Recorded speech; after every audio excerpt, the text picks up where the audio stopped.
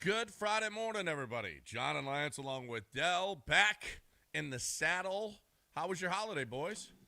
Well, mine was pretty busy. Yeah, I mean, I was up here every day doing draft stuff, but other than that, got to have a little bit of fun, watch a lot of football. Yep.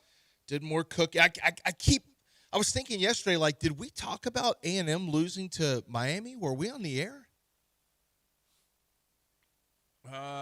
Did we talk about? No. I mean, Miami's won twice, so we've got a lot of Dell stuff to get to. But I don't think we were on the air when Miami beat. We were already off the air, right? No, we weren't. You fools. We did the Christmas party. The 22nd, yeah. Yeah, the game was the 20th.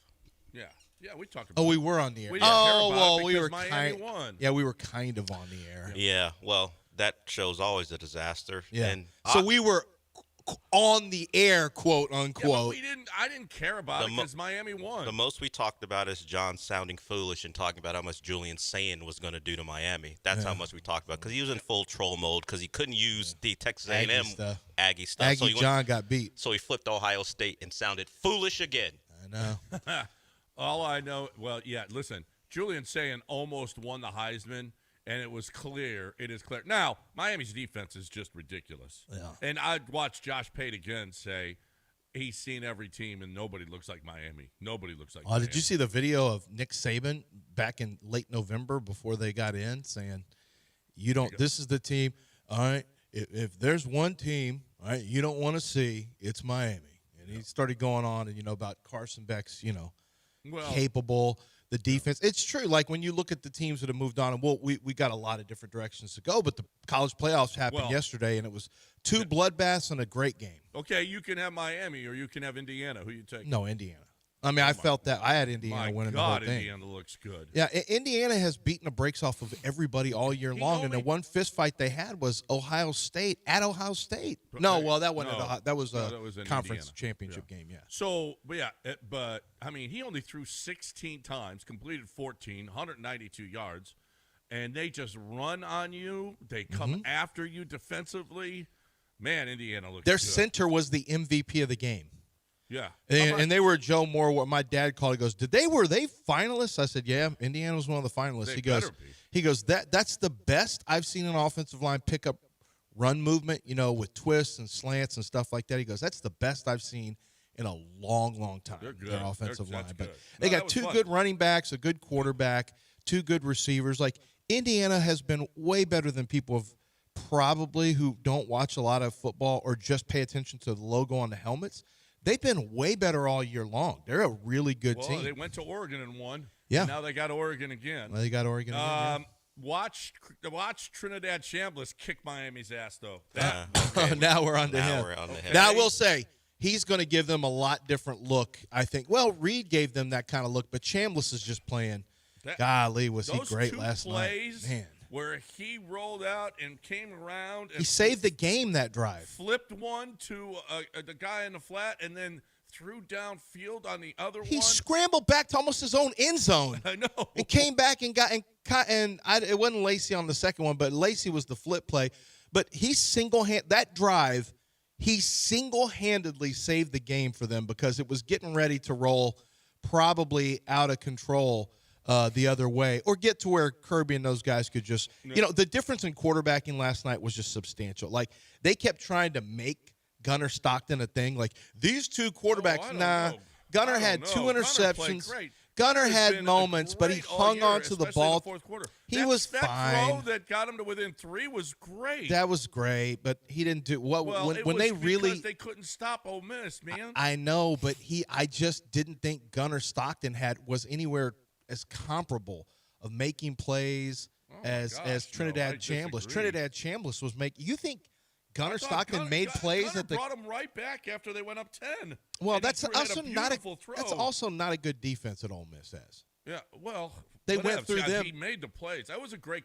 Here's the deal: we finally had a good game. Yeah, I mean, that's playoffs the first have been one. And this is what happens when you expand the playoffs with a bunch of teams that really were not deserving relative to what it's been in years past. You get blowouts and bad games. This is what it is. Well, the lower seeds are the ones winning. Yeah. I mean, this is the first time that the teams that stayed at home that got buys have won. Well, they're 2-6 now. I know it's one. Is it 2-6? Well, Oregon was at Tech. No, it was at the Orange Bowl, but it was. Well, it was. But Oregon played first. Tech didn't play. No. Yeah, that's right. Oregon. Indiana won. That's one of the wins. Oh, 1-7. No, it's just one. Yeah. It's the one win. 1-7. Indiana won. One win by the team that gets the bye. Which is, and the thing that I heard over and over and over, I heard Signetti, I heard Saban, I heard Dan Lanning. Yeah. Oh, Lanning, we got to change the calendar. And you know what? They're absolutely right. You got to change the calendar. It's terrible. Sitting this long, waiting. Texas Tech played 2 games in 2 months. They had 26. They got a bye, and then their last game, and then they waited until yesterday to play again. They took 26 days off. Yeah. 26 days off, and it's really, and we've got the sound. We'll hear from Dan Lanning. Del, just let me know when you have that. We'll hear from Dan Lanning because it is like it's impossible not to have an effect on some of these games. Like, it's not an excuse because nobody's playing. Like, everyone's taking a bunch of time off. So it's not really an excuse. And Texas Tech is nowhere near, like, their offense is nowhere near their defense. Their defense is legit. They did everything they could to give the Tech offense a chance, and Tech's offense was just miserable. And it wasn't very good in most of the game against BYU, and they won. The score looked better than the actual offense did. But it's time for that billionaire to go crank out some money on offense and go try to buy him. So go Brewster's millions on offense. Here's Dan Lanning, the head coach at Oregon, before they played Texas Tech in a press conference talking about the issues with the schedule. There's clearly a better way. And I think it really starts with the season moving up and the playoffs not having. How many days, Coach, is it for you between us and your last game? We played December 6th, and I'm 100% with him about moving the. Yeah, ultimately, in my mind, the vision for this should be, every playoff game should be played every single weekend until you finish the season. Ideally, the season, even if it means we start week 0 or you eliminate a bye, the season ends January 1st. This should be the last game. It should be the championship game, and then the portal opens. And then coaches that have to move on to their next opportunities get the opportunity to move to their next opportunities. Certainly, there's some conversation about when high school signing day should be. I think that could go either way because most of us now try to get guys in as mid-year players, and you want them to be able to join your program at semester, which is a challenge. But I think the first really clear indicator of a place that we can make this better is to wrap the season up. Our national championship game this year is January 19th, right? And that's really hard to envision as a coach that's going out and trying to join a new program and start a staff. It's hard for players to understand what continuity looks like and where they're going to be at, and to manage that with visits, the portal, everything else that exists. I think the clear indicator and the clear way to do that is to bump the season up, right, and make sure these playoff games happen a lot faster. And I've got a ton of respect for the NFL, but we're a prep league for the NFL. We do a lot of favors for the NFL, right? We're the minor league in a lot of ways, but there's no money paid from the NFL to take care of college football, right? And in that sense, we've given up some of our days, right, to the NFL. We said, you guys get to have this day, you get to have this day, you get to have this day. Saturdays should be sacred for college football, right? And every Saturday through the month of December should belong to to college football, in my opinion. Yeah, I mean, I couldn't agree more. And I work for the NFL, but I always thought it's just a terrible overreach by the NFL to start taking these Saturdays away. I mean, they're doing it to Christmas. It's almost like they're just being bullies. I mean, it's belligerent in a sense. Basketball has quadruple headers, and the NFL 5-6 years ago said, we'll be taking that from you. Well, but in fairness, though, to the NFL, college football wasn't using those Saturdays forever. I mean, they were waiting until the big bowl games. I mean, they were, they didn't use those Saturdays. It was bowl games on Wednesday, Thursday, Friday, and from Christmas until the big games on New Year's Day. Right. So the NFL said, you know what, you're not using them. We will. Maybe I don't know if they'll ever go back to it. Now that Pandora's box has been opened. Well, I know. And what about the thought? Well, yeah, I mean, there's TV deals based around some of that. But what about the idea that the NFL does nothing for college football? They really don't. No. It's a free feeder system. Yep. They do all the developmental. Well, not all of it, but they do a lot of developmental stuff. They get the guys ready. They provide opportunities. The NFL doesn't pay. And it is becoming, if you really think about what college football is becoming with everything and And it has unfortunately spiraled into something that, and I know a lot of people will cheer it like this is great, but they're not really looking big picture at this. They're only looking, they just say, oh, players get paid, that's it. And they don't really look at the big picture of what's going on. It's really the point now where it is championship league. It's the championship in soccer, and then the players will move on. Teams don't get promoted, but players get promoted to the Premier League. That's what it is. And I guess the Premier League doesn't pay for the championship league teams, but if you look at it as a minor league system like baseball, I mean, maybe the NFL needs to kick in something. I don't know what. No. They're not going to kick in just for paying players. If there was something that would help schools, I don't know what it would be. You do know Roger can hear you right now, right? You do know that, right? Well, yeah, I mean, you better watch your mouth. Is it a fair system? NFL should be paying something. Is it well, I don't know if they should be paying, but what can they do to help with if you just throw money in college football, it's just going to siphon to players and head coaches. That's all. That's the only place it goes right now, it seems like, is a head coach's pocket, a really expensive defensive coordinator's pocket, or buying people in the transfer portal. That's not really help. That throwing more money in there doesn't help anything. It'd be nice if some of these mid-level schools, had a chance to survive at least, because the big boys now, like the Texas Techs of the world, what they're saying is, you buy the boys, and then we'll buy the men. Or no, you pay the boys, we'll pay the men. Meaning, you pay their little, NIL stuff up front, and you give them their money, and then when they're good, when they developed, we'll go steal them from you. Yeah, so we'll let you do the dirty work, and then we'll come and that's how it's always been. We'll buy free agents. Yeah, it's just basically like the Yankees. Yep, it's basically just like I never thought Texas Tech would be the Yankees, but like the Yankees, they don't have good pitching, and Tech doesn't have good quarterback play. Yep. So there you go. All right, let's break. We've got so much to do this morning. We're going to play Warehouse Live Guy. What did you learn this week in one sentence? I mean, I think we need to play it because I'm pretty sure over the holiday. What did you learn this holiday in one sentence? We're going to have to do that at 7:45. We're going to have to play Warehouse Live Guy, and we got a lot to talk about, including our Astros. Just spending. It's what Jim does. It's what my guy does. That's all he does. Yeah. Okay. See, we'll talk about it on the other side. There's one thing I can't. The group chat, John posted that the Astros made a big addition. You're like, that's cool, but I don't know any person who rushes to congratulate the owner on a move more than John does. Company man, John. Because he catches it Big here Jim for did no it again. reason. Like, greatest what? owner in the city's history. Big Jim, and it's all he does is catch bullets because he doesn't want to sign. This good guy player. Or that guy. Gosh, the best players. It's a big time signing. Hopefully, it works out well. His first thought is, "Look what Jim Crane did." That's my guy. We got a break right now on ESPN 97.5 and 92.5, and we got to talk about GimmeTheVin.com. GimmeTheVin.com is where you sell your car. If you have a car that you got to get rid of, okay, end of the year, hey, it's a new year coming up. There's probably a lot of great sales out there for new cars. You want to get one? You want to trade your car in? Don't do it.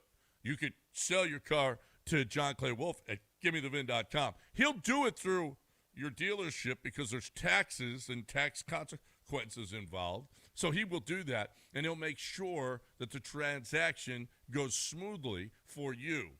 But why would you take less from the vehicle that you're trading in? Why?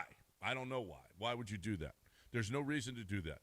There's one place that you have to go if you're going to sell your vehicle, and that's GimmeTheVin.com. Because at GimmeTheVin.com, you're going to get the highest offer. And if you don't, you know what? John Clay Wolf says, hey, I set the market. Those guys are not going to beat me. But if they do, you come back with that offer from the other guys. John Clay Wolf will say, I'll beat that. You know what? You can go back and forth. Get a bona fide offer, give it to John Clay Wolf, and see what happens. All at GimmeTheVin.com. It's so quick. It's so easy. It's the best way to do it. GimmeTheVin.com.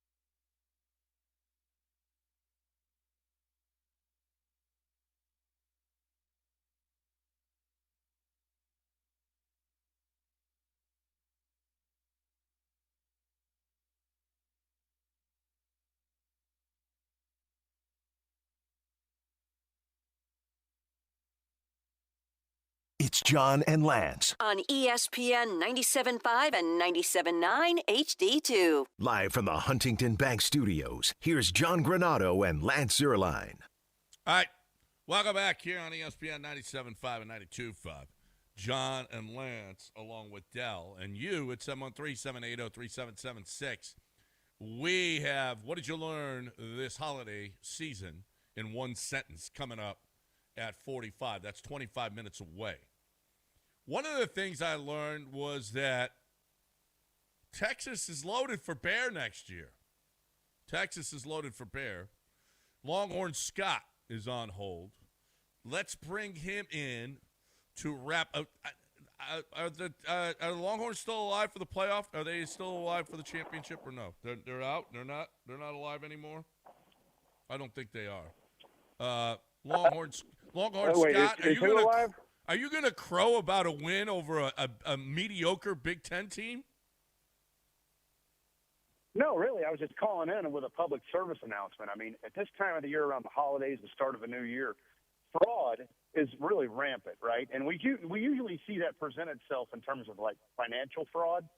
But listen, I just want the listeners to know, like, if you have anybody that either emails you or calls you and tells you that either the Red Raiders or the Aggies are a legit football team, hang up immediately and call the college football fraud hotline, 1-800, the letter U, the letter R, and then the word lying. You are lying.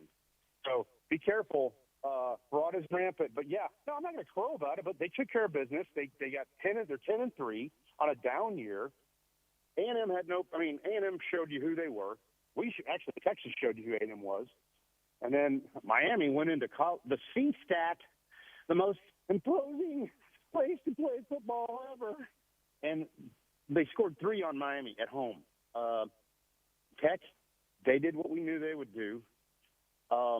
Hey, tip of the hat to Miami. They got some dogs. They're playing good.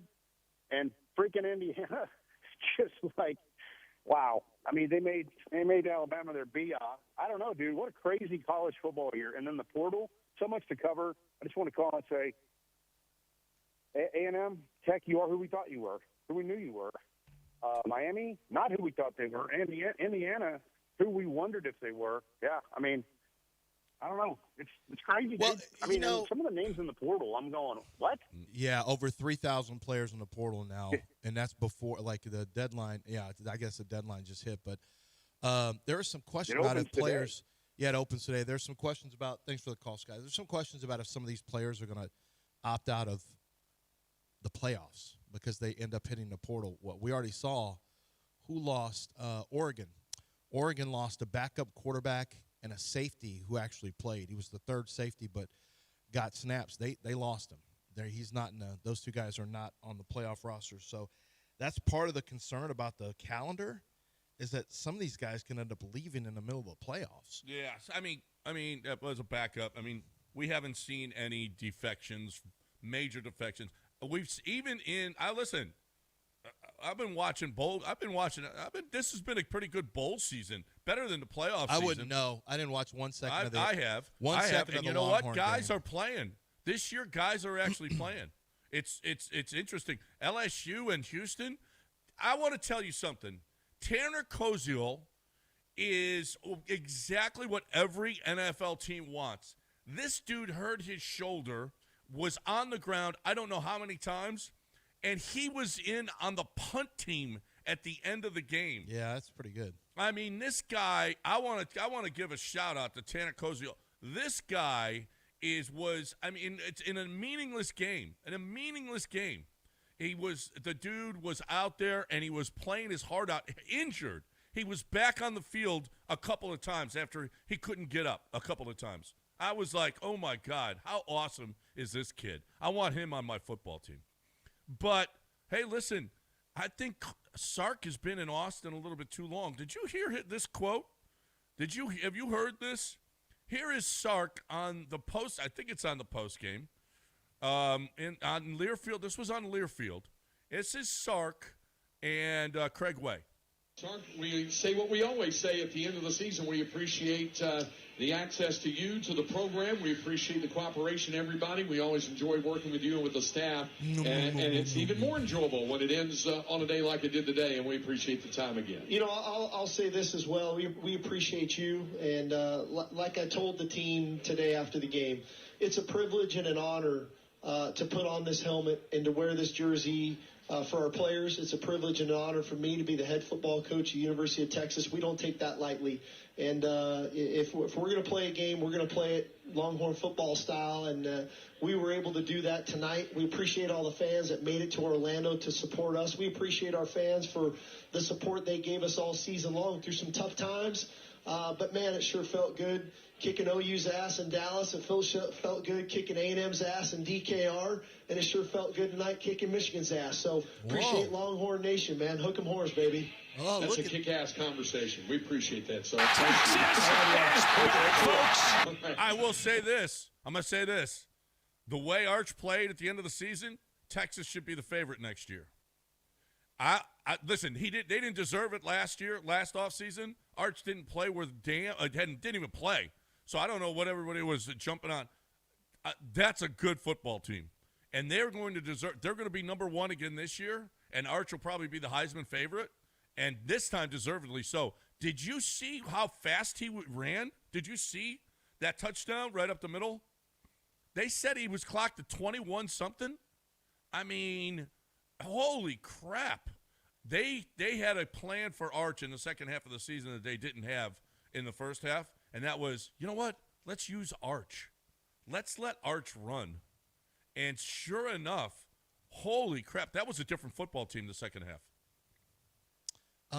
Yeah, I mean, the second half of the season, or yeah. I mean, kind of. Mississippi State was a miracle to win that, and then Kentucky, they were terrible. So, kind of and kind of not. That was the problem. But the last 3 games of the year were much better, like much, much better for them. And they were competitive against Georgia. I thought that they hung in there. So, I don't know. I can tell you this. By the end of the year, I feel much better about the future of Arch Manning than I did after Kentucky game. After that Kentucky game, and that was in November, if I remember correctly. After that Kentucky game, I was thinking, this is just literally a disgrace. I mean, this is absolutely horrific. Arch was terrible. Yeah. I mean, absolutely miserable in that game, and he had about 4 games like that, and very few really good ones. And then that almost was the turning point. Really, it was the fourth quarter of that. Well, the second half of that Mississippi State game was kind of a turning point for him because he played much better football after that. So now as we check out of the season, now Texas does what they always do, winning bowl games. They're pretty good at that. Tom Herman was good at that. Texas is good at winning in bowl games, and we play the Texas is back thing. But I feel, if I'm a Longhorn fan, this year's a little bit of a disappointment in terms of where it ended. I mean, the end point. But I'm kind of with you. Like, you already know they're going to buy. They did lose Parker Livingstone is going to the portal, trying to find more. Arch's roommate is going to the portal? Arch's roommate is going to. How did Colt that McCoy's happen? roommate would have never done that. No, Shipley would have Jordan never Shipley left would have Colt. never. They would have got tattoos. Yeah. How come? Yeah. What's happened to the Longhorn NIL. tradition of getting tattoos of each NIL other? I on mean, the portal. Livingstone saw that all that Warby Parker money, won a little bit, and Arch said, "Hey man, you gotta get that on your own." So he's out. Yeah, you can't get these. These are board shorts that I got from Viore. That was an interesting thing. Just Livingstone going to the portal. Well, he said apparently, this is what a Longhorn propagandist said. It had nothing to do with money and everything to do with opportunity. And there's a chance that's true. For some of these guys in the portal, for some of them, they're just leveraging. They're just leveraging schools, and they're just using it as an everlasting free agency. Opportunity. He caught 6 touchdowns this year. What do I you mean opportunity? Well, I don't know. I mean, I guess he thinks that whoever's coming in. I mean, they recruit, so maybe he thinks he's getting maybe passed he said, over. Arch ain't as good as you guys are acting. I'm tired of having to dig these balls out of the dirt. Maybe that's what he was saying. Stopping my feet on plays where I should be running for touchdowns. Why do I have to break stride? There is so much more to talk about, but we teased Tetsuya Imai, who the Astros signed yesterday. Can I applaud you? We got a Japanese guy. Can I applaud John for the first time he said his name, he didn't add any extra sauce on it. So that might be the only time he does it. Jim may be listening. So at least for the first time, he didn't add the sauce that we can expect throughout this guy's tenure here. Did you see? Okay, there's so much to talk about with this. So for those of you who don't know, Tetsuya Imai is a Japanese pitcher, and he had a 1.92 ERA. Strikeout numbers were great. He's not Yamamoto, but we'll see what he is. They were comparing him more to Senga. We'll see whether or not who he is and what he is going to be. But it was a 3-year, $54 million. I saw $63 million. I saw or $64 million. I saw $54 million. It's $20 million the first year, but with what they're going to have to pay Japan, it could be $30 million. He can opt out after every year of the contract, and so they cost $18 million against the CBT, which puts them right underneath the cap. So there may be more moves, maybe that infield move that they're going to have to make, maybe Paredes, or maybe a reliever, whatever the case may be. They might have to make another move because they want to get, they want to get more pitching or whatever. Mm-hmm. They want to get an outfield or whatever they want to get. Oh, no, they need a backup catcher too, by the way. So that might be the case. So we got a lot to talk about, but Tetsuya Imai is signed by the Houston Astros, which was a surprising move for everybody. Yes. Everybody who covers the team had no idea.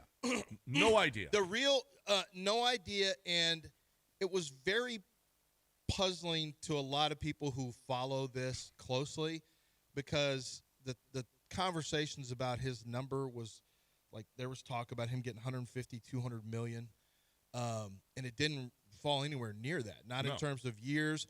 And then I read a guy who follows, who writes about player development on the minor league system and in the international game.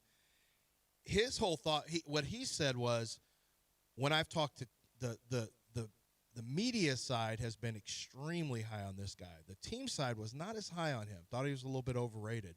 So we'll see. I mean, and that's why he said maybe this contract kind of feels like it's closer to what the team sides were saying against him. Brian McTaggart linked the article. I don't know if McTaggart wrote it or someone else wrote it, where they were saying, here's the 5 players to compare him to.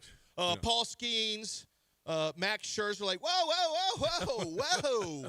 What? Yeah. What are we doing? Well, and Juan Castillo. Yeah. Yeah. it was superlatives, and it was like, holy crap, look what we got. And then I saw him slated in as the Astros' 5th starter.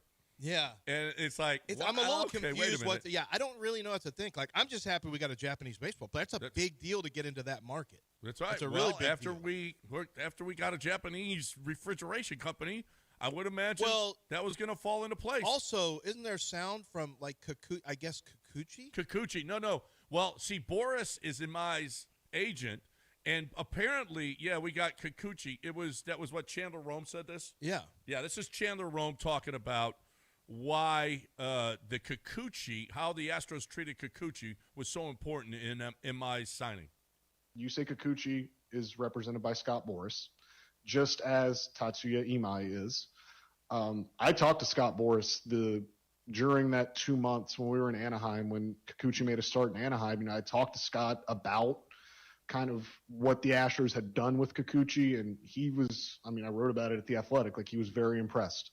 It impressed him, kind of the plan they had for him, that making him comfortable, and we all saw what Kikuchi was able to do down the stretch.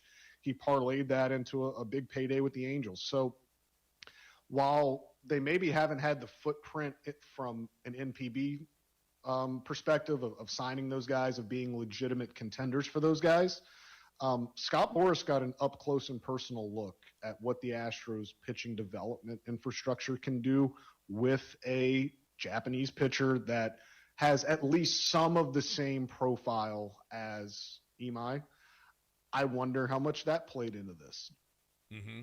Well, Scott Boras knows the Astros. He's got, with the Carlos deal coming back, he's got the Kikuchi. He's got Altuve. What I love about Imai, he said, I'm not going to the Dodgers. I love that about Imai. Well, that's a lot of competition over there too. Well, apparently it has something to do with the fact that he had to deal with a Dodgers-like team in his league, where they got all the stars and kind of ruined some of his seasons. It's like, I don't want to be part of that. I would rather not be. Portal. Yeah, I love that.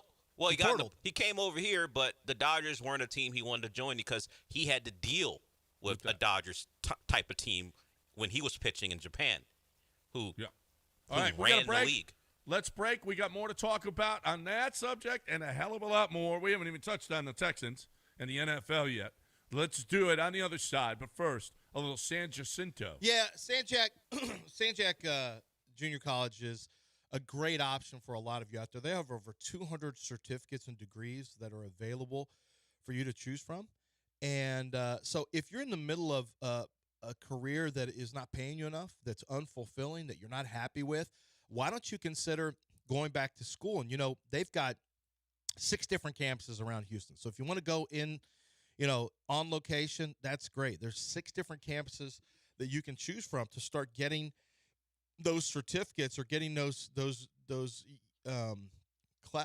classes in. Or, by the way, you may be a college student, a college-age student, or you may have someone in your home, and you just can't afford 4 years at a big 4-year college and the excessive debt that comes with it. Why don't you get some years done at a couple years done at San Jacinto, at San Jac, because you can get those credits in without paying an arm and a leg there. It's much more affordable, and then from there you can move on to your 4-year college and turn it into a 2-year college and save a lot of debt. But, San Jac is there for you. They also have remote learning as well, which is huge for a lot of people who are trying to work and go back to school. It's sanjac.edu. That's sanjac.edu. Be bold, be fearless at sanjac.edu.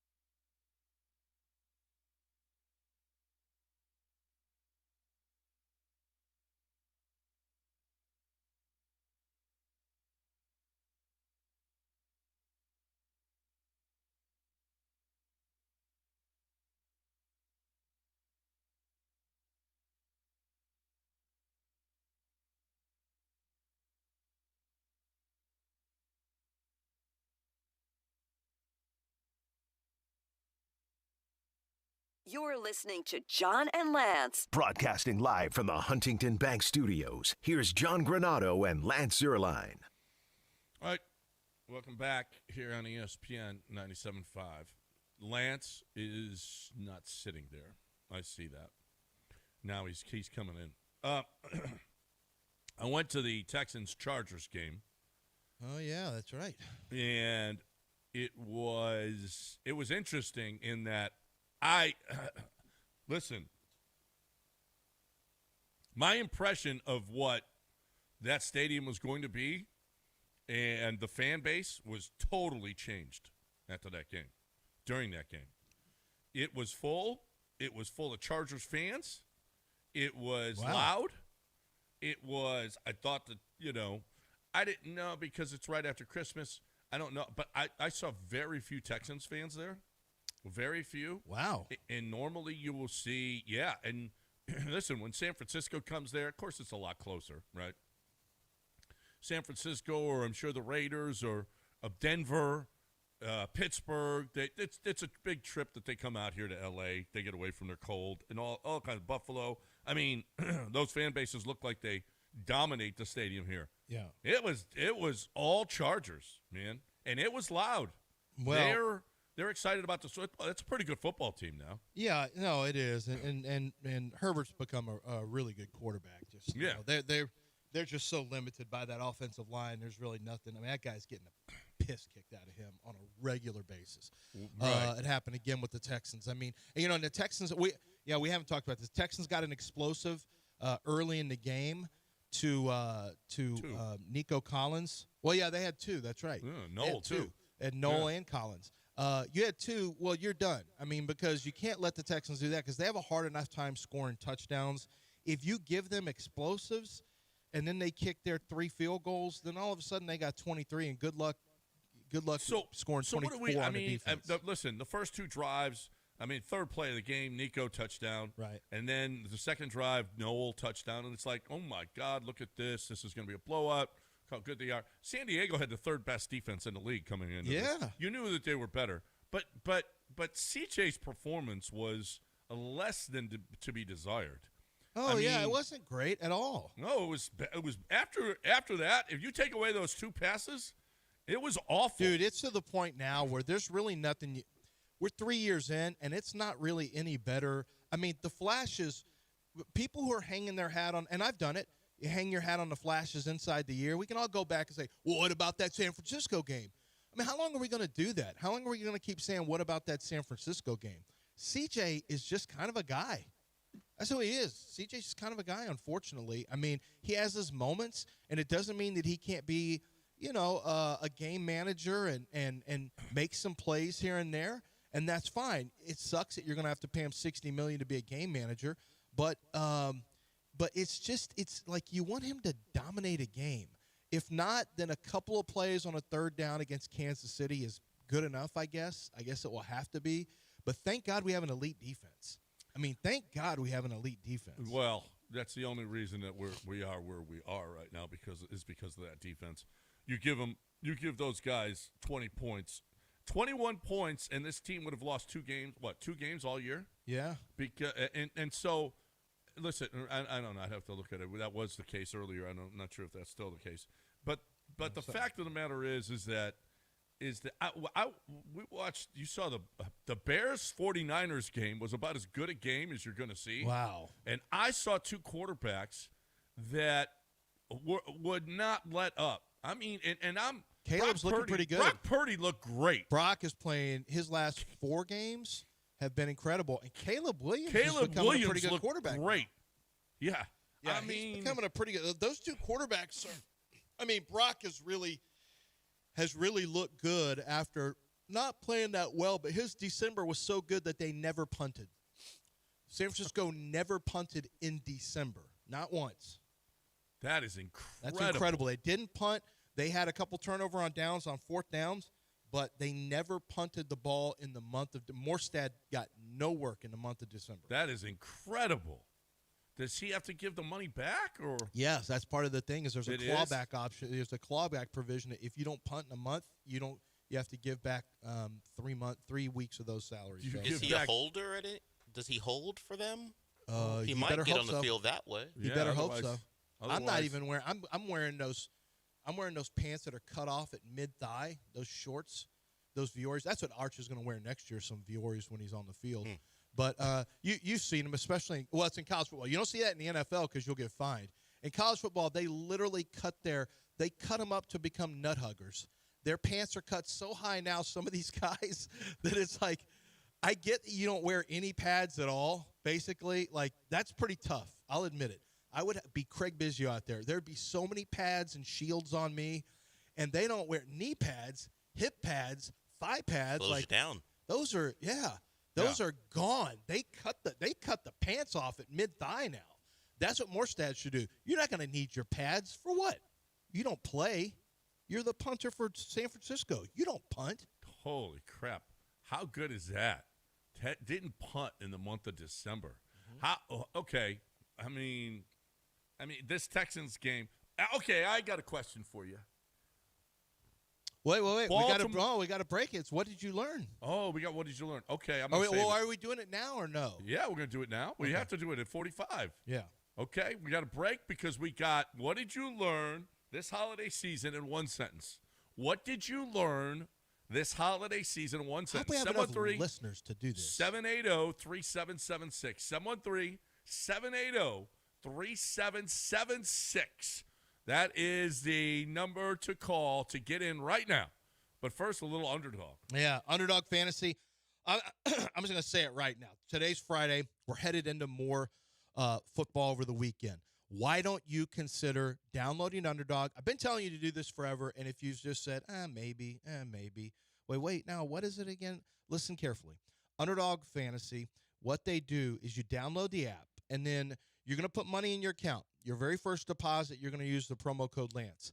What that's going to do is unlock $75 in bonus entries for you when you use promo code Lance, and that unlocks once you spend $5 on your first fantasy entry. And that can be the pick'em challenge, where you basically are picking higher or lower on statistics that are set for different players. They have basketball, obviously, but they have, I'm telling you right now about football, because during these college playoffs, there's so many players with so many stats to choose from. NFL, a ton of players with a ton of stats. That's going to go all the way through the playoffs. So get a read on a game. You're going to watch it anyway, analyze the game, and then take your analysis and plug it in with statistics. Lower on catches, higher on touchdowns, lower on passing yards, higher on rushing yards in the first half. You see what I mean?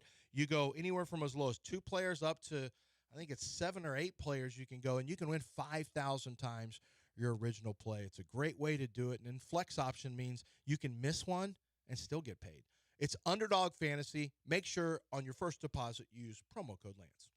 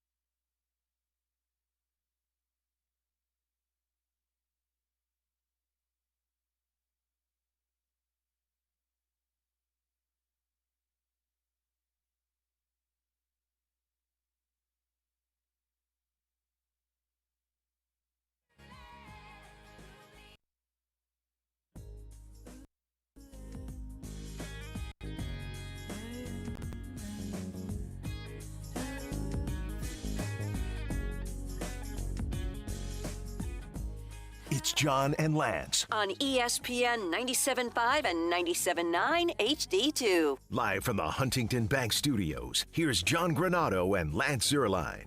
All right, time to play. What did you learn this weekend in one sentence? What did you learn this weekend in one sentence? 713-780-3776. As soon as somebody gets off, you get in. I'll start. I learned that it rained on Christmas Eve, Christmas, New Year's Eve, and New Year's, so L.A. blows even worse than I thought. You guys had some horrible, in some parts of L.A. had unbelievably bad rain and floods. Was your daughter able to get in? Yep, everybody got in and out. Oh, fine. I don't know what areas of California it was, but they had some. I saw some video. I'm like, holy crap! It wasn't. Although I've got video of a trash can. We live up a bit of an incline, and there was a trash can that just was flying down the street on its wheel down the street and hit a car. It was great. I got video of it. All right, 713-780-3776. Did you guys learn anything? Yes. What'd you learn, Del? I learned that the Spurs are further along than I'd like. They are. They really are. I don't. Wemby, the injury, that's going to be a thing, I guess, his whole career. But I don't like that they apparently own the Thunder. Yeah. How about the Thunder have lost 5 now after 22-1 start? How about that? 3 of them against the Spurs. Yeah, the Spurs got their number. So maybe it's just not going to be the Thunder. At some point you're going to have to beat the Spurs, I guess, now. Did you learn anything, Lance?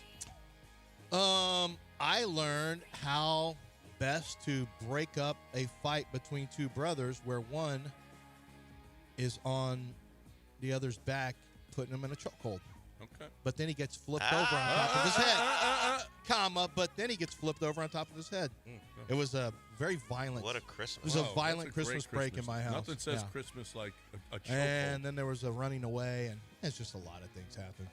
But it was too cold. Away. It was too cold outside with no shoes on. And oh my God! It was a wonderful time. It's a fun time in my house right now. Yeah. Great time, warm, tender. Yeah. It's going to be an afternoon. We special. got a whole board. All right, let's go. Who's first, Del? Let's start with Tony. Tony, what did you learn? I learned that after weeks of effing around, little tiny itty-bitty Diego football found out. Iowa, we know who that is. Yeah. I know. How about that? Has there been anyone who's kind of fallen off in the eyes of the public faster than Diego Pavia over the last month? Well, because of his antics at the. Yeah, we're just seeing who he is, though. Yeah, but he still played. Yeah, he I did mean, yeah, I give him credit for playing. Well, not only playing, but he brought him back. He's he's spectacular. a fun little college quarterback. He's fun to watch. He was disrespectful of Iowa before the game, as you might imagine. Yeah. He did a sit down. I don't know if it was unnecessary roughness from Barstool or whatever, one of those types, and said, "You score 7 points, you beat Iowa." Oh. That was last year, not this year. Yeah, he wrote a check his defense couldn't cash, is what he did. That's what he did. Who's next? We moved to Elliot. Elliot, what did you learn? Morning, fellas. I learned that being around a bunch of little kids throughout the holidays absolutely confirmed that I do not want any of my own. Jesus Christ. Been saying it for years. Fair. There's a reason that our Social Security's drying up. Y'all aren't having enough kids. No. These kids need to stop being badass kids. Who's y'all next? Start cranking them out again. That was an obvious one, though. If you're around little kids ever, go ahead. Who's next, Del? We moved to Mito. Mito, what did you Mito. Hey. I learned that Dell and Granny are going to have another sluggo up night watching Miami next weekend. All right. Mm-hmm. You didn't learn that. That's a guess. No. He didn't learn anything. Well, he learned because Miami's moving on. Yeah, That's but why would I watch that game with Granny? She's not there for that. Mm-hmm. I'm not looking for emotional support from Granny. You don't watch any. I Granny mean, don't get in that. I guess halftime's like 20 minutes. I mean. Oh no. College football halftimes are longer than the NFL halftime. So I guess if that's what he means, then she can go back to her house. Who's next? We moved to Tom on a headset. What did you learn? Hey guys, happy holidays. Well, I learned And my family still thinks I'm a mix of Cousin Eddie and Frank Gallagher. What? I mean, I don't know. Why does Tom catch it? I don't get it. It's all he does is bring information to the show. I don't get it. About his life. He offers things about his life. I know, yeah. That's all. Great. Well, 713-780-3776 if you want to get in. We got the 4 full board immediately, and no one else called in. So if you want to get in with what have you learned, what have you learned this weekend? Hurry up. 713-780-3776 is the number. Since we got time, I'll add another thing I've learned. I've learned it's unlikely anyone's going to win back-to-back titles in the 12-team era because their fans can't take it. Like, I'm watching these games, living and dying. I couldn't imagine doing this next year for 4 games. Yeah. No. Going through it. Well, but that's what it felt like being an Astros fan I'm sure. in the World Series run. It's like, oh, my God. Every game's like that. You have to do multiple series like that. Right. I learned that Gabon, the government of Gabon, suspended and kicked off all its players from its soccer team because they were bad in the AFCON tournament. So I learned that Gabon is an actual country that I never heard of. I learned that when I get out of sports, I'm going into daycare up north. I'm starting a daycare business in the north. You learned that from your wife, did you? Nope. No? He's been looking at that Minnesota store. You are kicking a little money around for daycare that doesn't exist. Oh, that. I learned Eyelids for Kids is moving to Minneapolis. Because there's some money up there. There's kids. Hey, kids need eyelids too. No one's talking about that. They're doing daycare stuff, and no one's talking about the eyelids. Did you want to explain where you get the eyelids from again? There is just soft skin. It can come around the elbow. That's not the only place. It can come around the elbow. And there's another spot. Yeah. Like a rabbi might be involved. Right. We got excess skin.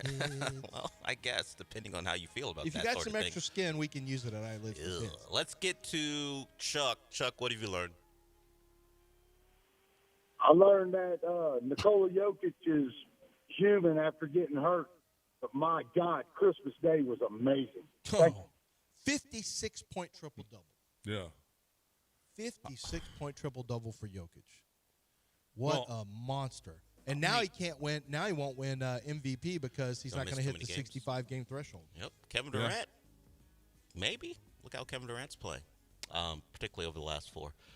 We weren't here for a lot of it, but we were leaving as the Rockets were losing 4 out of 5. Yeah, but and now they've ripped off 4 in a row. The competition hasn't been the best, but for whatever reason they own Cleveland. I don't know what that's about, but they've owned Cleveland really since last year. Yeah, the competition wasn't great in the 4-game losing streak either. That's true. Yeah, but Cleveland doesn't match up well with the Rockets at all. The Rockets killed them. This is a real issue. We got Andre. Andre, what have you learned? I just learned this holiday season that I need to know more about Lance's holiday break with his kids. Yeah. Somebody spit on somebody's jacket. Oh. And spitting. I don't. Didn't we learn this college football season we don't spit on people? Yeah, it started with spit. It was disrespectful. And so just before you knew it, stop it, boys. And I'm like, what the is going on here? I had to run in because I knew already what was happening. The fight was on, and they won't break it up for my wife. So I had to come in there, and I guess my testosterone's working pretty good because somehow I threw Mason really hard to the ground without even knowing I did it. And that was just breaking it up so I could get to snacks. I didn't even know that I'd thrown him on his arm because I was so busy trying to get to the jiu-jitsu technician. But I think he learned that weight advantage still carries. Weight classes for a reason. That strength still matters. We got weight classes for a reason. We got one more. Jeremy, what have you learned? I learned that Jim Harbaugh actually has more rushing yards than Bo Jackson. That was crazy. I saw How about that. And his brother didn't even know it. Well, how would you? That's an impossible thing to know. Right. But every coach was there going, I don't know. Ooh, I don't know. And it was Jim Harbaugh has more rushing yards, 27 Like, he's got 5 more yards than Bo Jackson, 27,800 or 2780 or whatever it is. You have to know that Bo Jackson didn't play very long in the NFL. Right. That's the first But thing even you have still, to that Jim Harbaugh had more rushing yards was a bit of a surprise. I remember watching that play live, the play that kind of ended his career. He's playing the Bengals. Yeah. It was a long run. He got grabbed from behind, and he was done. The hip, right? It was a hip injury or something like that, right? It was. It was never the same. Nope. And that was funny. There's a video out there, for those of you who don't know, of all these coaches, including John Harbaugh, being asked which current NFL coach, has more rushing yards than Bo Jackson, and it stumped all of them until they finally told him. And John was like, "Oh, my God, that's my brother," and I didn't know. Sorry, Jim. All right, that's it. What'd you learn this weekend? What you will learn this week, this holiday season, in one sentence. We'll do it again on Monday. What did you learn this weekend in one sentence? Taking a break now. When we come back, still a lot more to talk about, or you can get in 713-780-3776.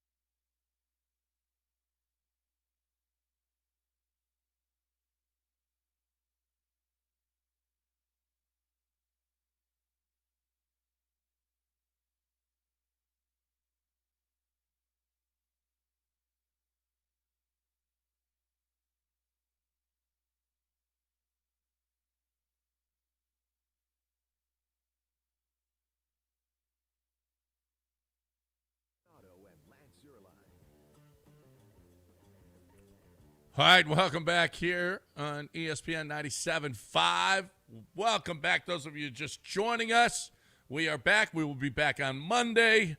We got the Texans game against the Colts. We got Rockets basketball to talk. We got college football. anything that you want to talk about, you are more than welcome to get in here. 713-780-3776.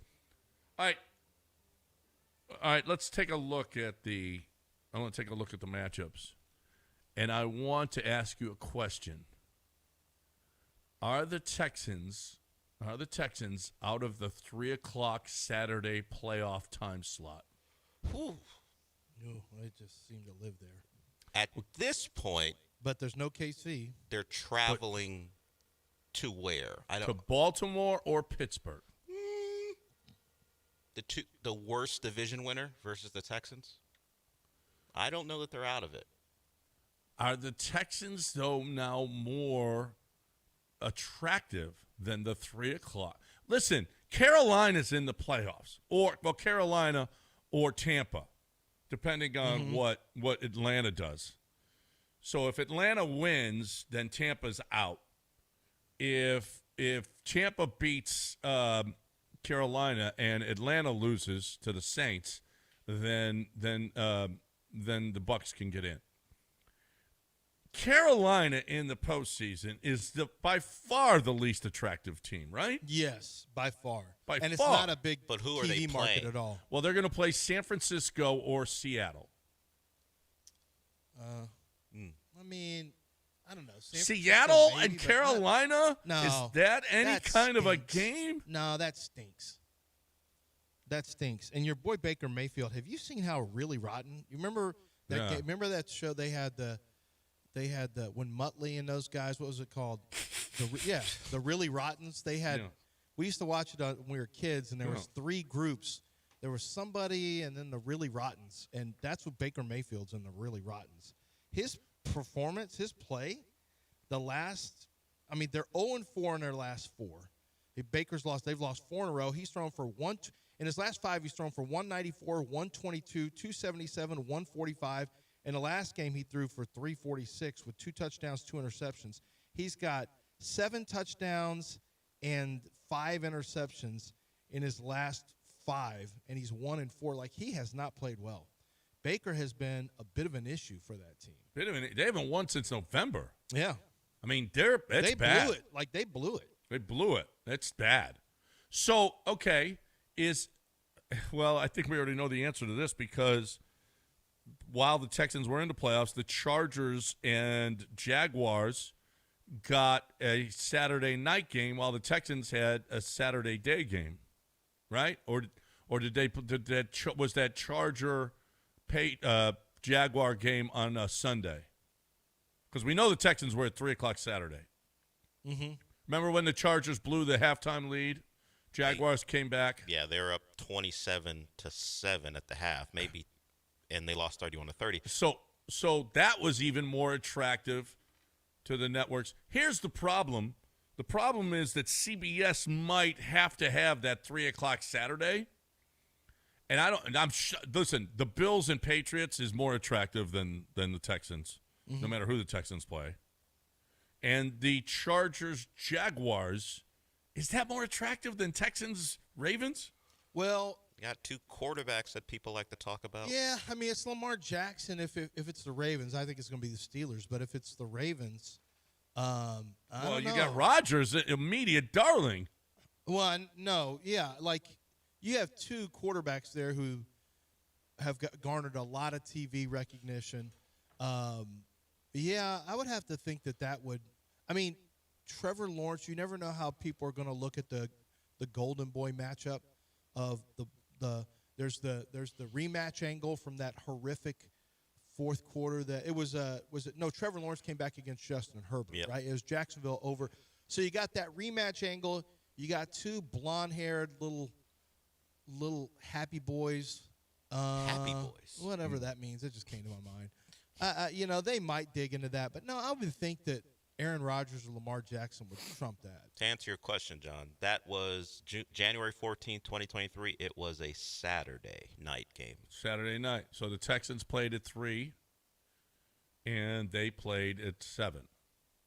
So they thought that game there was more attractive than the Texans. Who did the Texans play that year? Bills?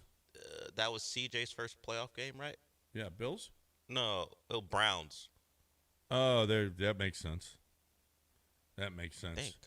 That was a No, that was the 2022 season, going into the 2023 year. So, CJ, so they weren't in the playoffs. Well, it was a 2020. It was the 2022 season going into the new year, which is 2023. So Ah. they weren't in the playoffs that year. So there you have it. The Chargers and Jaguars may be the 3 o'clock game. Maybe the 3 o'clock CBS game. I'm not sure if I don't know, but because the Texans are always there at 3 o'clock, I guess that's CBS's slot.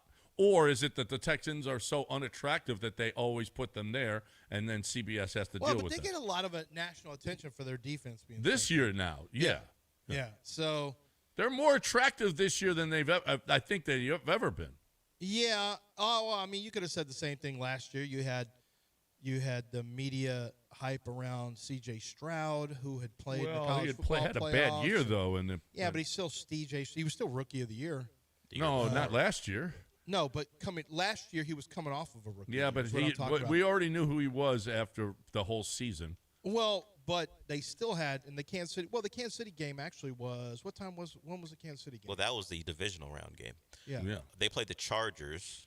Played the Chargers at 3 o'clock Saturday. Yeah. Well, that's not an exciting. I mean, the Chargers fan base. The Chargers don't draw good TV ratings on the West Coast. And look at the Jags. The Chargers play the Jags.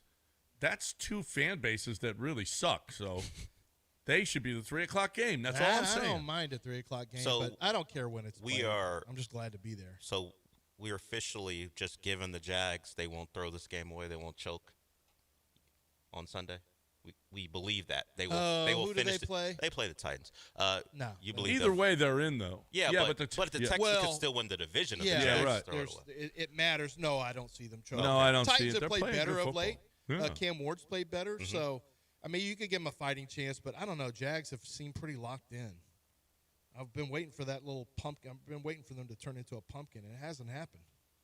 Well, we'll know early on Sunday. It's on a noon kickoff, so. Yeah, Texans have to play it straight. I don't see Kamari Lassiter playing. He didn't participate in practice yesterday. I don't see him playing, although D'Amico said, that dude wants to be. I mean, D'Amico's favorite player on the whole team is easily Kamari Lassiter. I just don't. The way he speaks about him, I saw a video. He did the thing with Mark Vandermeer and Johnny Harris, and he's like, man, He was laying on the ground in the Chargers game, and he said, I'm playing. I'm not coming out. He goes, man, I love Kamari Lassiter. He said it. Well, He said, I literally love Kamari Lassiter. Did you see Kirby Smart talking about him this week? Oh, yeah. Yeah. Yeah, or was it? awesome. No. Maybe it was last year. It was when he was coming out. Yeah, when he was coming out. It was actually before he was drafted. Because he was playing in a game that wasn't a playoff game, and Kamari and his mother met with Kirby, and Kamari came back, and Kirby said, I feel like his mom said, no, don't play. It was against his mom's best wishes. Yeah, against his mom's wishes. He said, no, I'm playing. I want to play. Yeah, I think it was the game where they demolished Florida State and ended that program. Yes. Why? You see, I mean, just are a hater. I mean, you since are that just point, a hater. Look, since that point when that team and that program and the media surrounding them were all in their feelings because they didn't get into the 14 playoff because the committee said, no, Jordan Travis, you're not in, they have never recovered. Yeah. They have You're not right, recovered. they really haven't. All that whining they did, they have not recovered. Now they're stuck with Mike Norvell. Speaking of not recovered, I saw, man, a lot of people are really, really crushing Alabama today in that they didn't even show up, that they've lost all of their juice from the Saban era. It feels like it. It really does. When Cignetti was asked about, hey, did you tell your players, that they're playing this Alabama team and not the historic, it's not about the history of Alabama, and he goes, they don't know the history of Alabama. You do. They don't. They don't care. They're looking at this team on tape, and that's what they're. And boy, on tape it ain't scary. Alabama wasn't scary on tape. Like to me, I strongly believed that Notre Dame was one of the was probably the best team of all the teams to make it. From a bye standpoint, and I thought Texas was up there too. For me, Alabama by letter of the law, Alabama deserved to be in because they lost in an SEC championship game, and that's not supposed to count against you. However, if you stack them up according to how they had played this year, we can have revisionist history if we want, but Miami wasn't really playing great football. I know they had played a couple, but over the last 5 games, second half of the season, Miami hadn't played great. But what they have, you're capable of winning with what they have. You have a dynamic playmaker, a tough running back who I have to go back and reevaluate him because I was kind of hard on Fletcher. You have a pretty good offensive line. You have an incredible defensive front. And then the whole key for me, and the reason I thought Ohio State would whack Miami is because of Carson Beck. Like, it's just a Carson Beck fade. And Carson Beck didn't screw up. If Carson Beck doesn't screw up, they could win a national championship. Now, he's going to have to make plays because Indiana is real. You have to put respect on it. If you haven't yet, then you'll just, I don't know what it takes. I mean, I will push back on they hadn't played well. I mean, the month of November after the loss to SMU, they dominated. Now the opponents weren't great, but, it was typical Miami. They had 2 cold weather games in the season. People thought, well, they're going to blow one of these, and they didn't. They beat up on a bad Virginia Tech team. They beat up on Pittsburgh, much the way Notre Dame did. And these games are all going to be in good weather. Yeah, so they don't have to worry about that. We are 1 now. I'm not discounting Ole Miss. I saw what they did last night. We're 1 game away from Miami getting to relive something that they used to do all the time, play a home game for the national title. The game's at Hard Rock Stadium. If you remember back in the 80s and the 90s, they played a lot of Orange Bowls against teams from the North. Or I'm actually I think I'm a little more interested in that game than Indiana versus well, we just Indiana versus you just Oregon? expect Indiana to run through Oregon, right? Kind of, yeah. I'm not a Dante Moore guy, so. So did you see what ESPN, their rankings, the quarterback rankings for the draft? Dante Moore 1, Mendoza 2, Simpson 3. Dante Moore over Mendoza? No. Are we watching the same thing? Yeah, I'm not doing that. I'm going Mendoza 1 and probably Trinidad Chambliss 2. Well, Trinidad Chambliss is going to LSU, and I can't wait. Is he? Yeah. What year is he? He could still declare for the draft. The guy he's played forever. Does he even have any time left? He was at Ferris State. He's 23 years old. It's all right. He turns 24 next year. Now he could, but if he's a first-round quarterback, he'll come out. Yeah, probably, but Lane's probably going to pay him more. Well, so Lacey is. I think Lacey's gone, and Lacey's so good. Holy crap, he's good. But I would expect Lacey to be an LSU Tiger. Like, Ole Miss is going to be devastated. And how about the fact that Lane is cheering harder than anybody because he gets paid for these wins? LSU's got to pay him for these Ole Miss wins. And the coaches, Pete Golding did a good job, and Charlie Weiss. Sure did. I thought Georgia, what a dumb move. I don't know if it was a zero blitz, but they were just singled up on the outside in press coverage. 3rd and 5. Why are you? There's no timeouts. Keep it in front of you. What about going for it on 4th down? How stupid was that? Going for it. They didn't call a timeout after the long completion to save clock. Almost 10 minutes left in the game, and they're going for it. Down by 3 at the time. Yeah, down 3. Going for it. They faked a punt. It was good. Well, that's the one they got. They got that one. They got it, but it was from their own 20-something yard line. And then they went for it again, and they tackled, didn't know what to do. Oh my God, 57. He let Perkins go right by him and kill his on 4th down. Oh, that was bad. But so was who was the game before it? Or was it Texas Tech or no? Who was it on 4th down where the tackle crashed into the guard? It was just like the Alabama play. It was just like Oregon. that. Yeah, it was just like that. 9 came off the edge unblocked and laid one on Morton, who, speaking of guys who did not play well, Perrin Morton, Yeah, I got. I got to tell you, if I'm Trinidad Chambliss, I'm probably leaving after this year. He doesn't have eligibility. Okay. Now, he's seeking a waiver to play one more year. He won the JUCO guy. But at the moment, he does not have any eligibility left. Yeah. Well, I mean, you're going to strike while the iron's hot anyway. I mean, he looks really good. Dante Moore doesn't look that good. It's a bad quarterback year any way you look at it. Ty Simpson, ooh. Hey. Ain't no good. Ty Simpson ain't coming out. No, Ty Simpson looks Or he terrible. shouldn't at least. It's a bad year. Mendoza looks really, really good. Mendoza looks like he can play. All right, we got to pick a contestant who wants to play in an hour.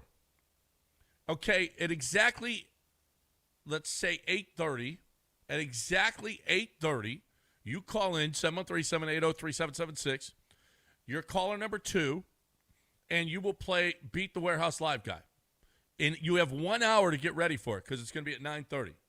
713-780-3776. At exactly 8:30, you got an hour to get 5 games ready. Probably get more ready in case Justin takes one of yours. But you got a chance to win the limo ride there and back plus 4 tickets to a big game. And Justin will provide that if you can beat the Warehouse Live Guy. 8:30, right here. ESPN 97.5 and 92.5. Don't go anywhere.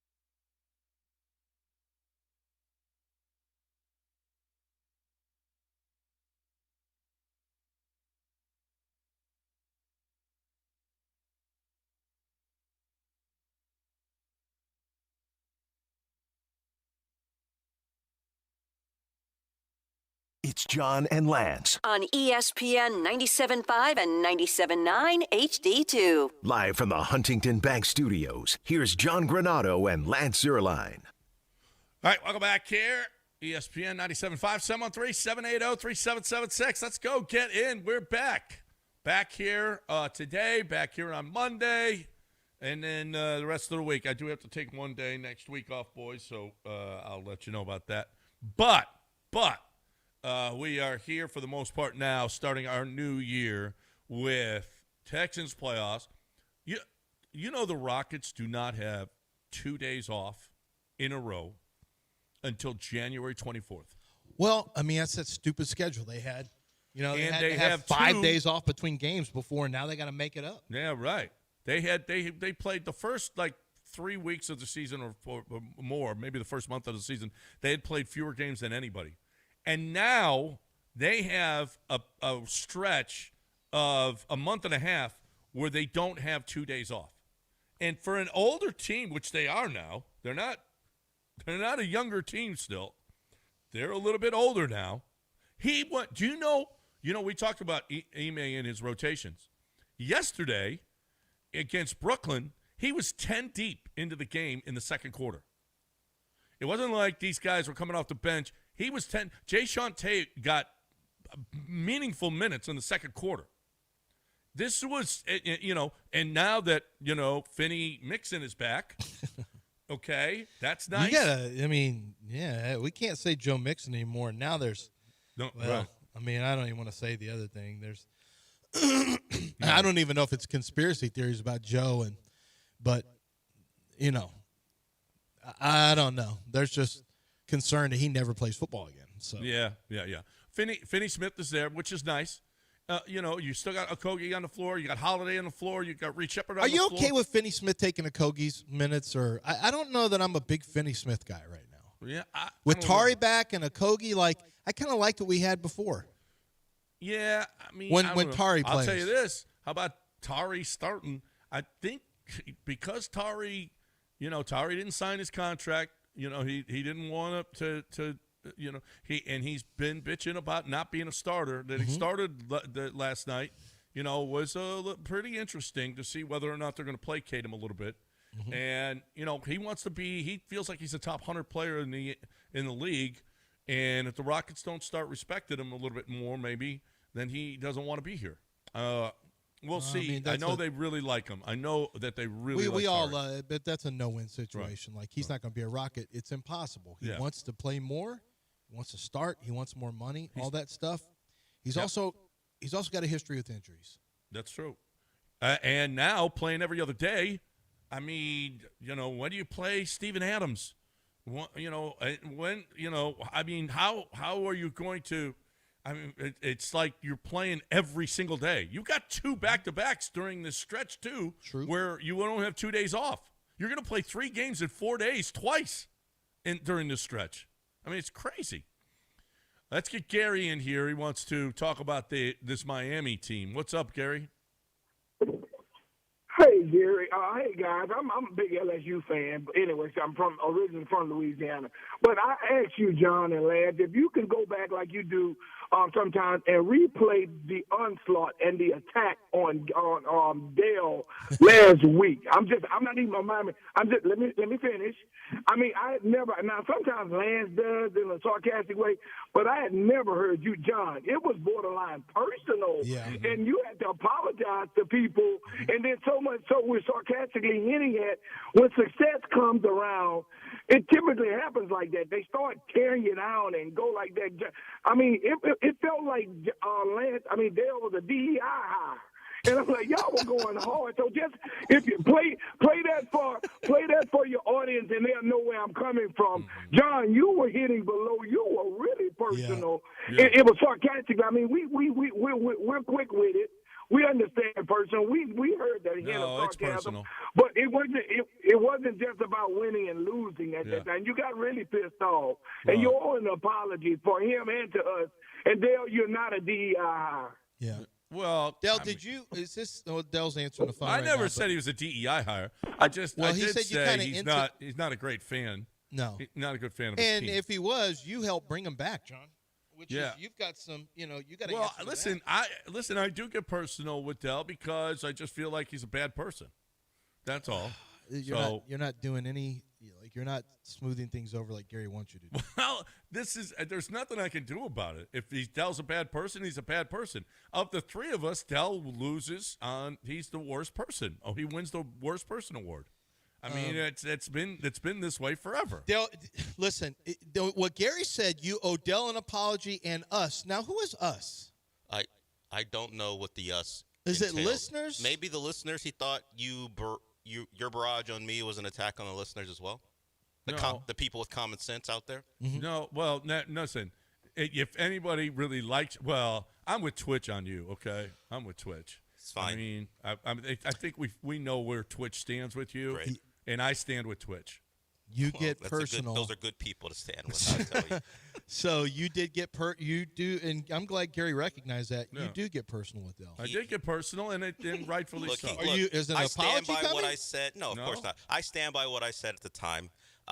John and his opinions on any team and how you should feel about them are void. Null and void because he goes with the flow. If LSU loses the game, he's like, you know what? It's still a party his right Tigers afterwards. I don't care. And his Aggies are not in the Final Four. When Miami loses, every time Miami loses, he goes, yeah, I knew they were going to lose. So we got Mario Cristobal.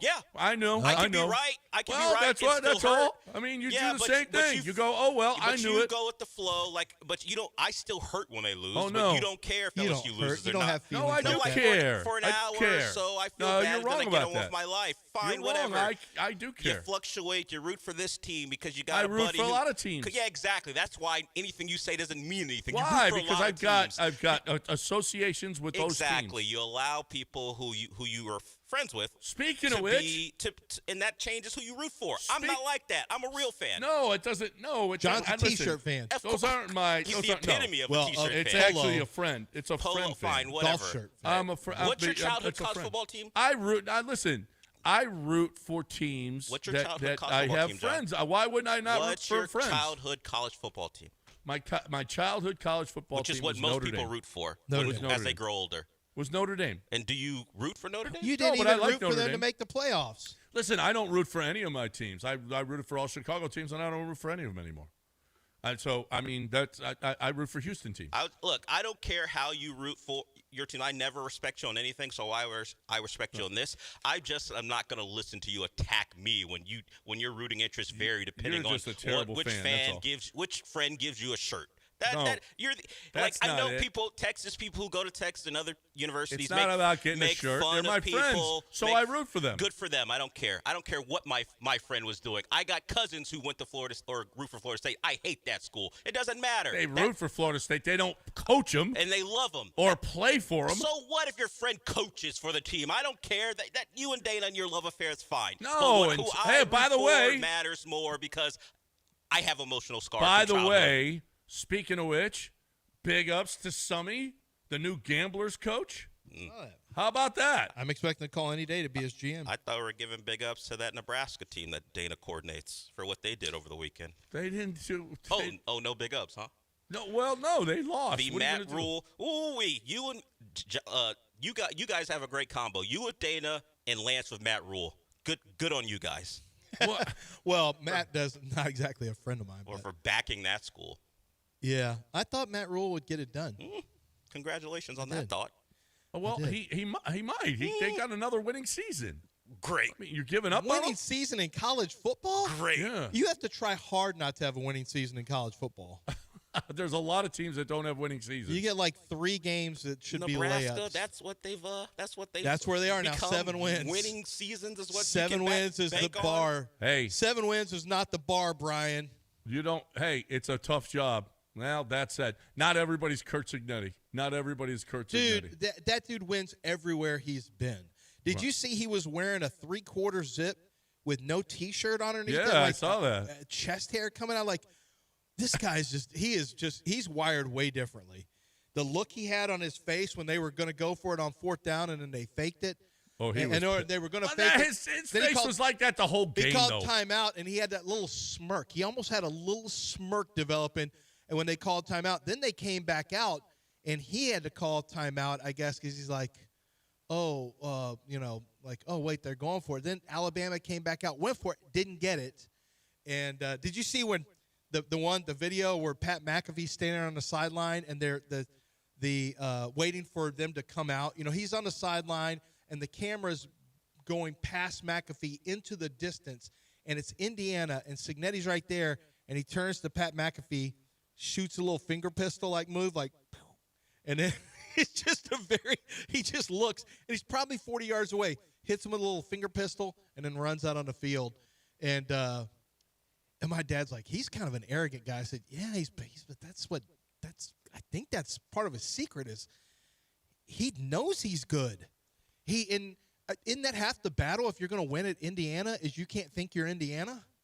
You got to be like, we're not Indiana football. We're Indiana. We're the same as a basketball team. We've got right. There's no reason we can't win a championship here. No, he's great. Signetti is changing college football. And I will say and the portal gives Indiana a chance to be successful because you're probably not going to recruit the type of players that you develop over 4 years to win championships there. Mendoza, getting Mendoza in has been huge. 3 of their offensive linemen are portal guys, including their center. You got to make the right portal decisions. Yeah, right? That's the whole key. That's the key. To talk about portal, there's a lot of money-hungry guys who don't love ball who come in, and then you have dudes who are legit. Like Marcus Golden was a great example of.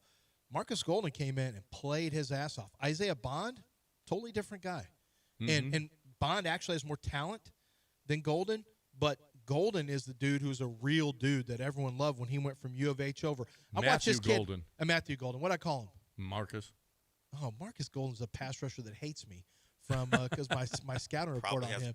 I watched A.J. Halsey yesterday, safety for LSU, who came from U of H. Who can he play? Well, yeah, U of H lost a couple guys. Keontae Scott, the guy with the pick 6, was going to go to the Cougs until Miami hired away one of their DB coaches. So at least the Cougs have a good eye for talent. Just so happens it's hard to retain it. All right, we got a break. 713-780-3776 is the number. There's my apology, Gary. How did you like it? He was never going to apologize, Gary. Just realize and take comfort in how wrong he is and how wrong he'll continue to be. Time to talk a little underdog.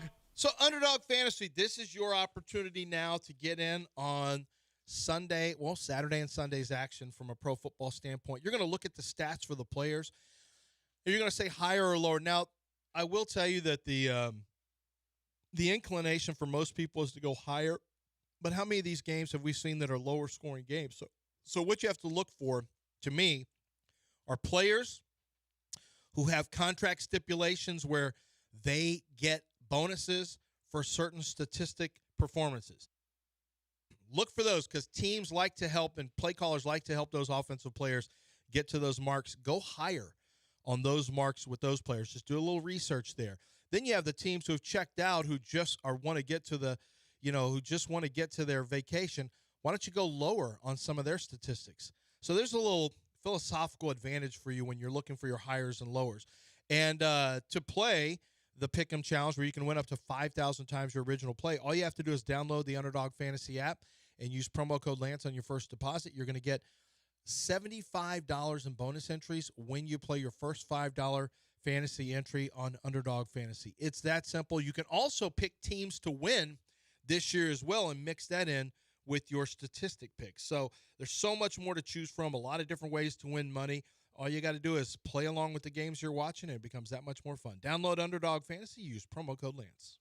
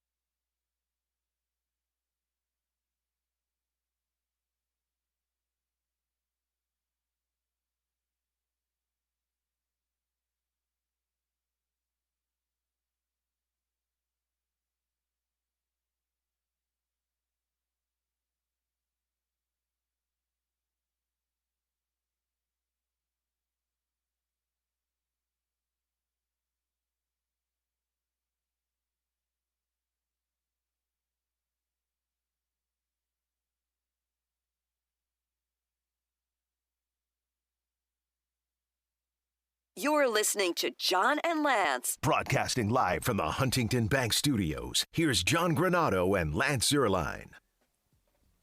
All right, welcome back. ESPN 97.5, 713-780-3776. If you want to get in here, if you haven't heard us talk about, Tatsuya Imai is now a Houston Astro. And, so I saw rotation. It goes Hunter Brown, Eric Getty, Lance McCullers, Mike Burrows. We're still doing Lance McCullers. Wow. Lance McCullers third, Mike Burrows, and then Tatsuya Imai. Mm-hmm. I don't think that's how it plays out. Okay. What would your rotation be right now? Are we putting a hero? The hero doesn't get a shot to Jason Alexander to re-earn his positioning? JP France is going to be back, right? Uh-huh. Is Lance McCullers? I thought Jason Alexander actually pitched well enough to compete for a fifth spot. I don't know, fourth or fifth spot in camp. I wouldn't rule him out. You didn't mention him. And JP France shouldn't be ruled out either. Yeah, I'm glad you brought him up. He's been a while. JP's been gone. Well, yeah, this year. Yeah, but he was gone. Did he pitch at all last year? Yeah.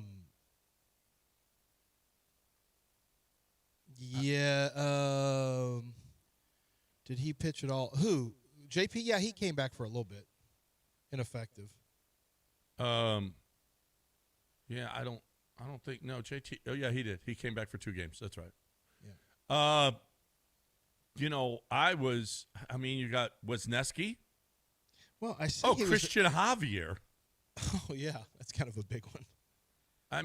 And I thought Brandon Walter was really, really good. Yeah, Brandon Walter did pitch well. It's actually JP France pitched 4 innings, gave up 2 hits, walked 2, struck out 5. Actually, he did okay last year. Pitched 4 innings, 2 hits. He had almost no. And did he get hurt again? Is that what it was? Or did he just come back at the end of the season? The list that I saw didn't even have Christian Javier in the. He's got Christian Javier's in the rotation. Yeah. But listen, Burrow's going to be in the rotation. Mike Burrows is. We saw him last year. He's pretty freaking good. And with the Astros organization, Ime, Burrows, and not Udoka. Imai, not Ime. Imai, Burrows, the 2 new ones. Christian Javier, the return. JP France, Jason Alexander, Lance McCullers, Hunter Brown, Spencer Arrighetti. So there's 8 guys right there. Or are we missing somebody? Oh, and who was it you just said? Brandon Walter, right? So yeah, I don't think Walter's going to be ready, though. Okay. So there's 8. There's 8 guys looking for 5, and that's if there's nobody else in free agency. That's if there's no more free agent additions, and we don't know of any minor league pitchers that look like they're on the cusp. So I would say those are the 8 who are hoping to become 5. On paper it looks okay, but McCullers, Javier, France, there's deep injury histories and concerns with those guys. Well, it's more new for France, but we really haven't seen Javier be an effective pitcher since 2022. So, that's 3 years, John. Mm-hmm. That's 3 years since Javier was really good. That's a little scary. I don't is it Lance McCullers in the bullpen or is it Javier? No, I think it has to be Lance McCullers. Is Javier going to become a bullpen pitcher? I don't know. Does he throw hard enough for what they like? He's not a 90, say he doesn't work at 96, 97. Yeah, that'll be interesting. And whether or not Lance McCullers can go to the bullpen and his arm bounces back. I mean, it's the same with Christian Javier. I mean, you're honestly, Christian Javier is your key to having a good year. You think so? Yeah, because Christian Javier before was a Cy Young candidate. If you have him get back to form along with Hunter Brown, and then you got Spencer Arrighetti who has some stuff. You know, he's got some stuff, and Imai has got some stuff to him. He throws 95 to 97. What they love about him is the swing and miss. Yeah. I mean, but you got to have that big-time number 2, and I don't see a big-time number 2 on that roster unless it's Javier, because Javier was a potential number 1. But, man, 3 years removed from that, like, it's hard to just plug him in somewhere and think he's going to be fine. Is this arm damage? Is this permanent? Are we just not going to get the same guy back? Yeah. What about Blue Ball? What's that? What about Blue Ball?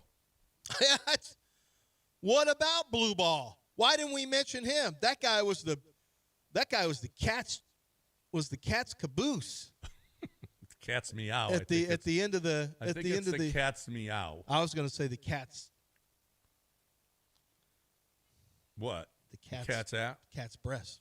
Oh. But I was going to say the T word, so I shouldn't say that. Don't. No, you haven't learned. How long have you been doing this? That you probably shouldn't say the T word? No, I didn't say it. Yeah, but that's why I said caboose. And it was alliteration. So cat's you caboose. went from the T word, which you know you can't say, to caboose? Yeah, cat's caboose. It's alliteration. That's not a thing, though. No, it's not. The cat's caboose meow. is not a thing. Something. Yeah, the cat's meow is fine. The cat's meow is old. We've got all these old white people. How about there's some new white people saying? Tea is new that the kids like to hear? No, that's why I went cat's caboose. That's the new thing that I made up. That's not a thing. They can pick up. Well, bees in her bonnet, burr under the saddle. What? These are all from like the 20s and 30s. Why do you think cat's we need caboose? some new white people stuff like, well, there's the cat's caboose. Look, what you haven't learned is white kids aren't looking for older white people to give them stuff to say. At all. They're What are not you even looking for you talking to tell them what to do, No. even if you're their parent. There's some black friend that they know, and they'll steal what that kid says and then Yes. say it. What are you talking about? The cat's caboose. 6, 7, shut up. Those are your kids. Or you're doing out that. of my house. Here's what Brian McTaggart says. Astros rotation options for this year. Hunter Brown, Tatsuya Imai, Christian Javier, Spencer Arrighetti, Lance McCullers Jr., Mike Burrows, Jason Alexander, J.P. France, Nate Pearson, Ryan Weiss, A.J. Blueball, Colton Gordon, Renell Blanco in July or August, Hayden Wisniewski in July or August. Did Brandon Walter die? Where's Brandon Walter? Where is he? Because I really liked no one him. takes him seriously because he was great. He was part of the MASH unit. He was part of that triage unit that came in and were saving their seasons. But I think that guys like Blueball and Brandon Walter, I think they deserve a little respect, and they deserve consideration in the spring. Like, it's an uphill battle for them, but yeah, why not? Jason Alexander, Blueball, B-Dubs, that's what we're calling them now, B-Dubs. They all deserve their shot. They deserve a shot too. Everything should be up for grabs. Honestly, I haven't seen it like this in a long time. Where you want to talk about meritocracy, you just got to get your best arms in there. Yeah. You can't, like Lance McCullers, I know he's got a big paycheck and all that, but he has not done enough and has not been healthy enough. Christian Javier has not been healthy enough that you should just plug them in. You know, you got to pay him regardless. So, by the way, 5-star's coming up in just a little bit. And then we got a contestant for Beat the Warehouse Live guy. We do. He's Okay. all set for 9:30. We are set for 9:30. Let's go. I am set because at one point I sold my car to John Clay Wolf. And, well, it didn't set me up for life, but it sure was a lot more than I thought I was going to get for it. Frankie was playing bumper cars with her car that we sold John Clay Wolf. And I was like, holy crap. I didn't get anywhere else the offer that I got from John Clay Wolf. So you know what I did? I took the offer from John Clay Wolf because it was more. He's America's best car buyer. He gives you more for your vehicle. It's a must. It's a must that if you're going to sell your car that you go to GiveMeTheVin.com because he sets the market, okay? You walk into any other place knowing what you can get from John Clay Wolf. It is ridiculous for you to not use John Clay Wolf, to not get John Clay Wolf's offer because you're just leaving money on the table. So if you're going to sell your car, it literally takes just minutes. You go to givemethevin.com, you put in your license plate number or your VIN number, and you go from there. Givemethevin.com is America's best car buyer for a reason, because he pays you more. He will pay you more at givemethevin.com. That's givemethevin.com.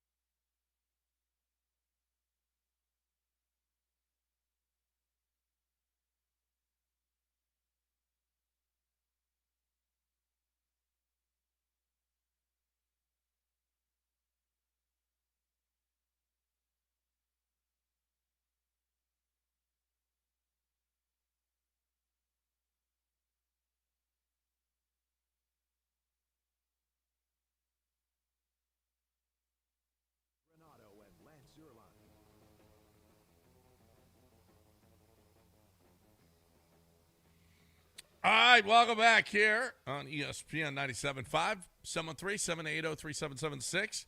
But we got 5-Star. 5-Star is going to join us. And I want to ask him and I want to ask you, okay, guys, power rank the 4 teams left. Oh, like Vegas would have it? Yeah. I would say Indiana 1. I would say, for me, it would be Indiana 1. I'm going to say Ole Miss 2, Miami 3, and Oregon 4. For me. I'm going to say Alabama 1. Nope. Indiana. I mean, not Alabama. Indiana 1, Miami 2, Ole Miss, Oregon. 5-Star, power rank them. Good morning, guys. Happy New Year to you all. I definitely have to go. You got to go with Indiana as number 1. They've had the most impressive season, going to Oregon, winning, and also beating Ohio State and winning the Big Ten. Then after that, I'd probably say Ole Miss, being battle tested in the SEC. They've had some Except victories. this. You see what the SEC's record is this postseason? Not good. I don't really go by that, man. You know, like if you football enough. Wait a minute. LSU lost to Houston. Alabama got their asses handed to them. Yeah, but they were never, Oh, LSU didn't have their whole team, John. You know that. Oh, no, but they had their man. quarterback and they had players. No, wait a minute. We're not putting it on there. LSU was not good this year. LSU was just not good this year. Great job by Houston.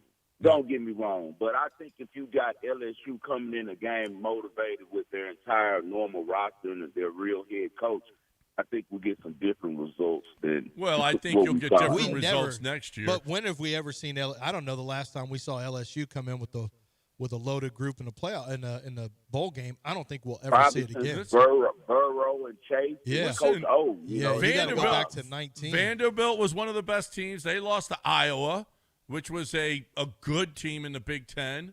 I mean, the SEC was not great this year. And even if you look at the playoff, the only teams the SEC has beaten is SEC teams. The SEC, yeah.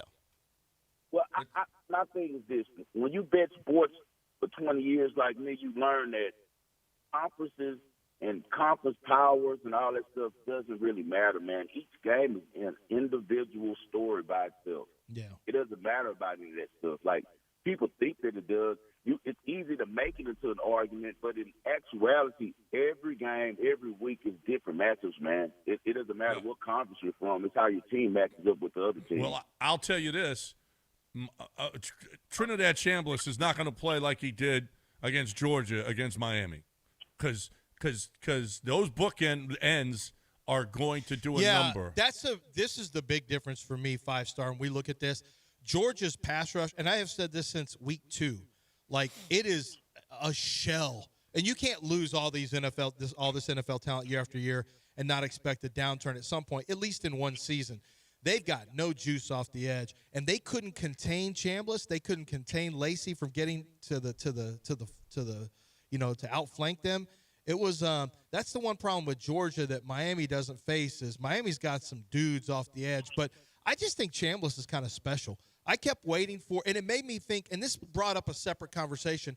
He came from Ferris State. How many other Trinidad Chamblisses have there been in football who would have been great college quarterbacks from smaller schools had they been given the opportunity now that transfer portal affords them? And conversely, how many just quarterbacks who have been pretty good college quarterbacks that we gave a lot of attention to would have been that were really in real life just average guys who were around good talent? Well, Cam Ward just happened last year. Yeah, Incarnate Word. Yep. Yeah. You know, I always talk about that, Lance. It's just about what type of agent, what type of media access does a lot of these kids have. That's what it comes down to. Because Trinidad Chambliss is special, and it's crazy because I did a thing before, like in preseason, about the quarterbacks to bet this year, and at the top of the list was like John Mateer, and one of the quarterbacks to fade was Arch, and it kind of worked out the way I said it. With Arch just needed some time. He wasn't going to be good early. He hadn't had enough snaps against quality competition. He had to, get down Sark's offense, and now as you saw in the bowl game, he's going to be special next year. John Mateer was good until he broke his hand. One of the quarterbacks that I had in there actually was Austin Simmons because Austin Simmons can really throw it around, left-handed guy, and he had Lane Kiffin. He ends up getting hurt and never gets back in again as Trinidad Chandler steps in, and just shows you why he was such a great quarterback, won the Heisman on the D2 level at Ferris State. He's a hell of a player, man. We got the same birthday, so I kind of root for him. The August 24th guy. He's a really good player, man. And you had Diego Pavia. You got, it went to JUCO. It's happening now. Guys, all of a sudden with this transfer portal, they said we had Cam Ward, Diego Pavia this year. We got Trinidad Chambliss. It's starting to happen now, more and more than I think it did in the past. But I love Pavia, man. I was betting Pavia at New Mexico State. He's always been a tough kid, man. He has the right type of mentality. Yep. All right. Let's go with some. We got what are you talking about this week? The NFL games, or are you going to break down? What do you want to break down? My bad, I didn't text it to you. I texted over to Lance, but I'm going to talk about two games for tonight, man, real fast to give everyone some wins for tonight. If you guys got any questions you want to ask me about, the weekend, that's fine as well. But we'll kick it off first with the Arizona and SMU game, man. We're going to go with the over on this one. It's 51.5. That's a pretty low number. You got two really good quarterbacks in Noah Fafita, these two quarterbacks have so many starts between Kevin Jennings and Noah Fafita. They both kind of came in the same situations where they ended up taking over the job and the position from quarterbacks who were supposed to be big time there, and they ended up getting them look kind of like what you said about the Chambliss, and then they ended up taking over. They hadn't looked back since, and so now they've had both for about 3 years of starting, man. This is a bowl game that's going to have some fireworks. Brett Brennan, is a really good coach for Arizona. He's more defensive focused, but even with that said, as I said, he has a super good quarterback and a really good offense.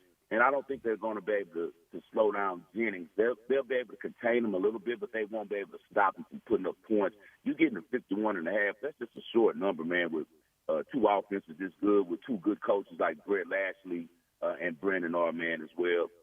Then you also have to think about Ishmael Mahdi, who came over from Texas State. He's a really good running back that Arizona has.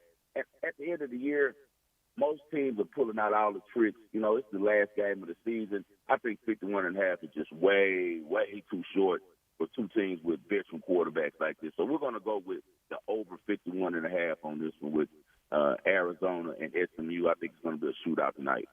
That's good. Okay. So over SMU and Arizona. What else you got? Okay, then we got this one is really weird. It's a nasty Duke Mayo Bowl. I hate mayonnaise. So.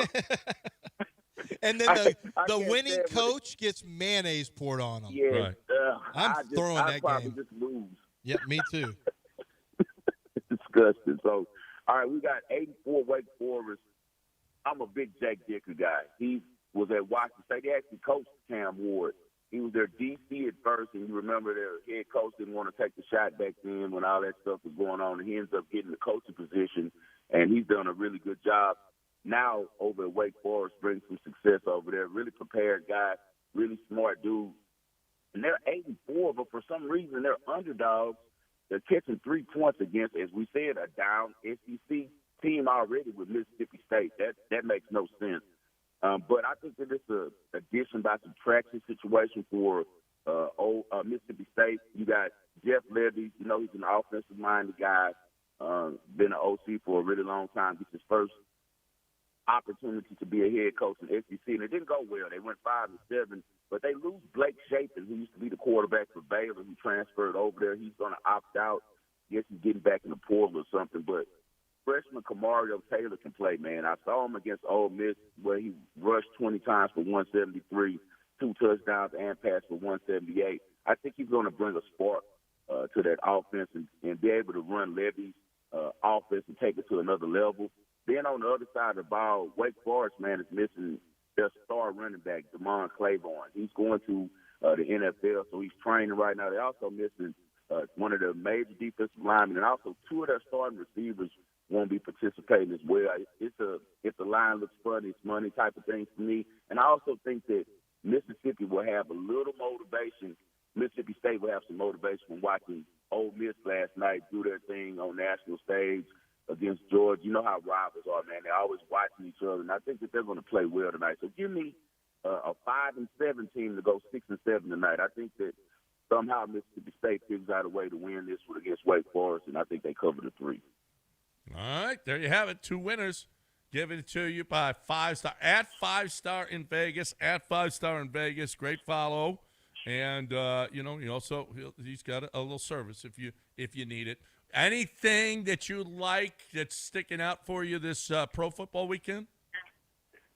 Well, I initially played the over on Seattle and San Francisco, but now I wouldn't say it's an automatic anymore, and it's because it's supposed to be really rainy, and we're getting some rain out here on the West Coast, and it's supposed to be a torrential rainfall going on out there in the Bay, man. So that troubles me. Sometimes it doesn't affect as much because it's not going to be that windy, but the 47 was a number that I think that both teams could have gotten over for Seattle and San Francisco, just off the fact that we see ever since Brock Purdy's gotten healthy, him and Shanahan are on such the same page, man. That offense looks unbelievable. And the only way the Seahawks will be able to keep up with them is they're going to be able to score. They're going to have to score. And on the other, you see that now with all the pieces that are missing with the 49ers on the defensive side, great job by Robert Saleh keeping it together. But Seattle can score. They can move the ball.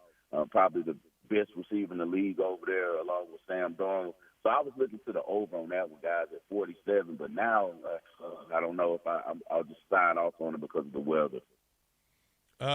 Listen, if you don't punt for a month, then your offense is pretty freaking good. But Seattle's defense, yeah, that's a tough one. That's a tough one with Seattle's defense, how good they are. San Francisco give up some points, but man, that Seattle defense is strong. What's your opinion on fading teams? Like, the numbers get so high. I mean, they're so outrageously high, as they should be, for teams who are out of it versus teams who must win. Like, do you have a philosophical opinion on paying attention to the spread, or how do you approach those games where one team has nothing to play for and one team has the playoffs to play for? How do you look at that? Usually the team that has nothing to play for shows up and plays pretty well over the years that I've noticed. And it's because, as we all know, the NFL it's a professional job, so tape means everything. So these guys have to put up good tape, and one of the best ways to get a contract for the following year is to be able to show teams that, hey, we're not in it, but I'm still giving effort on every play. Even though we're not going anywhere, I take pride in my work. And I think that it's always a good approach to take the team who's the underdog in that situation, who doesn't need to, play for anything. As long as, that they have enough weapons and enough people playing and it's not a whole bunch of injuries or people sitting out, they'll be okay. Yeah, I usually take the team that's not going anywhere. Yeah, I mean, it's pro ball, and we see it time and again. Hopefully we see it with the Jaguars and Tennessee.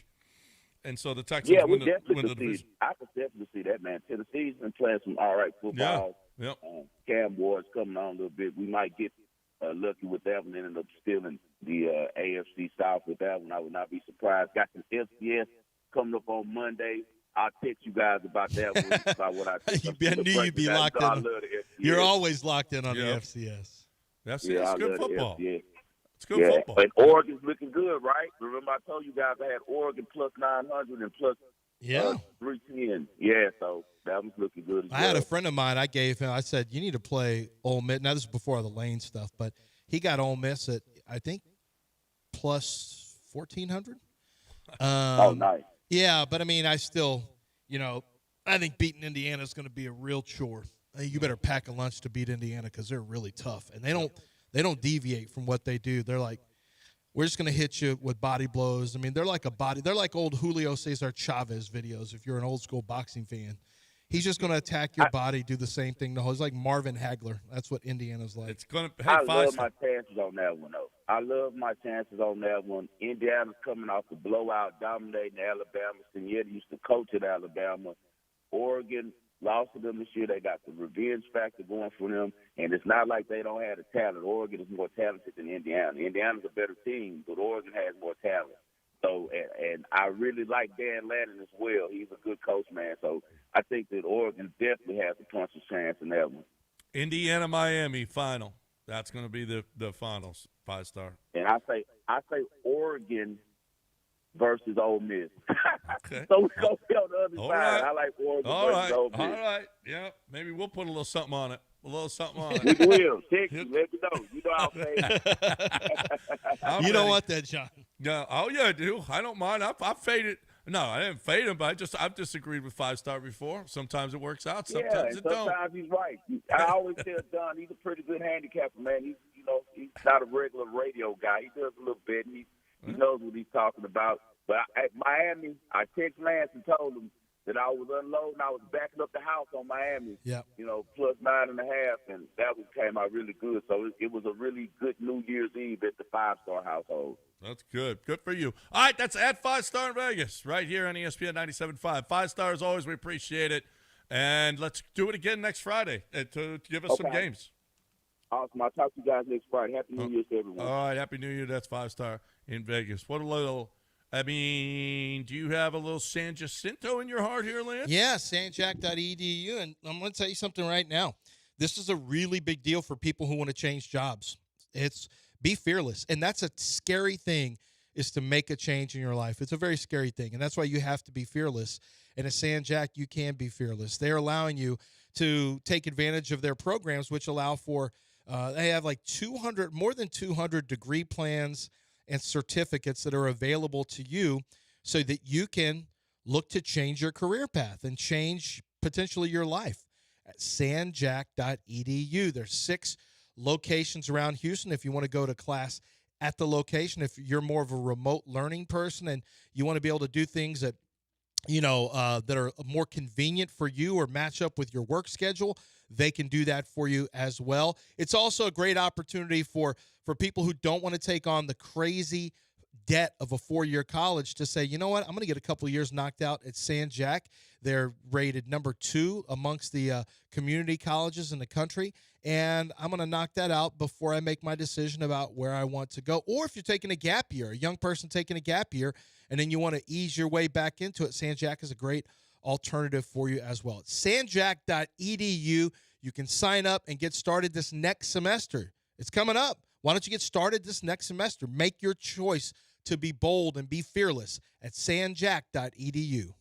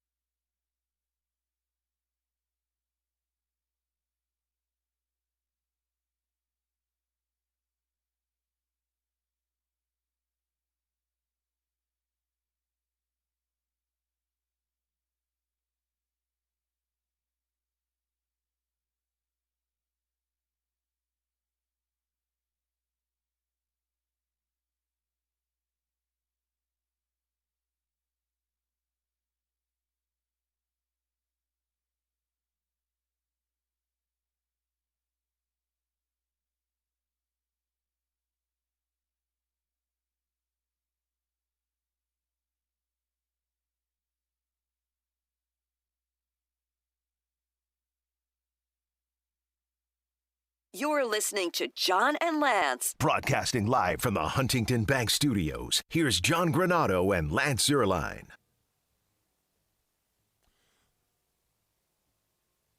Welcome back here, ESPN 97.5 and 92.5. 713-780-3776, the number. All right, this is because we got Justin coming up, bottom of the hour, 9:30, and Warehouse Live Guy. This is our penultimate segment because we have News of the Weird in the final segment. Well, this is actually the eve of penultimate segment, but it's our last segment that we were going to talk. We had a lot of stuff going on. We've talked Astros. We've talked college football. We've talked Texans. Is there any – and, I mean, I did mention the Cougs and LSU. Congratulations there to the Cougs for beating LSU. And I've got the utmost respect for Tanner Koziol. What he did that night was just incredible. In a game that didn't matter, for him to be going back out and playing injured was just, I mean, that you got to love that if you're an NFL scout, if you're an NFL coach. Mm-hmm. Is there anything that we missed? We're not going to see Phillip Rivers. No Phillip Rivers. I got to see, so me and Sebastian are going to the game, and I'm getting a field pass to go down, and I'm hoping – I sent a message saying, hey, I want to meet Phillip Rivers if possible, but I don't know if he's going to be there. Like I would think he would. There. He's a backup. I would think so. He'll be there. I mean, Anthony Richardson doesn't play football anymore. So do you think Phillip Rivers has heard Big Philly on the mobile? Oh, I know he has. His Nick so I was at this. I never told you this because I was at the other station, but Nick Mangold was his starting center for the Chargers when they were San Diego Chargers. And so Joe D'Alessandris, R.I.P. to Joe D'Alessandris, is the former line coach with the Chargers. He was sitting next to my dad at the Senior Bowl, and they were up in the stands. And this is probably in like I guess 15. And my dad they were talking about, how's your family, Larry? Oh, good. You know, my son is a radio host in Houston. And Joe says, oh, there's a radio guy in Houston who did an imitation of Phillip Rivers. And he goes, that's my son. He goes, are you serious? He goes, yeah, he's here. He also does scouting reports. He said, I want to meet him. He said, Nick Mangold, who's a center, had this. He was playing it for the entire offensive line, and they brought me in and said, Coach, you got to come hear this. And this is after the Chargers beat the Broncos on Thursday Night Football, and Phillip Rivers was wearing that bolo tie on the set. And as I remember the game specifically, and I heard it, and I at night that next morning when I'm getting ready, I'm like, I can do that imitation, and so I did it that day, and it kind of went a little viral, although things didn't go as viral back then, and it got a lot of play, and so what Joe D'Alessandris told me, I went over there and met him. He goes, oh, my gosh, that was the funniest stuff. The offensive line was all laughing about it. He goes, we even had Phillip Rivers. He goes, Phillip likes it, too. Phillip heard it. He was one of the times I said, when I was Rivers, I said, man, I just, the thing came up about the kids. Like, yeah, I just got, 7 or 8 kids. I lose track of it all. I can't even remember their names. Rivers, apparently, everything was funny until he heard that. And Rivers didn't like that part. He didn't like the part that he didn't know how many kids he had or didn't know what their names were. That was the one part. NFL players that didn't know how many kids. I mean, it's not outlandish, Phillip. It's over the top, but that was a part he didn't like that as much. But no, he's heard it before and he liked it. Yeah, he's not that kind of dad. Well, that'll be great if you meet him. You gotta. Yeah. Why don't you record it? Have. You know what? I may have Sebastian record that, but he'll probably do one of those things where he acts like he's recording, but he's got the camera on his own face and he's doing faces the whole time. Yeah, he'll probably be one of those guys. Yep. Dell, have we missed anything? You missed something very funny that Kevin Durant said. Beating the Nets isn't very eventful. They're bad, and the Rockets took care of them as they should. Danny Wolf, one of their young players, I think he might be a rookie out of BYU, he shot a ball and he bricked it so badly that it hit Kevin Durant in the face, and Kevin Durant could be heard saying, "That's a trash-ass miss, Wolf."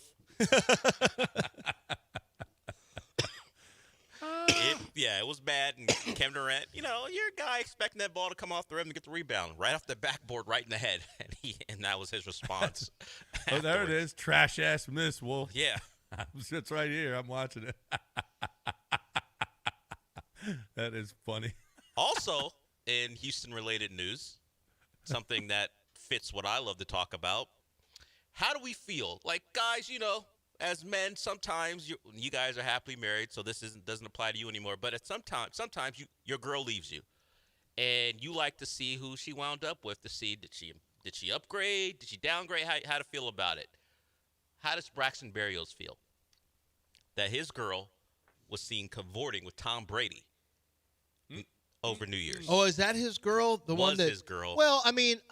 Okay, I saw the pictures. She got chummy with Tom. She put her hand on him, leaned in. Yeah, but that's not necessarily anything. Come on. What's the age difference there? Good for Tom. Who cares? Tom don't care. He's probably No. I'm just saying good. Let me ask you something. Who's Tom. your wife's favorite? That band guy? Oh, Rhett Miller. And if she got that cozy, how would you feel? That's unacceptable. Exactly. So I think they're broken up, so it doesn't really matter. Tom Brady is the Rhett Miller of broadcast Berrios athletes right now. Yeah. Braxton has to look out for Jalen Noel. Doesn't matter. Yeah, Braxton's a one-year guy. He probably won't be back. He's on IR, done for the year with the team. I saw him out in L.A. with the team, and then this pops up. How you feeling? Like, if you look up and your girl who you were just with is canoodling with Tom Brady, like Alex Earl, is that her name? That's his. Yeah, that's that's his name. Alex with an X, by the way. Right. Should have known Braxton. Alex with an X. Yeah, that was already a problem. Yeah, IX, excuse me. IX. That's not how her parents spelled it. You should have known. If it's IX, you should have known. So, in some ways you're like, all right, it's not like she's with some trash dude. But you got upgraded over. She's hanging out with Tom Brady. Brady's an upgrade. Yeah. Sorry, Berrios. No, you understand. But if you're Braxton Berrios, you would have preferred that your famous girlfriend doesn't pick the most famous football player in the last 30 years to be with. I'm like, you know what? What's Matt Castle up to? I'll date Matt Castle. No one's going to care about that. But now everybody's going to know we were together. Yeah, like and now Braxton you're with Berrios' Brady. ex is with Tom Brady. That's a tough one. Yeah. Is Braxton Berrios still on the team? Yeah, I saw him out there in L.A. Oh, I saw him on TV. He was out that's there. right. Yeah. Hey, there's a lot of pictures of them together. He's not much taller than her, though. Yeah, he's a diminutive He person. is. Maybe About that was- 5'8", maybe 5'9". Maybe that was the problem. She wanted a tall Tommy. Well, Tom is And tall that and money. very rich. Braxton is on like his 5th or 6th deal. He's made plenty of money for a special teams guy. He's fine, but he ain't Tom. Well, no. Who said that Wolf went to BYU? Or where did he go? He went to Yale. Okay, and then Yale. Michigan. Okay, wrong on my part. I guess I was thinking about somebody else. But yeah, Yale and Michigan and Danny Wolf, trash ass Miss Wolf. Trash ass Wolf. Dirty ass, trash ass. Well, Wolf. Durant didn't go that far. No, he didn't. Speaking of dirty ass, we didn't get to it on this show because why would we? But did you see the interview that Durant did? Did we talk about the podcast he did with Fred VanVleet? We talked about one thing, but we did not talk about his admittance that he doesn't put lotion on. Yeah. Or doesn't care for barbers. Yeah, right. He doesn't. I see. He's like me. My legs. They got it all. But you're white, so. So ashy. Kevin Durant not putting on lotion is an affront to the other America. Like, there are two Americas. Yeah, you're America. I talked to Sean about it. Sean doesn't put on lotion, white guy. Lance don't put on lotion, white guy. I need to. I'm ashy, but I'm not. You guys don't care. Like, you're I'm white. dry, but I don't. You're Durant, right. though. I'm you're like right. Durant. Yeah. But then black don't crack, and white really cracks. But we tend to crack harder. What he's doing is an affront. No lotion and doesn't care about haircuts. Like two major things that he's just discarding. He just goes. He goes. He doesn't do anything because why do I care? Like, he'll get a haircut and then when it's still fresh, he looks fine. But we seen Kevin Durant out there. That man ain't forget about haircuts. Not even running a brush through that thing. He don't. I don't think he owns a brush, does he? He's not. But I would rather have Kevin Durant's mentality than everyone who's got to figure out what their fit is, and they spend 3 hours with a stylist. Would you rather have Kevin Durant or one of the Diggs brothers? Oh, we talked about Nakua's. The Nakua's having a bad week. What about the Diggs brothers? Diggses are really. Oh my God. You got. So there's. Is it not charges? Is it a lawsuit? No. Well, he had. We can do it on the other side. Actually, you can't do it on the side. We got Justin coming. No, we got Justin. Oh yeah. He had the an Diggs brothers were not. One got cut, and he was arraigned.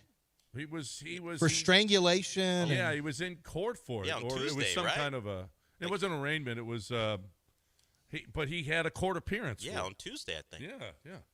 And then his brother was cut because he just doesn't want to, work for his money. Well, now he's a Packer, right? Yeah. All right, now you got John Daspit, and then we got Justin, and we'll play Beat the Warehouse Live guy next. Don't go anywhere.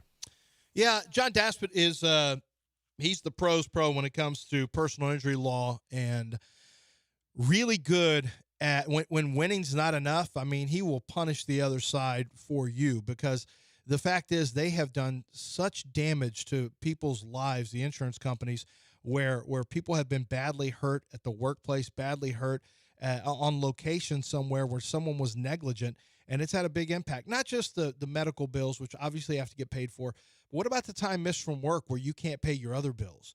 What about, is that being accounted for? What if you have a severe physical injury and you are in a blue-collar job and you can't work that physical labor the same anymore, if at all? Who's looking out for you?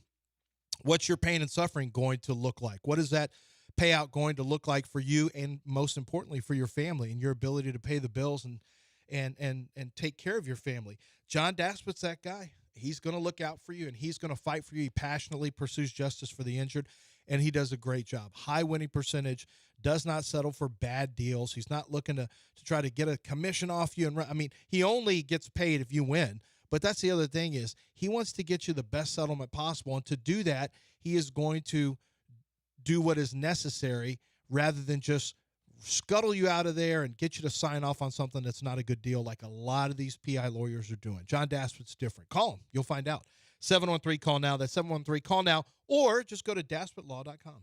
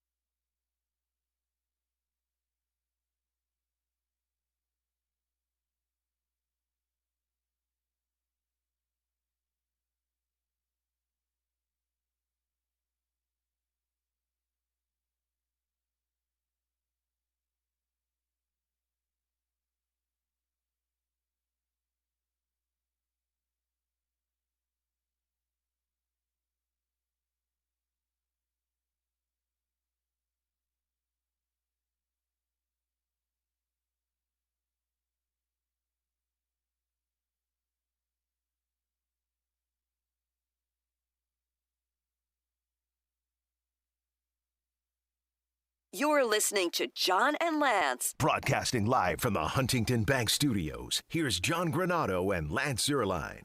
That's my jam. That's my band right there. Justin from Warehouse Live joining us. This is our final session of the season. Been a great year. You keep the stats? Do you know where you are this year? How many you lost? I think I lost 3 this year. Wow. Maybe 4. Might be 4, and it was all the last month for the most part. Yeah, I mean, you were having a great year. That sucks. So it's evened out a little bit over the last month. The people, I'm a man of the people, and I just want to see the people win, okay? That's all I want. So I have the official tally. Okay. It has happened. He did not lose a game until October. That was October 1st. Justin has lost 5 times this year. Actually, 5. Hold on. Let me make sure. Correction. No, it's 5. Yes, it's 5 times. He's lost 5 times. He lost in early October, late October, then 1 in November, then 2 in December so far, I think. 1 in November and then another in December. So yeah, it's been spread out, but he has not been great the back half. No, the back half, but that's still, we're talking about 17 weeks. 12. Well, he's 11 and 5. Yeah, he's 11 and 5. That's really good for him because he used to suck. But much better now. Much better now. Of course, there were some pillow fights in there too. Justin has gotten by winning two games and 1 or tied at least, which is you have to beat him. You can't tie him. Yeah. So what do you think you owe your success to this year, Justin? I don't know that I would call that a success, really. Losing 5 times, pushing a bunch. So I'm very unsatisfied with my performance. Okay. All right. No, you're the Kurt Signetti of pickers, okay? You're not satisfied until you're perfect, until you're great. Okay, I get that. So what are we playing for? Well, let's first, Warehouse Live open? Yeah, we're open this weekend. It's still a little slow to the holidays. Tonight we have the Blade Rave, which makes its return. Last time it was here, it was sold out. I think it's about half sold out tonight. And then 2 more free shows. Saturday night we got a banger free show with tributes to Motley Crue, Metallica, Dio, Guns N' Roses, and Skid Row. And then Sunday we have another free show with tributes to Rush and Aerosmith. So come on out and finish up the holiday season. That's my jam right there. Saturday, Rush and Aerosmith. All right, that's nice. Who's our contestant, Del? His name is Travis. Travis is with us here. Travis, thanks for listening this morning. We appreciate it. What do you do for a living, Travis? I'm a teacher and a coach. A teacher and a coach? Most important people. They are. Thank you for your service. Thank you for your service, Travis. Thank you for your service. What do you coach? Swimming. Well, a little less. I knew you were going to do that. If it's not football. Wait, your daughter's a swimmer. Yeah. She's also a singer, so I don't know if you do anything with music, but. All right. Well, he didn't say he wants to teach your daughter, but he's a swim coach. All right. He's in a non-revenue generating sport. Sorry. Well, which sometimes makes the service even harder. It's true. Yeah. It's true. What's the hardest? The breaststroke? I would say the breaststroke. Yeah. Breaststroke. Yeah. Yeah, I would imagine that's hard to teach. How old are your students in high school? High school. High school. High school. Nice. All right. Well, best of luck with your swim. Do you have any titles, or your teams all suck? Oh, here we go. We do pretty well most years. You do pretty well. Good for you. Way to go, Travis. Don't sound like any Olympians on his resume. No, I guess not. I mean, he'd be bragging about it, wouldn't he? Yeah. I would think. I would think he would. All right. What are we playing for this week, Justin? Quick turnaround here. I think that there is no Monday night game, if I'm correct, and the Rockets just happen to play Monday night. So you beat me on Sunday, you're going to the game on Monday. How about that? Can you get there Monday night, Rockets game? Yes, I could. Okay, well, then let's go. I mean, you want to talk about this is okay. You don't have to wait for it. Justin sending that limo, getting 4 tickets to the Rockets game. Who are they playing on Monday night? Phoenix, I believe. All right, Phoenix on Monday Dylan night. Brooks Very back nice. again. Jalen. Is a Jalen tribute. playing? No one knows. They've already done the tribute to Jalen. I know, but they got. I think they should do it every time he comes in, but that's just me. What are they gonna do? Are they gonna offer up the 4th time? What video are they gonna make? With some of his missed threes. Well, that could fit into a 4th video. Yeah, okay, absolutely could. All right, so here we go. We're gonna play for tickets on Monday night. The limo ride there and back. Let's play Beat the Warehouse Live, guy. Justin, as always, you are first up. Let's hit a big favorite coming out of the gate. I'm going to go ahead and take the Patriots. All they do is beat up bad teams, so let's see if they keep it rolling. The New England Football Patriots, at this point in our lives, are 10.5-point favorites against Miami. 10.5. Minus 10.5. Okay, Travis. I'm going to go with tomorrow night's game. I'm going to take the 49ers plus 1.5. The 49ers are +2 right now. You got +2. Even better. Okay, Plus even 2. better. 49ers +2 against the Seattle Seahawks at the 49ers. Okay? Justin? Let's take one more fave and take the Rams to bounce back. The Los Angeles football Rams at this point are -8 against Arizona. -8. Justin taking big favorites this week. Big favorites. Travis? I'm going to take the Bears and Lions over. The Bears and the Lions are playing a football game in Chicago. I kind of like that. Over 51. Over 51. Okay. Justin? All right, I'm going to switch it up and go to the other side of the spectrum and take the lowly Raiders to keep it close against the Chiefs. +5.5. The Raiders are +5.5 football points. Travis? I'm going to take the Titans to cover against the Jags. +13. +13 against the Jacksonville Football Jaguars. Justin? A little bit of everything today. Let's flip in a total and take Tampa Bay, Carolina over 43.5, I think. Tampa Bay and Carolina over 43.5. Over 43.5 points. And Travis? I'm going to take the Vikings to cover the Packers. -8. Vikings are -8 against the Green Bay Football Packers. Is that it? We got one more? One more. One more. I think there's Justin? Well, I would be remiss if we didn't end the season with a double banger. So let's take the Seahawks. Hold on, let us hear what he picks first. Can we at least hear what he's picking? Yeah, that's right. Okay. You nuts. Justin, go ahead. Imai. We still haven't heard what he said. Tatsuya. Can he at least say it? Seahawks. Seahawks -2. The Seahawks, the football Seahawks, All at right. this point are a double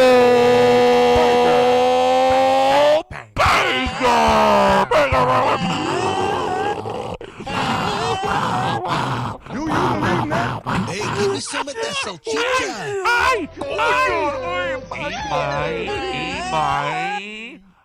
Oh. Serious people. Chicha. All right. We got a double banger in before the season ended. -2. Seahawks -2 against San Francisco. And Travis? I'm going to keep it local. I'm going to take the under on the Texans. Colts. The Texans total under 39. This is our year.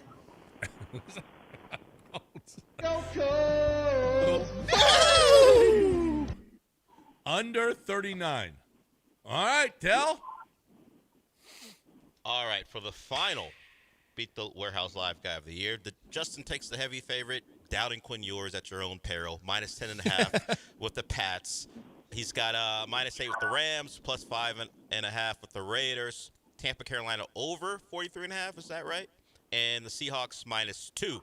Travis has the 49ers as part of our double banger, +2 against the Seahawks. Bears and Lions over 51. Got the Titans +13 against the Jags. Vikings -8. And under 39, Colts and Texans. Go Colts! And quick turnaround, Travis. If you win, Justin will get you to that Suns Rockets game on Monday. On Monday, how about that? All right, there you have it. As always, Travis, thanks for listening. We appreciate you. Best of luck with your swim team. And again, thank you for your service. Yeah. And Justin, thank you for all year long. We appreciate it.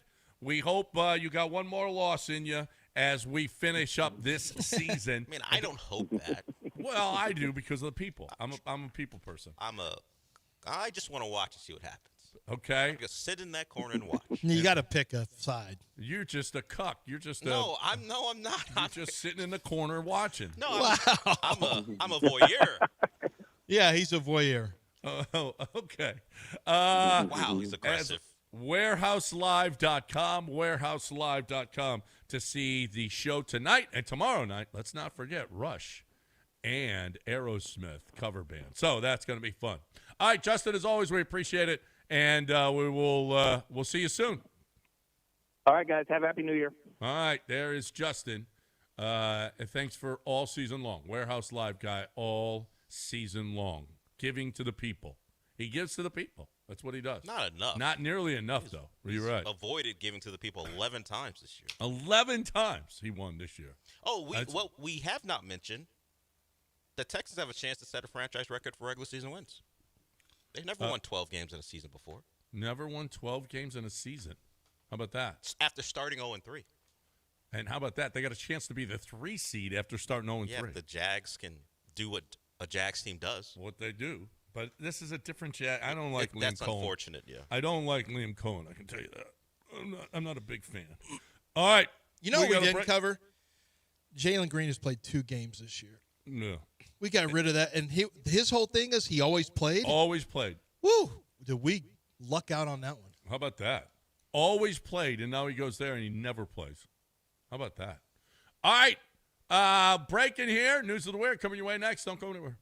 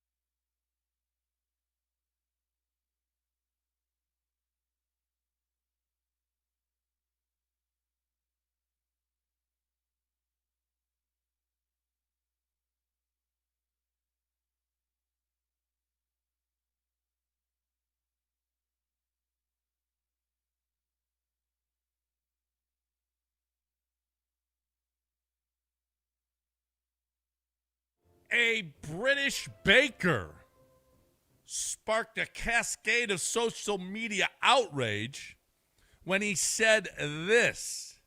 He said, the Mexicans make sandwiches on these white, ugly rolls that are pretty cheap and industrially made. And people said, don't you mess with the bolillo. Our bolillo's ugly. Sometimes you just misspeak. You know, sometimes guys say things they shouldn't say. Like me. I said the Texans had never won 12 games before. They did in 2012. No. So clean that up. But stop some things you just don't say. You know, what's the point? First of all, when you say the Mexicans, you already know the guy's in trouble. Right. Well, it's a Mexican bread. No, understood. But when you say the Mexicans, you Well, know nothing no. good is coming after that. Unless you go, you know, the Mexicans have a great tradition in soccer. If he would have said that, okay. But that's generally that didn't seem like that was where that was going. No. The whites. Yeah. Well, boy. Well, the we just whites. said it. The whites. The blacks. The whites. It's always the blacks. When that's said, that's the worst. You don't like but you're okay with the whites? It's nothing good coming. Look, when people go and then they insert a race of people, nothing good is coming after that. It's really a low hit rate. Well, that's a country, though. Like if you say the British, if you say the if you Pakistanis, or you say the whatever. If you say the English, are you going to say something good after that, John? Are you? Well, that actually could be okay. If it's the French, I'm not French, going to. The English, I like the English. What's the best thing you can say about the English people? The English? Oh, they don't have big dental bills. Yeah, that's not a positive. That's not. That is a positive. You're saying something negative. Not one bit. No, I'm just saying. That's all I'm saying. So apparently Pakistan, they're not into gay bars. Apparently authorities sent the man who tried to open the country's first gay club to a mental hospital.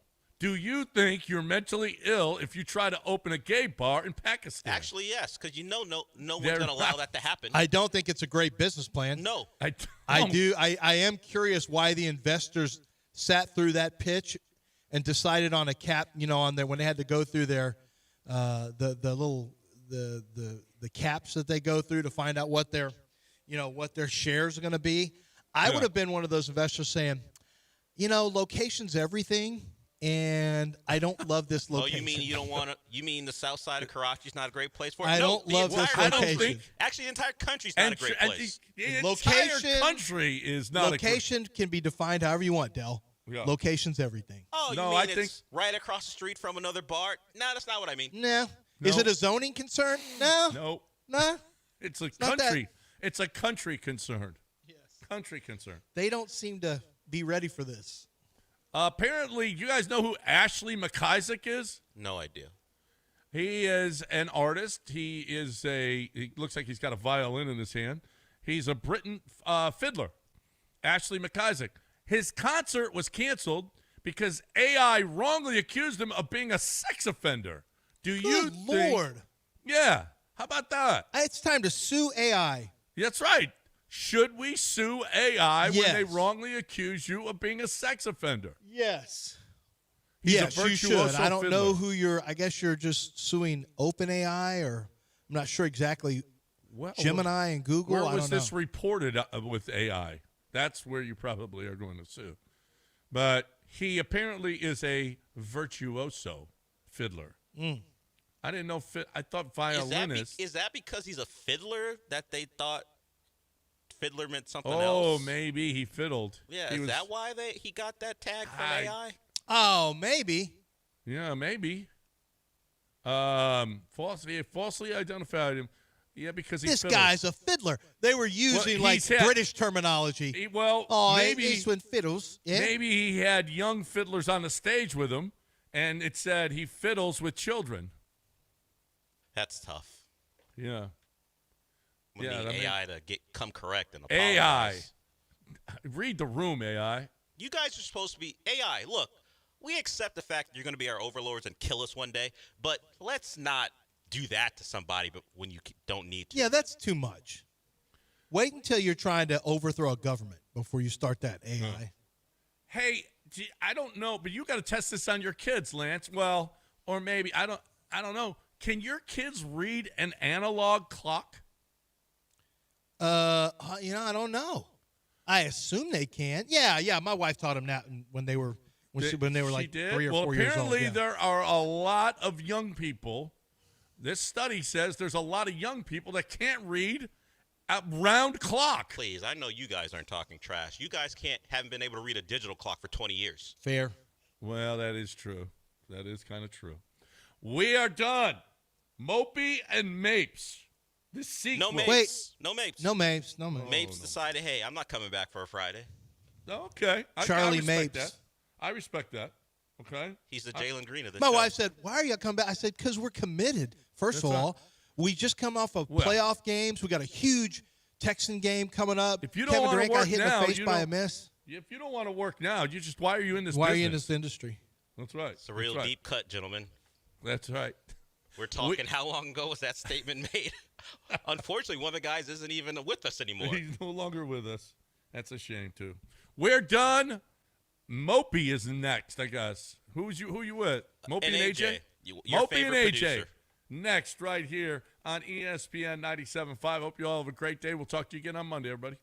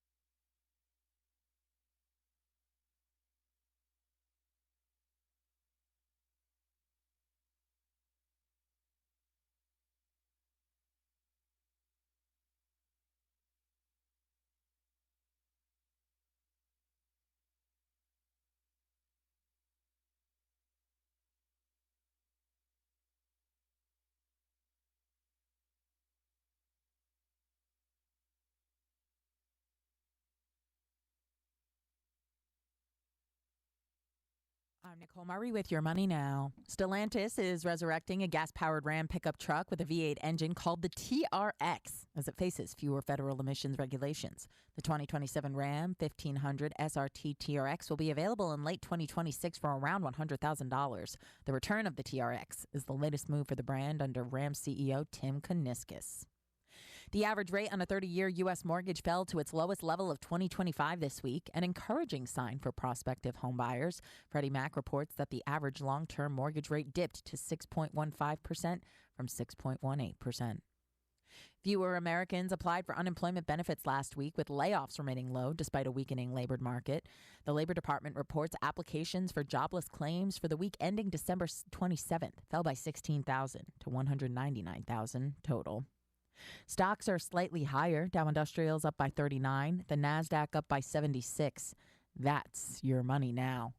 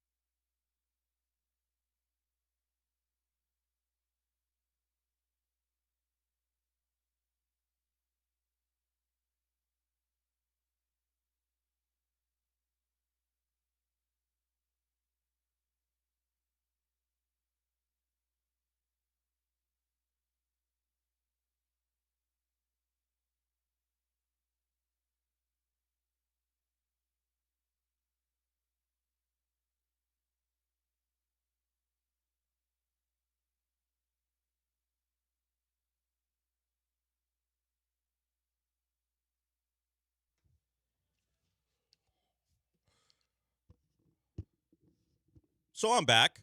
I was going to say we're back, but Sean's not here. It's AJ. AJ, who capably fills in quite a bit.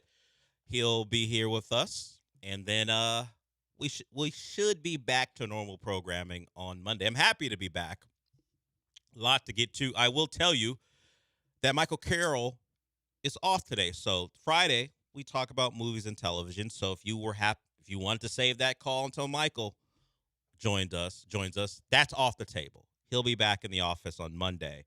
So you certainly can call us at any point to talk about what you are excited about, what you're upset about.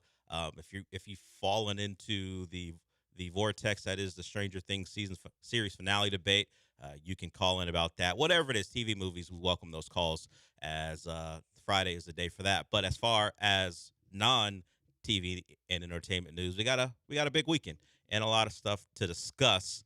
And we'll start with, of course, what happened over the last few days, the CFP. That's the big story. Of course, we'll get to the Texans. Since we last spoke, they have a chance to win 12 games after beating the Chargers in L.A. And it started out like, oh, wow, this might be a game where the Texans put up a lot of points. And then when the Chargers stopped blowing coverages deep down the field, it turned into a remnants. It turned into a game that we're very familiar with when it comes to the Texans. The quarterback doesn't play as great as you'd like. The defense continues to save the offense, and they found a way to win another one. They are now above 500 in one-score games, simply a reversal of what had happened earlier in the year, and now they got a chance to go win 12 games. The division is not in their own control. They have to hope for help from the Titans, so we'll talk about some of the matchups possibly that could happen. They look on course to be playing the winner of the AFC North, but who knows what happens if they blow a game to Riley Leonard, or maybe the Jags blow a game to Cam Ward, who has played well the last 4 or 5 games. All right, let's get to the CFP stuff. I'll start with my Wednesday because I was in Florida visiting my mother for Christmas over the holiday weekend or holiday break that we had, and I didn't put it together because I was flying into Dallas-Fort Worth on Wednesday afternoon. I didn't put it together that since I was in Florida and the airport I flew out of was Orlando, that I was going to get on a plane with some Canes fans. I just thought of it on the way to the airport. Wait a minute. There are going to be a lot of people flying in to that game, and I'm going to be on a flight with them because the destination they have is the one I have, at least for me, because I was flying American. You have to fly out of Dallas to get to Orlando. So I happen to be sitting in a row with Canes fans. I imagine not everyone flew in the day of. That people probably wanted to spend more time in Arlington, Dallas, Fort Worth. So not everyone flew in on the day of the game, but a number of people did. And I was the only Cane fan not wearing Canes gear. I don't do it. I just don't wear Cane stuff for whatever reason. Maybe green's not a color of mine that I like. Everyone else was. And the one thing I can take from it, there was a couple sitting next to me, and then there was 3 other people on the other side. I got the aisle seat. Shout out to me. Never like a center seat if I can avoid it. I never choose one like a normal person. Shout out to the woman sitting in the center seat because she's got to deal with someone I imagine who's very insufferable in real life because he was complaining the entire flight. It's too hot on the flight. Oh, I missed my chance to go to the bathroom. He's clearly the guy that gets taken care of. She's the caretaker in that relationship. You could just tell she's the one who has to show a lot of patience to deal with him. I don't know if she's a Canes fan or a Canes fan by marriage. Maybe that's the case because of the person she was with. She had to adopt the Canes as her team because there's no way he's going to be with anyone who doesn't root for that team. You could just tell by his personality throughout the flight. So I'm as happy for her as I am for myself because it would have been a rough night for her and then a rough flight back to wherever they're originally from. Maybe they're from Orlando themselves, but that was not a great game, but certainly from a rooting interest for myself and others who are Canes fans, great result, exercising some demons from 2003. And, of course, they got one more. They've never won a Fiesta Bowl. All the biggest painful moments in Miami history, a lot of them have come, maybe not all of them, but a lot of them have come in that general vicinity. In a different stadium, they'll be playing in a different stadium. But if you go back to 86, if you go back to, obviously, 2003, and there's a 93 blowout by Arizona, the Teddy Bruschi Arizona team back in 93. They've never won a Fiesta Bowl. They're going to try to rectify that against Ole Miss. And speaking of Ole Miss, man, what a game by Chambliss. What a game. Made play after play after play, diced up that Georgia defense. Georgia's different. Like, the sport has not I guess you would say the talent level is compressed. More teams have enough talent to compete. Like this Georgia team 3 years ago, a Georgia team against Ole Miss would have wiped the floor with Ole Miss. Even the Ole Miss team we saw. Like if that Ole Miss team was playing the 2022 Georgia team, they get beat 52-7. It's just how the sport has changed. Kirby doesn't have those pass rushers. They're all playing for the Eagles, it feels like. Of course, there's some other teams who have drafted Georgia defensive linemen, but the Eagles have cornered the market on it. And when you don't have a pass rush and you lose contained, Trinidad Chambliss does what he does. He got hot, and they talked about it during the game. I think it was Greg McElroy and Sean McDonough on the call. He got hot. He stayed hot. He made throws, dimes, just hitting guys either in stride or as McElroy put it, right on the face mask as he scrambled to his right. It was a big-time performance for a guy who has, if you don't know, a great story considering where he came from. As far as where he was playing at Ferris State, which isn't even FCS. It is D2, and he turns himself into a guy who wins the job at Ole Miss. He was slated to be the backup behind Austin Simmons, a highly regarded, highly paid quarterback. And he won the job because of an injury to Simmons and never gave it up. And now he's got his team one away from a title game appearance. They got to go through the Canes to do it. But that's the Fiesta Bowl. And, of course, in the Orange Bowl, we saw Texas Tech look awful. Awful. Baron Morton, he talked about being healthy and finally being able to practice. If you don't know his story, he had, I think, a fracture in his foot, or at least it was a lower leg injury that kept him from practicing most of the time. So if you looked at his performances through the years and saw occasions where he looked off, at least he was attributing it to not being able to practice. Apparently, he was healthy enough to practice. It did not matter. He was bad. And Oregon, I don't think, played that well offensively because Texas Tech's defense is really good. Jacob Rodriguez in that front with Romello Height and Bailey, the two Russians, really good. But Texas Tech and Baron Morton really only made one play. It was Williams when he reversed field on a run and made a big time run. Texas Tech couldn't convert. They get shut out in the game. It was a great year for Tech, but did the layoff hurt them? Their offense was one of the more they weren't good in the red zone, but they were an explosive offense. They scored a lot of points, but we only had reference for them playing the Big 12. And, of course, we'll talk about a Big 12 team a little bit later. At least we'll hear about a Big 12 team through the voice of Honey Badger, Tyrann Mathieu. He wasn't very respectful to our own Cougs. AJ, you can certainly comment on that when we play the sound. The Big 12 not getting a lot of respect. In fact, I heard commentary about when the Big 12 would be one of those teams or these conferences never and not considered a Power 4 conference anymore.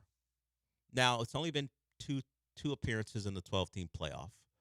They should have beat Texas last year. Arizona State had them on a 4th and 13 and blew that.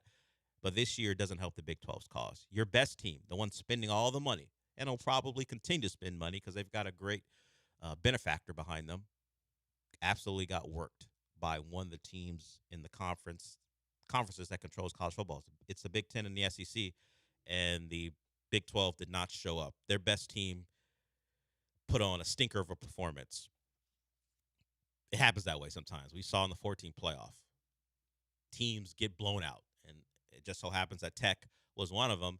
And then you look to the Rose Bowl where Alabama played like the Alabama teams who people thought didn't belong.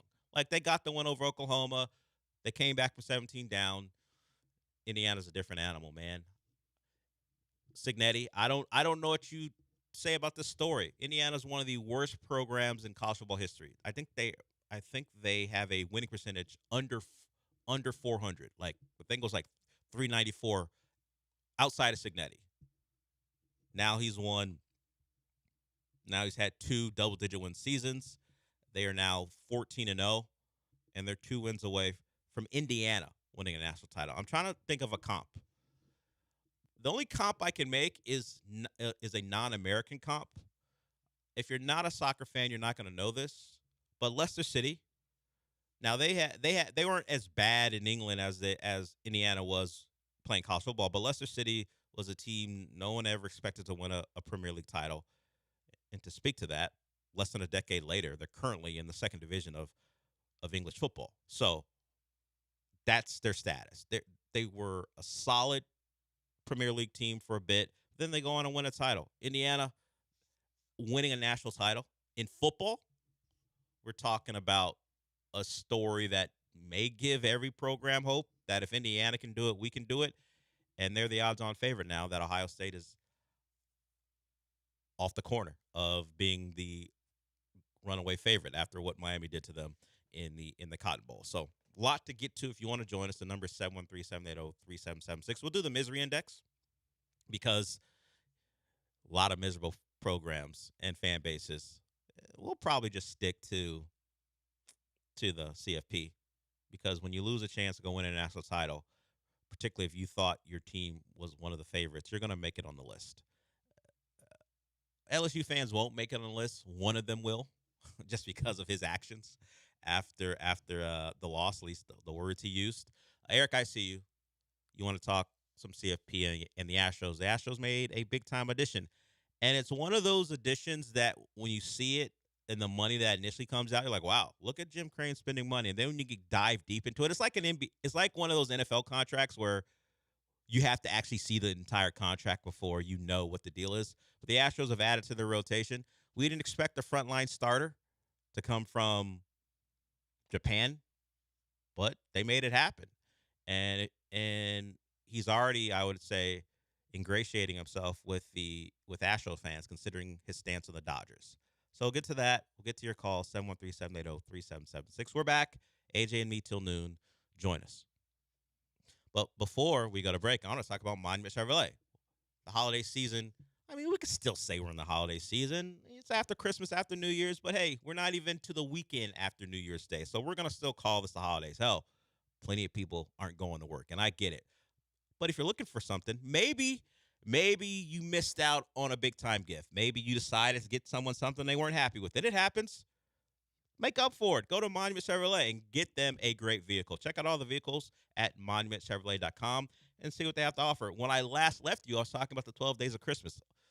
I hope you didn't miss out on that. But if you did, they've still got great deals and great vehicles, whether you want an EV or maybe you want a truck like a Silverado or a Blazer. They have, or maybe you're looking for something like a little different, like a Trax. They have all different types of vehicles. I named just 3 of them right there, all different categories. You can check them all out and the prices at monumentchevrolet.com. Then head on out there. They're in Pasadena off of Bellway 8 and 225. And I've been out there. It's kind of like a campus. They have so many vehicles, whether you're looking for something new or pre-owned or maybe something for your fleet if you're a business owner. And once you get on out there, you're going to see all the great people, and they have a pretty distinct way of doing things. So once you step on that lot, your family. They're going to treat you like family. They're not going to be, except, the family that doesn't get pushy. They're going to make sure they go at your own pace, make sure you get the car you want and the deal you want in the time frame you want. They're out there to help you get into the best vehicle possible.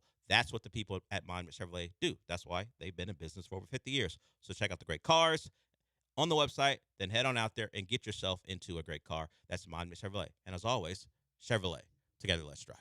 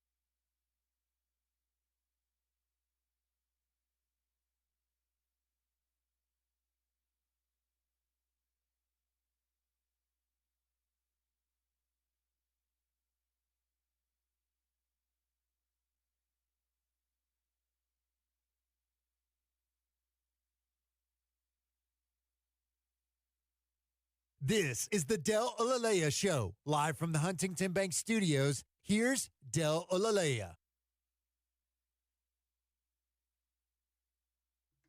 The number is 713-780-3776. Join us. If you didn't get in earlier, maybe you did want to call John Lance. Maybe you didn't, but you still got something to say. You can call in and talk to me and AJ. But before you, it'll be Eric, because Eric's called in. He got in early. He wants to talk some CFP and some Astros. What's up, Eric? Hey, we miss you, brother. Yeah, I've been a big U fan since the early 80s. That's not true. It is true, actually. And the seventh floor crew. But, the college playoffs make a mistake leaving Texas out, because that would have made my dream matchup. The U and Texas playing the national championship, considering Oklahoma lost and A&M, and Texas beat both of them teams, and how they handled Michigan. And also with the Japanese pitcher, is it a 3-year deal with the 1 year to opt out, or is it a straight 3-year deal? And why did they have to do that to Will and Stranger Things? I mean, was it really relevant to the story? AJ has not seen it, so he just put his hands over his ears. I mean, why they had to do it, I think because they had been foreshadowing that for years now. That's why they had to do it. I'm not going to. If you don't want to ruin it, then don't say anything else. If you don't want to ruin it, I know what you're saying. We can dance around it. And also, with Netflix buying Warner Brothers, they're saying that they only want movies being out for 17 days before they come to Netflix at the movie theaters. I'll hang up and listen. I did see that popped up on my timeline, that with those two entities becoming one, that movies made by Warner Brothers won't be in theaters that long. We've been moving in that direction for a while. I wonder how the filmmakers will handle that. Like, a big filmmaker has a big movie. I imagine they're going to want that thing in theaters for a long time, or as long as it can be. And then getting it out of the theaters in 2.5 weeks, that's tough. Tough for movies. I wouldn't like that, but hey, I'm not running Netflix, and I don't have the ability to make those type of decisions. But that seems bad for movies. We'll see. The world adapts. We all adapt. And most people, well, at least a lot of people, enjoy watching even the movies that the filmmakers tell you to see in theaters. They'll say, I'll wait for it to come home. I'll wait for it to get into my home and watch it. Thank you, Eric, for the call. Okay. I always struggle to remember Eric because he rapid fire stuff. So, okay, let's get to the Texas-Miami thing. Well, Eric, if you're pushing for Texas, then Miami isn't in, because Miami was the last team to make it into the field. So your dream matchup doesn't happen, period, because there was no way, even if they should have, that the committee was going to leave out a team who's the number one seed in the SEC. Even if they do get blown out by Georgia in the SEC title game, they're not leaving them out. So it was going to come down to Miami or Notre Dame or Texas. You wouldn't have got your dream matchup unless you got different people in the committee who weren't afraid of the SEC. Until that happens, until the SEC stops being able to control, along with the Big Ten, control what happens in college football, people are bending the knee. And look, it'll probably benefit you at some point. It didn't benefit you this year, but you're in the SEC at some point. If Texas is 10-2 instead of 9-3, they're probably in. Hey, you know what? Don't lose to Florida. Pretty easy. Don't lose to Florida on the road. That whole conversation about, well, why would we play Ohio State if that's going to hurt us? It doesn't hurt you to play Ohio State. It hurts you to lose to Florida when one of the teams you would have been measured against beat Florida by 3 scores. Miami did that. So, common opponent, they beat Florida by more. In fact, you didn't beat them at all. So, what else did he say? Oh, the Tatsuya Imai deal is a 3-year deal with opt-outs. It's not a flat 3-year deal. So, he can get out of here if he wants to, or if he has a great year, renegotiate. If he does what Kikuchi did, and I only mention that not because he's Japanese, although there is a connection there. The connection is Scott Boras liked what Kikuchi did in town, and that's one of the reasons the Astros were appealing, because of what they did for another Japanese pitcher. And, of course, Kikuchi got a nice deal with the Angels. So, Scott Boras give us sometimes and just sometimes you take away. I guess this instance you could say giveth, and you got yourself a pitcher who's rated differently depending on who you're talking to. The media apparently has been very high on him, while people inside baseball are less enthused by what he could be. Of course, we know the Astros have a history of turning mid guys into big timers once they get on the Astros plan. And Kikuchi was one of those guys. Maybe his fellow countrymen could be next. And we'll get more into that when we come back, because Chandler Rome on his podcast talked about it, so we'll hear from him. But let's get to Lazy J, who wants to talk some NBA. What's up, Lazy J? Hey, Dale and AJ, Happy New Year, bro. Happy New Year. New Year, new me, right? For you, Dale? Not particularly, no. No, not at all. The same angry I person got I've you. always been. I figured. Antisocial. All of that. Yeah, I wanted to get in and talk some NBA, but first I want to get your thoughts. Maybe you touched on this. I don't know if you have. I just want to get your thoughts on the Dave Chappelle special that he had. I think it was amazing. I want to get your thoughts on that.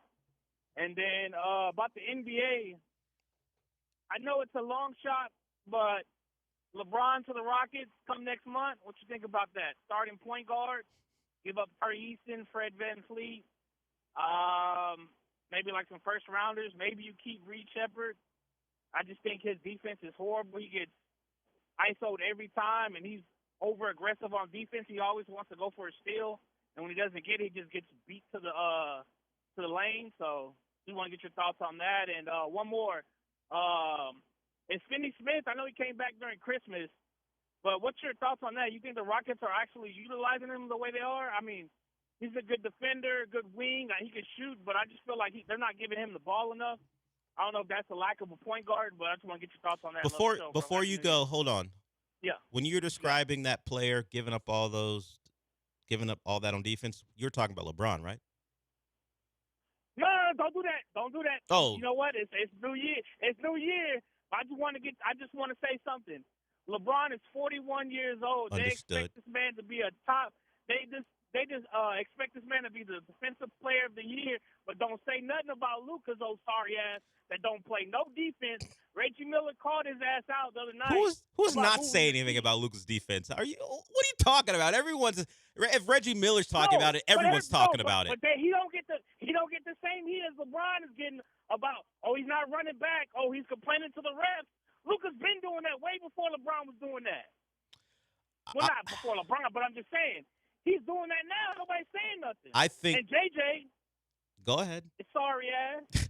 JJ sorry ass. He about to be out. What? All right, enough. All right, enough of you. Enough of you. No, on hold. Thank you. Fade him out. It's actually funny when you fade someone out. He's yelling. I appreciate what you just did there. I probably knew what I was doing, getting him all riled up like that. But the call started with getting LeBron off the Lakers, and now you know why. Like, get him to the Rockets because things are going poorly in LA, and he doesn't like how LeBron's being treated. That's the epitome of a man, and we all knew this about him, at least I did. He roots for a player, not a team. I mean, you can respect that or not. It's all up to how you are as a fan. You can kind of tell where I'm leaning when he has decided that no matter where LeBron goes, he's going to go. And now, after talking all that trash about the Rockets, he now wants LeBron on the Rockets. The answer is no. You're going to trade away more. Now, Eisen, contract stuff, whatever. You're going to trade away more young talent to get older. And as bad as the Rockets, not bad, but they have sometimes they have some issues defensively where there's some lapses. And I guess that's to be expected when you lose Dylan Brooks and Fred's not there and Jalen Green had turned himself into an adequate defender when he was here. And then you add KD, who is older. And you heard Lazy J rant about expecting someone older to play defense. And I knew that. I knew mentioning LeBron when I knew he was talking about Reed Shepherd was going to get to him. But, hey, I'm back. I may be angry, but I still want to mess with him. So, no, it's not happening. They're not going to get that much older. And, sure, LeBron's still a contributor. But if he gets traded, I don't see it being the Rockets. What else did he talk about? Oh, I have not seen the Dave Chappelle special. I'm off on comedians. I love Dave Chappelle as a comedian. I don't know. Comedians have just begun to annoy me because they all got a podcast, and look, everyone can get a podcast, and I'm sure they do some funny things, but I think I'm off of them. It's fine. Stand-up comedy is a thing and a profession a lot of people respect, and I certainly respect the craft, but I don't need it. So I'm sure Dave Chappelle was great. Some people took issue with things because he made another trans joke that people weren't appreciative of. And he said some things about, going over to Saudi Arabia and being more free to say what he says in his stuff over there than some people would be over here. And there's an online debate about that. You can have at it. I'm off of it. I got other stuff to watch. I'm watching dumb shows like Robin Hood on MGM Plus, and of course, I won't mention anything about Stranger Things because AJ hadn't seen it, but I have. And I realized something about that show. For all the talk about theories and everyone has a theory about things, that show is more about the relationships that the characters on that show had. And that becomes kind of obvious as they wrap it up. But whatever. Thank you for the call, Lazy J. Hopefully LeBron winds up with Golden State. Just make that team as old as possible. Just do that. I'm sure that's where he wants to be. Let him team up with Steph, and I don't know if they'll keep Jimmy, but him and Draymond and Horford and Steph can race to the 8th seed and get embarrassed if they even make it out of the play-in by the Thunder. So I hope you have saved your money. Maybe you didn't get anything for Christmas this year for yourself. You've got a LeBron Golden State Warriors jersey to buy in about a month or so. Get ready for that. All right, we'll go to break with that. LeBron on the Rockets. The man doesn't even like the city of Houston. At least 5 years ago he didn't. Or I don't even know how long ago it was when there was some speculation about where he would go. It was always going to be L.A. 2018? Yeah, it was a little bit longer than 5 years ago. And it came out that he's not even a fan of the city. I mean, we've accepted some people that maybe haven't expressed what LeBron expressed, but, have been the enemy. Chris Paul, Russell Westbrook, Kevin Durant at points with the Warriors. LeBron might be a step too far. Look, we can all adapt, and if LeBron's on the team, it'd be great news fodder. I just don't know if the team would be better. All right. Let that man ride into retirement in the Bay or something like that. We'll go to break with that. If you want to join us and offer up ridiculous trades that you think would help the Rockets, you can. 713-780-3776. And I do want to be clear. That trade ain't about helping the Rockets. That's about that man getting to watch LeBron in person more times. Get out of my face with that. All right. We'll be back.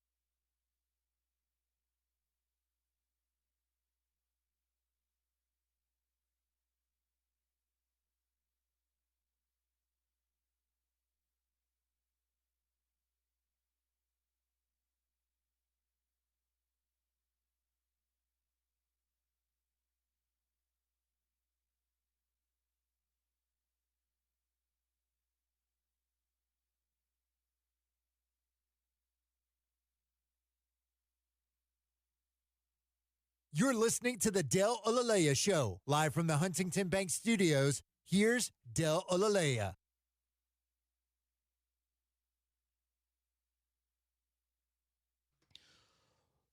The Astros made a surprising addition. Tatsuya Imai is now a Astro. Came out of nowhere. Even the industry people were surprised about it. The people who are supposed to know things didn't see this coming. He is a Japanese player, and of course, there was a thought that the Astros could not get into this market. I saw a report that Jim Crane went over to Japan earlier this offseason for unknown reasons, and maybe now we know the reason why. It looks like the Astros are going to be a player when the money and the player fits what they're looking for. One of the things that came out about their new acquisition is he ain't got no time for joining a burgeoning dynasty. Of course, the Astros, depending on how you define dynasty, could have been called one, but he's not looking to join a superpower. It's one of the reasons why he's not a Dodger. Apparently, he dealt with that over in Japan, where one of his main rivals was a team who had accrued all this talent and was kind of running the league. And he didn't want to be a part of that. He wanted to beat a team like the Dodgers, not join them. So he fits right into what an Astro fan is looking for when it comes to one of their players. A guy with at least a little disdain for what the Dodgers got going on. Chandler Rome, he does a podcast. Of course, he writes for The Athletic as well, but does a podcast called Crush City Podcast.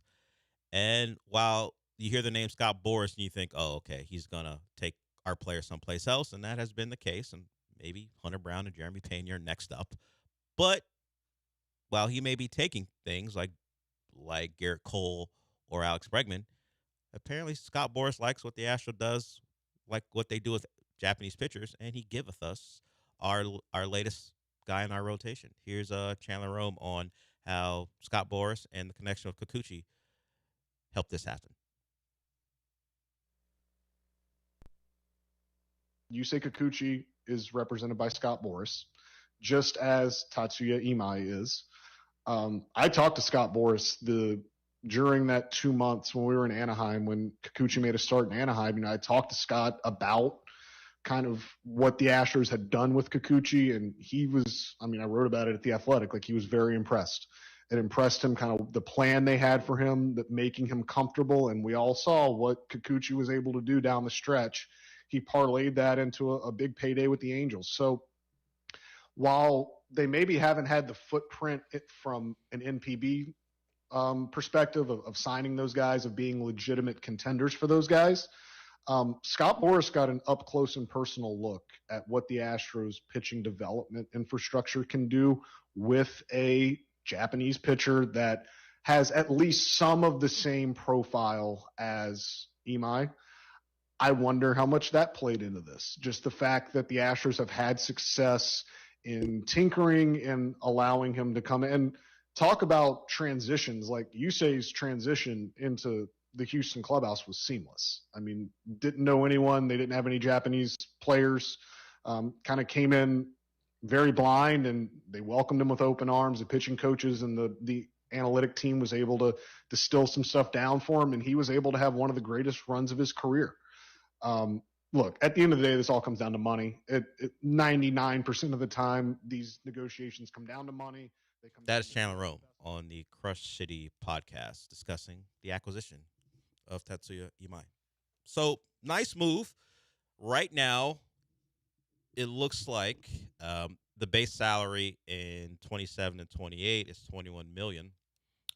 He can earn a $3 million incentive if he throws 100 innings in 2026, and then his base salary becomes 21 and 27 and 28.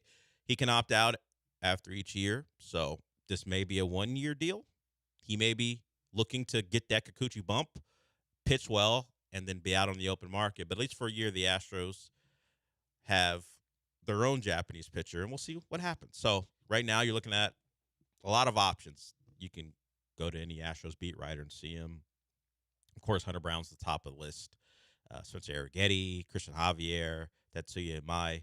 And you start going up through the guys who helped you make it through last year because of injuries, whether it be Jason Alexander or Colton Gordon, or Walter.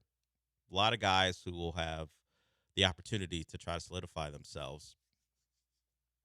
I think that's a big move. And when we start to talk about the financial constraints of the CBT, you may still be looking to trade an infielder to get some relief. And, of course, they have a logjam there right now. Here's Chandler Rome on the same podcast about the potential of trading an infielder. According to Cott's contracts, the Astros were about $22.2 million under the first luxury tax. If the AV hit is $18 million, as I'm told that's what the official luxury tax hit will be, they are still under, not by much. They do want to get a backup catcher, which is going to cost money. I would not be surprised if there is another trade a la what they did with Ryan Presley last year. You can kind of start to trace a little more parallel last year, right? They signed Christian Walker and they got up near the luxury tax, but they weren't all the way, they weren't over it yet. And it was just like, all right, well, they still need to make some room. So they shipped Ryan Presley. They found an expendable high salary, shipped Ryan Presley, paid down some of it, and he went to Chicago. Would not be surprised if there is another trade of that ilk, one that they find someone with a substantial-ish salary to get them a little further under the tax. We'll continue to reiterate, it would likely come from the infield, come, one of Isak Paredes or Christian Walker. Chandler Rome on what the Astros' corresponding move might be as they play the game of trying to avoid the tax. So it's funny. When this came down, the first thing John Granado did was text the group chat, "Look what Jim Crane did." He's the first to congratulate Nona. I don't know anyone else who thinks big ups to the owner when things like this happen. Like, a reporter maybe will do that because of, I'm sure reporters get tweets all the time about how the owner sucks, and they'll go, "Look, he does this." But and John is not a reporter, but certainly a media member, but a fan probably first when it comes to the Astros. Relax. We don't need to congratulate the owner every time he makes a move to keep his team competitive. That's his job. That's what all the money he makes off the team is for, to continue to keep them competitive. We don't have to give Jim Crane credit for, doing his job. Didn't even mention Dana Brown in those text messages. Just forgot about the general manager. But maybe a lot of credit does go to Jim Crane. But keep doing it. You don't get congratulated just because you made a move. But it was a nice surprise, and the Astros certainly have a history of upgrading guys. But this one comes with expectations. They do a lot of it with guys we've never heard of. This pitcher, maybe not a lot of us heard of him before the move was made, but he does have a reputation. He was good over in Japan, and we hope for the same here.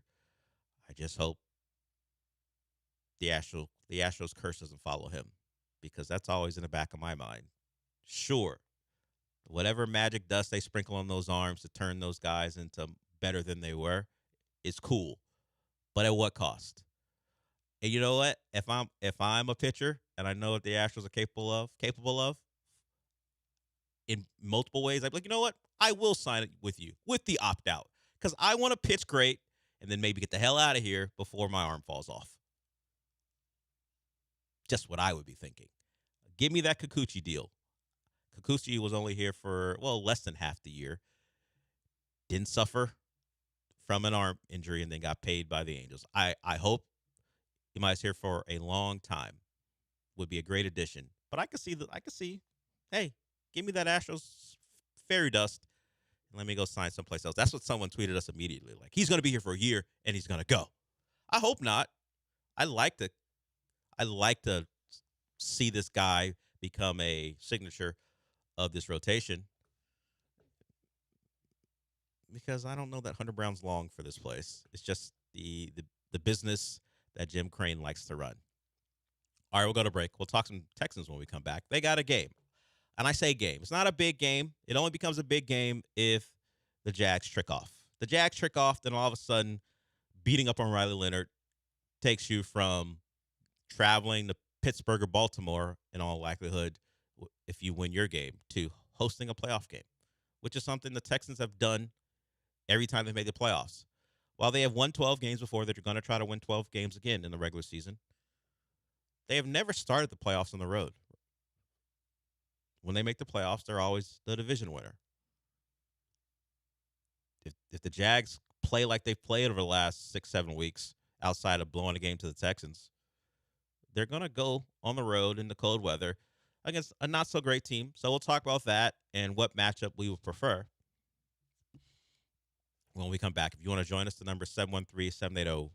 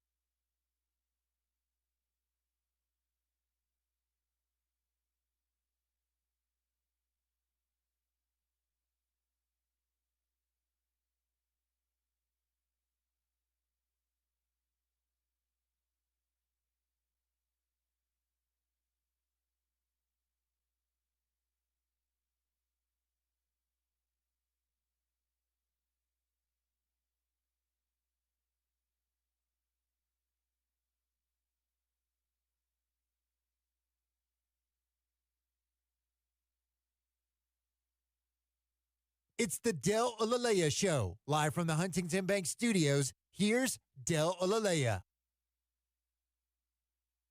Texans Colts regular season finale. A win and a Jags loss means you win the division again. Jags are a heavy favorite against the Titans. The Jags have been in that spot before. It's the reason the Texans won the first division title under DeMeco Ryans. The Jags blew a game to the Titans. And the Texans beat the Colts in Indy, and that gave the Texans their first division title. So the Jags have it in them. Different coach, same quarterback. We'll see how it goes there. They have been really good. They went into Denver and won that game. That was a game you would point to and go, if the Texans are going to win the division, they got to win out, and the Jags got to drop one, and that would be the one. The Jags didn't do it. They kind of dominated Denver in Denver. So maybe a different Jags team. We'll see what happens. As far as where the Texans stand, Kamari Lassiter didn't practice all week. Probably don't expect him to play. We'll see if he's limited today, and maybe there's a chance there. So I wonder how the Texans will play this, and I think they just got to do it straight up because the games are on at the same time. You can't weigh. I guess you could weigh the whole, hey, we don't think the Jags are going to lose. We're gonna rest guys. But maybe if the Jags get up early and they're up by 3 touchdowns, going in a half or whatever the score is, you may start to limit the snaps of some guys and maybe altogether pull some guys if you need to because the Jags are running away with it. We'll see how it goes. We'll see what the Colts have with Riley Leonard at quarterback.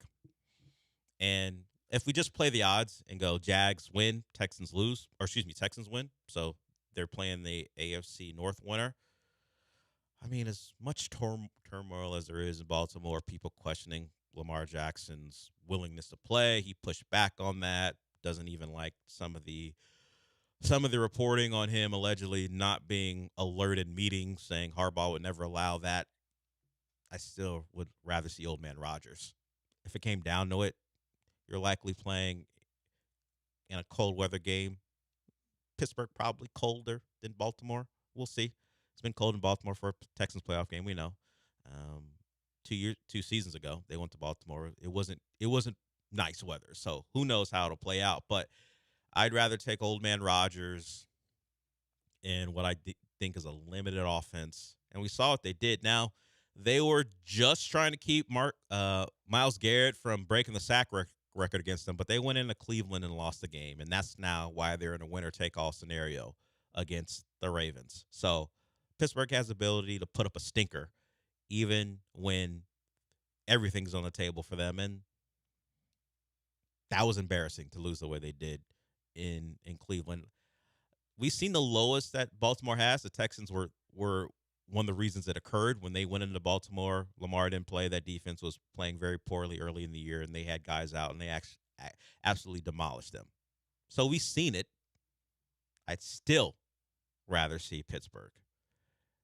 Derrick Henry, maybe Derrick Henry PTSD. I don't know. And after what they did not do against the Patriots, when they did not hand him the football enough, I don't see that happening again. Derrick Henry's going to get a lot of carries the rest of the way. I don't want to see it. That's all. The Texans defense is great.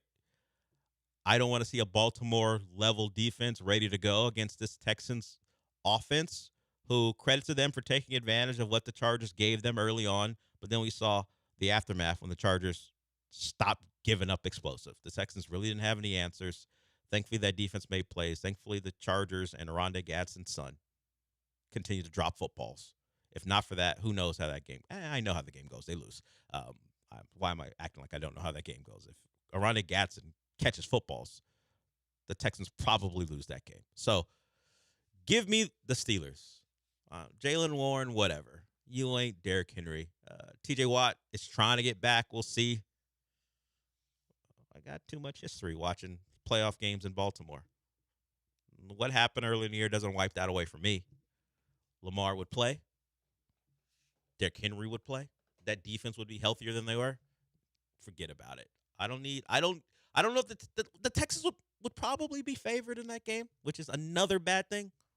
I don't need the Ravens going, no one believes in us. I don't care if the Steelers feel that way. I don't believe in you. I don't care. I don't want the Ravens entering a playoff game with the no one believes in us thing that they to be able to use. Normally, they're one of the favorites to win it all. The Texans right now are a trendy pick because of what their defense does, and rightfully so. They shouldn't be scared of anyone. Allow me to be anxious. I get why they wouldn't care who they're playing. They should have all the confidence in the world the way their defense plays, their ability to create havoc. Still, let's go up to the place formerly known as Heinz Field. Let's do that, and watch that Steelers team have to confront that pass rush and those DBs. See if anyone besides DK Metcalf shows up. That's all. Give me the Steelers. And we have to hope that the Steelers find a way, which is weird to say. Hey, if the Steelers prove that they can beat Baltimore twice, and I would not be afraid of the Steelers in that scenario. But hey, it's one man's opinion. Hopefully, it comes to fruition. And I think the Texans, if it shakes out the way I think they're heading to the divisional round, trying to get past a step they've never done before. I'd feel less confident if they have to head into Baltimore. You would have no one believes in us Ravens and revenge factor Ravens. The Texans did a lot of chirping during and after the game. I'd rather have the Ravens not remember all that because they're in Cancun. That's all. Hey. And we'll see how it plays out this Sunday. A couple days away from that. All right, we'll go to break. We'll do the misery index when we come back. And we'll also play some hate. You know, the Cougs and the LSU Tigers played a great game. The Cougs came out on top, double-digit wins for Willie Fritz in his second year. Great stuff all around. You beat an SEC team, which may mean less than you think now. If you talk about what the SEC has done, they have not been good against the other Power 4 conferences this year. And, of course, in the CFP, the only wins they have are against each other and Tulane. So the SEC ain't what they have been.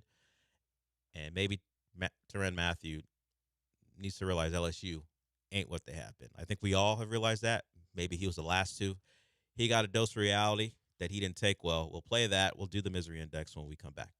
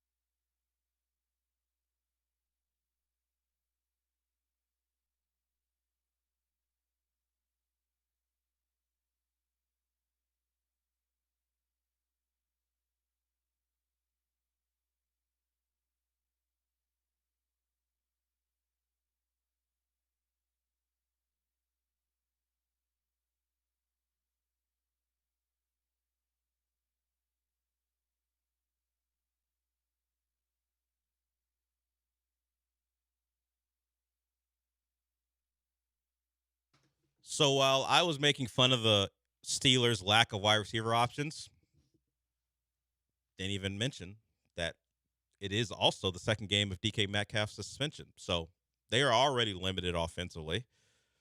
He won't be available for his contact with the fan. Even more reason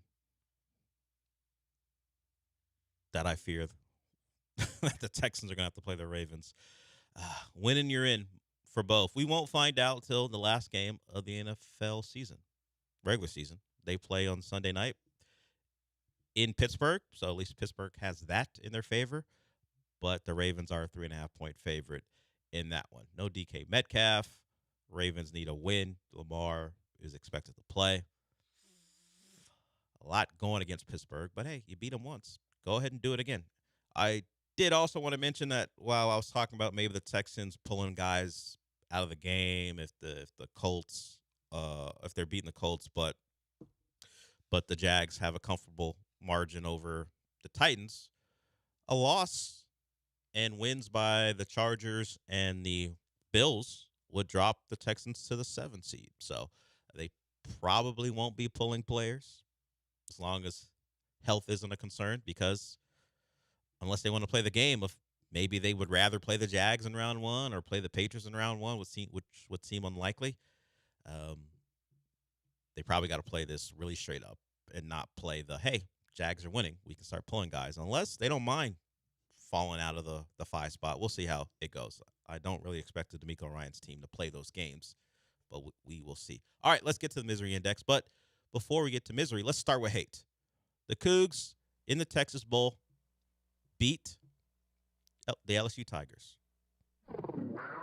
There it is. If you don't know, AJ's a Coug. They got a really nice win. No matter the status of the LSU roster, you get to 10 wins in your second season with the new head coach. You'll take it and think, hey, what could have been? If we didn't lose that game to West Virginia, what kind of season could this have been? But hey, you get to double digits. That's a great second year. The Honey Badger looked at it differently. Here's the Honey Badger on LSU's loss to the Cougs. I had a rough day, bro. It was a point in time where I never saw us losing to schools like that. Yeah, Houston. Like ever. Like I don't care under what circumstances. That's not a baseball, basketball, or football. All right, relax. That's insulting. In my eyes. Right. Bro, I went back and looked. I cannot. I can't believe it, bro. I went back and looked in them comments, That's bro. like losing. That's like losing the no disrespect, but that's like losing the Tulane. It's disrespectful, right? It's like, bro, like how does you being LSU ever lose to Houston? It should just never happen. But I don't put a lot of stock into the Texas Bowl. Yeah, I don't put Texas too much Bowl. stock into that. That's going to be a completely different team. Yeah. And then all their good players, Weeks, a lot of those dudes, they didn't even play. And, obviously, then the older guys, they getting ready to go to the next level. Right. So, yeah. A lot of them won't even take that risk. I'm looking at this and I'm like, wait, Houston? Yeah. What? And it going off. Yeah, that should never happen, bro. Ever. Nah, bro. Like, we should be able to pull up, I say this respectfully, but we should be able to pull up with our second string and beat that school. In my mind, in my eyes, my standard, in my heart of hearts, that's just what I believe. So it is what it is. Didn't work out there. It is what it is. Not a basketball school, huh? Crazy. And you think, he used to play for the Texans too, so he would have some more respect for the city of Houston. But wow. Not even a basketball school. All right, sure. I would just like to point out that his LSU Tigers beat Western Kentucky by 3 points at home. So maybe relax on who you should or shouldn't beat, with all your starters playing, by the way. At least the ones you thought should be starting that day. So relax on who you should and shouldn't beat. I'm not going to allow that, let's say, deluded LSU grad, and great player there, no doubt, to make me think otherwise of that win. You can lose to the Cougs. As I said very early in the show, the sport is compressing. Talent is being dispersed throughout. You don't have the superpowers in the sport that you once did. You watched Alabama not only say the dynasty was over, that was probably already over, but the intimidation factor of Alabama was probably done after what Indiana did. They got humiliated by Indiana. And Alabama, even in losses, that never happened. But it did It's 2 games in a row they got humiliated, but at least one of them. But it was Georgia. Indiana's the best team in the country, but in Alabama's people's eyes, at least generally, some of them may have been more realistic considering what their team had been over the year. But you see the colors, Indiana, and the logo, and think we should not be humiliated. We could lose, but not in the way they did. They got pummeled. Sport is different now. If Indiana's not a prime example of it, I don't know what is. So while that was hate from the Honey Badger, I'm not going to put LSU in the misery index. They had long since been on the list, but probably feel pretty good that they hired Lane Kiffin. Number 1 has to be Ohio State. That's a team who was told all year long, and certainly the fans believed it, that they were the best team in the country. Sure, you lose to Indiana, but hey, that's Indiana. 13-10, you think you're going to bounce back. And while I was not surprised by Miami's dominance on the defensive front and how they were able to control that game with their two sides of the line of scrimmage, their offensive line and the defensive line, Ohio State people were, because even after the game, and I'll tell you this, I wasn't aware of how many Ohio State podcasts existed. Oh, I do now, because I was misery trolling throughout, just listening to them, and for the most part, I listened to them before because I don't want to hear all of their bravado before. But afterwards, it was like, I can't believe Miami did that to us. Look, man, have you not? I know the SMU and Louisville losses are on the resume, and people think that is who they are as a team. But if you looked what they did against the best teams, at least when it came to talent that they played all year long, the game was closer than it should have been because Cristobal was in conservative Cristobal mode, but they smacked Notre Dame around. Jeremiah Love ran for 33 yards. They have a front on defense that can control games. Ohio State didn't think so. I watched Indiana control the Ohio State offensive line. I knew Miami could do it, and they did it. I think the shock of not even making it to the semifinal with what they thought was a generational defense and Jeremiah Smith and Carnell Tate, and losing to at least for the last 20 years, and also ran in the ACC, was a shock to the system. They thought they were going to see Georgia.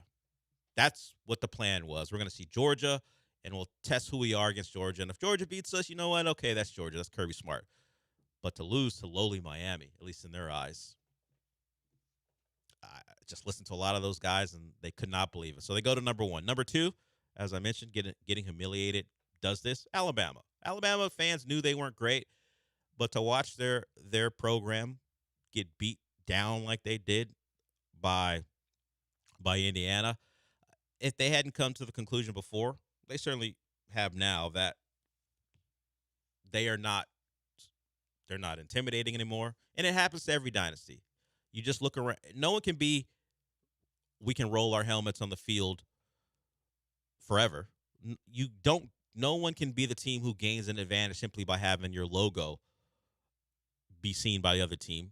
It doesn't happen that way. Kirk Cincinnati talked about it when asked about how does his team approach this game, because we're not looking at the teams from the past. We see the team on film, and the team on film could not hold up. They got the couple sacks early, and you're like, oh, okay, Alabama came to play. Maybe we're going to have another team on a bye lose. And then after this gamble by Kalen DeBoer, they're only down 3-0. He goes forward in his own territory.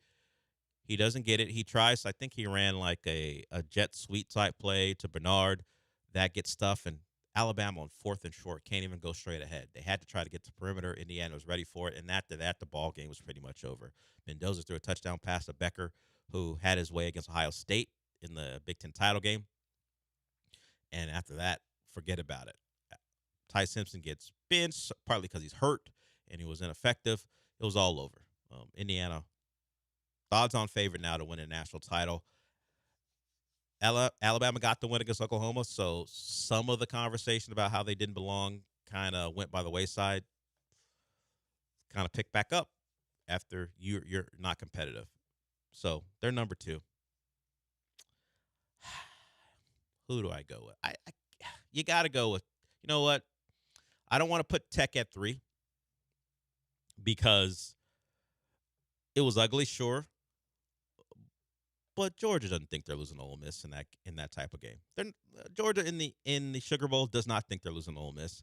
An Ole Miss team who gave them hell early in the year, but Georgia had the late push in Athens to win that game. It was a different ball game this time around. Trinidad Chambliss, we talked about him earlier, was great in the fourth quarter, unlike the regular season game where he was really bad. I think he threw for 1 total yard in the fourth quarter as Georgia overcame a deficit and won that game. I think they won that game by a score. I think they outscored Ole Miss 17-0 in the fourth quarter to win that game. Not the case here. Kirby Smart, who has sometimes been really, really right on fourth down decisions when it comes to fakes, and he got one right with the fake punt earlier in the game, but then he got one really wrong. It was that whole thing where we're going to run our punt team off late to get you shook up, and maybe you'll jump off sides. Maybe you have too many men in the field. There were some timeouts called, and then when he finally ran the play, it looks like his left tackle didn't know the play or didn't think they're going to snap the ball. Either way, Gunnar Stockton, who played pretty well, got crushed. Ole Miss scores a touchdown, goes up by 10, and then it was a great last stretch of the ball game.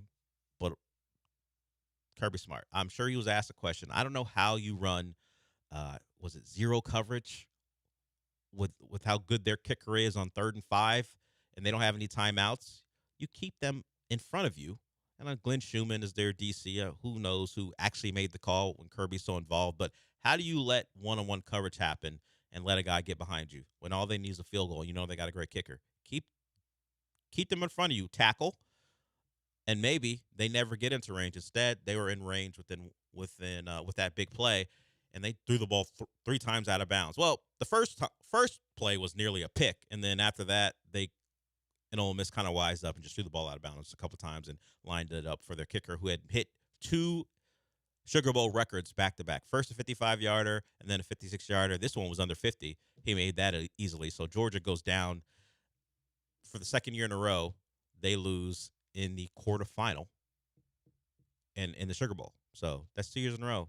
They have not won a playoff game and lost in upset fashion. Last year to Notre Dame, this year to Ole Miss, and then throw Texas Tech on the list. Mostly because they had a great season, but that had to have been a miserable experience. I mentioned how I was on the flight back to Texas. I flew into Dallas Fort Worth, and then came into Houston on American. On the way to Orlando, where was I? On the way to Orlando. So this was I gotta correct myself. I was in the Orlando airport waiting for my flight, and I saw a Texas Tech guy who I did not know was a Texas Tech guy changing, like just this dude changing in the men's bathroom. Took off a shirt. I'm like, all right, man, this is aggressive. I'm just gonna turn my head and go use the urinal.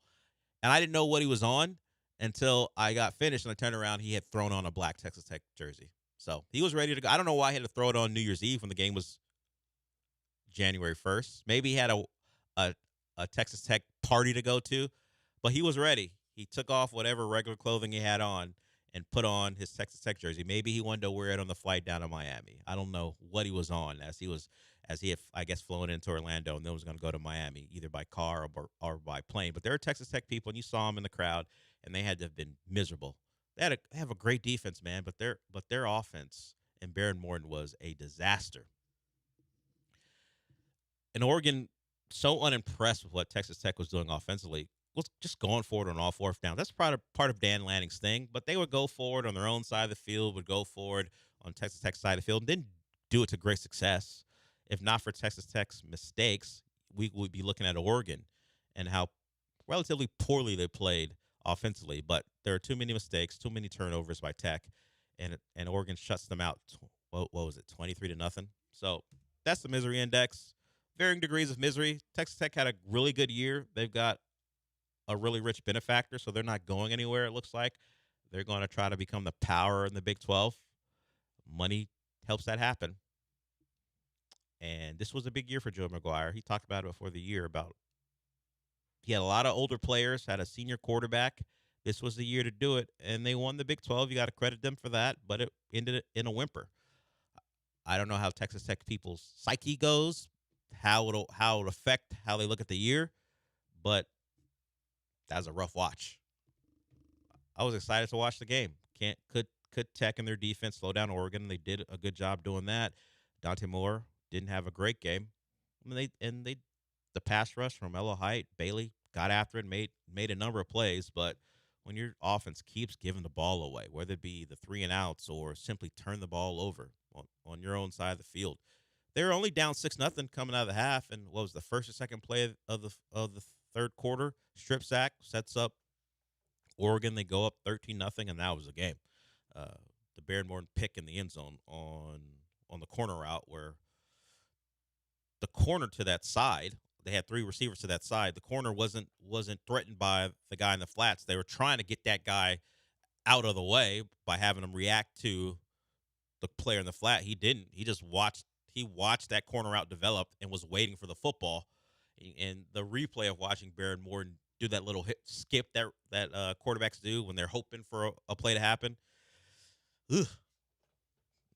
He's done as a Texas Tech player. Maybe Sorsby is their next quarterback. He has a girlfriend who is going to play volleyball there. People are going to offer him a lot of money. The portal is active. Today was the first day. We'll see what happens there. But Tech is in that mode where they're going to spend to stay good. It's great to have that. Year 1 of that didn't go their way, at least when it came to the CFP. Willie P, you want to talk CFP? You want to talk some Netflix as well? We'll get to you when we come back. Anyone else want to join us? 713-780-3776. Michael Carroll, by the way, it's fine.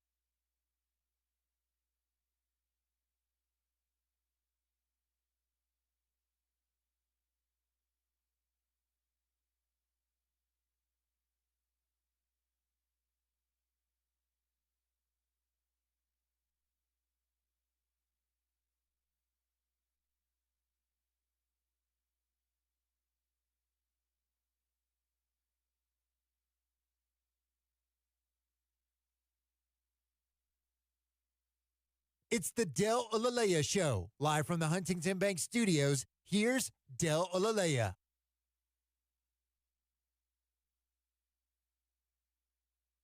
Let's get to our first call from Willie P of the new year. Willie P wants to talk some CFP and Netflix. What's up? Hey, good morning, Del. How you doing? I'm good, man. How are you? Not bad, not bad. Happy New Year to you and AJ, the producer. So first off, the Miami game, man. I'm a Miami fan, but like couldn't really care less if they win or lose. But it felt good to watch them beat Ohio State. Wait a minute. How can you be a fan and not care whether they win or lose? Well, I mean, here's the thing. All right. So rewind. Back in the '90s, my uncle. So you know that movie Friday Night Lights. My uncle was on the team afterwards. My family's from Odessa. Okay. My uncle was on the state championship team afterwards. He went to University to play football. He actually ended up injuring his knee, and so he got into like recording like videography for like hip hop videos. And so he would spend a lot of time out there in Miami with Luke and them. And when he would come back, he would bring me and my brother like Miami starter jackets and hats and stuff. Like he was a big fan of Miami. So I grew up wearing like a lot of Miami gear. And so like I was a little kid when they lost that game to Maurice Clarett and them. And I remember how heartbroken I was because I was like into that dynasty or whatever. So it felt like, I mean, it felt good. I guess I'm a fan of their gear. I like when Miami wins, but like I'm not going to be sad if they lose. Yeah, but, okay. You know what I mean? It was good for them to beat Ohio State. I can't stand Ohio State. Gotcha. Even with the old goofy boy quarterback, that interception that they took back for a touchdown, I was like, all right, this game is going to go to Miami no matter what.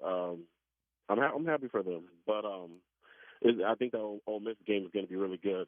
But no, the reason why I called, so I heard you talk about Sorsby. I was listening to a podcast the other day that said that he actually might enter the draft if he gets a top 50 grade.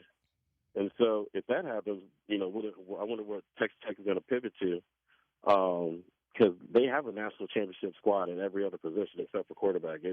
And it really sucks. That game, Dante Moore's not that good. I don't think Oregon's that good. I think Indiana's going to really put it on them versus they probably did Alabama. I really wish Tech would have won that game. But the last thing I want to say is I checked out 2 movies on Netflix over the holidays. One called The Great Flood. It was like a Korean movie. I saw that. I don't know if you man, what did you think of that movie? Because it was good until halfway through when I realized it was like some kind of stimulation. Yeah, it got trippy. And then, it got weird and trippy. It started repeating itself. Yeah, and then the kid was just super annoying and whiny, and he was driving me insane. I was like, yo, let the little effer die, man. That dude was pissing me off. And then on top of that, the whole ending was them waking up on the spaceship and getting I don't even know where to go from that. I had to go Wikipedia and see if anybody had some other thoughts on how that movie went. But the second movie I watched was the Knives Out movie. I actually appreciate those movies. Old boy, what's his name? James Bond. He's good as that detective. I don't think it was as good as like Glass Onion, but I appreciate the movie. But anyways, you guys have a good one, man. Happy New Year. AJ the producer. What it do, baby? Peace, fellas. Appreciate it, Will P. Happy New Year. Yeah, I watched both of those. Knives Out, at least the third one. Wake Up Dead Man. It's fine. Josh Brolin was on one. I don't think it's better than the first 2, but hey, Rotten Tomatoes, 92%. So there it is. As far as the game, one takeaway from the game, and since you were talking about television and movies, there was a crossover there. AJ, you'll know this. The Falcon, the new one. Danny Ramirez, that's his real name. He is a big-time Miami fan, and that's not really the point of this. The point of it is he's dating Jessica Alba. He is dating Jessica Alba, and he was, I don't know where they were, some very nice place, secluded place off of coastline or something. And they were together. And I know this because he posted on his Instagram him watching the game. And when you're with this girl that's new, and of course it's Jessica Alba, you want to look as cool as possible. Age gap there. She's like 12 years older than him. Shout out to him for getting that done. I'd flex that too. Yeah, I would. I certainly would let everyone know that I'm with Jessica Alba, looking as great as ever. Honestly, she put on a Miami hat, so that's out there for every Miami fan to use going forward. you can't be your crazy self when you're watching the game in front of Jessica Alba. I don't know how new their relationship is. It's new enough that she'll put on a hat and go on Instagram. I mean, maybe later on, if as that relationship continues, if it does, she probably wouldn't do that. But she puts on the hat. She's celebrating with her dude as they're watching the game. But you can't be like when one of your players hits Carnell Tate hard, you can't go bleep blap. You can't do that in front of Jessica Alba, right? You got to be relaxed because however you attracted her, I imagine you did it in a very chill way. You had to be debonair. You had to have, as the kids say, riz. I hate saying it, but the kids say it, so we'll say it. You have to have charisma. You can't be nutty Miami fan around Jessica Alba because I watched him as he put up a clip of him celebrating a play, and he was like, woo. It wasn't like what you might expect. He wasn't Michael Irvin, I'll say that. We saw Michael Irvin's act at the game. He wasn't that. It was like, all right, I'm a good-looking guy. We're just I'm going to be chill. And I get it because I know how I was reacting at the game. I mean, I wasn't at the game. I was at home watching. I never watch games I care about around people. If I was with, of course, let's remove the Jessica Alba of it off with me. If I was with someone who I thought of the way he probably thinks of Jessica Alba, I can't be myself at the game, watching the game. I can't be that. That's you're giving her a little taste of something she's not prepared for. Facts. When I'm screaming, when I'm telling Jeremiah Smith this and that, blah, blah, blah, F you, Cardinal State, whatever, touchdown Miami, all the stuff you say when your team is on one. You can't do that around Jessica Alba. I don't know if I would want to watch the game around her or anyone of that ilk because I can't be myself. I imagine he wasn't himself. Unless he's just chill all the time, which he's a big Miami fan, so I don't think he is when his team's going good. That's the one drawback. If you're like, hey, Jessica, for 3.5 hours, find something else to do. Like this big-ass house. You go stand over there, close the door, let me be me, and then we'll come back. If things are going well, I'll get you to take a picture with the hat. A lot of juice. And think about this guy. I'm sure he's planned it out. I don't know if he's going to the Fiesta Bowl or he set it up where if they beat Ole Miss and make it to the national title game, they get to play the national title game in Hard Rock Stadium in Miami, old school Miami stuff where they would play Nebraska or Oklahoma in the Orange Bowl for a chance at national title in their building. That could very well happen if they can beat Ole Miss next Thursday. He's set up to bring Jessica Alba to the national title game, right? Can you imagine Jessica Alba standing next to Michael Irvin? That would be wild. And we're a game away from Andre's at the A&M game. Imagine Andre would be on the field for the game. Ed Reed would be on the field. All the greats from the past who everyone talks about bringing the U back. And then you'll have Danny Ramirez standing there. Because there's a clip, like Andre Johnson did something for Bleacher Report where he's mic'd up and Danny Ramirez appears. He goes, hey, Andre, I'm a big fan. Andre didn't know who Danny Ramirez was. He didn't. And fine. It's fine. A lot of people don't know who I'm talking about. You type in the name. He's been in a lot of stuff. I think he was in the latest Top Gun movie for a little bit. Maybe had a bit part in that. He was. And also, as I mentioned, his biggest role right now is he's in the MCU. So type in the name, you'll probably recognize the face. And most importantly, he's dating Jessica Alba. Shout out to him. But there is the whole I can't be me because I got to be cool. And speaking of that, let's stick with this. Let me ask you this, AJ. I don't know what your status is as far as you got someone you're with or someone maybe you're not with someone, maybe you broke up with someone. I don't know. Not even my business. But put yourself in the mind of Braxton Berrios. If you don't know what's going on with Braxton Berrios had, I don't know if you want to call it long term. He was in a relationship for a while with the Instagram, social media influencer, whatever you want to call it, Alex Earl. It's ALIX Earl. Alex Earl is her name. She was recently spotted with Tom Brady. So, are you feeling proud that the girl you were with is with Tom Brady? Or are you like, oh no, she's with Tom Brady? And anytime you're mentioned and they're mentioned, it's going to be like, look, she used to date Braxton Berrios. Now she's with Tom Brady. I don't know. Look, I don't know if that's an ego boost or depending on how you feel, depending on who initiated the separation, you're like, could she have dated someone less high profile? Why do I have to be the add-on to this relationship, like Alex Earl, seen with Tom Brady, formerly dated Braxton Berrios. I don't know how I feel. She went from you to Braxton. She went from you to Tom Brady. You know, you're like, okay, the girl I'm with can be with Tom Brady, or a girl I was with can be with Tom Brady. You know, do you want, or would you like her to date some bum and be like, you know, would that be complimentary? Oh, she's dating that bum. What does that make me? I think if she initiated the separation and she went to Tom Brady, it just looks bad for him regardless. Like, if I was him, I would use it as, like, motivation, but Jalen Noel's taking all the snaps. So, He can't. you know. Well, he's injured. He's on IR. He's not playing. Yeah, that's true. Yeah, so That's true. But he was. still. Yeah. I would prefer, because I don't want my name mentioned as the ex. Like, in every conversation, it's about, hey, she used to date him, now she's with him. Yeah. And you're going to just see upgrade. And stay out of the comments section, I tell Braxton Berrios. Like, the article may not rip you to shreds. Stay out of the comments section. Because anytime anyone makes that comparison, oh, well, Braxton Berrios to Tom Brady, look at that upgrade. You turn, look, he's probably, and by the way, probably had a great time watching his alma mater beat Ohio State. He's a Miami guy.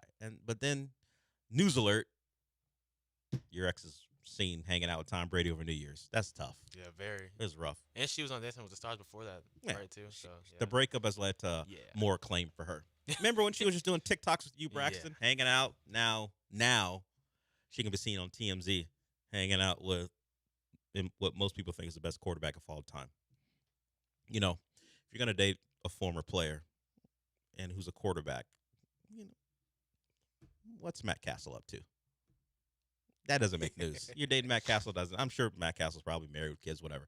If you're dating Matt Castle, hey, Kurt, he's out there making Madden and CFB 26 clips. You can date him. That ain't going to make news. So happens you dating the most famous quarterback alive. Thanks for that. Braxton Berrios on IR. He'll be on the sideline this Sunday watching the Texans as they try to beat the Colts. I'm sure his boys let him know about it. Kind of how it works. All right, we'll go to break with that. No Michael Carroll today. He is off. He'll be back in the building on Monday, so we won't have that dedicated segment to TV and movies. So if you want to call in and talk about him, you can. 713-780-3776. We'll talk some Rockets because when I last left, they're in the midst of a bad run. That has certainly changed. They were in the midst of losing 4 out of 5. They've now won 4 in a row, but that's not what we're going to talk about.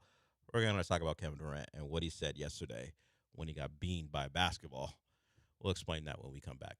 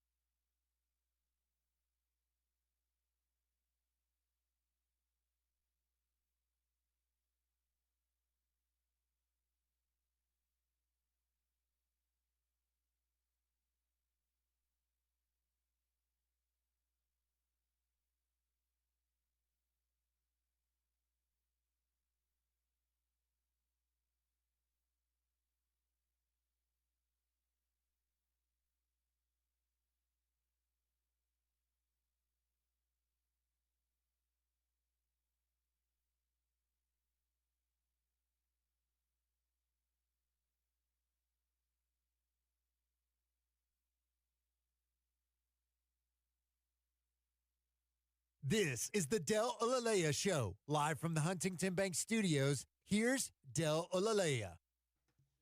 We'll get to Kevin Durant and the Rockets. They beat up on the Nets. They're in the midst of a 4-game winning streak. Nice bounce back after a rough stretch of games where they're losing to bad basketball teams. But this was reported an hour ago from Ross Dellinger of Yahoo Sports. There's some uncertainty, and that leaked last night. There's some uncertainty regarding the Ole Miss assistants, the ones who are now going to follow Lane Kiffin or have already followed Lane Kiffin at LSU, but are hanging around the coach, of course, because they're the team they were with and are still with has a chance to win a national title in Ole Miss. Apparently, many around the Ole Miss program expect those guys to leave and officially join LSU, which would mean, considering Charlie Weiss Jr. is their play caller and there are other guys on the offensive side of the ball still staying at Ole Miss to help them try to win a national title, those guys could be gone. Ole Miss has defensive staff that's going to stay because they're under Golding, and he's went from D.C. to the new head coach. But who's calling plays if Charlie Weiss Jr. is gone, if others are gone? It's a weird time for this. That the fact that a guy who had a chance to win a national title left is nuts. Dan Lanning talked about it a couple of days ago, the Oregon coach, about the calendar and how it needs to be changed. And this would be one more data point that Ole Miss could potentially be walking into a national title, or at least a national semifinal, without maybe the entirety of their offensive staff, at least the guys that Lane Kiffin wanted to take. And most importantly, their play caller. We'll see how it plays out. We'll see if there can be a resolution. But they could very well be without very important people when it comes to their chance to win a national title. And they're only a win away from playing in the game. So we'll see how that plays out. So right now, Ole Miss could be really, really desperate to find guys who know how to call an offense. I guess it could fall to some analysts or GA who Lane Kiffin didn't want to take. That's what could be in store for national semifinalists. All right, let's get to what happened yesterday. The Rockets played in an early start, considering it's New Year's and a lot of college football on, so they played a little bit earlier in the day.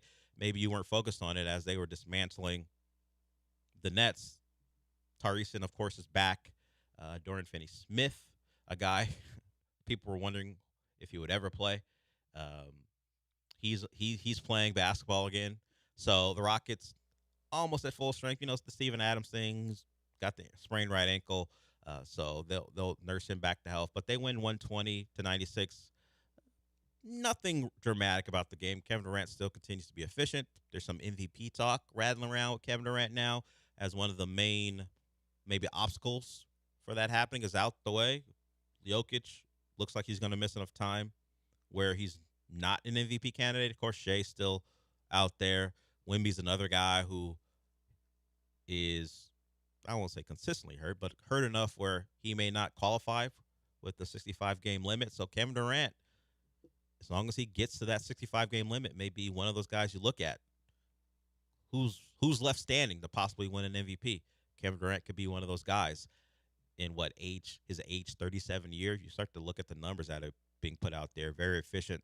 Well, the Rockets right now that they're 21-10, are in fourth in the West. Denver's only a game up. Denver won a game in their last outing, but without Jokic, we'll see how Denver survives. And they're going to miss Valanciunas for a while too. He got hurt, so their two top centers are going to be out for quite a bit. So there's a chance for the Rockets, who are only 2 games behind the Spurs for second, to gain some ground, particularly with Wemby dealing with something. So Kevin Durant having a great year. Good to see. What he didn't see coming was Danny Wolf. Look, Danny Wolf, young player, I think rookie, played at Yale, played at Michigan. But that's not most important. This is what's most important. This is from Space City Home Network. You're going to hear Ackerman. You're going to hear Ryan Hollins. And you're going to hear Kevin Durant at the end as well, because the mics on the court picked up Kevin Durant's reaction to a Danny Wolf shot. Thanks for that. That shot didn't count. Wolf just absolutely bricks a 3. and then almost took out Kevin Durant in the process as it reached off the glass into his face. Kevin just said something. What he said was trash-ass miss, Wolf. If you haven't seen the play, it's a brick. When you think of a brick, this is a brick. Off the backboard on the opposite side of where he shot the ball from and drilled Kevin Durant right in the head, went out of bounds. You heard the reaction from Ackerman and Hollins. Even NBA players miss shots that badly, but it's to the level of what you might do when you haven't shot the ball in a long time. If you're not a hooper, you might shoot that shot a lot. But for someone who plays basketball at that type of level, the fact that Kevin Durant's responding in that way, who's seen a lot of basketball, he's seen a lot of missed shots. He's heard a lot of guys yell short when a shot's going to be missed or long. He's heard a lot of that. He's probably done a lot of it. We were gone when the whole Kevin Durant versus Bruce Brown thing happened, as he and Bruce Brown were trash talking, and Bruce Brown was like, Kevin Durant said some things you shouldn't say. Of course, Kevin Durant was like, it's talking. We talk while we hoop. Bruce Brown didn't appreciate it. It was the Nuggets' loss to the Rockets. Maybe we're still doing shows. I just forget because the Christmas party was not a show. We all know it's not an actual show.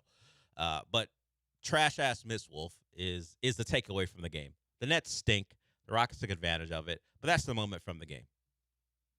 Sometimes you throw up a brick, and then you have maybe a top 10 player of all time respond.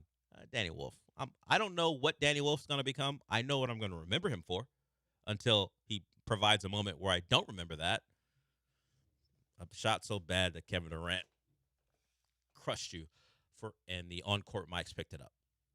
All right, we got one more segment to go. We'll go to break. We'll come back if you want to jump in. 713-780-3776. It's the shortest of weeks possible. We're back on a Friday. We got 2 days off, and then we'll be back on Monday. Get in before we go. We'll be back.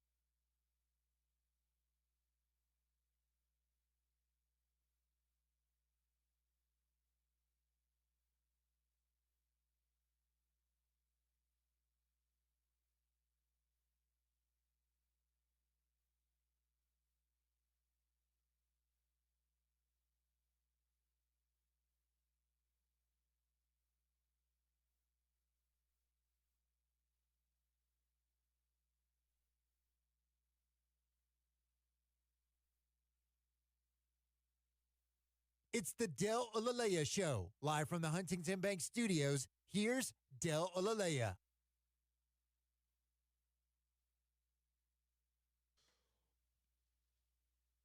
We're just about done. AJ filling in for Sean. Appreciate that, AJ.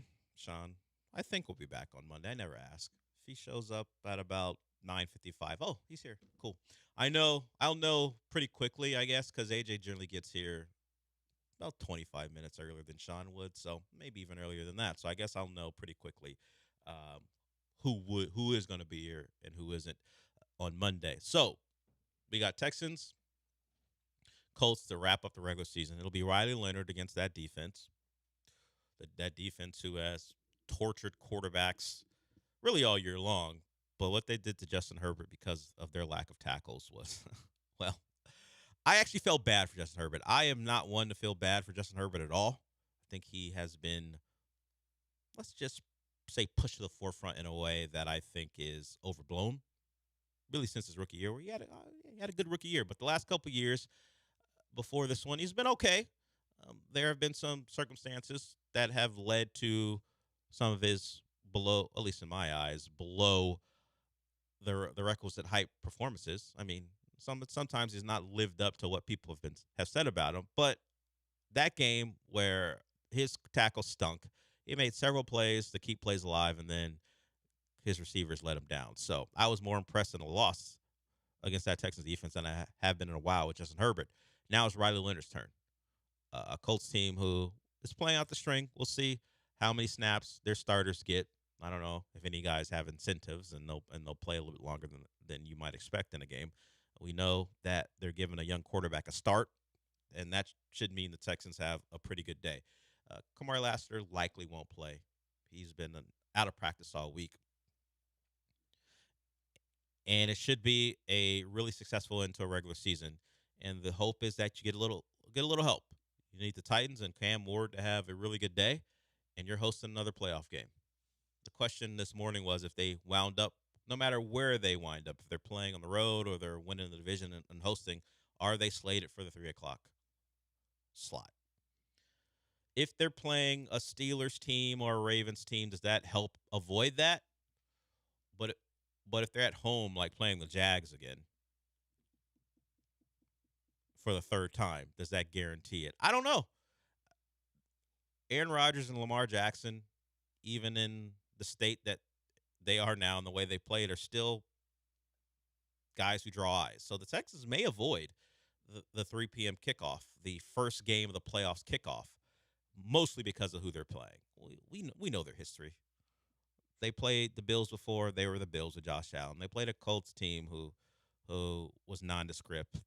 The Browns with Joe Flacco playing quarterback. The Bengals, it's in hell, even the Chargers with the star quarterback, they couldn't get out of that slot. If they're hosting the Jags, because the Jags toss a game away that they shouldn't, they're probably playing on the first game of the playoffs. If they go to Baltimore, who knows? Maybe they get. Now they probably won't get Nance and Romo, but they could get a Saturday night game. Who knows? I just like the streak. I just like it to continue. Why? They've won every game in that time slot. Nah, I take that back. They lost to the Chiefs when they gave up a opening kickoff return. And they lost to the Colts as well. So there have been some losses there. But at least under D'Amico, they don't lose in that slot. So if they get it, I won't be too worried about it, particularly if it's Pittsburgh. We're done for the day and for the week, actually. We'll be back to a full week on Monday. Looking forward to that. Talk playoff matchups. Certainly, we'll talk more Rockets as well. And we'll see where the Texans fall with the playoffs a week away. Appreciate you, AJ. Thank you. But since we're done for the day, what does that mean? Trash ass Miss Wolf. Danny Wolf.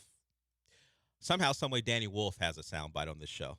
And it's mostly because Kevin Durant could not believe how badly he missed the shot. We'll talk to you on Monday.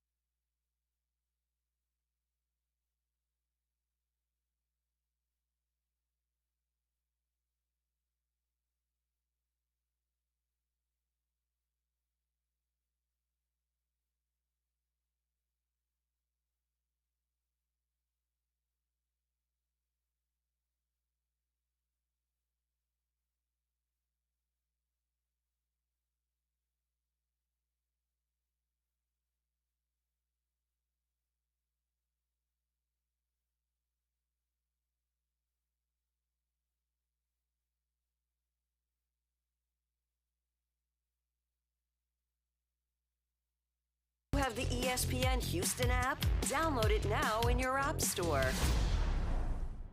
ESPN 97.5, presented by Zadok Jewelers. KFNC 97.9 HD2 Mont Bellevue, Houston, a Gal media station. This is the Rich Eisen Show. Hey, everybody. Can't get enough of the Rich Eisen Show? You're in luck. You can find us everywhere. Watch us weekdays on Disney Plus from noon to 3 Eastern. Miss the show? We've got a podcast so you can listen anytime. But here's the best part. Our YouTube channel. Subscribe at youtube.com/Rich Eisen Show and you'll never miss a moment. Now, on with the show. It's B-Roll! The Ole Miss Rebels have knocked off the Georgia Bulldogs! Live from the Rich Eisen Show studio in Los Angeles. This is the Rich Eisen Show. No complacency. Today's guests: NFL Network insider Tom Pelissero, Colts quarterback Philip Rivers, Pro Football Hall of Famer Michael Irvin, and now here we come. It's Rich Eisen.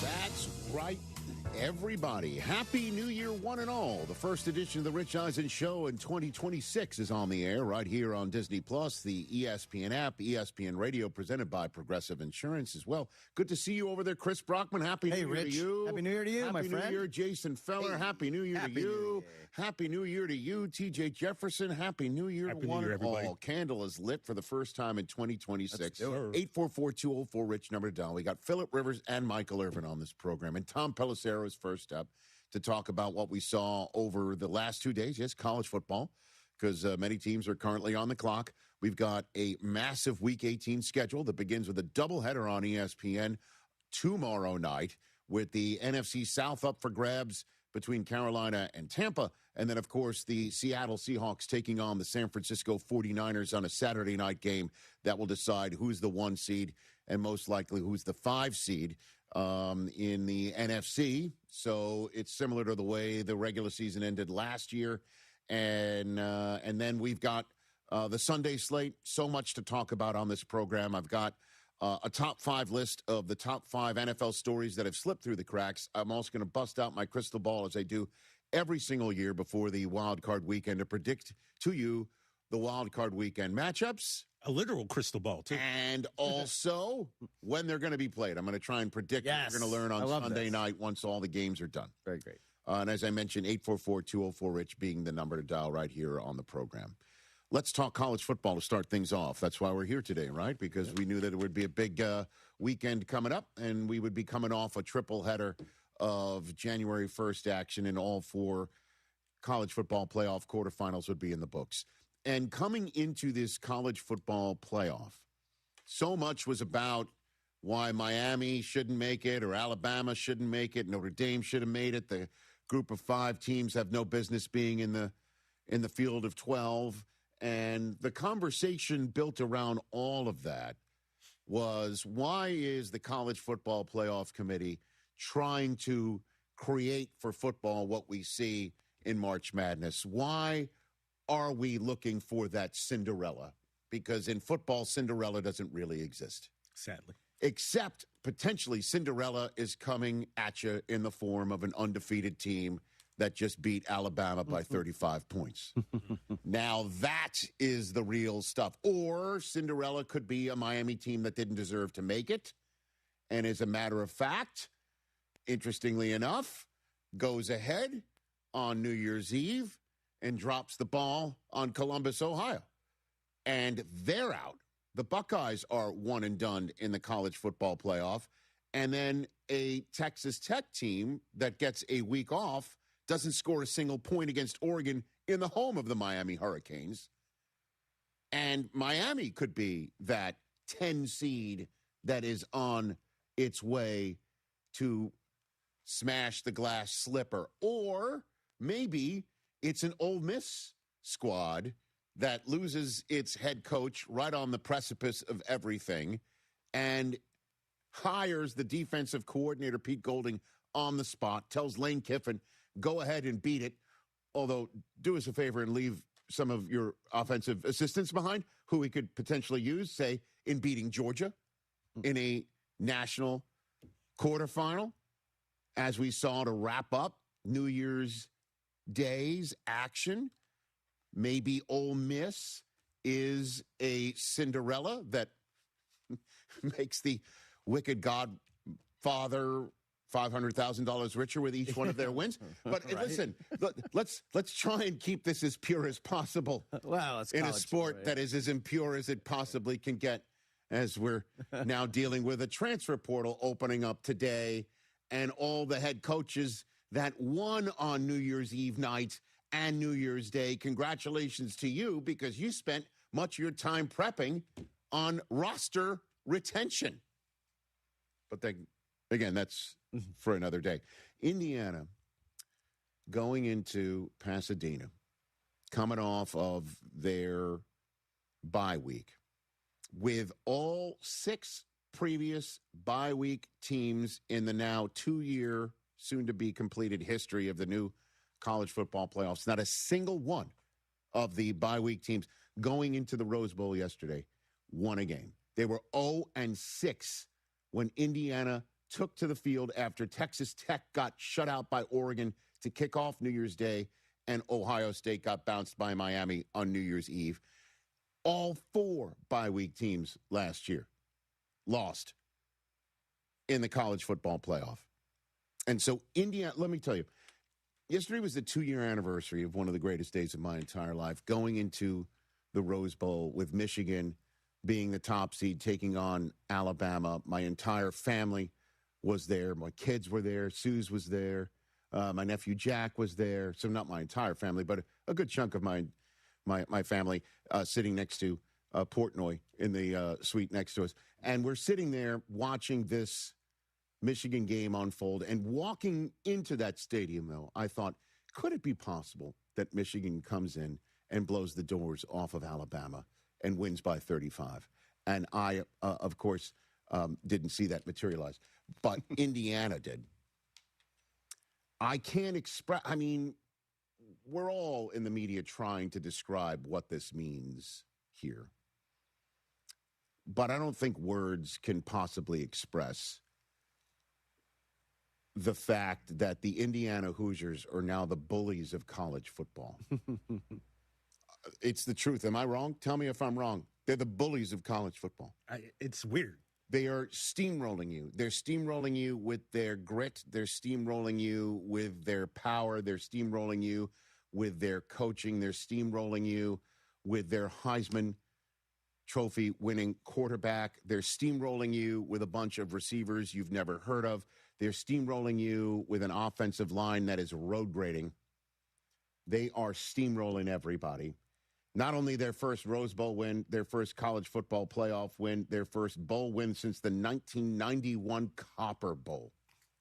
Copper Bowl? Correct. What? They handed Alabama its first loss by 35 points or more since the 1998 game against Arkansas. Alabama's first loss of 30 or more since the 1998 Music City Bowl against Virginia Tech. That's what happened with Indiana taking Alabama over its knee and spanking them. And you know, Chris Fowler, that he does not talk in hyperbole, but he and Herb Street were on it by saying this was an embarrassment. They were embarrassing Alabama. Indiana embarrassed Alabama. And it just goes to show you in this day and age of portal and NIL that Indiana can utilize it wisely in a way that other teams might not have to, because they've got more bag than Indiana. And they may have more bag than Indiana, but nobody has more sack than Indiana. The Hoosiers head coach. I'm going to apply that real quick. Thank you, sir. Kurt Signetti. This guy. This guy. How come this guy? This guy. When Alabama decided to go for it on 4th down early in this game, and then decided to pull up stakes on it only to try it again anyway and failing.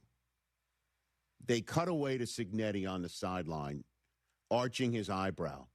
Motionless, emotionless, just arching his eyebrow.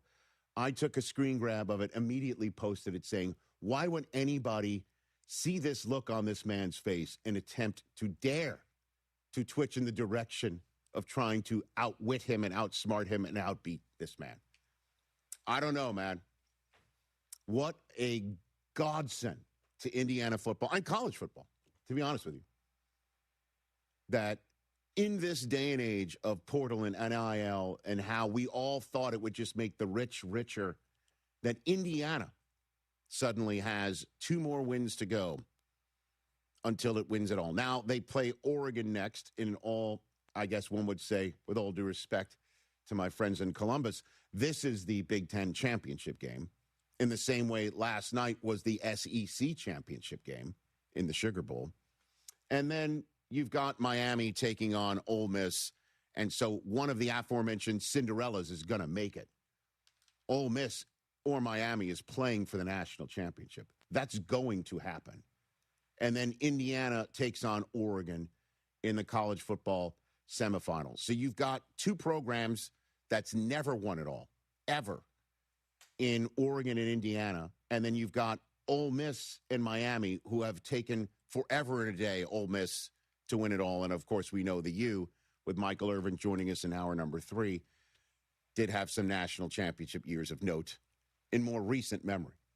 So college football playoffs so far, only one team's won in a bye week, coming off a bye week, and that's Indiana. And Curt Cignetti went into the Rose Bowl game knowing that this team coming to Southern California after a bye week, after hearing all about how terrific they were in the Big Ten championship game, needed a little bit of a Cignetti portion of a body broken off in a spot where the sun does not shine. Hit it. Now, it was all on me to get everybody focused, thinking the way we want them to, because it had a lot of smoke blowing up there, for 2.5 weeks, right? And then you were dealing with player retention and negotiation and a lot of stuff, a lot of different stuff. Guys are winning awards, right? So I thought I had to rock their world and get their attention, and I did my best job to do that. We don't have it on tape. Can everybody get a Cignetti in their lives? Can anybody? Right? I kind of heard a little Pittsburgh come out in his voice when he was talking right there. Unbelievable. I can't believe Indiana's become what it has become, and congratulations to all the Hoosiers out there. This is dream come true. This is like Mahomes dropping in the Chiefs' lap. This is name any of those moments where lightning strikes and your football lives change. And then obviously Mendoza is steamrolling his way to a first overall pick in the National Football League draft. Raiders fans looking at him wondering, is he the right guy? Is he going to be the guy? Is he the next Kirk Cousins? Is he the next Manning? Who's he going to be? Please. I know, right? And we'll talk about that with Tom Pelissero in a moment. But Miami beating Ohio State on New Year's Eve night, that got my attention. Ole Miss against Georgia was just a fun football game. That was a dynamite football game. I know you live and die Georgia in your household, Chris. It wasn't great in the fourth quarter. I understand that. It was a complete reversal of the first meeting between the two, where Georgia could not be stopped in the fourth quarter, and Ole Miss loses. But Ole Miss now, with their new head coach, Pete Golding, is now 2 wins away from Ole Miss being natty champs. He had this to say after beating Georgia last night. Super grateful for the opportunity that obviously our chancellor and Keith, gave me to step in with these guys. And, you know, a lot of guys put a lot of work into this in our building and in our community and our fan base and recruit really good players like these two guys. And to be around these dudes on a daily basis, like, I don't want it to end. And, yeah, it's definitely special, you know, being 35 miles away. My brother lives in New Orleans, a bunch of family, and, you know, a bunch of Hammond High boys here tonight. So, yeah, absolutely. We love playing in the Dome. But, you know, more importantly for these guys to have the opportunity to compete for a championship. And that was the one thing that has been consistent for us since we've been here 3 years. This guy over here was pissed off last year we didn't make the playoffs. So I know everybody else was doubting us this season, but the goal of this season of why Trinidad came was to compete for a championship, and that's something that we're going to do around here on a consistent basis. Trinidad Chambliss is the guy that he was referring to his left a couple of times right there. That kid made some unbelievable throws in the fourth quarter, caught fire to take a 10-point lead, certainly after Kirby Smart made a weird choice to go for it on fourth down, only to have Ole Miss call timeout, only to send his punt team out there and then immediately fire drill his offense out there and snap the ball. What were you thinking in your household when that was happening? It was very confusing. I thought it was just going to be, let's try to draw him off. Maybe we'll get a free first down. Whoa, they're running a play? Well, what are we doing? Well, it sure seems like the intent was to get him to jump off sides. This is what Kirby Smart had to say about that momentum alter. Yeah. For the moment, because Georgia came back and eventually took the lead anyway, but hit it. Yeah, we screwed that up a little bit. We had a misfire there. It was a change up from the look we had done twice, and we knew teams were going to sit back and not honor us because we had not snapped it on those plays in two different locations, two different times, and the ball was not supposed to be snapped in that situation. But that was on us as coaches. It was on me and our guys. It's not on the players. And Gunner and those guys did a nice job executing it. But we did feel like we had lost momentum at that point. And, you know, the book says we needed to go for it. That's probably another way I would like to have gone for it. But we did not execute the situation really well there. It was a situation where it gave us an either or. We didn't have to snap it. We could take a delay. We could sit back and see what happened just to take a chance. And it was my bad. Georgia never really never retook the lead. They tied it. Yeah. Only they had ran a fake punt earlier in the game that worked. It was brilliant. It was awesome, cool play. It was such a fun game, man. That was a real fun SEC. Well, and the playoff kind of needed a game like that because the three previous games were. The Miami-Ohio State game was pretty intense. That was intense. It ended up not being that great. But I found it intense, maybe because I was suddenly rooting for Miami. The biggest fan, yeah. But at the end of the day, Georgia had an opportunity to be one of these teams, and Ohio State had an opportunity to be one of these teams.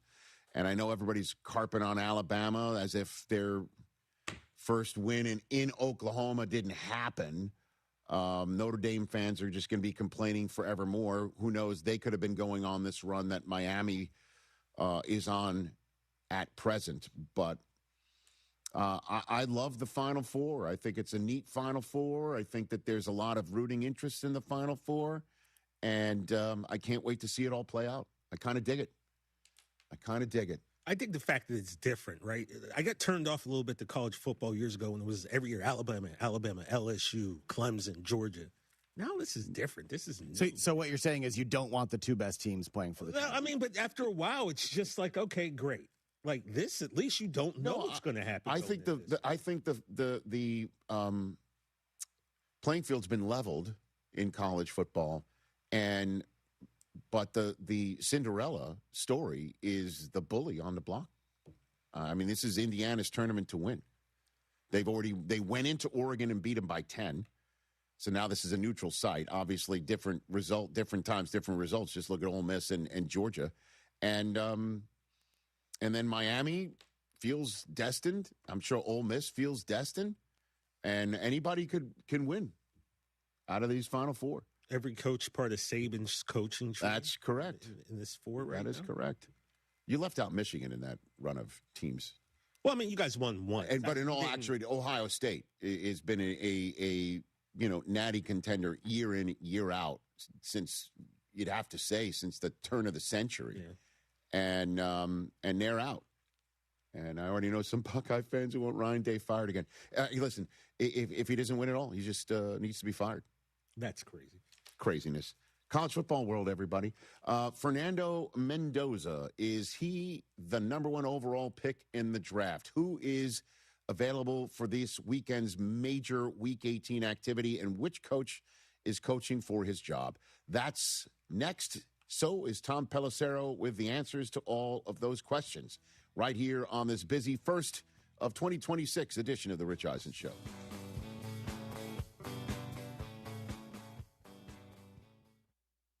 Get into the Hyundai Getaway sales event and get away with a deal so right, it almost feels wrong. Because right now, you can get a great deal on our most popular models, including our adventure-ready SUVs like the Hyundai Santa Fe or Santa Fe hybrid models. There's also our bold and stylish Elantra, packed with all the latest tech. Or go all-electric with the Ioniq 5 or Ioniq 6. So get down to your local Hyundai dealer and get away with an awesome deal only during the Hyundai Getaway sales event. Visit HyundaiUSA.com for details.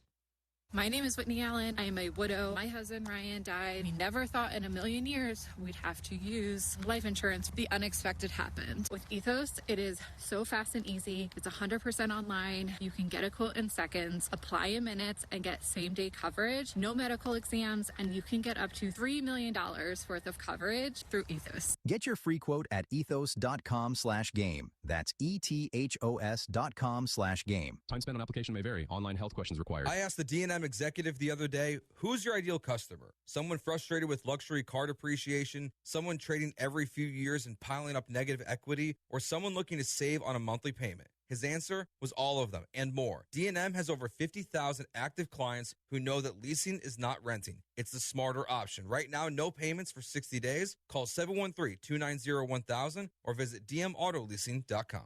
We make leasing easy at B&M.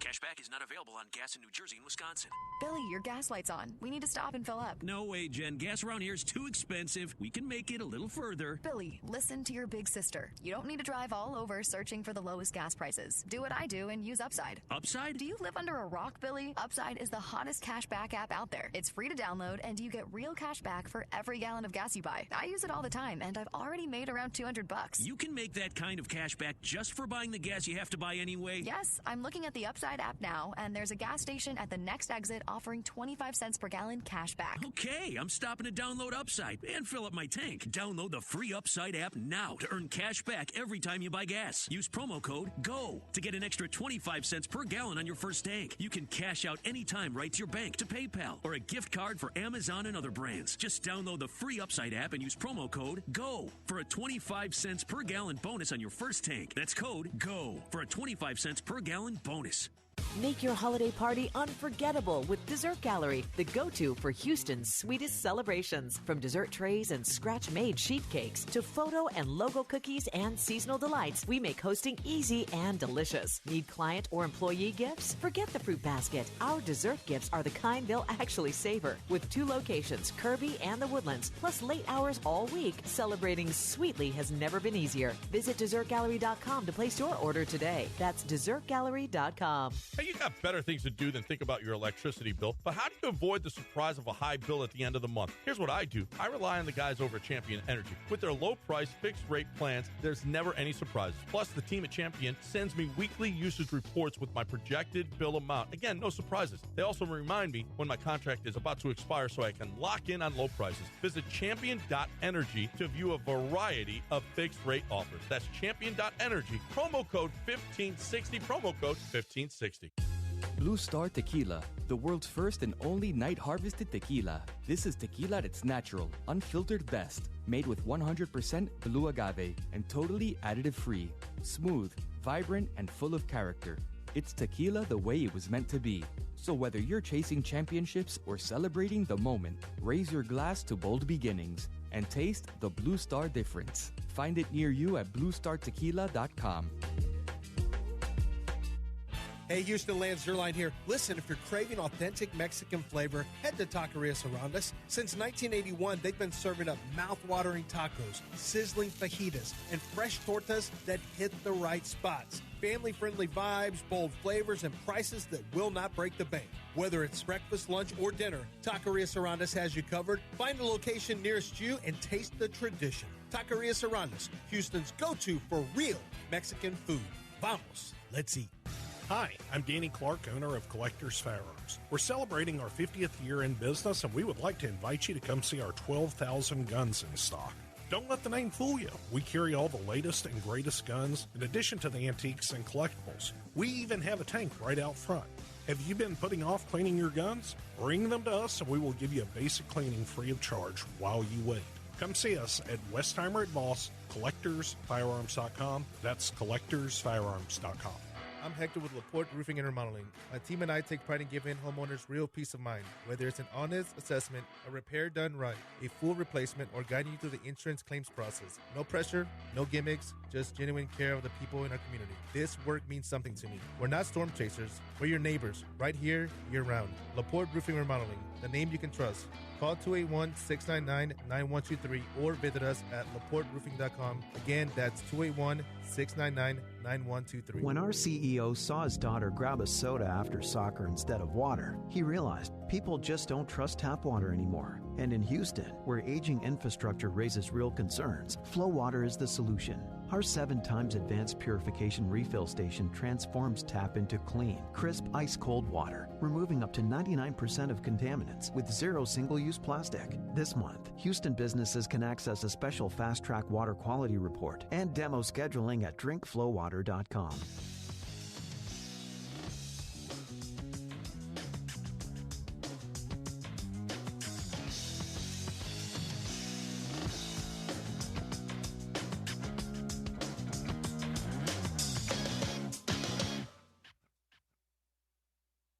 That favor. Back here on the Rich Eisen Show, one big happy simulcast family. ESPN Radio's audience has returned. And so is Tom Pelissero. Tommy P. back here on the Rich Eisen Show. How you doing, Tom? Hey. Tommy. What's up, Rich? What's up to the boys in studio? Tommy P. Happy New Year, baby. Hey. Happy New Year, fellas. What's up, Good Tom? to see you all. Tommy P. So, Tom, let's jump in with the story of the moment in advance of Wild Card Weekend, and that is the Mendoza, quarterback of Indiana, doing what he's been doing over the last month plus, if not the entire season. What are you hearing right now amongst your colleagues and also your sources about, is this kid the first overall pick in the upcoming draft? It's always fascinating, Rich, because my first exposure to it is always when the teams, whether through, various Blesto meetings, places where they share information on the following year's class, I always kind of know, all right, who's the group of guys who are being looked at as first-round picks going into the season. And if you go back, as I did recently, and look at that list going into 2025, a lot of those names that we were talking about have either fallen off because they, decided to go back to school. The Norris Sellers obviously went back to school. There's been other players who have not performed up to that level. The Garrett Nussmeyers have not put themselves in the conversation. But Fernando Mendoza was a really intriguing player who had just transferred into Indiana that everyone was talking about and seeing, all right, what is he going to be able to do in that program? Can Kurt Cignetti do with him what he's done with others, including Curtis Rourke last year, get him playing at a really high level? They've got a really good young coaching staff around him there. And as we get toward the end of the season here, again, we're pre, Senior Bowl, we are pre Combine, Rich, the entire process, all the visits. But sitting here right now on January 2nd, it's hard for me to imagine that Fernando Mendoza is not the number one pick. This is not a really deep quarterback draft, again, for that same reason I just talked about. Some guys, Arch is not going to be coming out in this year's draft. Some of those other names that you heard here, the other ones, obviously, the Oregon quarterback has certainly been in that conversation.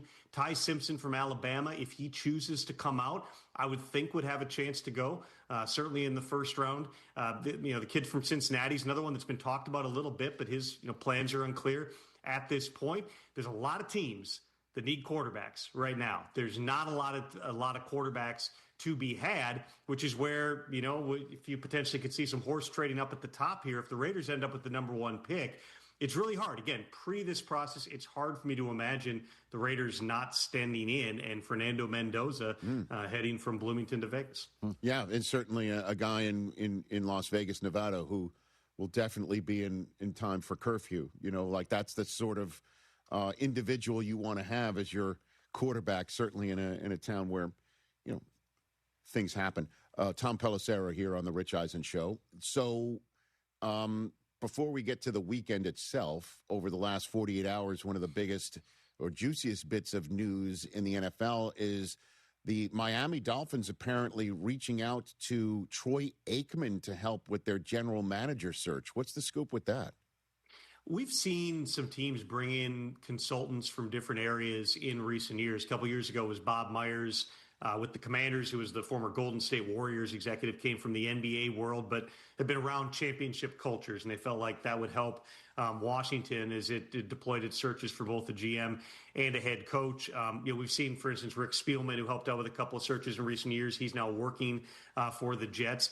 The Troy Aikman hire is very much in the Bob Myers lens. Troy, obviously, is a Pro Football Hall of Fame quarterback with 3 Super Bowl rings, but also because of his travels with Monday Night Football and getting exposed to different people and seeing folks at games and having interactivity, he's been calling around to GMs, over the past week here and just trying to get information on, all right, if we're going to capture the winning culture but also get the right person, who is that? And he's been doing that on behalf of the Dolphins. This is not, to be clear, from my understanding, Troy, who was, mused before about, I think I could be a GM. This is not him trying to get the GM job. He's not a candidate for the GM job. I do not expect he's going to be with the Dolphins beyond this search, but he is going to sit in on the interviews here and probably ask certain types of questions that, whether it's Stephen Ross or his son-in-law, Danny Silman, who's involved, Tom Garfinkel, the president, Brandon Shore, who has a significant role in the front office as well, and Dan Marino, who is another Pro Football Hall of Fame quarterback who is still employed by the Dolphins.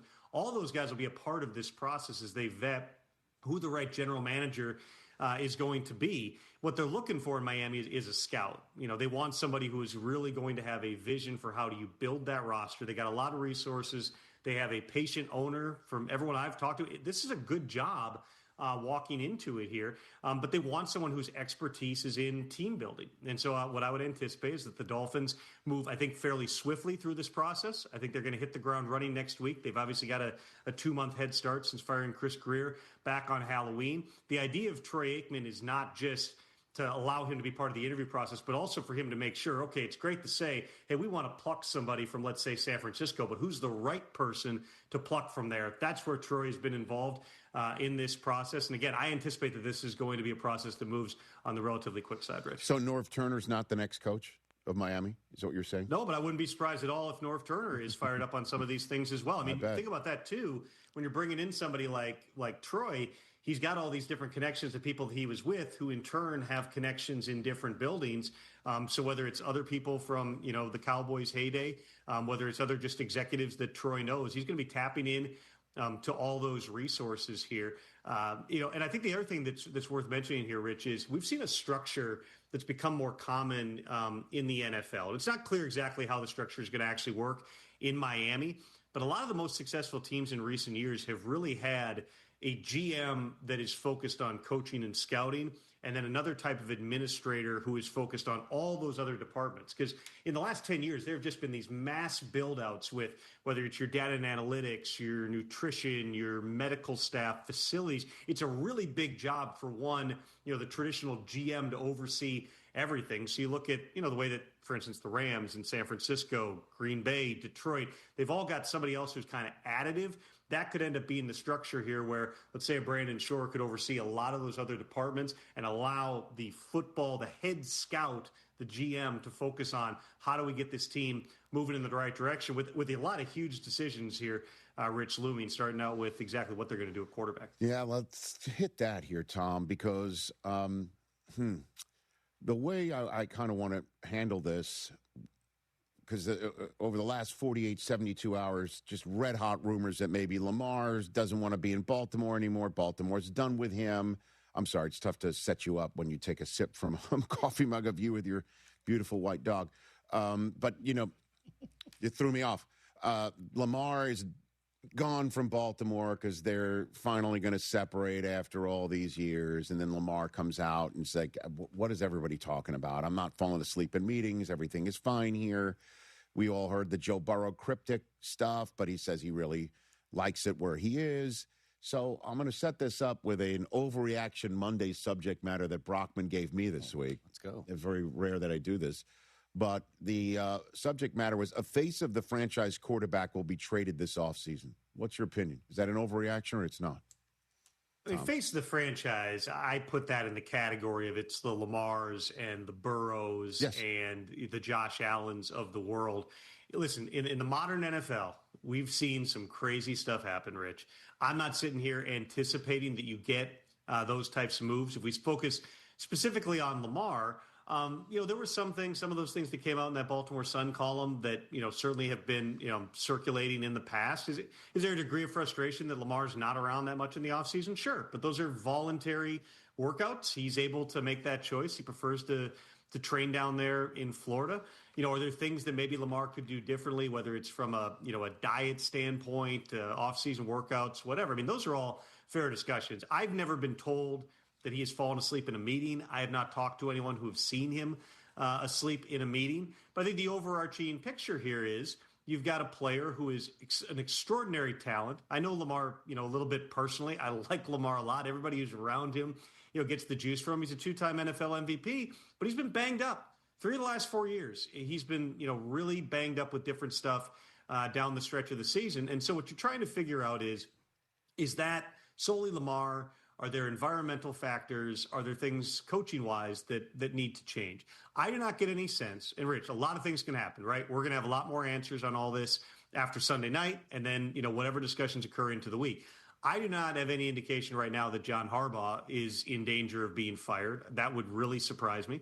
There's a reason Steve Bisciotti is stuck with him for 18 seasons and running now. But clearly, there's things that they need to talk through here when you're coming off of a pretty disappointing season to this point that still could take a turn. And if they play like they did last week in Green Bay and Derrick Henry's just running all over everybody, maybe they go in the playoffs, maybe they make some noise, and this all just becomes background into the offseason. But it's no secret that they had some level of contract talks with Lamar last summer. That did not yield a deal. Dealing with Lamar, who doesn't have an agent, is always a different process. I don't know that a player who a couple of years ago, Rich, so we talked a lot about this, and why was no one willing to give up 2 first-round picks when he was franchise tagged? Why were they not willing to make that deal? The idea that a player now who's a couple of years older and has had injuries, like he has almost this entire season, it's suddenly become more valuable, and people are going to be banging down their door to do a $60 million a year contract and give up major draft capital that would make you move them. That seems a tad illogical. Again, we'll see what discussions take place in the coming days. What happens on Sunday night is certainly going to be a part of that conversation. It would surprise me if Lamar Jackson is not a Baltimore Raven in 2026, but we're early here, Rich, and if you line it up on paper right now, there are maybe a dozen teams in the entire NFL that you can say, we know who their starting quarterback is going to be in 2026. Tom Pelissero here on the Rich Eisen Show. So how many coaches are going into this weekend knowing it's their last game as the head coach of the franchise that they're currently coaching, Tom? Is it knowing 0? Knowing it's their last game, I would say 0. Really? And that is an accurate reflection. There have been other years where there's, a couple, 2 or 3 that have a pretty good idea. I don't think it's any secret to the ones that right now are in some level of doubt. Of course, you got Pete Carroll. They're 2-14. They've lost 14 of their last 15 games. He's fired 2 coordinators. It's been, just a resoundingly disappointing season on a lot of different levels here. But Pete, as we reported a couple of weeks ago, he's been fighting to try to stay. He's 74 years old. I guarantee Pete, in his mind of always competing, does not want to have this be his last act in football, but certainly there's significant doubt surrounding his situation going into the weekend. Cleveland's another one that's been talked about a lot. They got a win last week over the Steelers. You've seen a progression of Shedeur Sanders, all the work they've put in with him in terms of the decision-making and the pocket movement, even though he throws a bad arm punt interception last week. But by and large, you've seen growth from him. They got a really good young rookie class. The stance from the front office there has been all along. They want to see the entire season through and then make decisions once they get to the end of it. So those are discussions that, are probably going to go into Monday. Atlanta, the same thing. Arthur Blank, as from my understanding, has communicated that clearly to Raheem Morris and Terry Fontenot. There's no decisions until the end of the year. If you asked me 6 weeks ago, I would say you're probably starting over in Atlanta again. But we all saw Blank celebrating on the sidelines as the Falcons are stunning the Rams last week. They've won 3 in a row. They are playing hard. They're playing hard for Raheem Morris. And so there's a lot for him to think about as well. Obviously there's other teams that have struggled down the stretch. The Cardinals have in a big way. The Colts certainly have after they were the hottest team in football the first half of the season and then just had this unbelievable mess of injuries from Daniel Jones to Charvarius Ward to, Sauce Gardner right after the big trade, DeForest Buckner having a season-ending neck surgery now as well. There's a lot more questions than there are answers, Rich. And I think that also extends to, who the candidates potentially are going to be. There's not a Ben Johnson. There's not a Mike Vrabel. There's not an Aaron Glenn. There's none of those guys who a year ago I was sitting here on this show and saying, all right, those, 2 or 3 guys, if they want jobs, they're going to get jobs in this cycle. We don't have that. Mike McCarthy is certainly in that category. A 60-something-year-old third-timer just isn't going to be for everyone. I think Mike's a really strong candidate. He's the clear one if you want to immediately reestablish core competency because he's won over 60% of his games. He's been to the playoffs 2/3 of his NFL seasons. Where that leads, is that Tennessee? Is that New York? Is that someplace else? Even the teams, I don't believe, have a great deal of clarity here. There's not going to be a situation, Rich, I would say this. There's not going to be a situation like last year where Mike Vrabel took a Jets interview the last week of the regular season, and then the Patriots pulled in a couple of other interviews to clear the decks, and they had Mike Vrabel in place 7 days after the regular season ended. I don't foresee that. I think these are going to be longer searches, and to at least some degree, I would point out that with the number of coaches that maybe have some level of uncertainty around their situations, Rich, there may be some of these owners who are waiting to see what happens in Cleveland. What happens in Baltimore? What, if anything, could happen in Pittsburgh? I don't have any indication that Mike Tomlin does not intend to return to the Steelers. I do not believe that Art Rooney is ever going to fire Mike Tomlin. But if there were a world where Mike Tomlin would become available, that potentially could be the type of thing that could change the calculus for somebody as they're deciding what to do with their own coach. You want to take a stab at the quintessential didn't see that one coming? You want to take a stab at that? I mean, let me say this. I know it's speculation, and I know you deal with facts. I understand that. I don't want to put you on the spot, but it usually does happen like, wait, whoa, didn't see that one coming. Here's what I would say. If you're looking for the teams that usually create the surprises, there are teams that either fall just short of the playoffs or get into the playoffs and have a resounding defeat. Right now, one of the most disappointing teams in all of football, certainly the most disappointing team that's still in it, I think, is Tampa.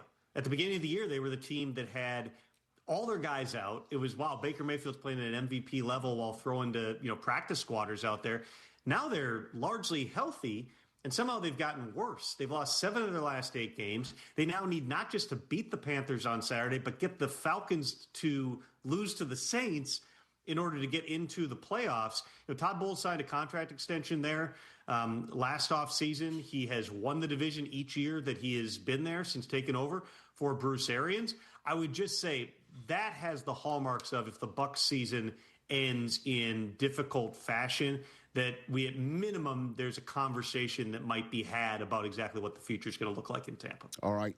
In a couple minutes I have left, let's go through some injury checks for the weekend. Who are you keeping an eye on right now in your notebook, Tom? The biggest thing is obviously Lamar. Full practice week, first time in 2 months that he's practiced all 3 days in a week. He had the back issue last week. They left the door for him all the way up until game day. If it was he had rolled into Lambeau Field and said, guys, I'm good to go, they were going to put him out there with no practice. Sounds like he's in a better spot. He's going to wear some additional padding, but he's going to be good to go against the Steelers team that frankly has had his and the Ravens number for a lot of years now. TJ Watt, I know that there was some, conflicting rumors out there, but what I reported last weekend remains true, which is he's expected to be available for the game this weekend. We'll see now, coming off of a several-week layoff after getting a procedure to, fix a small hole in his lung. We'll see exactly what that means in terms of, is he playing 70 snaps this week? Is it something less than that? I wouldn't read too much into him being limited in practice on Wednesday and Thursday because TJ Watt doesn't practice that much anyway. Early on in the week. But, this has been about, he has taken a very deliberate approach to coming back. Certainly the Steelers, have his best interest in mind in terms of putting him out there. But the plan all along is to have him available here in Week 18. And then, there's some others. Obviously, the 49ers, we'll see. George Kittle, I know, wants to give it a go on Saturday. He's officially listed as questionable. That's a pretty big one for the 49ers. Because of the mismatches that he can create. And the other thing I'd point out is, Charles Cross is out for the Seahawks. That's their left tackle. For a 49ers team that Robert Saleh has done an unbelievable job this year with, his rookies and practice squad rushers they've been rolling through there.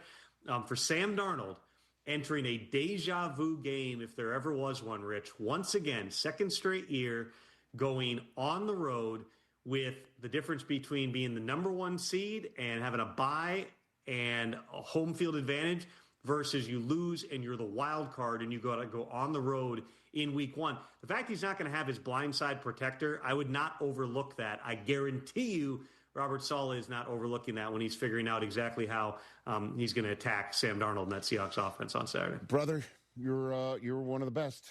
If not, you're a good friend of the program as well. Happy New Year to you, and we'll see you on Sunday. Happy New Year to you, Rich. Appreciate you guys. Tommy P, everybody. Tom Pelissero of the Insiders NFL Network, NFL Plus, NFL Game Day Morning right here on the show. Lots of food for thought. 844-204-RICH, number to dial right here. You are next before Phillip Rivers joined us top of the second hour.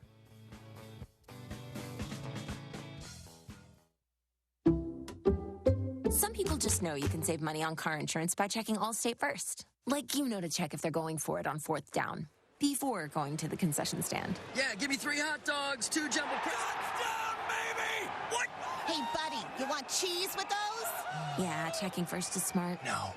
So check Allstate first and see what you could save. You're in good hands with Allstate. Potential savings vary, including based on how you buy, subject to terms, conditions, and availability. Allstate North American Insurance Company and affiliates, Northbrook, Illinois. After wanting one for years, Kevin is finally enjoying his new hot tub. This is the life. He worked with Empower to help him get good at money, so now he can be a little bad. Oh, no, not my phone. Oh, Kevin. Kevin's phone may be in hot water, but his finances aren't. Invest well, live a little. Start today at Empower.com. Next time you're at a bar or a restaurant and you're ordering a beer, choose chill. Choose Coors Light. John Granato here. You know, I'll be choosing Coors Light. It's cold lagered and cold filtered for a crisper, delicious taste. And it's light. It's just 102 calories. So maybe I'll have another and another. Put Coors Light on your rotation. Just say, "Excuse me, bartender, can I have a Coors Light, please?" You'll be keeping Texas chill and earning my heartfelt admiration. Cold, clean, crisp, refreshing. Every single time. Coors Light. Climb on, brother. Makita's built for the pros who show up early, who don't do shortcuts, only precise cuts. With tools built to last, job after job, year after year. Performance that pays off, because when the job calls for the best, you answer. And when you need the best, you call on Makita. Built to be the best. Available at the Home Depot. FIFA World Cup 2026 is coming soon, but your opportunity to be there starts now through an exclusive offer with an eligible Bank of America Visa credit card. For a limited time, become a new customized cash rewards or unlimited cash rewards Visa credit card holder, and you will be eligible for a chance to purchase FIFA World Cup 2026 tickets. Learn more at BofA.com/cardFWC26. What would you like the power to do? Bank of America, proud to be the official bank of FIFA World Cup 2026. Bank of America NA in partnership with Visa. Terms apply. Awards reserved. Buying a new vehicle shouldn't be hard. Monument Chevrolet makes it easy. Branham here. Monument Chevrolet has a huge selection of Chevy vehicles priced with transparency. No hidden fees, no upcharges, no dealer add-ons. For over 50 years, Monument Chevrolet has earned relationships with thousands of customers doing business this way. For new and used cars, fleet sales, and service, visit Monument Chevrolet in Pasadena, right off 225 and Beltway 8, and monumentchevrolet.com. Chevrolet, together, let's drive. Hey, it's John Granato. You know how good it feels when a project turns out just right and on time? That's what happens when you call Blue Bonnet Glass. They work with builders, designers, and commercial clients to create everything from beautiful shower doors and stair railings to storefront glass, mirrors, windows, and custom installations. They're local folks who care about quality service and doing it on time. Check out their work and get a free quote at bluebonnetglass.com. Blue Bonnet Glass, adding the beauty of glass to your project. This holiday season, give your workshop the gift of precision with Jet Tools. Now on sale at Circle Saw. From the Jet 20-inch helical head planer to the 14-inch bandsaw, edge sander, and 8-inch joiner, every tool is designed for smooth, effortless performance. And with Jet's exclusive Jet Black coating, you get less friction, less maintenance, and up to 50% better control. Plus, a 5-year warranty. Right now, enjoy big holiday savings on all Jet tools at Circle Saw. Visit Circle Saw on Ella Boulevard or shop online at CircleSaw.com. Hey, Lance Zerline here. You know I'm a numbers guy, and I like the numbers that Daspit Law Firm is putting up for their clients. The super team at Daspit Law handles a full range of personal injury cases, and they are getting results from their clients in big numbers. Car accidents, truck accidents, industrial accidents, construction accidents, maritime accidents, offshore accidents. These are all areas where if it's you or someone you know, I encourage you to get a free case review from John Daspit with the Daspit Law Firm. Call 713-CALL-NOW. That's 713-CALL-NOW. It's the largest lab-grown diamond liquidation sale in the world at My Jewelry Outlet on Bel Air Boulevard. Why pay over $13,000 for a natural diamond when you can get the same real diamond for $799 at My Jewelry Outlet? Engagement rings, studs, tennis bracelets, hoops, custom pieces, thousands of lab-grown diamonds, all at wholesale prices. Without sophisticated equipment, no jeweler can tell the difference between a natural or lab-grown diamond, but your wallet will. My Jewelry Outlet, 3841 Bel Air Boulevard. Real diamond, real deal.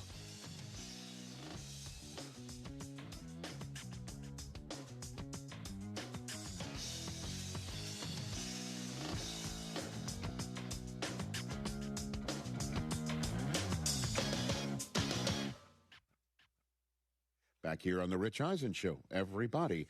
844-204-RICH is the number to dial. Let's go to Kevin in New York City here on the Rich Eisen Show. What's up, Kevin? No pressure. You're the first phone call of the new year, Kevin. Can you hear me? Yeah. Hey, Rich. No, big fan. Okay. I just have a bit of a point here, so please bear with me. This isn't really directed to you in particular. I'm just a fan. I know you're an objective football mind. I'm just a bit tired of what I think is at times kind of disingenuous and frankly, cherry-picked straight to schedule discourse around May's MVP case. Okay. Chris, you might have seen my Twitter post, but long story in a nutshell, May has produced more total yards, played objectively better, and more efficiently against tougher pass defenses on average, with the worst supporting cast in O-line. So, I won't go down the list of every efficiency metric that he outstrips Stafford in, but he does also have fewer all-pro teammates, statistically objectively worse running game, an offensive line by rush rates. And I think that the strength of schedule response is kind of surface level. Opponent wins do not equate to quality of pass defense, and May has played on average stingier pass defenses and has played better against top 10 defenses. So, Kevin in New York City says Drake May should be the MVP based on the metrics. Do you know how many touchdown passes May has thrown against an 11-win team this year? Yes, again, but wins do not equate pass. What's the answer, Kevin? What's the answer? I mean, I think I saw an Orlovsky stat, something like 20 or something. No, zero. Like He's thrown zero touchdown passes against 11-win teams. Listen, we can go back and forth on it. I am actually going to spend the weekend drilling down on every last stat. I've got every possible stat for both of these guys, and I'm going to have to put a name in at some point. I'm not going to be able to tell you what it is until the NFL Honors makes the announcement. No, of course. But and I appreciate the call. I mean, May has so many different metrics to prove that he's the MVP, and so does Matthew Stafford. The only issue for Stafford is he had a clunker of a game most recently, and May had one of his best games of the year. So we will see how that all shakes out. Aside from what Kevin pointed out, is that all the metrics point in Drake May's favor. Oh, okay. Didn't notice that because I have about 5 on the printer over there, 5 pages for Stafford. Well, I can give you this one then. Cool. What is it? I'm just telling you, I can give you all the metrics that you want. What is that? Against top 10 pass defenses. Mm-hmm. Drake May had played more games against those people, had more touchdowns and more passing yards per game, and an equal passer rating. Okay. Against common opponents, Drake May is 6-0 against common opponents, with more passing yards, passing touchdowns, lesser interceptions, and a higher passer rating. Mm-hmm. I mean, I can keep going as well. Okay, very good. The fact that Drake May didn't play against any 11-win teams is no fault of his. You've watched him play. Mm-hmm. I'm sure he would have dominated an 11-win team had he played against them. You sure about that? We will see in the playoffs. I guess we will, except maybe not even, yeah, they're all going to be 11-win teams.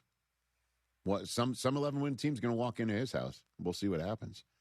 But as you know, it's a regular season award, which is why the votes need to be in by Monday afternoon. So keep that in mind. Certainly when the award gets announced the Thursday before the Super Bowl. A regular season quarterback award. Let's not. Oh, that is true, too. I understand. You know, that's the way it always works. Yeah, McCaffrey and Saquon Barkley not winning each of the last 2 seasons has proven that it will never be a running back ever again. McCaffrey is the most valuable player of the San Francisco 49ers, head and shoulders above anybody else.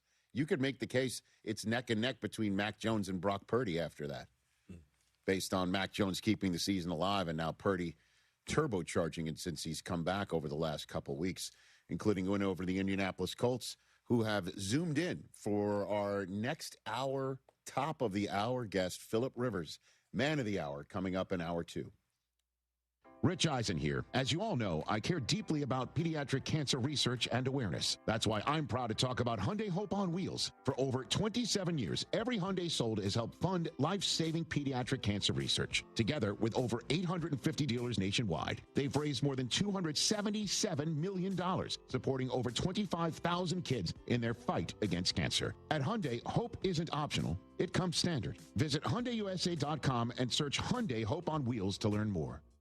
My name is Whitney Allen. I am a widow. My husband, Ryan, died. We never thought in a million years we'd have to use life insurance. The unexpected happened. With Ethos, it is so fast and easy. It's 100% online. You can get a quote in seconds, apply in minutes, and get same-day coverage. No medical exams, and you can get up to $3 million worth of coverage through Ethos. Get your free quote at ethos.com/game. That's ethos.com/game. Time spent on application may vary. Online health questions required. What's up, Houston? Lance Zierlein here. Listen, if you're looking for a spot to catch a game, hit up Aranda's Sports Bar, ice cold beers, killer tacos, and big screens blasting every home game. Since 1981, Aranda's has been bringing that authentic Mexican vibe, now with the sports twist. Cheer with friends, savor the bites, and feel the energy. Plus, stay late with epic drink specials that keep the party going. Aranda's Sports Bar, your Houston spot for epic sports and bold flavors. Head on over and get loud today. Cast your line and relax at twocreekscrossingresort.com. Your fishing getaway awaits.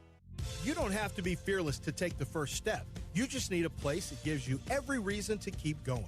A college that's nationally recognized for student success, you can be fearless at San Jacinto College. Here, our graduation rate is higher than the other colleges. Our job placement rate is higher. Our transfer rate to universities is higher. That track record is why San Jac is the #1 community college in Texas. Be sure your hard work will take you even further and fear less every step of the way. Taxes was feeling so stuck. Sitting in traffic, squeezing into a parking spot, all to squeeze in getting tax help during your lunch break. Now Taxes is a TurboTax expert who does your taxes for you, while you go about your day getting real-time notifications about their progress and the most money back guaranteed. Now this is Taxes. Intuit TurboTax. See guarantee details at turbotax.com/guarantees. Only available with TurboTax experts. Real-time updates only in iOS mobile app. I'm Ed Evans, CEO of Consumer Cellular. No, we're not one of the big guys. Truth is, we don't want to be. If you're over 50, Big Wireless probably has you paying for more data than you might need. You could be throwing away thousands over a lifetime. Our entry-level data plans start at just $20 a month. And for a limited time, switch and get your second month free. Call 1-888-FREEDOM, visit consumercellular.com or a store near you and get your second month free today. Plans include $5 credit for auto pay and e-billing. See site for additional details. Hey, you got better things to do than think about your electricity bill, but how do you avoid the surprise of a high bill at the end of the month? Here's what I do. I rely on the guys over at Champion Energy. With their low-price, fixed-rate plans, there's never any surprises. Plus, the team at Champion sends me weekly usage reports with my projected bill amount. Again, no surprises. They also remind me when my contract is about to expire so I can lock in on low prices. Visit champion.energy to view a variety of fixed-rate offers. That's champion.energy, promo code 1560, promo code 1560. Imagine the legacy you could leave behind. Imagine a career where every day, every lesson, every word of encouragement, it all adds up to something greater. One teacher can inspire a lifetime of learning. At Teachers of Tomorrow, we believe in the power of one. One teacher, one student, one moment that changes everything. Teaching isn't just a job. It's a legacy of learning that shapes the next generation. If you've ever felt the call to teach, your time is now. Start your teaching journey today with Teachers of Tomorrow. We're here to guide you every step of the way. A bachelor's degree is all that's required. Best of all, it's free to apply, and you can be teaching in just 6 months. Call Teachers of Tomorrow at 800-813-9441. 800-813-9441. That's 800-813-9441. Because the world needs teachers like you. Your go-to source for all things Houston Texans is Swarmcast with Will Kunkel and Joe George. Listen Thursday nights at 6 on ESPN 97.5 and 92.5 or on our YouTube channel, ESPN Houston. Brought to you by Blue Star Tequila. Smooth and always game ready. Subscribe to ESPN Houston today on YouTube. And make sure to slap that bell to get notifications on new videos as soon as they release. ESPN 97.5. KFNC 97.9 HD2 Mont Bellevue, Houston. Presented by Zadok Jewelers. This is The Rich Eisen Show. Hey, everybody. Can't get enough of The Rich Eisen Show? You're in luck. You can find us everywhere. Watch us weekdays on Disney Plus from noon to 3 Eastern. Miss the show? We've got a podcast so you can listen anytime. But here's the best part. Our YouTube channel. Subscribe at youtube.com/Rich Eisen Show and you'll never miss a moment. Now, on with the show. It's B-Roll! The Ole Miss Rebels have knocked off the Georgia Bulldogs! Live from the Rich Eisen Show studio in Los Angeles. This is the Rich Eisen Show. No complacency. Earlier on the show, NFL Network insider Tom Pelissero. Still to come, Colts quarterback Philip Rivers. Pro Football Hall of Famer Michael Irvin. And now, here we come. It's Rich Eisen.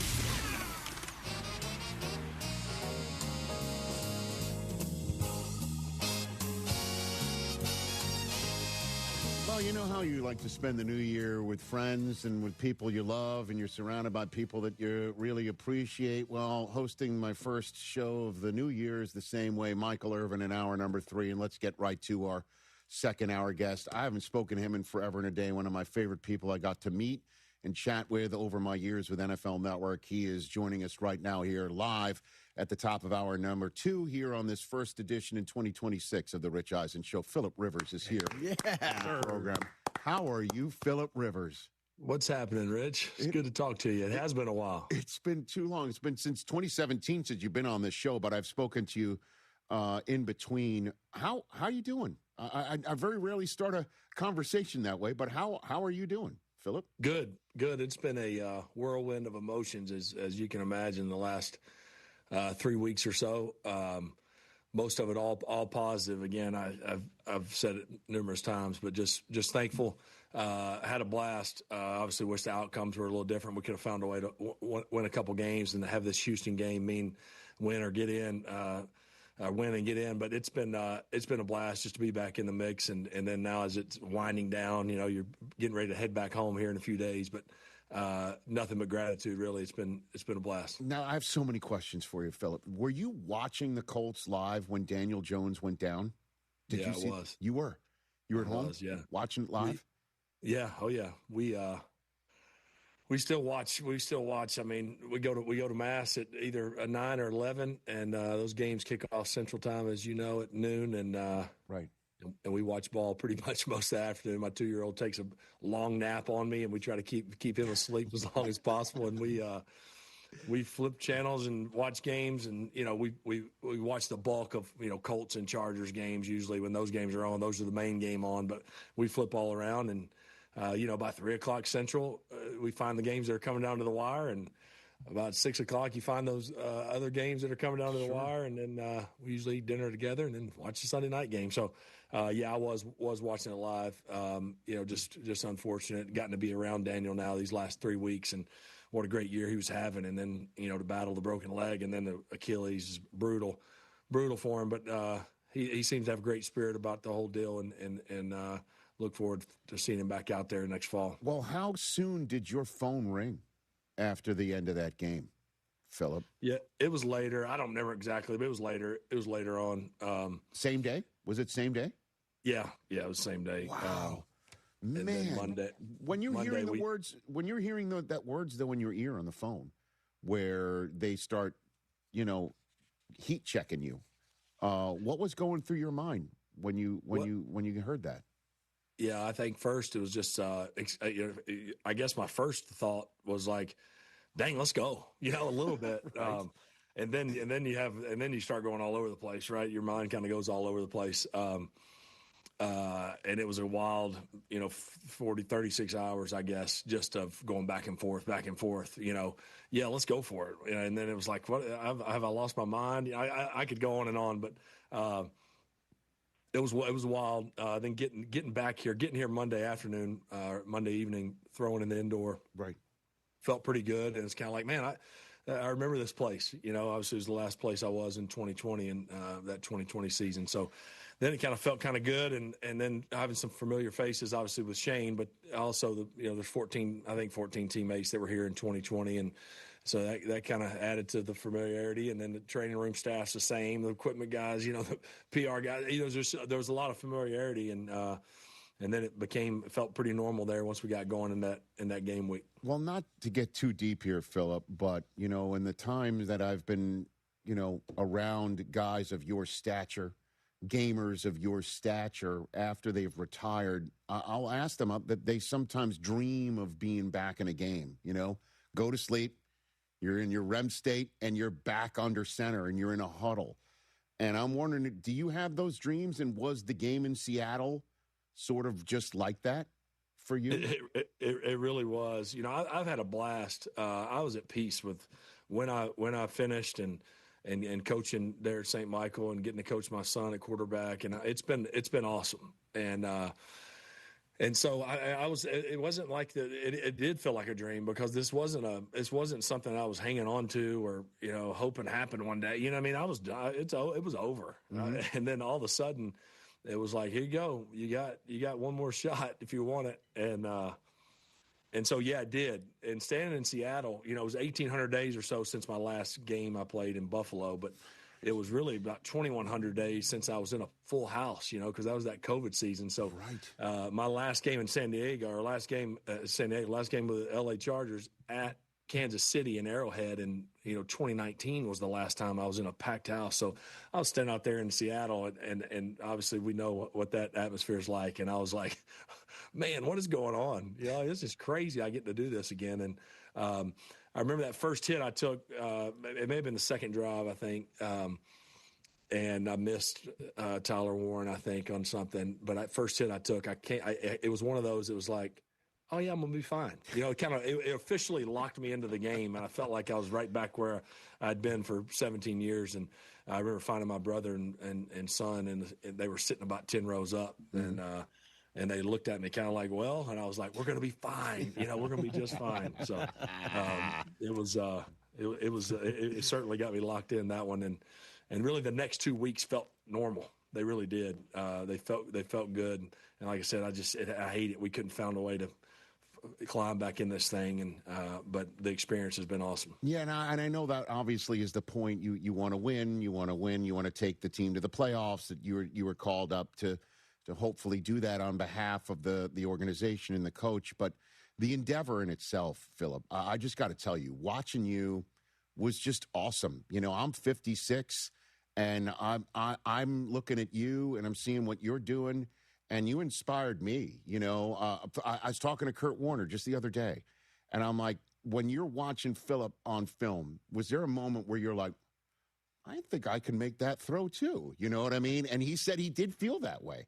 And I'm wondering, who have you heard from to say similar things than what I've just told you, Philip? Too many to even name. I mean, just Kurt being one of them, but just so many people that I either played with,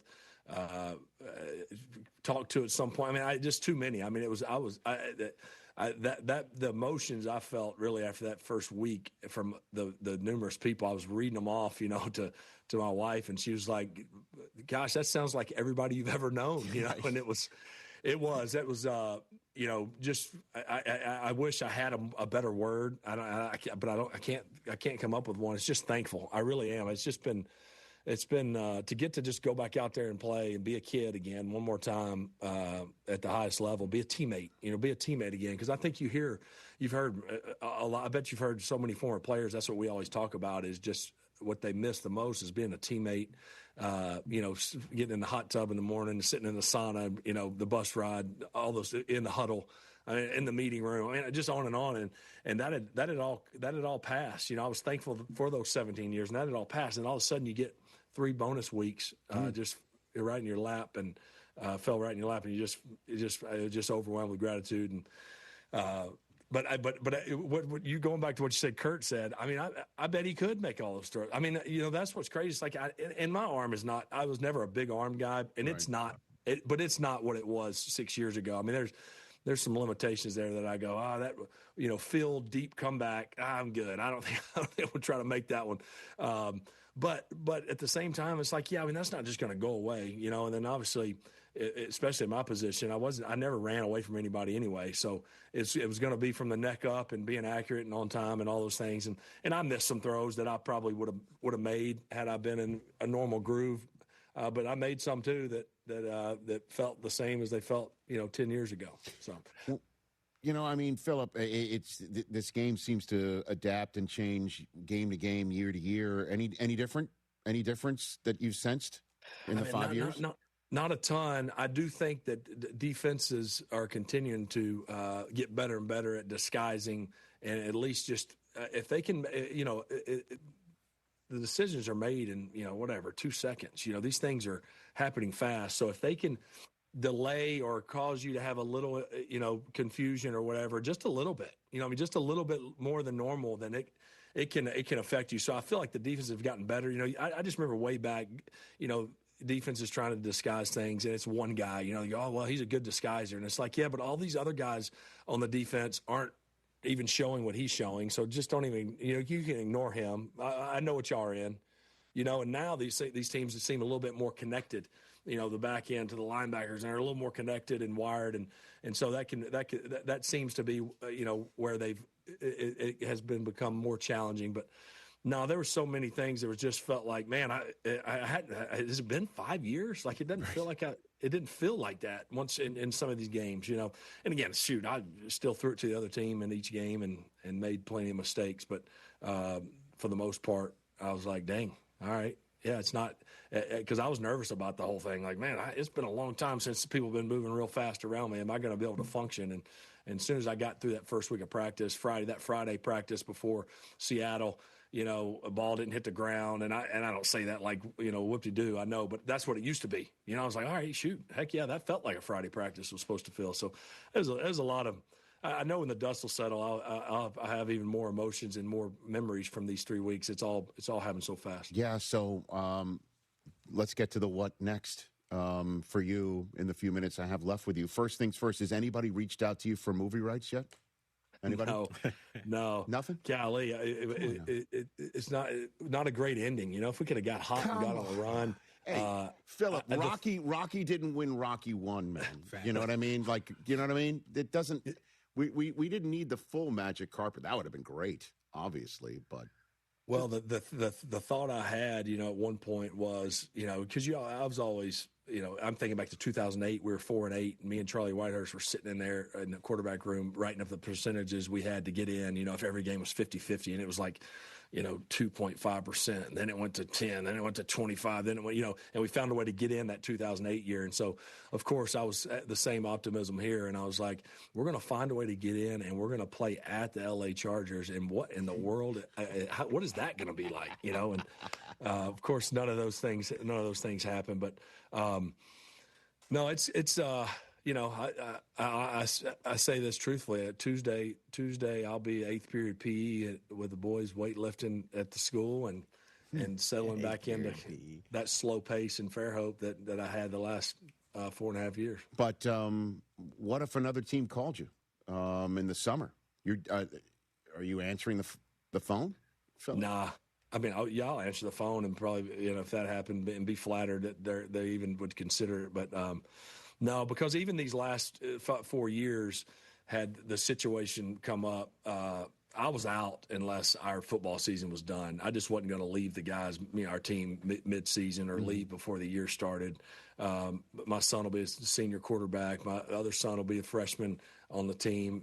We dress all those guys 9 through 12, and so it's going to be a special next fall and off season. And so, no, just thankful it happened. It was obviously a cool experience for our whole family, and certainly the high school team back home has been a blast seeing some of the clips of all them, and a lot of them were at the game last weekend. So it all happened fast, and as quick as it's happened, it's over. But I have, other than us not getting it done, I have zero regrets. I think I would have really regretted it had I gotten back on that plane and gone back to Fairhope and not giving it a shot. So it's been awesome. What a message to deliver to your kids now too, right? I mean, seriously, you can't have a more powerful message as a coach than belief, hope, desire, trying, give it your best. Doesn't matter what you think could go wrong. Just, as you said, dadgummit, just go for it. And what a message you can deliver to your kids now, Philip. Not that you couldn't have done it before, but now you can just say, "Look here." You know what I mean? No, yeah, and I'm even more thankful for that, because I didn't think of that at the time. Right, you're just so zeroed in on what am I going to do. But looking back on it, because the fear and the doubt I had was what was really pulling me away to say don't do it. That's not like you to have this doubt of can you do it, but it was justified doubt. Because I hadn't played in 5 years. Like, of course you have some doubt. But it was like, but the only way to find out if you can do it is to go for it, And the other part of that, Rich, to me too, is being okay with the results. And I'm okay with it. Obviously, I wish we were still playing, and I hated I couldn't have completed one more ball and didn't throw that pick six and didn't throw the interception when it was 17-all against Jacksonville, and find a way to get one more first down against Seattle. So Blake's kicking the game winner, and it's a walk-off, and they don't have 42 seconds left. And so all those things are still real that you wish as a competitor that you got done. But being okay with the results is the other thing that pushed me over the edge. It's like, well, what if you pop your calf in the first quarter at Seattle? Well, that'll be embarrassing. And it'll be like, man, I've only been here for 4 days and I'm going home. And that didn't work out. But I got to the point where I was like, well, I'm okay with whatever the results are, because, and you'll face them when you get there, good or bad. I think sometimes that can be crippling for all of us, and whatever we do is you get so caught up in, well, what if it doesn't go good? Well, what if it doesn't? We'll deal with it then.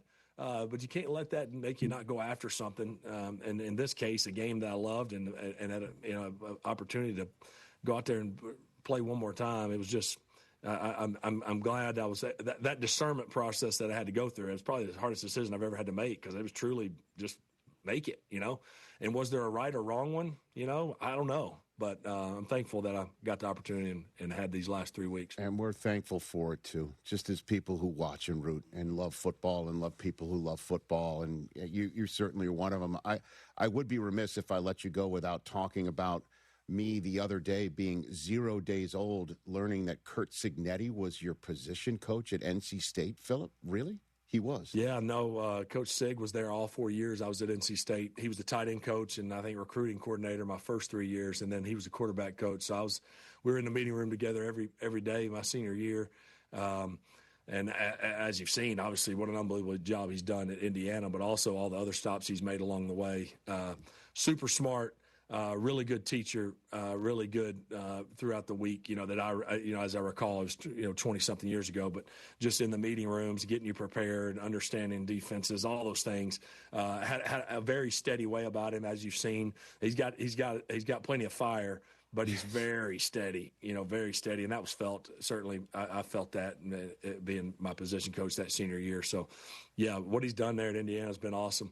It's amazing how long when you're in this sport for a long time, how many people you either know or have played against or cross paths, and it seems like when we start talking about games and this and that, you go, oh, I knew him. Oh yeah, we played against him. So many cool things. Such a small football world when it comes down to it. If you've been in it long enough. Yeah, he's built a bully in Indiana. They could easily win it all, and he could easily be a guy building a dynasty in college football right now, for real. It is. It's crazy. And it's also crazy. I'm sure you saw that they're talking about, these 4 head coaches that were all part of Saban's staff at one point at Alabama, which is unbelievable, really.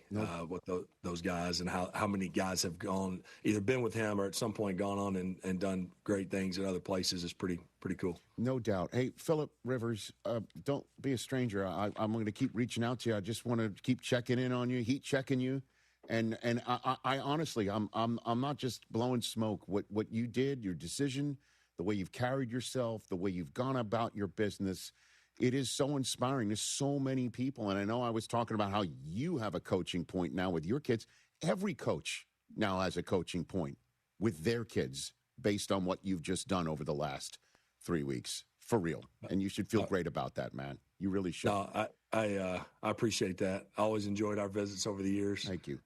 Congrats to you, too. Shoot, you've had a heck of a career. And Roland, look at you. The Rich Eisen studio, man. I've got my own mug. You look at me. I've got my own mug. Philip, are you? I'm afraid to ask this question. Are you a coffee drinker?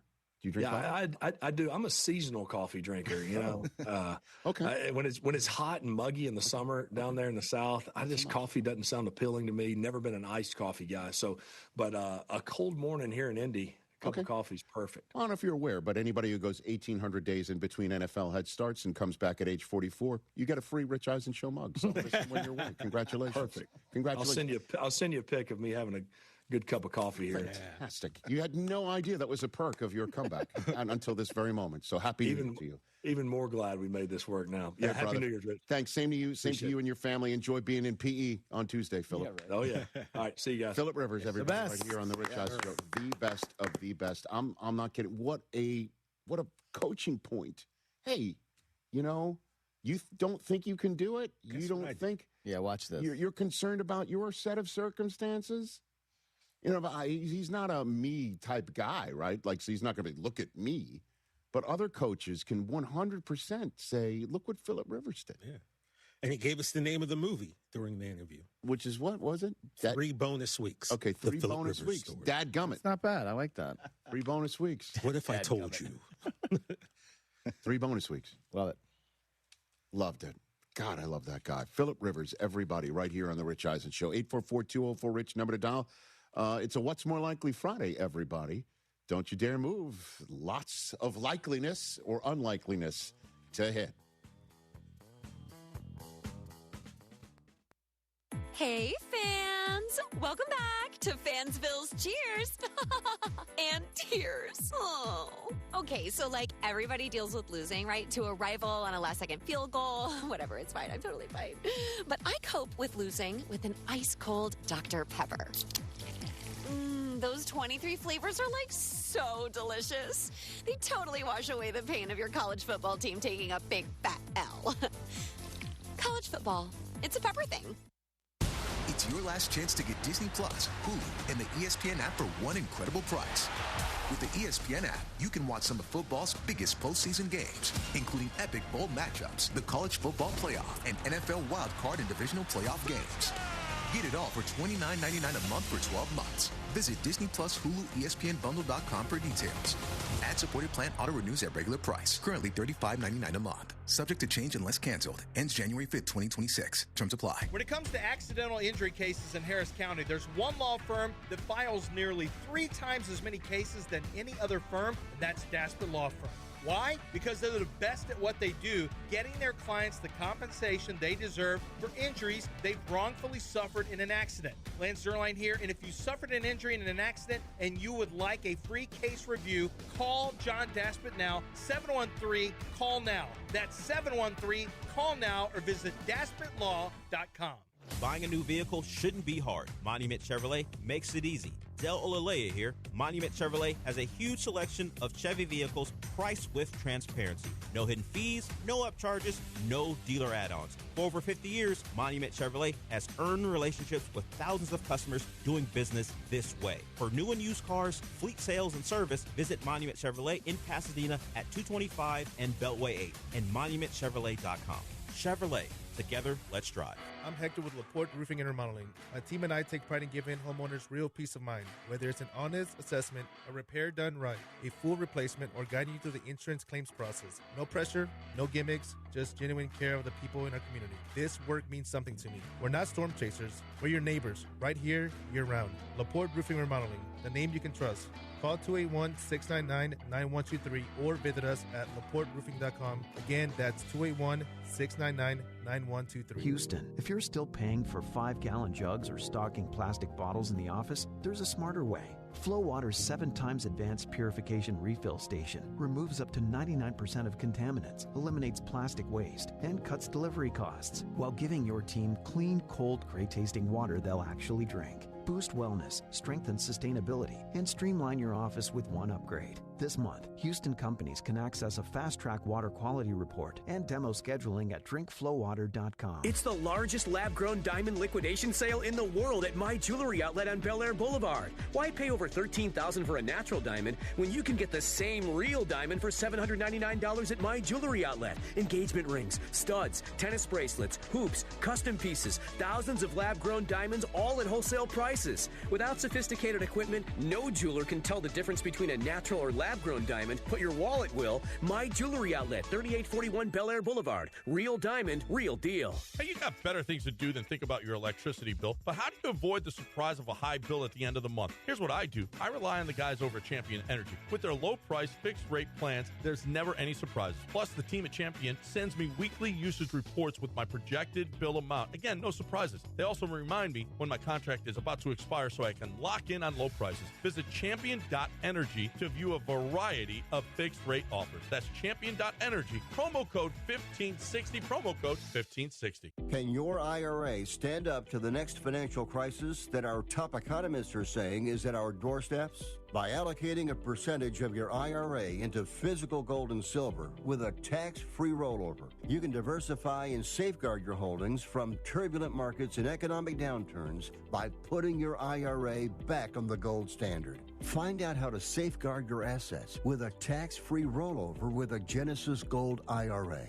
the only IRA that can hold physical precious metals. Call now for your free gold and silver report. Protect your IRA today. Don't let your retirement accounts get caught off guard by trade and tariff wars. Learn why a Genesis Gold IRA is the #1 choice for thousands of Americans across the nation. 800-644-8611. 800-644-8611. 800-644-8611. That's 800-644-8611.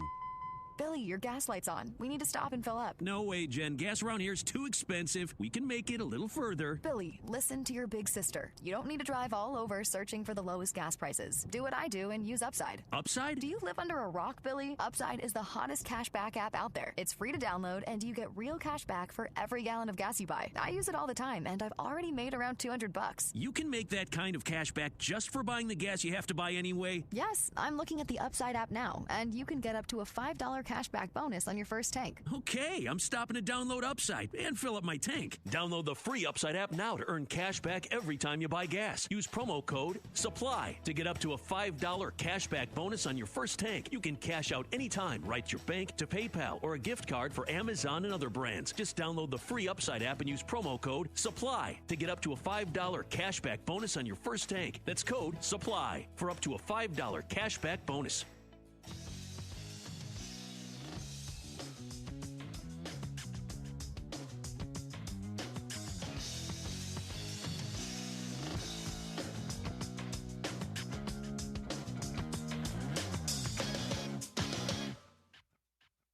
Back here on the Rich Eisen Show on ESPN Radio and Sirius XM Channel 80, along with our Disney Plus stream and our ESPN stream. Before we get to what's more likely, a couple of more college football stories to hit here. First things first, lost amongst the Indiana beatdown of Alabama and last night's de facto SEC championship game was Oregon shutting out Texas Tech and scoring with hardly any time left, and Dan Lanning getting some criticism for scoring there. And my only opinion on that is two things. First of all, you don't want to be scored on stop the opponent, number one. And then number two, Texas Tech kept firing off one timeout after another, and it was fourth down. What do you want the guy to do at that point in time? You've basically forced him to take a fourth down snap. What's he going to do? Run around and then take a knee and then give you the ball back? Right. No, you're going to hand it off, and if he scores, he scores. And if you turn it over on downs, then that's the end of that. Am I wrong? Did I miss anything right there? Accusing him of being, unsportsmanlike and running up the score? Did you guys catch that? I didn't feel that way watching it. I guess talking about it now, I mean, you could have taken a knee or just kind of stood there, and then taken a knee, I guess. I don't know. I didn't feel that it was unsportsmanlike. I didn't think that at all. In the moment. No. They're the ones who kept firing off the timeouts. You want to get out 16-0, then just let the game end. Right. But I guess you're just trying to coach until the last second, and if that's the case, then stop them, But before the game, Dan Lanning fixed college football. You know how I'm kind of looking for that? Well, it's been a topic. I'm looking for leadership with ideas. Looking for an adult. But we also need it to come from the coaches, too, to basically say, this is the way we'll be comfortable with it, and let's find the right powers that be to make it happen. Dan Lanning thinks that today we should be talking about the national championship game happening yesterday. He thinks that college football should just keep playing all the way through December. To heck with these bye week games. I'm assuming get rid of the conference championship games as well. Oh, that would be great. And just keep playing 1 week after another. Cadence that we see in the National Football League until there's a bye week prior to the Super Bowl to give everybody the best chance to be healthy for the biggest game possible. And these bye week teams going 1-7 now over the first 2 years of the college football playoffs. Not great. And what's the point of giving you a bye week if the other teams have 2 weeks off before they play their one game? Potentially they are getting the jump on you by getting into a cadence. And they're just maybe as healthy as everyone else because they get a couple weeks off. And then Lanning points out, why are they ceding the ground to the NFL on some of these Saturdays while we're waiting for college football playoff games to hit? This is what he had to say. Ultimately, in my mind, the vision for this should be, every playoff game should be played every single weekend until you finish the season. Ideally, the season, even if it means we start week 0 or you eliminate a bye, the season ends January 1st. This should be the last game. It should be the championship game, and then the portal opens. Then coaches that have to move on to their next opportunities get the opportunity to move to their next opportunities. Certainly, there's some conversation about when high school signing days should be. I think that could go either way because most of us now try to get guys in as mid-year players, and you want them to be able to join your program at semester, which is a challenge. But I think the first really clear indicator of a place that we can make this better is to wrap the season up. Our national championship game this year is January 19th, right? And that's really hard to envision as a coach that's going out and trying to join a new program and start a staff. It's hard for players to understand what continuity looks like and where they're going to be at, and to manage that with visits, the portal, everything else that exists. I think the clear indicator and the clear way to do that is to bump the season up, right, and make sure these playoff games happen a lot faster. And I've got a ton of respect for the NFL, but we're a prep league for the NFL. We do a lot of favors for the NFL, right? We're the minor league in a lot of ways. But there's no money paid from the NFL to take care of college football, right? And in that sense, we've given up some of our days, right, to the NFL. We said, you guys get to have this day, you get to have this day, you get to have this day. Saturday should be sacred for college football, right? And every Saturday through the month of December should belong to to college football, in my opinion.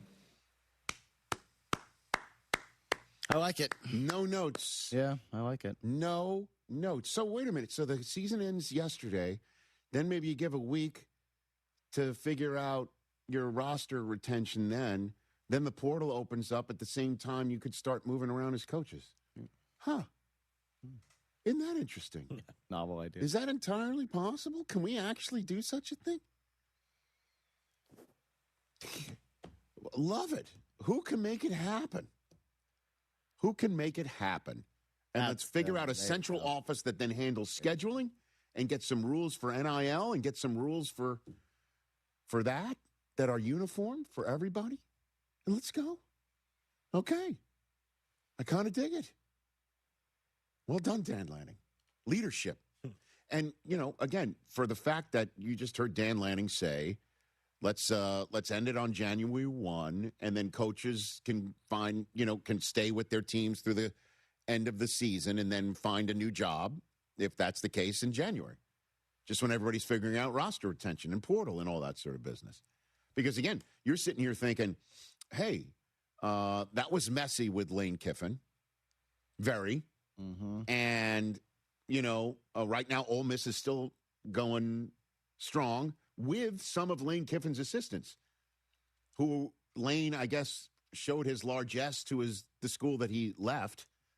You take these assistants that you are asking for or need to continue winning. He looks like he's beneficent to the school that he spurned, although he's making money with each one. He made $500,000 last night. So of course he's rooting for Ole Miss, right? And apparently, because that game took place in New Orleans, apparently all the Ole Miss coaches that are LSU coaches are in the LSU building right away today, dealing with roster retention and portals and all that sort of stuff. And the largesse that Lane showed to Ole Miss by having the assistants stay put, like Charlie Weiss Jr. calling the plays. Apparently, nobody thought, what's going to happen if Ole Miss wins the quarterfinal game? Because right now, all I'm seeing online is that the curtain's coming down because the portal's opening up and LSU needs to start roster building for next year.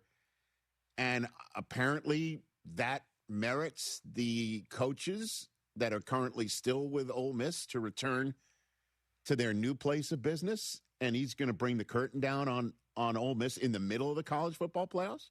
Yes, is that really possible? So the next game, the semifinals aren't until next Thursday. Right. And so there's a chance that, all those coaches who are with LSU or went back to Ole Miss or with LSU, they're going to be with LSU and they're not going to be available for Ole Miss. This could be Why? What's the point? A competitive advantage. If LSU is trying to pluck players from Ole Miss, right? The portal's now open. Right. So Ole Miss doesn't want them around? Is that what you're saying? Because they might lose some of these players? Yeah, hey, I got to go back. While they're preparing we just coached you. We beat Georgia. Semifinal and now we're going back to LSU. Why don't you come with us and just leave? I think that's probably a worry. But that's what's been happening all the way through up to now.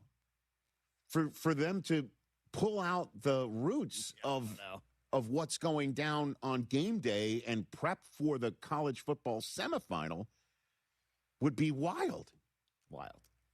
Just when you think that this thing's done and buttoned up and you thought, okay, you can stay with Ole Miss as long as they're active. What, did they not think that they would make the semifinal? Because I know Lane's already prepared for that possibility by having LSU include in its contract for Lane roster bonus. A bonus. If Ole Miss beats Miami to make the national championship game, then Lane would be guaranteed at a minimum $750,000. He makes $750,000 if Ole Miss finishes as the runner-up, and $1 million if they win it all. So, of course, I would say take the assistance. It feathers my nest. It makes me look like I'm turning the other cheek. But now to take it away? Or Ole Miss is now saying, we don't want you around because the portal's open? Yeah, you could be at a disadvantage in building your roster for next year if these guys... But at this point in time, I'm Ole Miss. I'm like, we've got to keep it the same way. We've got to. You'd think so. To heck with you're 2 wins. You're 8 quarters away from winning the Natty in Ole Miss. With a guy in Chambliss who looks like he can be that championship quarterback. Dude. Yeah. Insane. It just gets crazier and crazier and crazier. We'll take a break. What's more likely when we come back? Michael Irvin, top of our number 3. Speaking of crazy, he's coming up. And then my top 5, getting you ready for a big NFL weekend.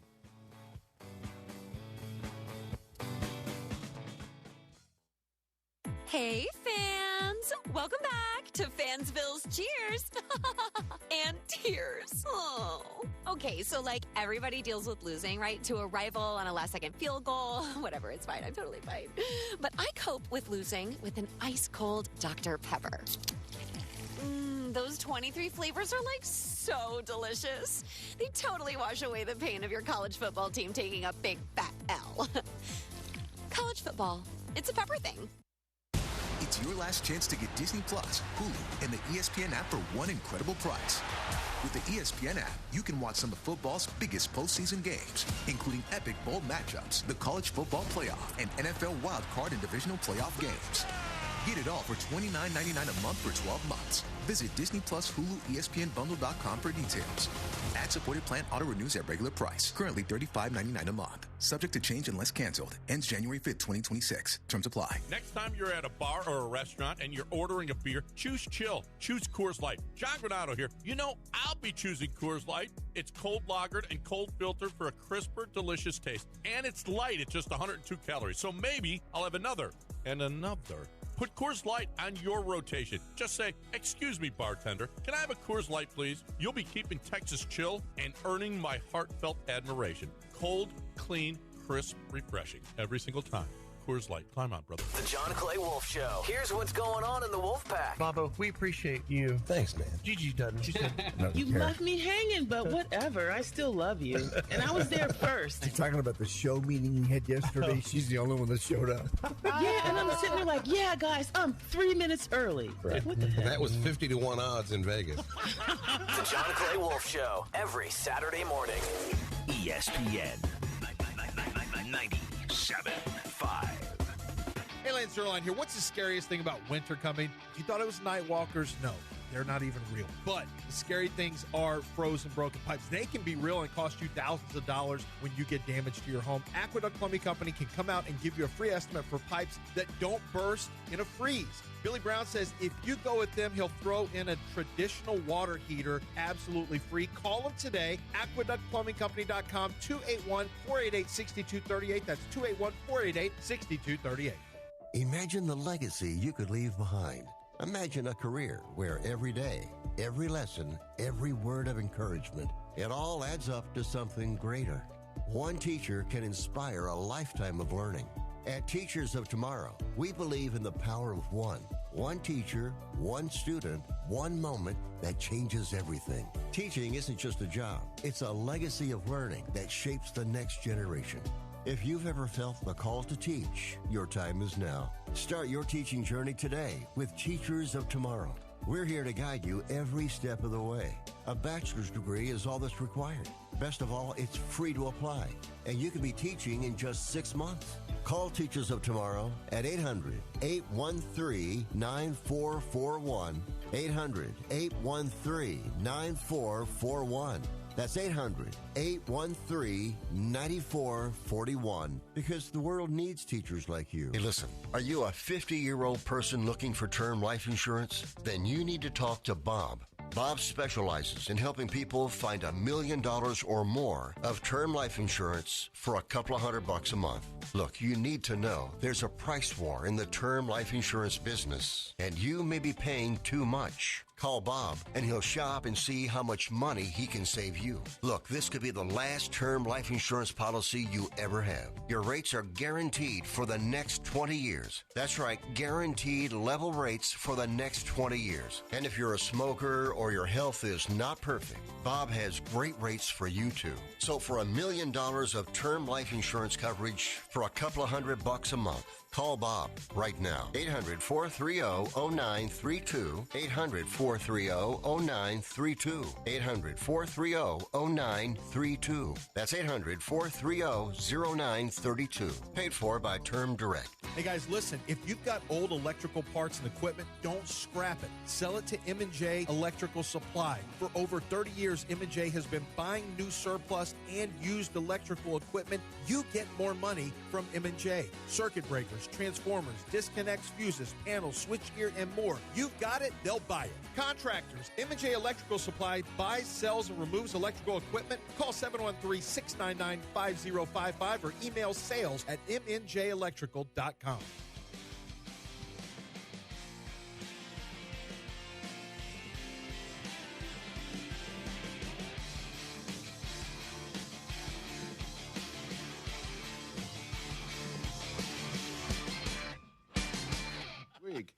As you know, I care deeply about pediatric cancer research and awareness. Hyundai Hope on Wheels is an awesome program you should know about if you already don't know. For over 27 years it's been going on. Every Hyundai sold has helped fund life-saving pediatric cancer research. Together with over 850 dealers nationwide, they've raised more than $277 million supporting over 25,000 kids in their fight against cancer. Please visit HyundaiUSA.com and search up Hyundai Hope on Wheels to learn more. At Hyundai, hope isn't optional. It comes standard. It's a Friday. That means it's time for What's More Likely. Go ahead and hit it. Hit it, please. What's more likely? Never say never, but never. All right, Christopher, the floor is yours, sir. Hey, everybody. Happy Friday. Happy New Year. Hey, Happy New Year, Great Chris. to see all of you. All right, a lot of interesting matchups this week. Let's get right to it. More likely, very tall wide receiver to have more yards and touchdowns this weekend. T-Mac or Mike Evans. Big game. Panthers, Bucks. It is. A goat versus the kid, right? Teteroa, pardon me. Wants to be offensive rookie of the year, OROY. You vote for that too? He is not. He votes for all of it, yeah. I vote for the whole damn shebang. I have these numbers right here. McMillan has had fewer than 45 receiving yards in 4 of the last 5 games. And I think the Bucs are going to win this thing, but I don't think they're going to make the playoffs. Oh, you think the Falcons win? I believe the Falcons are going to beat the Saints at home. So there's that. Yeah, so Dave Canales has said he wants to get T-Mac the ball more. I'll go Mike Evans here. Okay.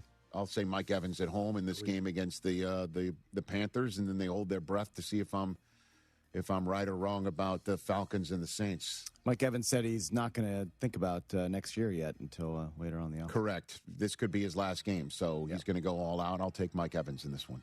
All right, the other huge game on Saturday night, Seahawks 49ers. Who's more likely to win the NFC, Seahawks or 49ers? Oh, man, oh, man, oh, man. I have to choose between one of these two? One of these two to go to the Super Bowl. And I'm taking the Eagles out of it, the Bears out of it, the Rams out of it. Well, these two teams are playing each other. I understand that they're playing each other. Who's more likely of these two teams to go to the Super Bowl? I believe the 49ers win on Saturday night and take the 1 seed, so I'll take the 49ers. There you go. 49er fans love me right now because I put them in my power rankings first overall. And Seahawks fans right now are not happy with me. I just feel that the Niners are playing better offensive football right now. And they're going to be more of a handle for the Seahawks defense to deal with. And thus they'll be the 1 seed in their own house and just need 2 wins to get to the Super Bowl. So I will take the 49ers, sir. Yeah, Brock Purdy on a pretty big heater right now. He is indeed. 2 straight games of at least 5 scores. That's a what if, man. If he had been healthy all season. Still might be the 1 seed. They might be the 1 seed. It could be anyway. undefeated. That's all I'm saying. Which is why Kyle Shanahan's got a great case for Coach of the Year. I think if they win Saturday, he might lock that up.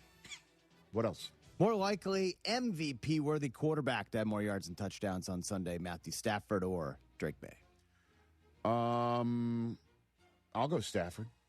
Stafford's taking on Arizona at home. So, what do you think, Chris? You might be right there because Drake may only play the first half. Similar situation to last week. I don't know, man. Beat up on a bad team. I think it's a reversal. It's a reversal of last week. Although the Rams were on the road against a really good Falcons team over the last month, and the Patriots were on the road against the Jets team that is positively dreadful and embarrassing, and made short work of them, and Stafford had a rough go of it. This time around, they're both home, but I think the Patriots are facing the more stout opponent. We'll see what happens. I think Stafford has a day against Arizona, and they'd like to do him a solid by having him go into the postseason on a bit of a heater. So, Stafford kind of needs to have a good game to get some momentum going. I got it. Yeah. What else? More likely to be the higher yardage total. Derrick Henry rushing or Aaron Rodgers passing? Derrick Henry rushing. Another 200 game? I didn't stutter. Derek. I don't know about another 200 game. I mean, the Steelers' defense is pretty prideful and pretty damn good. But I don't know, man. Unless Rodgers and the Steelers and Arthur Smith can figure this thing out with a receiver that, first of all, hey, every receiver on the Steelers, just look for the back shoulder throw because it's going to be coming your way. This guy's the greatest at it. You could make the case there's been no better back shoulder thrower than Aaron Rodgers. And last week, that's all it appeared that the Steelers could do until the very last drive when Freiermuth opened up over the middle. So I don't know. I have a feeling for the Steelers to get through, it's got to be a Warren Gainwell type game. Yeah, Rodgers only had 168 yards. I'm kind of getting that sense. Now, obviously, he could just flip this one off to Warren and he rips one off for 45 yards or something like that. I don't know. I'm just going to go Derrick Henry. Lamar's back too. That's not a problem. That's not good news. For the first time in months, full week of practice for Lamar. What else you got over there? Home team that should probably move on from their head coach TJ to make the playoffs. Bucks or Steelers? Well, you're not saying to move on from the head coach in order to make the playoffs. No, I'm saying in general they should probably move on from this individual. But which one of them make the playoffs? I don't think either one is exactly. I mean, you don't think either of these teams are making the playoffs? No, I don't think either of these teams are going to move on from their head coach. That's not the question. I know you're forcing me to fire somebody. I'm not. Well, yes, you are. No, I'm not. Should probably move on from which their team? head coach. No, but that's not the question. Which team makes the playoffs? Bucks or Steelers? Oh, I think neither of them do. Oh, okay. Never say never, but never. I'm saying they should probably move on from their head coach. I know which what one you're makes trying the to say. I don't agree with that. I'm asking the question. We'll just read the question. Which home team that should probably move on from their head coach to make the playoffs? Oh, okay. So you're saying they should move on from their head coach. I'm saying they probably. I'm saying both teams probably should. Okay. I'm saying which one ends up making the playoffs. I will say the Steelers because they don't need help. You're thinking so negative of my intentions. I 100% know what you try to do. Understandable, though. Thank you, TJ. I appreciate the support here. I just who makes it? Bucks or Steelers, guys? You could have just said it like that. Well, what's the fun in that? Both are at home. Both have a chance to win. Even if the Bucks win, they suddenly need a Falcons team that has caught fire to trip up against the Saints at home. No Chris Olave. Although the Saints have been playing well. Correct. No Chris Olave because of some horrible development involving his lungs. He's had a great year. But, yeah, I'll then go the Steelers right there. Okay. We made that win. I don't think either of them should move on from their head coach. Well, you're wrong there. Okay. More likely 8-8 road team to spoil their division opponent's playoff seeding party. Colts or Lions? I'll go Lions. You know, they got they got the crazy in charge. And the Colts are starting a third-string quarterback. So, on the road against Houston. That's not fair. That does not. Again, I saw it with my own two eyes. That's not so fair. Coop came up with a top 5 list for me for next week. Top 5 teams that could spoil the Super Bowl party for the most.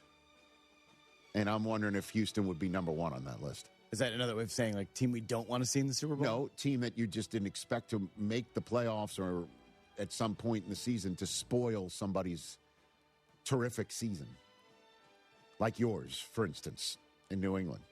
We're spoiling everyone else's party? No. The Houston Texans will spoil parties.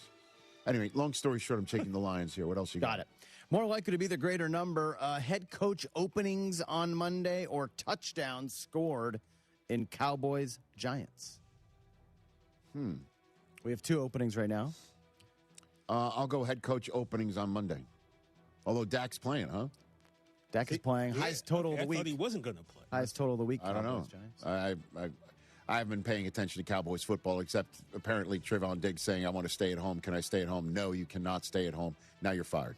Yeah, that was wild. That seemed to be a little extreme. Now, again, I might be oversimplifying the headline stories. Very much so, but in essence, it is. That is what happened. I'll take head coach openings on. All right, a couple more. More likely, higher number. Myles Garrett sacks, still going for the record, or Jamar Chase touchdowns. I will go Myles Garrett sacks. As you know, the Browns love taking on Joe Burrow. Yeah, that's true. Myles Garrett needs to get a sack record. Last I checked, the narrative involving the Bengals offensive line and Joe Burrow behind it makes it seem likely that Myles Garrett will get the sack record. Right. And if Joe Burrow is sacked, that will be one less chance for him to find Jamar Chase for a touchdown against the Browns team that's been stingy in that department, more likely than not. Way to parse out. I will go Myles Garrett sacks here. Last one, more likely potential AFC number 1 seed on upset alert this week. Broncos, Jaguars, Patriots. I'll go Patriots. Yeah, I think you're right there. I'll go Patriots. Jaguars have Tennessee. Right. The Broncos have Trey Lance. Correct. Pats have struggled against Miami. And I'll just go, Miami's just been such a massive question mark with Quinn Ewers and shrug emoji and playing for Mike McDaniel or not. Yeah. Looks like they have. He says McDaniel says he's now a robot when it comes to his emotions about what's best for the team. So I'll go Patriots. Love it. For what's more likely, everybody. This college football moment is brought to you by ServPro. College football teams have moments they recovered from and made it like it never even happened. Like on September 24th, 2016, when Tulsa found themselves down 31-0 to Fresno State. With 10 minutes left in the second quarter, Tulsa fought back to tie the game at 41. And then won 48-41 in double overtime. ServPro. Like it never even happened. Rich Eisen here. LinkedIn Jobs is stepping things up with their new AI assistant so you can feel confident you're finding top talent. Get this. Employees hired through LinkedIn are 30% more likely to stick around for at least a year compared to those hired through the leading competitor. Hire right the first time. Post your job for free at linkedin.com/Eisen, then promote it to use LinkedIn Jobs' new AI assistant, making it easier and faster to find top candidates. That's linkedin.com/Eisen to post your job for free. Terms and conditions apply. You don't have to be fearless to take the first step. You just need a place that gives you every reason to keep going. A college that's nationally recognized for student success, you can be fearless at San Jacinto College. Here, our graduation rate is higher than the other colleges. Our job placement rate is higher. Our transfer rate to universities is higher. That track record is why San Jac is the #1 community college in Texas. Be sure your hard work will take you even further and fear less every step of the way. The mark of any winning team is based on the work that's put into the goal. And just like the sports teams of Houston, Marshall Stevenson Elevator has a pro mindset of a goal to customer satisfaction for nearly 50 years. And by teaming up with American-made Inclinator Elevator, Marshall Stevenson Elevator's customers are the winners. Whether it's an in-home elevator for ease and convenience or one to regain access to upper floor levels, the goal and focus is the same. Marshall Stevenson Elevator. For more, visit marshallstevenson.com. Hey, you got better things to do than think about your electricity bill, but how do you avoid the surprise of a high bill at the end of the month? Here's what I do. I rely on the guys over at Champion Energy. With their low-price, fixed-rate plans, there's never any surprises. Plus, the team at Champion sends me weekly usage reports with my projected bill amount. Again, no surprises. They also remind me when my contract is about to expire so I can lock in on low prices. Visit champion.energy to view a variety of fixed-rate offers. That's champion.energy. Promo code 1560. Promo code 1560. Make your holiday party unforgettable with Dessert Gallery, the go-to for Houston's sweetest celebrations. From dessert trays and scratch-made sheet cakes to photo and logo cookies and seasonal delights, we make hosting easy and delicious. Need client or employee gifts? Forget the fruit basket. Our dessert gifts are the kind they'll actually savor. With 2 locations, Kirby and the Woodlands, plus late hours all week, celebrating sweetly has never been easier. Visit DessertGallery.com to place your order today. That's DessertGallery.com. Taxes was feeling so stuck. Sitting in traffic, squeezing into a parking spot, all to squeeze in getting tax help during your lunch break. Now Taxes is a TurboTax expert who does your taxes for you, while you go about your day getting real-time notifications about their progress and the most money back guaranteed. Now this is Taxes. Intuit TurboTax. See guarantee details at turbotax.com/guarantees. Only available with TurboTax experts. Real-time updates only in iOS mobile app. I'm Ed Evans, CEO of Consumer Cellular. No, we're not one of the big guys. Truth is, we don't want to be. If you're over 50, Big Wireless probably has you paying for more data than you might need. You could be throwing away thousands over a lifetime. Our entry-level data plans start at just $20 a month. And for a limited time, switch and get your second month free. Call 1-888-FREEDOM, visit consumercellular.com or a store near you and get your second month free today.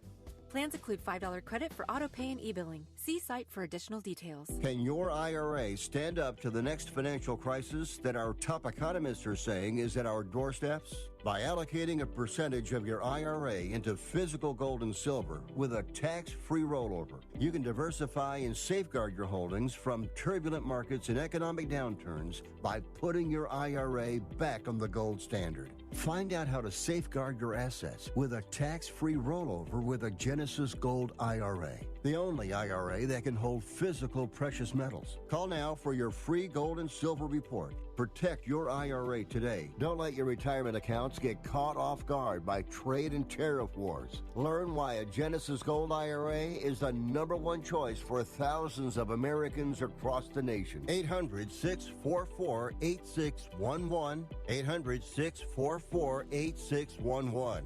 800-644-8611. That's 800-644-8611. ESPN 97.5, presented by Zadok Jewelers. KFNC 97.9 HD2 Mont Bellevue, Houston, a Gal media station. This is the Rich Eisen Show. Hey, everybody. Can't get enough of the Rich Eisen Show? You're in luck. You can find us everywhere. Watch us weekdays on Disney Plus from noon to 3 Eastern. Miss the show? We've got a podcast so you can listen anytime. But here's the best part. Our YouTube channel. Subscribe at youtube.com/Rich Eisen Show and you'll never miss a moment. Now, on with the show. It's B-Roll! The Ole Miss Rebels have knocked off the Georgia Bulldogs! Live from the Rich Eisen Show studio in Los Angeles. This is the Rich Eisen Show. No complacency. Earlier on the show, NFL Network insider Tom Pelissero, Colts quarterback Philip Rivers. Still to come, Pro Football Hall of Famer Michael Irvin. And now, here we come. It's Rich Eisen.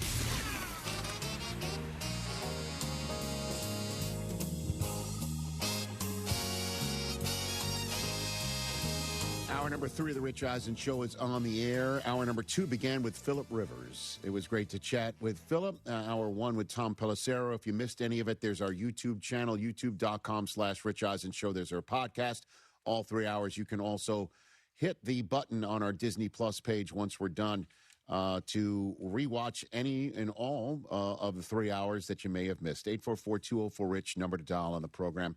He is the man of the moment on the sidelines for the University of Miami that is not actually playing for the University of Miami. He's the first fan, and he's also my Hall of Fame friend. I love this man more than anybody that I know. His name is Michael Irvin. Sir. Good to see you, sir. How are you? Hey, it's so good to be with my boys back on the show again. Rich, you know, I never told you, man, but when I was just watching, when I watched your intro, yes, sir, that Johnny Carson-like intro, that is, dude, hey, that's spot on, Rich. You know what I'm saying? That is spot on, man. That's exactly what that, I'm like, man. Well, you know I don't know why I've never said anything about this. You know what? Like, that really is, Rich. That's cool, buddy. You know me. You know what I'm all about. You know what I'm trying to do. You've been with me literally since my wedding day. You know, you get it. You know what I'm trying to do around here, and I just love watching you doing your thing. You know, and do you think you're playing for the team still, sometimes, Michael? Do you think? Well, you know, I'm so superstitious, right? And a lot of us athletes are. You know, you remember my boy Time, how he had to put his suit out the same way every time. I used to wear whatever my suit was, my underwear had to match. And we would wait till I get undressed and say, okay, we ready, you know, because that's a superstition that we did. Dale Hellestrade and Troy used to mess with me about those things. And what I do, okay, let me explain to people. Like, I can't just sit still, right? I have to be in front of our offense like I'm helping them, saying, come on this way, pull this way. And then behind the defense like I'm trying to stop the other offense. You know, so yeah, I just get into it like that. I can't sit still. As a matter of fact, when I was doing an interview on the sideline the other day, that's when the team started coming back because they had me standing still in one spot. I had to tell them, I got to cut this short, man. I got to get back in front of the offense, man, so I can pull them. I can do my piece. And so it just got crazy, man. I told them I got to get out of here. But once I got out from under the interview and went over there and got in front, it's like caution. Oh, come on, y'all, come this way. If it's 3rd and 5, I take 5 steps this way. 1, 2, 3, 4, 5. And then start pulling so we can get the first down. That's just how I watch the game. No, I know how superstitious you are. All those years with game day morning, you would wear the colors of the team that the Cowboys were facing. You know, you would wear the Eagles green on a day the Cowboys were taking on the Eagles. Right. I saw all of that. I had a front row seat for all of that.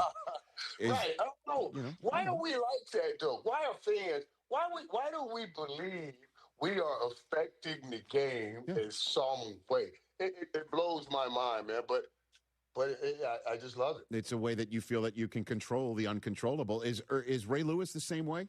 What are you and Ray like watching the game? No, Ray sits, he's still Adrian James, Andre Johnson. Those guys are, they're more calm. They're more calm. So. I think everyone's more calm, Michael, than you are. I mean, you know what I mean? That goes without saying. But I'm just wondering, does Ray even try to tamp it down for you? All the time. He does. All the time. All the time, Ray calm. Hey, calm your black ass.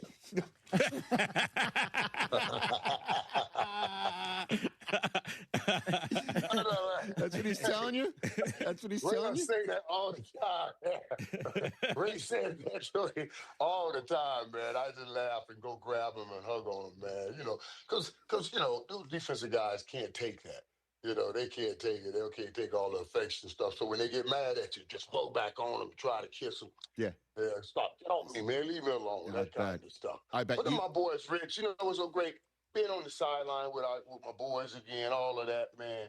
And the conversations we had early on when we were all going to Miami about, how we want to build it and what we wanted to become. And then, we talked about our kids possibly going here and now seeing what one of ours, Coach Cristobal, come back and doing what he's doing with it is insane. It's incredible. And it's a great feeling. And it was so great because Coach Cristobal, even Coach Johnson went up to him and he said, Coach, come on now, the game ain't not over. We got to make sure until it's all the way over, And he says that's what Coach Johnson would have been saying, that's what he got taught under. So, it's great to see family bringing family along this way. Yeah, and it looks like, again, Coach Jimmy and Coach Cristobal, they're doing an old school it segment from Game Day morning. Yeah, you remember them days? Oh, my God, man.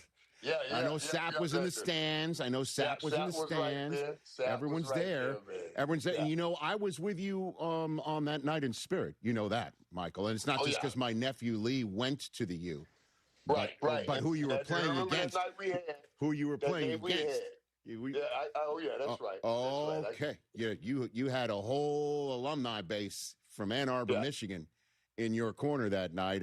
But, I mean, you saw that, too. You saw kids like Caleb Downs, Arvell Reese. Those are beasts who are coming to the next level. So, in all seriousness, though, what do you think makes this Hurricanes team a threat to win it all right now, Michael? Honestly, Rich, I don't know if even saying what we're saying, we give them enough credit for what they've done. And I look at it, and I'm on the sideline. I get to see things pretty close up and a great job done by all of the coaches, Dawson, coordinator, everybody. But the thing I hone in on a lot is, because that's what I did when I was playing, the big guys. Always the big guys. And Mario Cristobal being a big guy and then having Jason Taylor working with that defensive line. Those two have put the focus where we needed it. Offense and defensive line, and you're seeing the results. We've always had talented skill set people, but when we opened up against Alabama a couple of years ago, I looked at our line, I looked at their line, I said, no shot here, bro. You know what I mean? It was no shot. It was Bryce Young's first game. I remember that. I was like, oh, my God, look at this line. Now when I look at that line and I go to that offensive line, yeah, we got a shot every time because of those guys. And Ole Miss, I see a lot of good things in Ole Miss. You know what I mean? They got a lot of that fight like Miami got in them. So that next game is going to be a battle. But beating Ohio State, there was nothing better than beating Ohio State because they stole one. I had a picture when I was in Columbus, Ohio. I stomped on the graves of those. And I went right on campus. I had to go stomp on the grave because you took one of our rings. Somebody you had on the inside stole that ring, threw a 5-minute late flag to take it away. So we've been turning to get to their tail for a while. And everybody thought we were going to get beat. And Rich, we didn't go for it, Rich. It was an incredible thing to be on that sideline and get that feeling. And I remember when it first came around, the first time we did it, when it was Oklahoma and Nebraskas and all of that, and now it's the Ohio States and the Notre Dames. But, boy, it was an incredible feeling to be there. Michael Irvin here on the Rich Eisen Show. And speaking of a Cowboy, South Florida, Miami connection, how about Troy Aikman being hired by the Dolphins apparently to help with the general manager search? Michael, what do you think of that one right there? I think it's brilliant. You know what I mean? There's no doubt Troy's an asset and a great resource for anybody. I mean, whoever. He should have a consulting business and help all of them. Because I heard when they're going outside, you could use some firm or some research firm. Troy talks to these guys every day. And he's serious. He's around these guys every day. So he knows. And he knows what it takes to win a Super Bowl. So, yeah. Because a lot of times, Rich, you can get dazzled with the brain of a person. Great talent, really know how to design the plays. But it takes also the order. You know, the order. You're going to have to make sure that you can have order within the organization and not have situations like sometimes that you've had in Miami. All right. And we had Phillip Rivers on in the second hour of the show, Michael. Did you ever get a call after it's being retired to come back and play? Did that ever happen for you? No. I've never got a real call to come back and play, Rich. But I thought it was pretty incredible what Phillip Rivers did. To get back on the football field and have that opportunity. But now think about it now. That's where the game has lent itself. You know, probably, I don't know what year it was when he first came into the game. You know, he was taking more hits, but now the game protects the quarterback so much that he says, oh, my arm is still good. My body will take way less hits than they had to take, you know. So yeah. Then that lends to you having an opportunity to get back into the game. But at no point did you think, you know what, maybe I should come back? Nothing like that? You never thought that? Oh, yeah. I thought his shoulders up. But then shoulders down, said, boy, stop playing around. You know what I'm saying? or better understood, I probably thought it knee up. Yes. But right in that knee spot. Yeah. Said, Negro, please, you better sit down somewhere. Right in that knee area, see, you better sit down. So, Rich, hey, Rich, I like what people say to me. Man, you look like you still can play. Yeah. It's beach muscles, man. These things ain't functional for real. You crazy.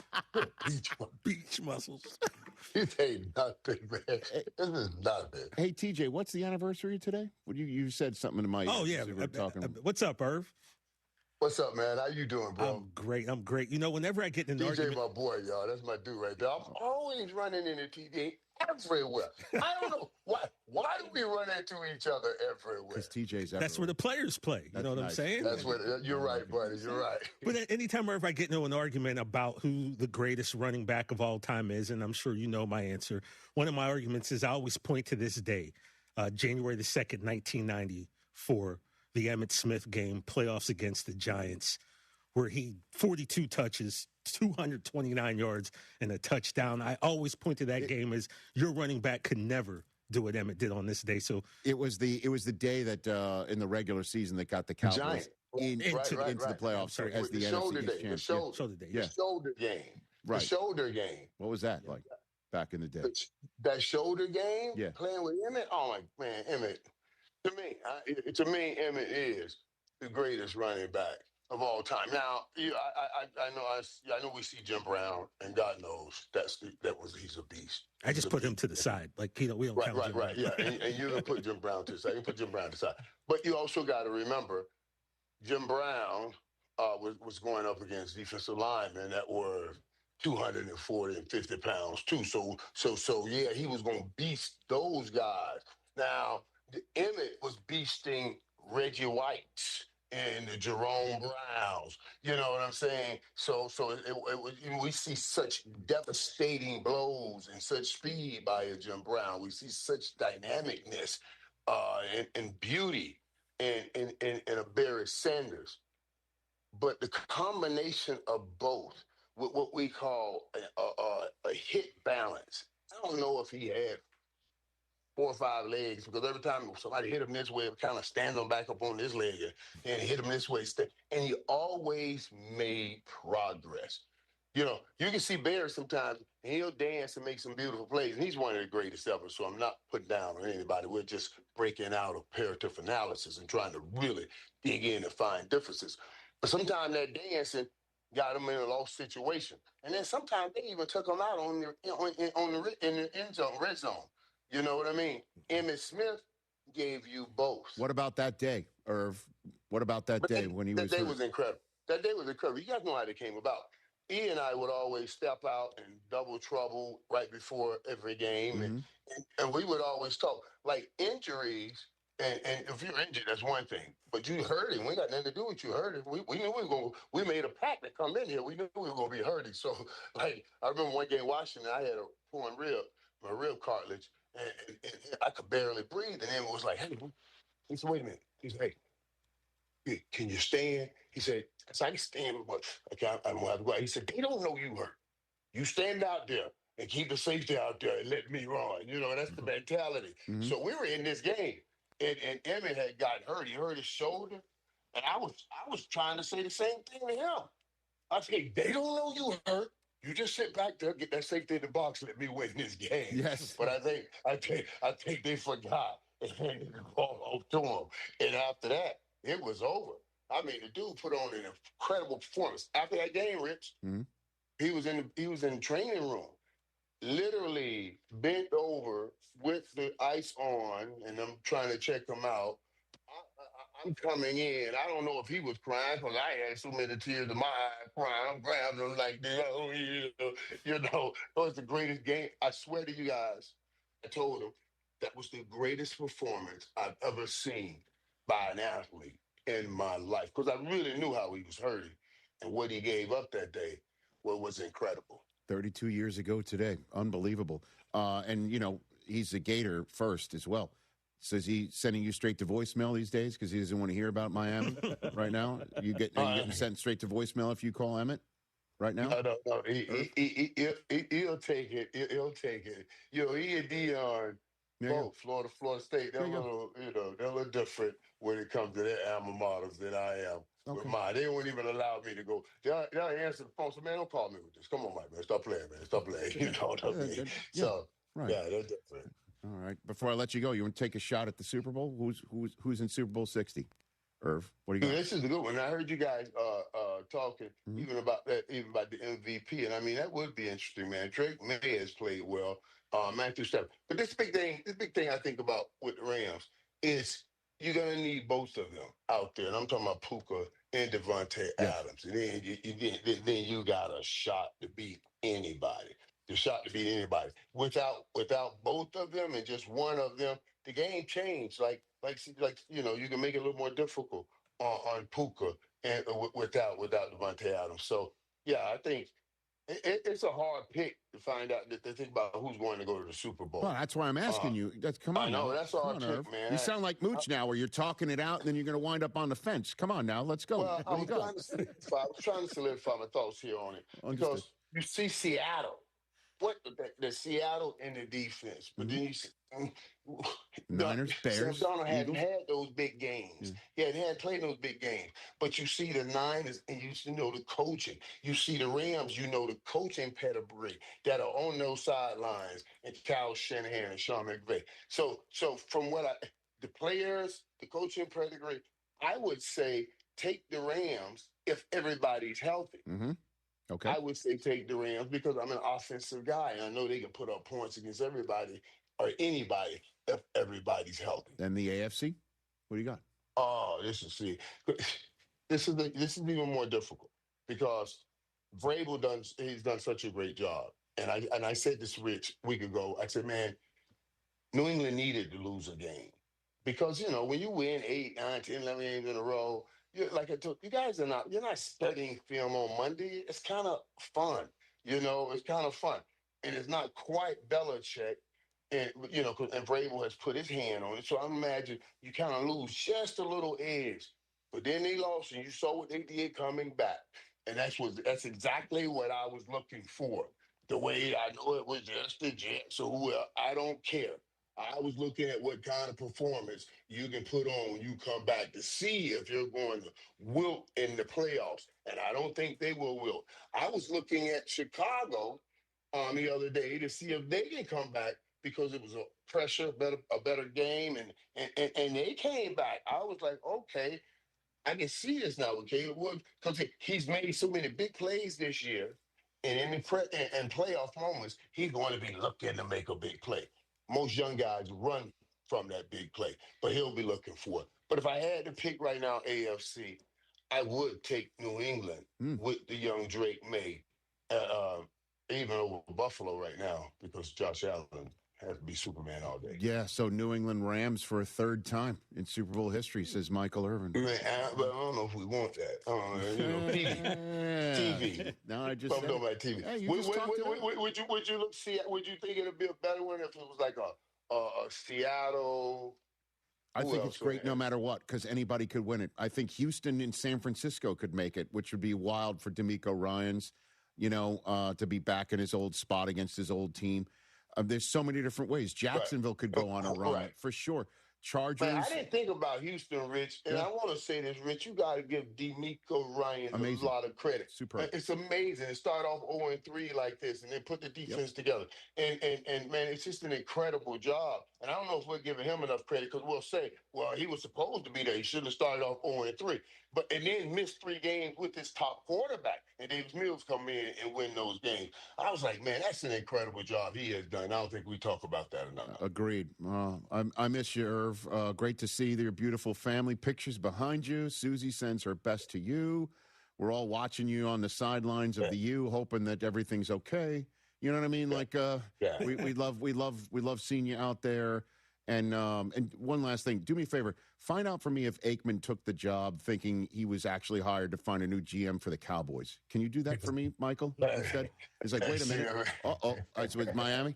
Did I really do that, TJ? That was unnecessary. What do you mean? What do you mean? Unnecessary to do. What do you mean it's unnecessary? But that's the smart of Miami, though, because they know he wanted to do it for a long time, and he wanted to do it for Dallas, and that's why you can understand Miami saying, okay, if Dallas won't tap into that resource, let us, and even the Cowboy fans can understand. Of course. Hey, you know what I mean? So we're happy for Troy, man. I love my man. Me too. I love you too, Irv. Happy New Year to you and all the Irvs. Good luck. No. It's not a happy New Year. It's a happy you year. Happy you year. This is how we say it, buddy. You understand? Happy you year. That's how we say it. Enjoy it, Irv. We'll see you out there for the semifinal. And I'll chat with you soon. Ladies and gentlemen, the one and only Michael Irvin. Go. Hall of Fame friend. Happy New Year to everybody here. Okay. Wow. I think we took that segment and beat it with a belt. You spanked that. Thanked it. The fact that Michael Irvin knows my name, it's not lost upon me. He loves you. I'm just saying, though, as a kid growing up watching him, you never would think that these guys would know you. Exactly. And I told you, him and Charlie Sheen sat in front of me at the Canelo Bud Crawford fight. And that was an experience in itself. This is great. All right, we take a break. Yes, you have to get him. By the way, what Ray Lewis tells him on the sidelines, that was an interesting moment as well in the history of this program. We take a break. I got my top 5 list, the top 5 most overlooked stories of the NFL season coming up.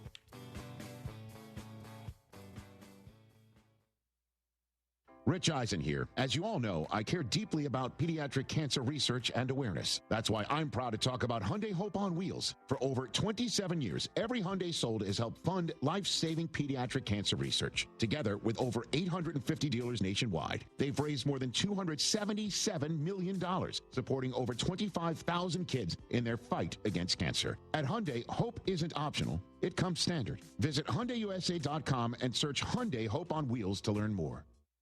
Hey, fans! Welcome back to Fansville's Cheers and Tears. Oh. Okay, so like everybody deals with losing, right? To a rival on a last-second field goal. Whatever, it's fine. I'm totally fine. But I cope with losing with an ice-cold Dr. Pepper. Those 23 flavors are like so delicious. They totally wash away the pain of your college football team taking a big fat L. College football, it's a pepper thing. Football Sunday on ESPN Radio. The Miami Dolphins faced the New England Patriots, who clinched the AFC's 1 seed with a win, and our Broncos lost. May takes the snap, runs to the near sideline, at the 12, avoids pressure, now runs back toward the far sideline, to the 10, 5, and into the end zone. Drake May making something out of nothing. The Dolphins at the Patriots. Coverage begins Sunday at 4 Eastern, with kickoff at 4:25 Eastern on ESPN Radio.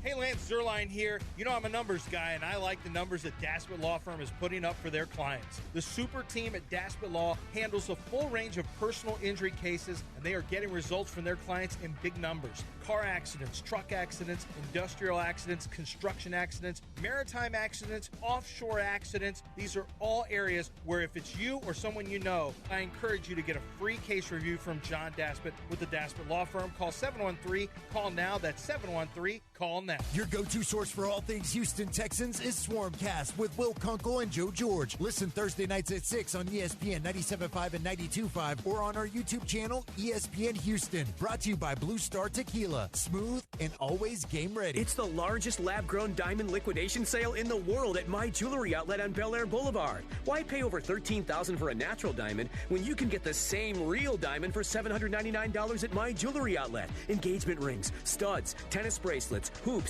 custom pieces, thousands of lab-grown diamonds, all at wholesale prices. Without sophisticated equipment, no jeweler can tell the difference between a natural or lab-grown diamond, but your wallet will. My Jewelry Outlet, 3841 Bel Air Boulevard. Real diamond, real deal. Hey, it's John Granato. If you're giving your home a little love, start with the details that make it shine. Bluebonnet Glass designs and installs frameless showers, mirrors, glass doors, and windows that make your home feel open, bright, and brand new. They're a local team now, started in Sealy in 1951, and they're here in the Houston area. Honest work, fair prices, great results every time. Visit BluebonnetGlass.com to see their work and get a free quote. Bluebonnet Glass, adding the beauty of glass to your project. Be sure to listen to Rocket Power with me, Joe George, and Sean Mapes as we break down and discuss all things Rockets. You can find Rocket Power on ESPN Houston's YouTube channel and right here, Fridays at 6 p.m. Rocket Power is presented by D&M Leasing. Hey, Lance Zerline here. Stop throwing money away. Everyday valuable electrical equipment gets scrapped during renovations and demolitions. Equipment that's worth more than scrap value. Contractors, project managers, construction pros, M&J Electrical Supply will remove your electrical equipment and pay you more than the scrapyard. Zero hassle, better money, everybody wins. M&J Electrical Supply buys, sells, and removes electrical equipment. Call 713-699-5055 or email sales@mnjelectrical.com. John Granato here. You know what's the scariest thing about winter coming? That you might run out of beer. That's scary. Actually, the scariest things are frozen, broken pipes that can cost thousands of dollars of damage to your home. Have Aqueduct Plumbing Company come out, give you a free estimate for pipes that don't burst in a freeze. Billy says if you go with them, he'll throw in a traditional water heater in for free. That's crazy, Billy. Call them today, 281-488-6238, or visit them at aqueductplumbingcompany.com. Tell them you heard it here. Taxes was feeling so stuck. Sitting in traffic, squeezing into a parking spot, all to squeeze in getting tax help during your lunch break. Now Taxes is a TurboTax expert who does your taxes for you, while you go about your day getting real-time notifications about their progress and the most money back guaranteed. Now this is Taxes. Intuit TurboTax. See guarantee details at turbotax.com/guarantees. Only available with TurboTax experts. Real-time updates only in iOS mobile app. I'm Ed Evans, CEO of Consumer Cellular. No, we're not one of the big guys. Truth is, we don't want to be. If you're over 50, Big Wireless probably has you paying for more data than you might need. You could be throwing away thousands over a lifetime. Our entry-level data plans start at just $20 a month. And for a limited time, switch and get your second month free. Call 1-888-FREEDOM, visit consumercellular.com or a store near you and get your second month free today. Plans include $5 credit for auto pay and e-billing. See site for additional details. Hey, listen, are you a 50-year-old person looking for term life insurance? Then you need to talk to Bob. Bob specializes in helping people find $1 million or more of term life insurance for a couple of $100 a month. Look, you need to know there's a price war in the term life insurance business, and you may be paying too much. Call Bob, and he'll shop and see how much money he can save you. Look, this could be the last term life insurance policy you ever have. Your rates are guaranteed for the next 20 years. That's right, guaranteed level rates for the next 20 years. And if you're a smoker or your health is not perfect, Bob has great rates for you too. So for $1 million of term life insurance coverage for a couple of $100 a month, call Bob right now. 800-430-0932. 800-430-0932. 800-430-0932. That's 800-430-0932. Paid for by Term Direct.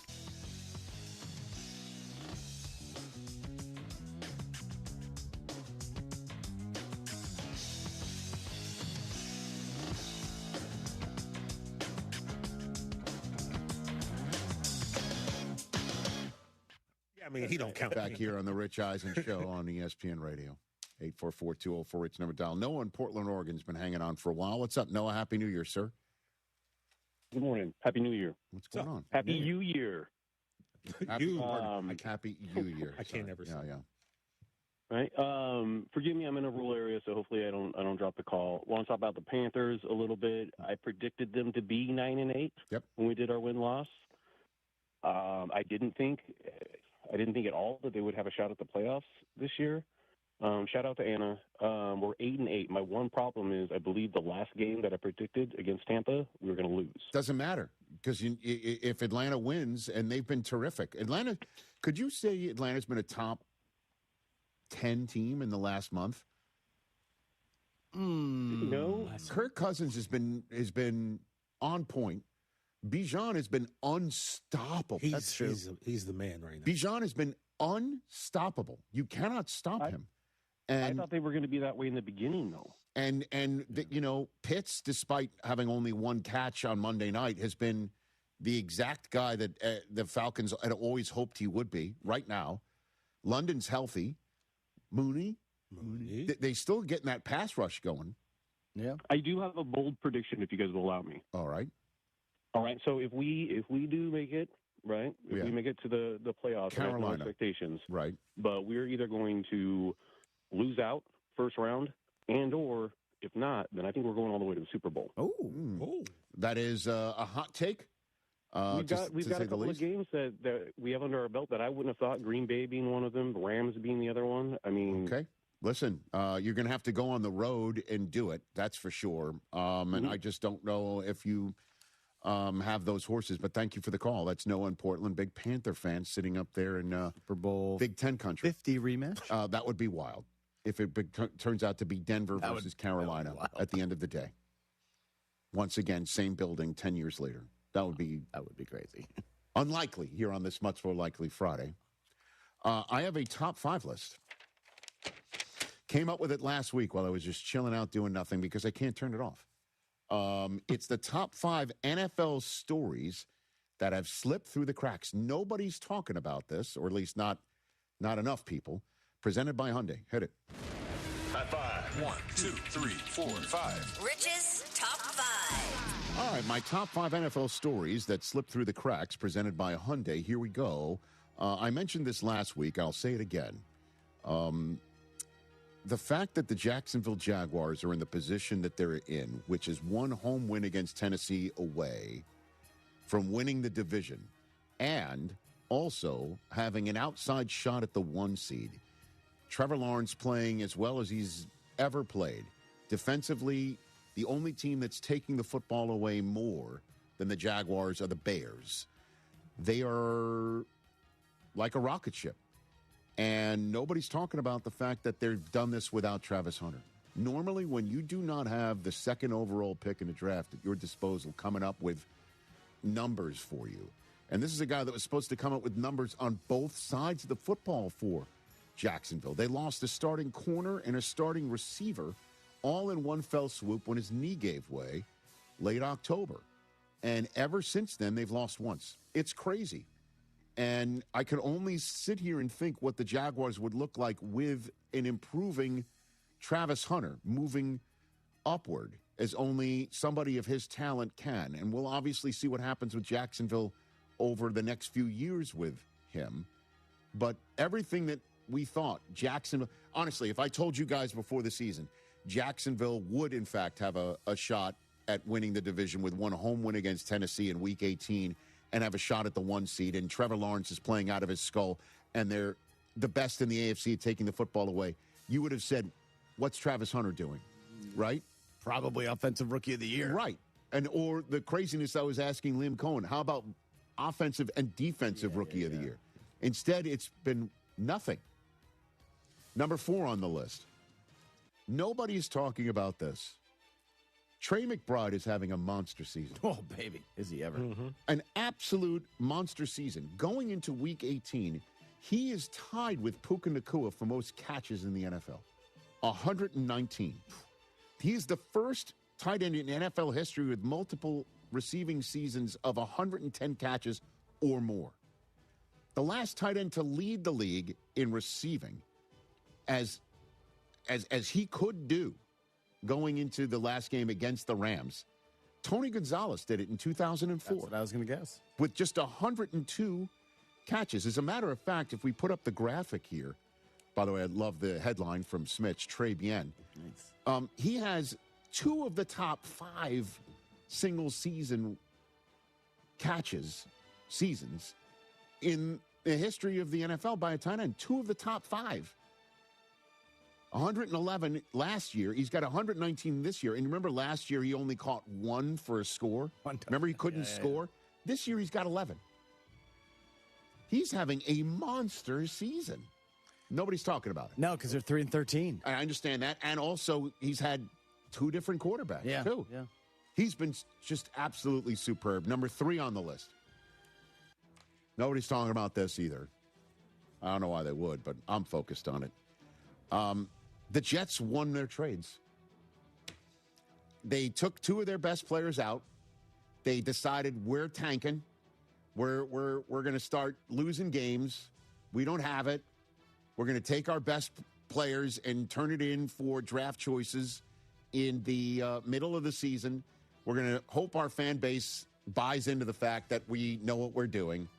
And as long as Aaron Glenn is safe and he's the real deal, then guess what? When they traded Sauce Gardner to the Colts were 7-2. They've gone 1-6 since. Right now, that if the Colts lose this weekend and go 8-9, the draft choice that the Jets have currently is 18th overall. It could be right in the middle of the first round, and the Jets have done their job on their own. They're now 3rd overall on the clock.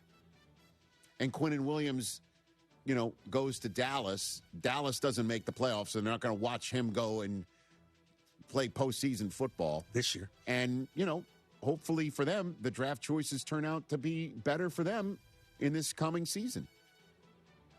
Now all they got to do is just draft right and no longer burn it down because the fan base is sick and tired of watching them burn it down. The Jets have been pretty good at drafting. They just haven't hit on a quarterback. Number 2 on the list of storylines nobody's talking about. The Minnesota Vikings have actually finished quite strong. They're 8-8. They've won 4 in a row. J.J. McCarthy, it was just announced moments ago, is starting for the Vikings in their final game against the Green Bay Packers. Everybody loves putting the memes of McCarthy out there right now. I understand. If he wins this game, they'll be 6-4 with him.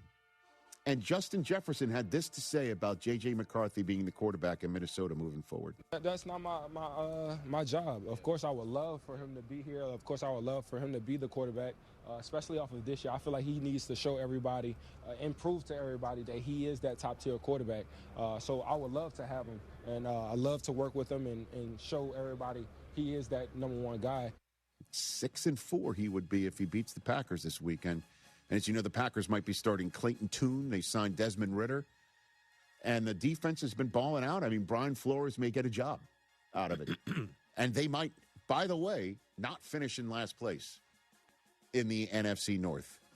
Because the Lions might lose their final game, and they would be 8-9. And the Vikings would finish with an above 500 record at the end of the day. Number one, the top NFL story that has slipped through the cracks is the New Orleans Saints may have themselves a franchise quarterback. I think this kid, Tyler Shuck, could be the offensive rookie of the year. Yeah, I said that on Overreaction this week. Nobody is paying attention to what he has been doing for the New Orleans Saints. So under the radar. 2,125 pass yards and 11 total touchdowns with one game left. And his passer rating in his 8 starts is 97.2. Each of the 4 rookie quarterbacks to have a higher passer rating in starts in the last 10 seasons won the Offensive Rookie of the Year that year. He's completed 69.6% of his passes in his starts. Nice. Over the last 10 seasons, the only quarterbacks to have a better passer rating than him, as I mentioned, Justin Herbert, Jaden Daniels, C.J. Stroud, Dak Prescott, they all won Rookie of the Year.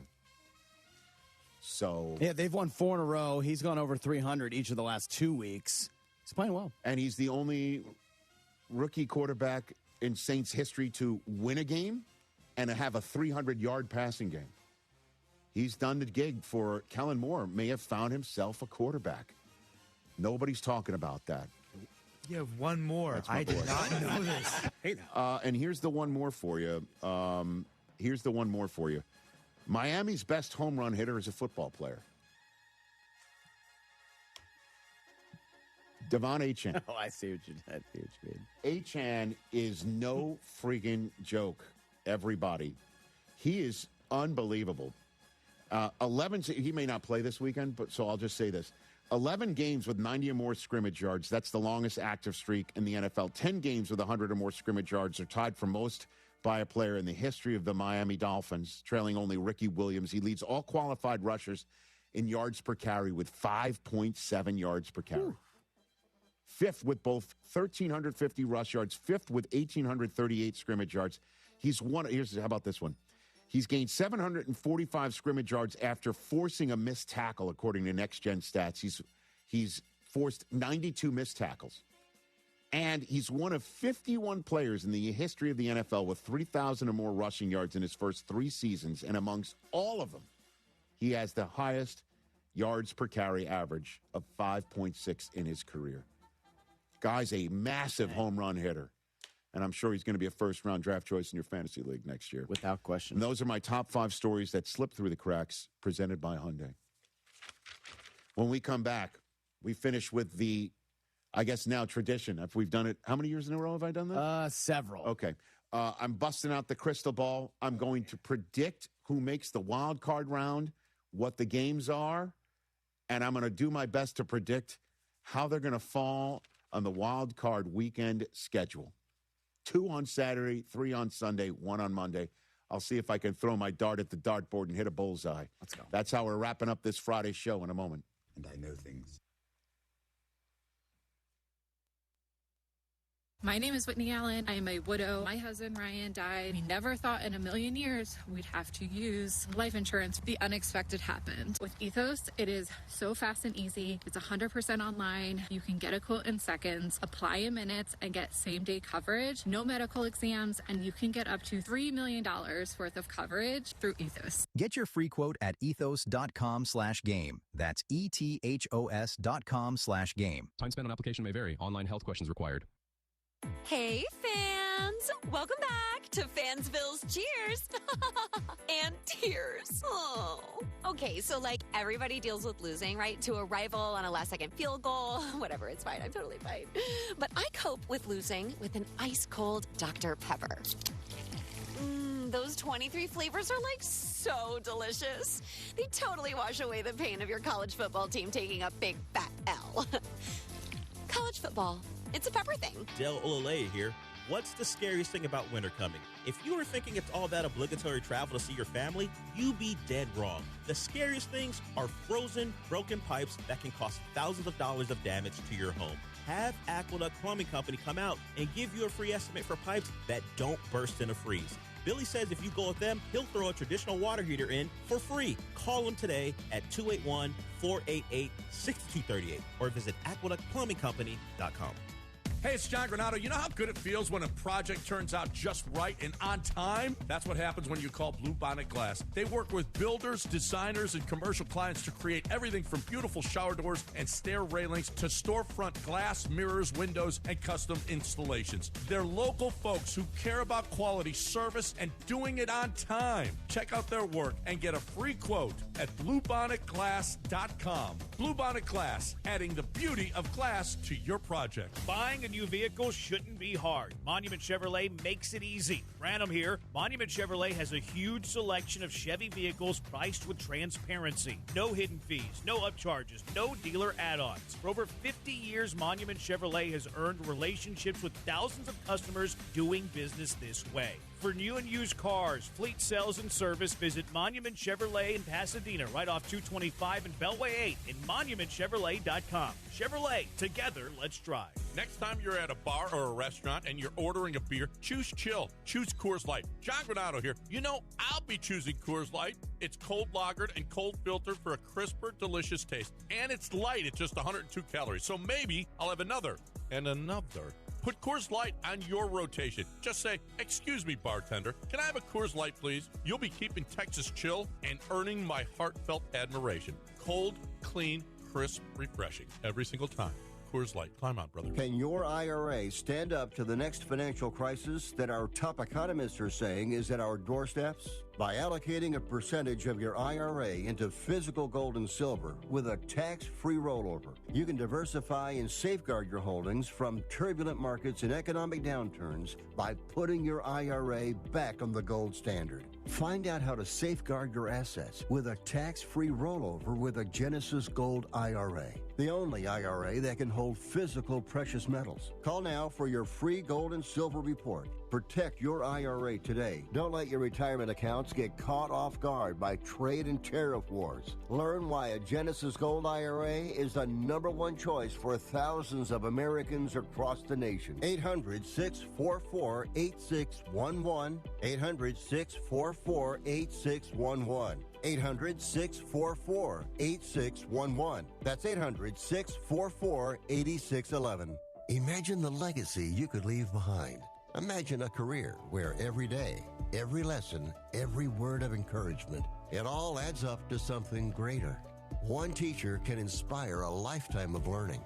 At Teachers of Tomorrow, we believe in the power of one. One teacher, one student, one moment that changes everything. Teaching isn't just a job. It's a legacy of learning that shapes the next generation.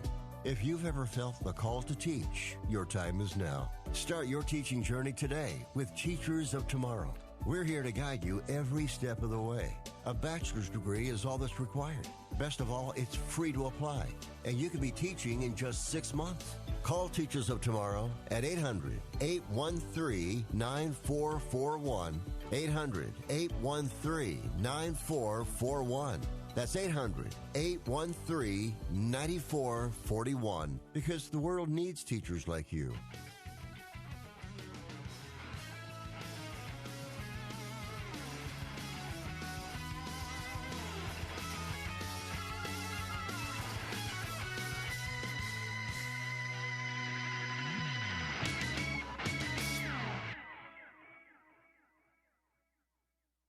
For sure. As you know, I care deeply about pediatric cancer research and awareness. Hyundai Hope on Wheels is all about that. So are the dealers. Over 850 dealers nationwide together have raised more than $277 million supporting over 25,000 kids in their fight against cancer, because for over the last 27 years, every Hyundai sold has helped fund life-saving pediatric cancer research. Learn more at HyundaiUSA.com. Search up Hyundai Hope on Wheels. At Hyundai, Hope isn't optional. It comes standard, ladies and gentlemen. All right, if you're listening right now, you might hear my voice a little bit more lush because it's bouncing off this huge-ass crystal ball that I went and bought years ago, thinking it would be fun to have a crystal ball on the set. And I got the biggest one because I thought it would be looking good on television, and it is. It's just a massive lunk like a bowling of glass, ball. right? But I look into it every now and then, and I see, or as my good friend Tyrion Lannister might say, I drink and I know things. Just like me. Okay. Just like me. And I have right here in front of me a list of wild card games that I think are going to hit. Right now, as you know, there's still a few things up in the air as who's winning certain divisions, what seeds they're going to be in. And at some point, it's all going to land by Sunday night. And the good folks in the National Football League are going to get together with television partners, and they're going to say, you get this game, you get that game, you get that game.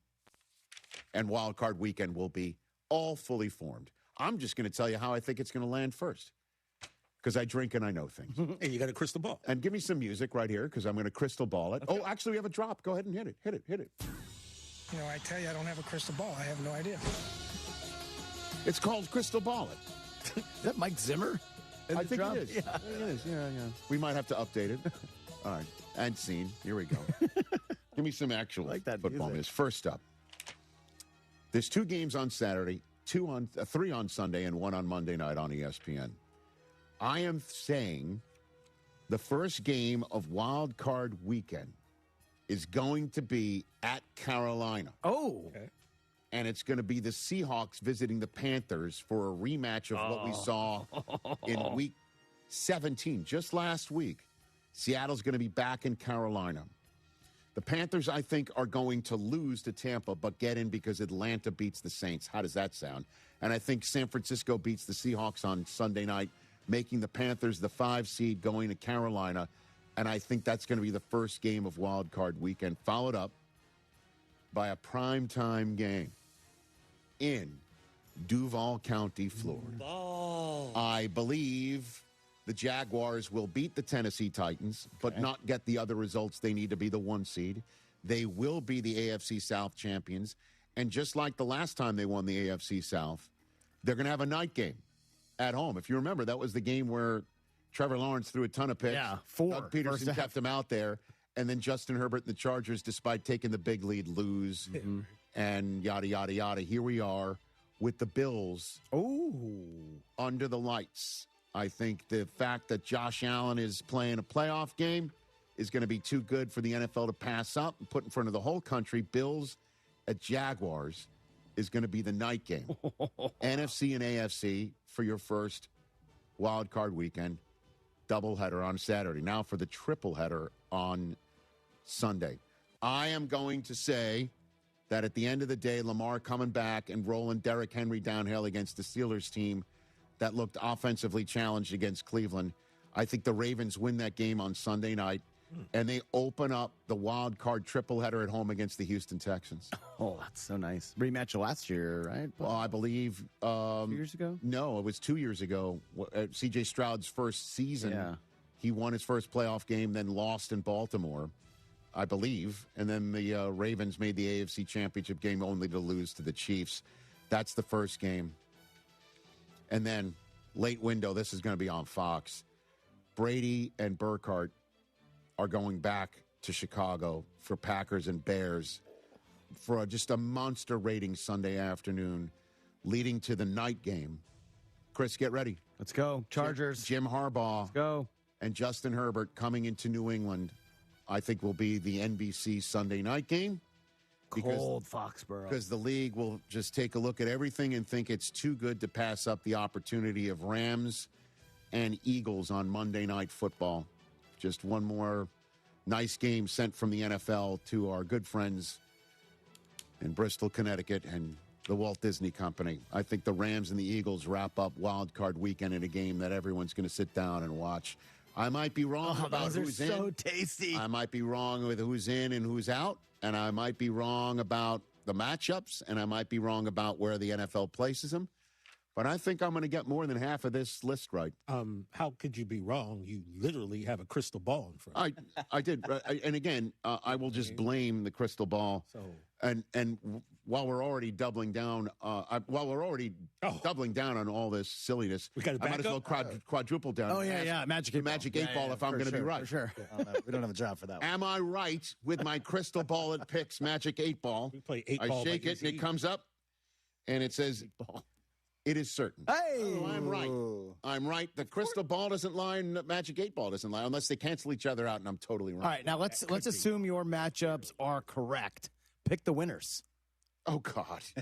Come on, man. Why not? I already picked enough winners to give you enough. I don't know. Keep going. I just told you that the Bucks win, but the Panthers get in because the Falcons win. I just told you that the Niners beat the Seahawks and that the Ravens beat the Steelers. Keep going. Pick them. And that the Bears are the 2 seed, which means they win the final game of the weekend. I'm not going to lie. I look at this, all home teams. You think there's not a road team that wins? I think the Texans would beat the Ravens, don't you think? I think the Texans are about to go on a fat run. If Derrick Henry is just running over everybody. Yeah, he can't do that every week, though, can I don't know. Can he? But TJ, at the end of the day, you going to tell him? Don't you think the Chargers beating the Patriots is totally doable? Come on. Oh, absolutely. It's going to happen, maybe. Happy New Year, everybody. That wraps up our Crystal Ballet segment and our first show of 2026. We'll be back with most of you on Monday. For the moment, we say farewell to our radio audience. Have a great Week 18 weekend. For Disney Plus and the ESPN app, back to wrap it in a second. Some people just know you can save money on car insurance by checking Allstate first. Like you know to check Kirk Herbstreit's pregame analysis first, before talking to your brother-in-law. In this game, the key thing to watch will be the offensive line versus their front seven. If they can get pressure without blitzing, this could be a long night. Okay, Kirk. I know stuff. Ooh, checking first is smart. So check Allstate first and see what you could save. You're in good hands with Allstate. Potential savings vary, including based on how you buy, subject to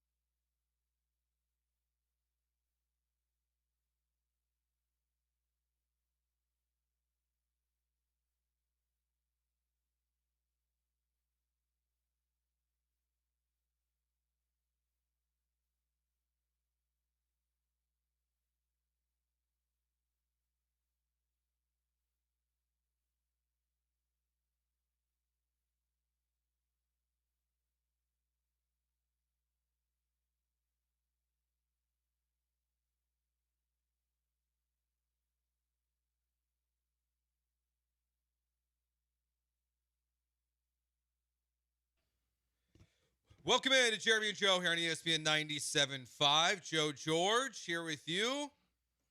And I'm the only one that showed up for work today. Brian McDonald's not here. So we got Ryan Morrow hanging out with us. Jeremy Branham's not here. So I brought in this slouch. Josh Beard. Slouch? What's up, buddy? Why are you calling? First of all, I'm not even slouching physically. And the slouch, I was about to say that you just brought in better Jeremy. I'm That's not true. better looking. I don't have a better voice. Mm-hmm.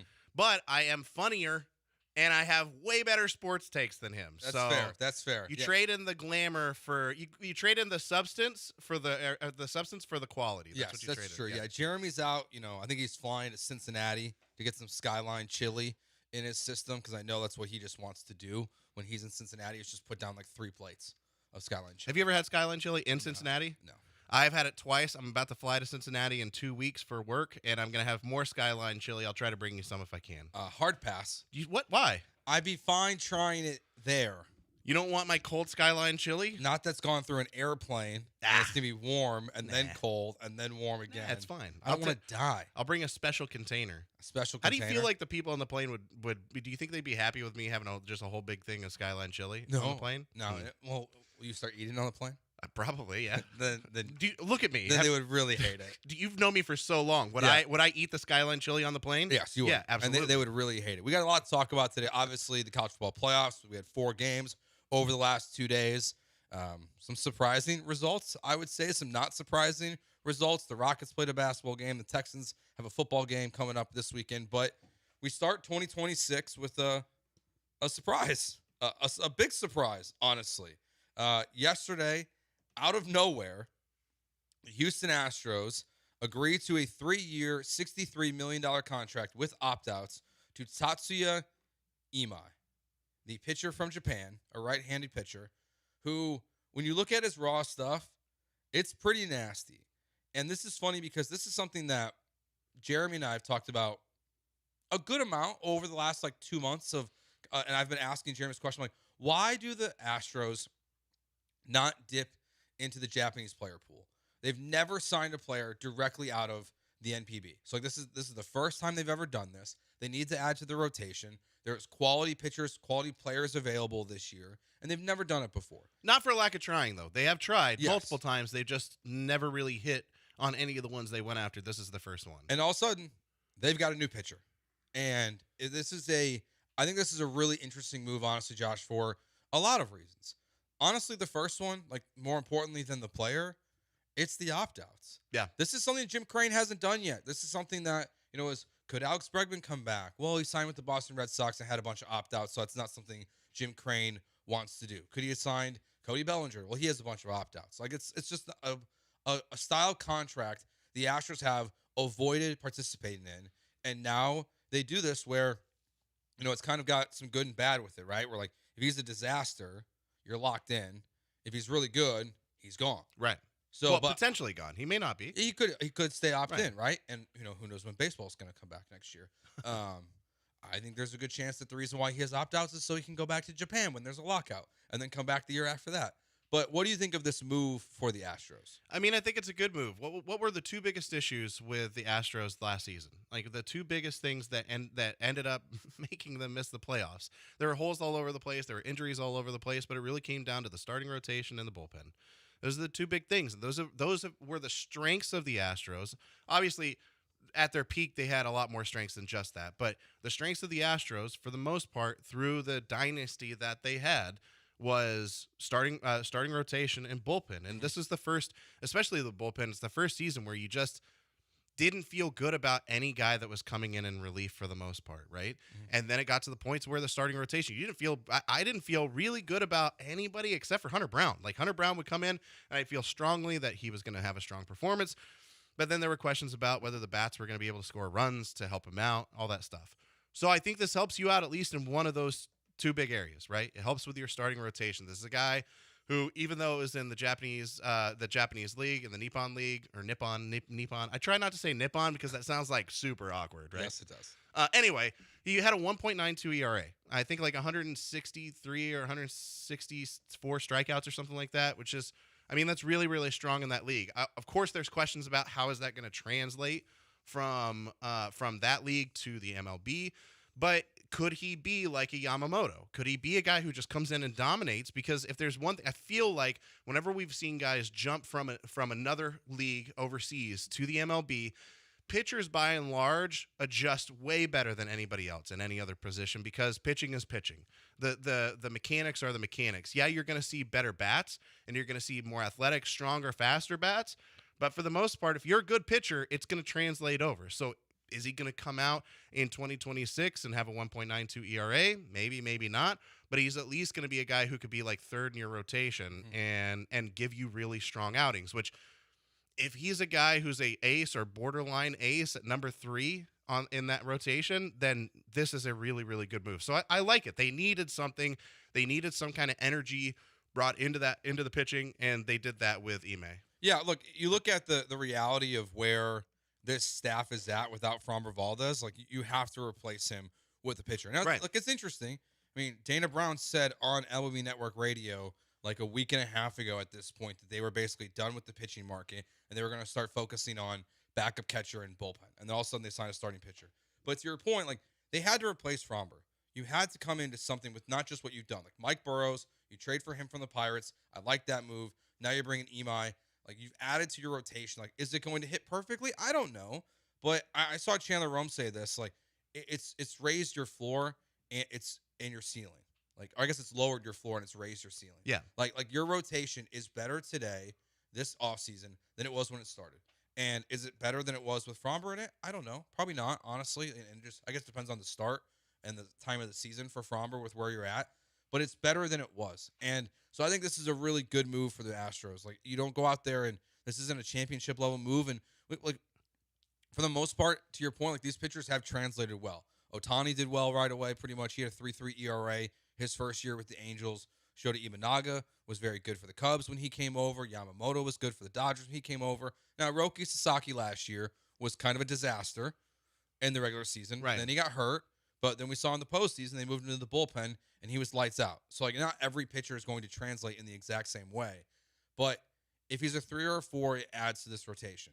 I think a lot of fans are hyping themselves up that this is a Framber, like, 1-to-1 replacement. Yeah. That's not that. Hold your horses, buddy. I don't think anybody should expect that, right? Nobody should put any expectations like that on a new guy coming into this league for the first time. Like, did he have that stuff in Japan? For sure.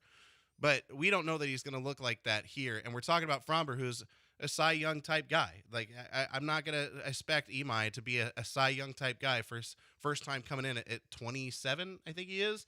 And so I like it. I think you're spot on, though. It's a good move. It's a solid move that boosts your team, but it may or may not replace the Framber void, and they need to continue getting better from here because we are now in the twilight years of the Astros dynasty, and if they don't make the right moves now, then it's going to have to be not a full rebuild, but close to a full rebuild sooner rather than later. Well, and I think those are like that's what they've started to do this offseason. Like they've identified 2 pitchers now that maybe like if Imai stays here for 3 years, or maybe he opts out after a year and then you rework his contract, like we saw with Carlos Correa in Minnesota, where like he opted out and then he opted back in. We saw that with Matt Chapman, right? He did the same thing where like he just restructured his contract, stayed with the Giants. So it doesn't mean like this guy's guaranteed 1 and done or 3 and none or 3 and 1. Like it can be somewhere in the middle. You can sign this player for a longer period of time. It just I think they're making moves to set up for the future, and they're also making moves to set up for now. Like someone texted in, so we keep referring to the dynasty in past tense. Can't say you're wrong. It just hurts hearing it. I think this season, I'm not saying this move makes them like a World Series contender or anything like that more than they already were, but it adds to it. It adds to your chance to get back and make that run this year. If you look at Vegas, like depending on what book you look at, they're somewhere between like the 4th and 7th best odds to win the World Series this year. I think they can win the West this year as long as they're healthy. They don't have the injuries they have last year. They win the West last year, I think. And then this year, or at least make the playoffs last year. So the expectations for me going to this season are make the playoffs. This move just adds to that because now when you look at it, your rotation is Hunter Brown, Imai, Mike Burrows, Christian Javier, and then you've got like 8 or 9 guys essentially, it feels like, for one spot. Like whether that's Spencer Arrighetti or Lance McCullers, which I don't think it'll be Lance. Look, we all love Lance McCullers. He's a mascot. Yeah, he's a mascot. He's not a pitcher anymore. I want him to be a pitcher. I would like him to focus on being in the bullpen at this point. It'd be great. We'll talk about him a little bit more in the next segment with where the Astros go from here. But you have Blue Ball, you have Nate Pearson, you have Weiss, who you brought over from Japan, I believe it was as well, who's an American player first. So you've got all these guys who can fill that 5th spot in your rotation, maybe your 6th spot in your rotation, and you have depth that you can withstand some injury this year. So this is a surprise. I think it's a great move, just because it's time they dip into this market. It was interesting to hear Chandler Rome say that there were people who work within the Astros organization that were surprised by this. That's funny. Especially, I haven't ever felt like the communication in the front office for the Astros is super great with Dana Brown and others. Yeah, everyone else. Right. Dana Brown and literally because I feel like the way he communicates openly to the media and to the fans is the exact way he communicates with everybody in the front office as well. It's like, no, guys, I see he's the type of guy who goes into a meeting on a Monday. It's like, look, here's the plan. We're going to follow plan A. This is what we're doing no matter what. Everybody, it's boots on the ground, all hands on deck. We're going after plan A. Everybody do it. And then he does the exact opposite thing. And everybody's like, we're so confused because we were all working on plan A and you did plan Z out of nowhere, Dana. What's going on? I also think there's a chance that this was just Crane. That's possible too, which is because fine. of the relationship with now a Japanese company in Daikin. Oh, fair. Yeah. Having the relationship of the naming rights to the stadium, like it's fitting that now you go into that market really for the first time. You make an aggressive move and you go get a guy. And now look, I don't know what this means about the status of baseball. I think this is an interesting point from Bob Nightingale that both Tatsuya Imai and then Murakami, the first baseman, I think it is, that signed with the White Sox, were both projected to earn in excess of $300 million. And they got combined $88 million. I think it's really interesting. Like, what does that say about the evaluation of the players? Yeah. Or the willingness to pay. To pay them? Does it talk about what's happening next offseason? Yeah. Like people are like Kyle Tucker still sitting out there in free agency on January 2nd. Hasn't been really talked about in any way, shape, or form outside of Toronto. Like no one seems to be going after these big contracts this offseason. You have a lot of quality pitchers like Ranger Suarez who are still on the market. It's fascinating. Now, the ultimate question here, I think, is what happens next. We'll go through quickly on the other side. Some comps from Brian McTaggart. So for those who are unfamiliar with Imai, we'll go through those. And then what's the next move for the Astros? Because I do feel like there has to be at least one more based off the way they handled last offseason. It's Jeremy and Joe with Josh Beard filling in for Jeremy here on ESPN 97.5.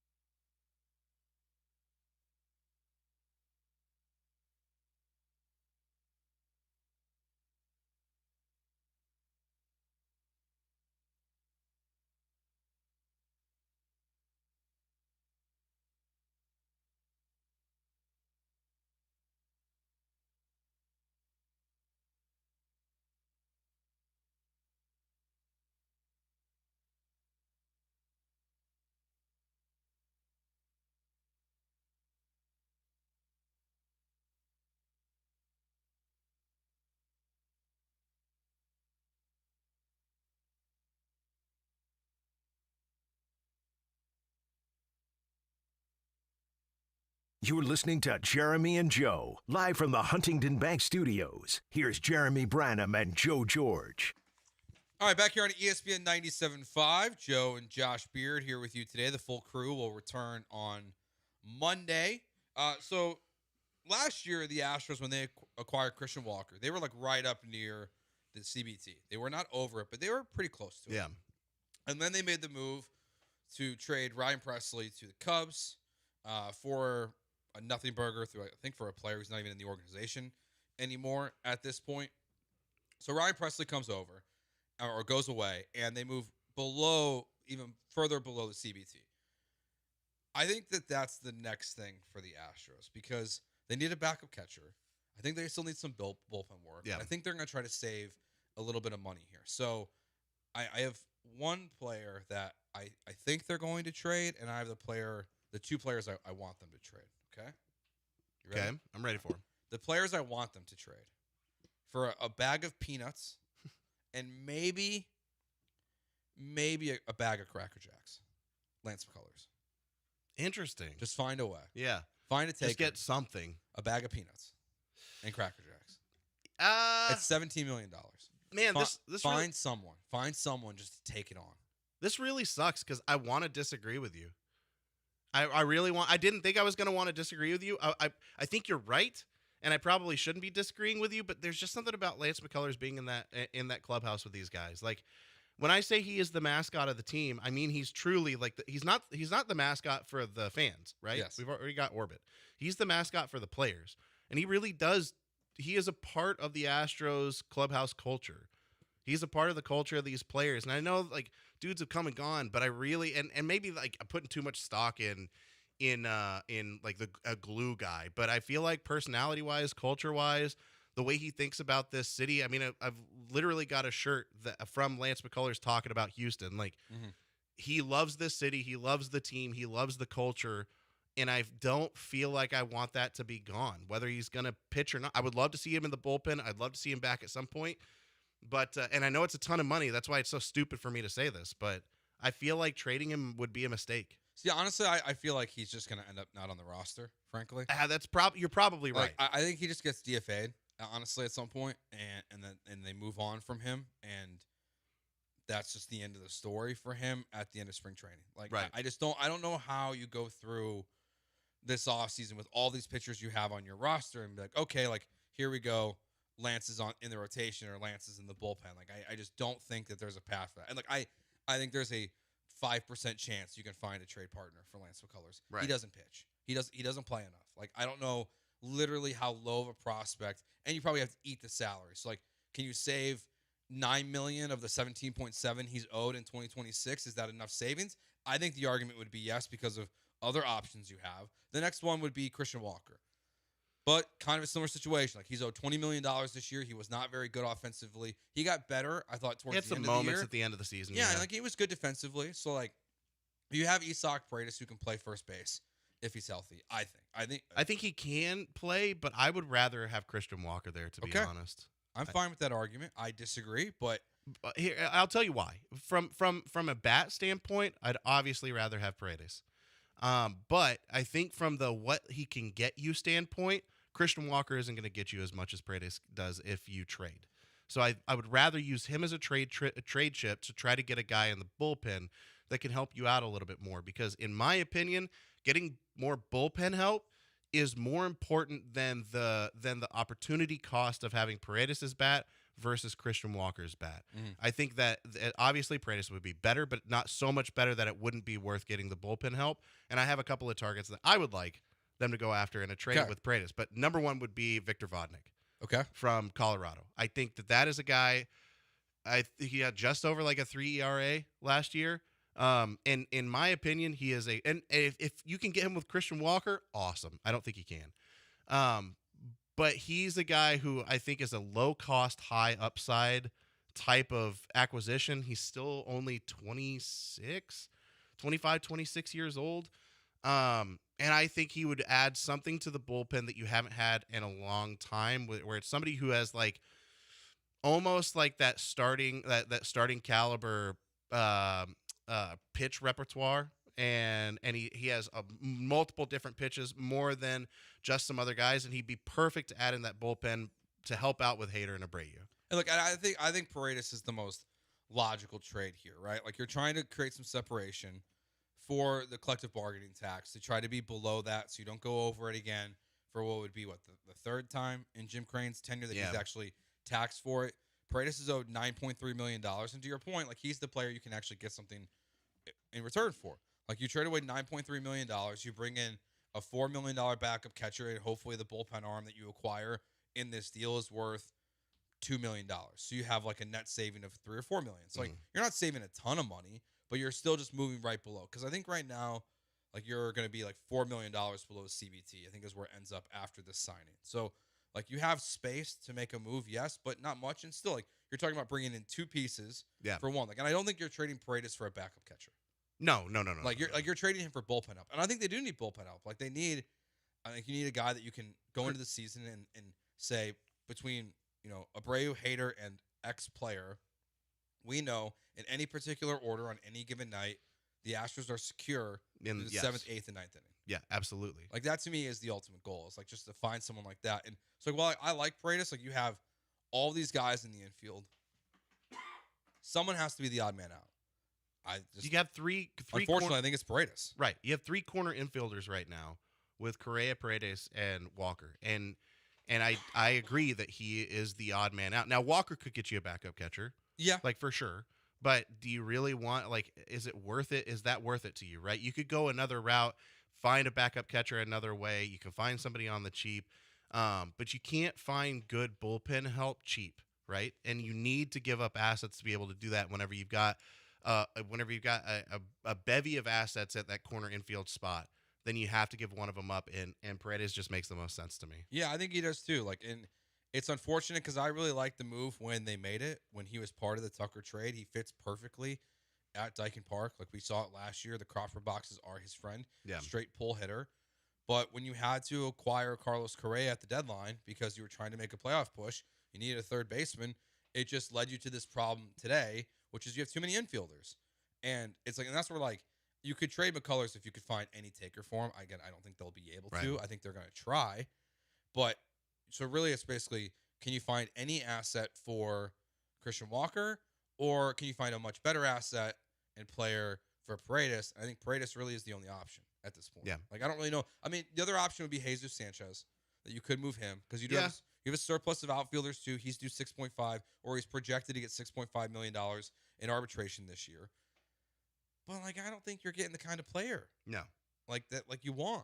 Like I want a good player in return. I'm trying to help the Astros in this trade. I'm not just trying to get a bag of peanuts, right, to help to get to this, to add to this team.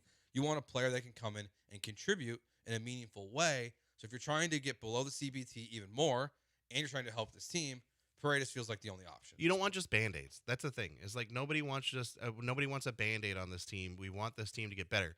Like the texter earlier who we were talking about the Astros dynasty in the past tense, because we just don't have right now. The evidence that we have is that dynasty is either at the very tail end of it or might be over until they show us otherwise. The way you make that not be over, and the way you make it, the way you extend it, is by making moves that make you arguably or definitively better, and not lateral to lesser moves to try to save money or try to like juice a little bit extra out of this one spot. No, you attack the weaknesses that you have the hardest, and that's in the bullpen. Like, if they went to the Rockies and they tried to do like Christian Walker for a Seth Halverson, that's probably a little bit more doable. But do we care about Seth Halverson as a bullpen? Is he a guy who really shores up your 7th inning? Right? Probably not. Probably not. Now, if you take Paredes, then you could go after a guy like Vodnik, or you could go after a guy like Suarez, maybe, who the Astros have shown interest in before. And that's somebody who can shore up your 7th inning. And then all of a sudden, if you have like Suarez, Abreu, and Hader going into your 7, 8, 9, oh my God, every starting pitcher in the rotation is going to be happy with that. They're going to be like, okay, let's just score a few runs for me. We're going to be fine. And that's how you extend the dynasty. That's how you extend being the Astros that you have been before, by attacking the spots that are of the most need, and you got to move guys that have a little bit more value to make that happen. Yeah, and honestly, I thought they were gonna have to move Paredes for the guy who now is Ema. Like, yeah. I thought that was the move this whole offseason, was like, that's the guy you go get, was a starting pitcher by trading Paredes away. So now you can use Paredes if you want to in another situation. Now, again, it's not a perfect situation because I like the bat way better with Paredes than I do with Christian Walker at this point. But one guy has value, I would imagine, to other Major League Baseball teams, and the other doesn't. So it's not like anyone is saying they prefer Christian Walker. It's just the reality of the situation. Let's go out to the HRP listener line. Let's welcome in Philip. Philip, Happy New Year. What's going on? Hey guys, I have to disagree on the Paredes at least until the trade deadline, and the reason is I feel like you'd be selling low on him because of the injury, and you'd want to prove that he's back healthy, hitting like last year at least. But at the same time too, we don't know how the season's going to unfold. For all we know, Correa's back acts up and he's out for 2 months, and we need his bat every day, and so I'm in no hurry to necessarily move anybody. I feel like they're pretty good at piecemealing bullpen help. They did last year, the year before. They find these guys out of nowhere to be a solid 6th, 7th inning guy. They have the 8th and 9th guy already. So I'm not as concerned about that 7th spot and then finding someone. And if they can't, they can still make a deal at the deadline to find somebody for the stretch drive. And also, as far as clearing money for the tax, if I'm not mistaken, if this is the case, to me, it feels like a loophole, but I believe the calculation's done based on the roster at the end of the season. And so if you find, I forget if Lance is up at the end of the year or not, but somebody like that where you have a bad contract that's expiring, you can unload that at the deadline. The other team's only paying for a fraction of the season of that salary, but you get the relief for tax purposes, and then you can maybe do a trash for trash or do some kind of prospect sweetener to that to get under that floor. I think they did something similar to that with one of the relievers that they unloaded a couple years ago, one of the 8th inning guys making $7-8 million. They unloaded him, and they were able to take his salary off the calculation, if I'm not mistaken. The guy from the White Sox that was here twice. Oh, on the blank on his name. Kendall Graven? Yeah. Graveman, I think they cut him loose in a deal or something near the end of the year to get under the tax threshold or lower it at least. But I'm just not as concerned given, Walker had a nice second half. He was about what we thought. At his age, I think an ideal situation, at least to begin the year, if everybody's healthy, is you rest him 2 games a week at least and get Paredes some at-bats there. And I think Correa could use a game off every week and get some at-bats there for Paredes. So there's still some opportunity there. The one thing I would hold out, too, is as a wild card, if you're absolutely certain Jeremy Pena is not going to be here long-term, if you could get a deal that's too good to say no, that might be something to consider as well. If you're going to get I don't know about Lindor package. You'd want more guys that panned out, but you'd want something like a Lindor package where it's just 3 or 4 prime stud prospects before you'd be willing to move Pena. But I wouldn't necessarily be against that. it would depend on the details. All right, thanks for the I'll call. hang up and listen. Thanks, guys. Yeah, thanks, Philip. We appreciate it. We'll take a break. We'll react to that on the other side. We'll talk a little more Astros. Get to Philip. We'll talk about Philip, what he had to say. We'll get to your text reaction to this conversation as well. Before we talk some college football, because there's a lot of big games. So he's Josh Beard. I'm Joe George. Ryan here with us as well, filling in for BMAC. It's Jeremy and Joe on ESPN 97.5.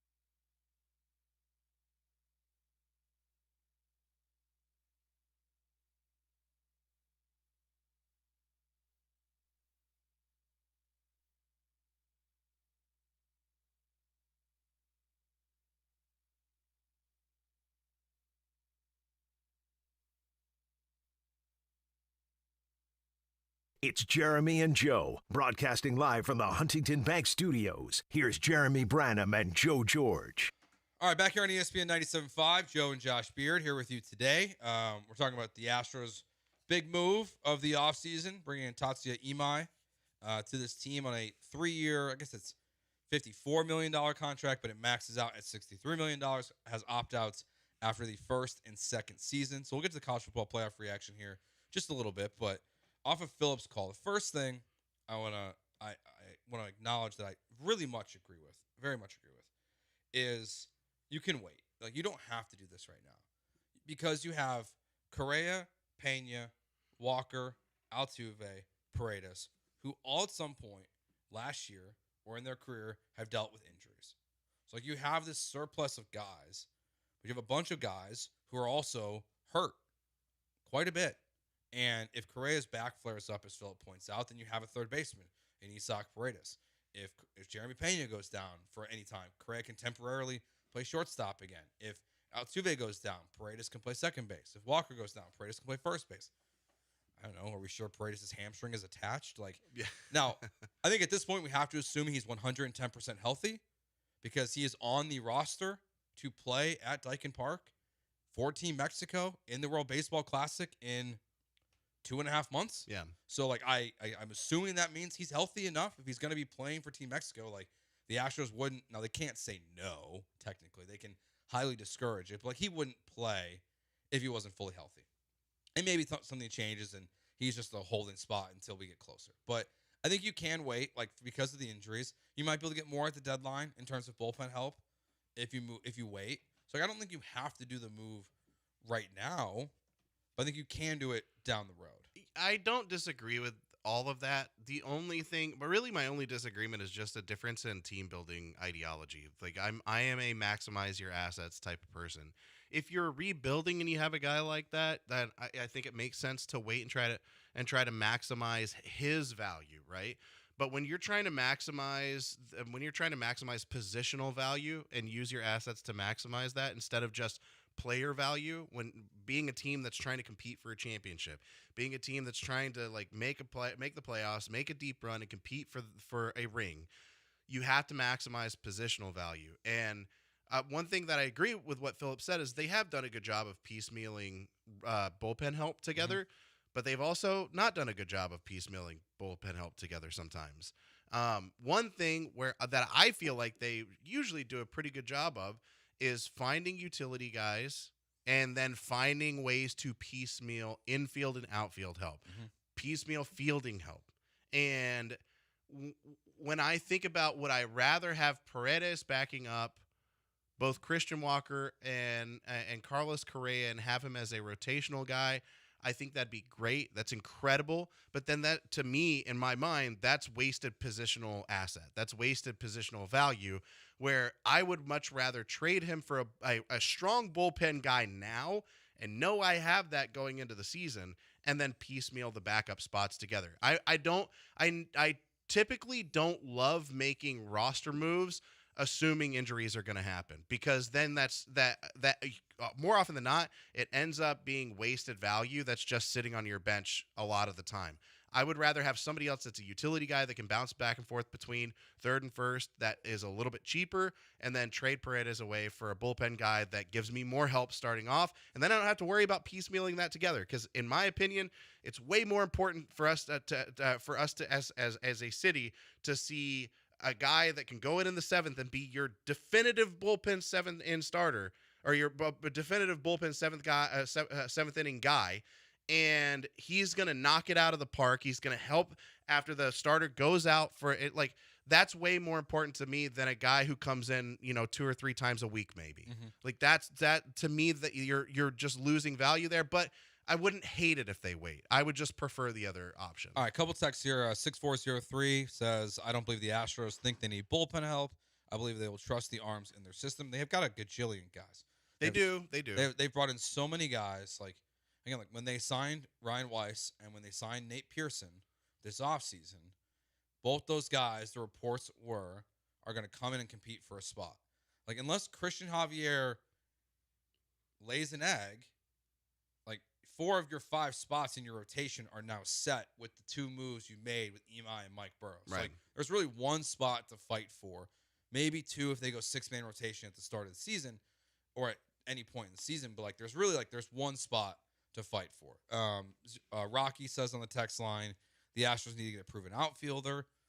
I don't disagree. Like, that's where you could trade Paredes and a Jesus Sanchez in multiple moves and go get a proven outfield. Like, Paredes for an outfielder, Jesus Sanchez for a bullpen arm, I think is logical. I just don't know if we see 2 more Astros moves happening this offseason. Right. I think they also are kind of banking on Jesus Sanchez being much better.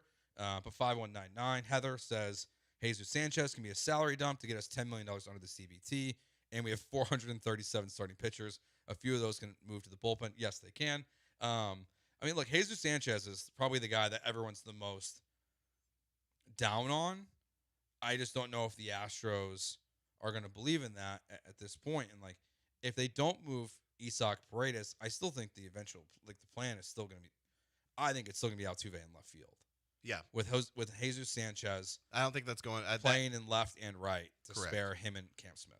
Yeah, I don't think that the Altuve in left field thing is going anywhere. I know people don't like it.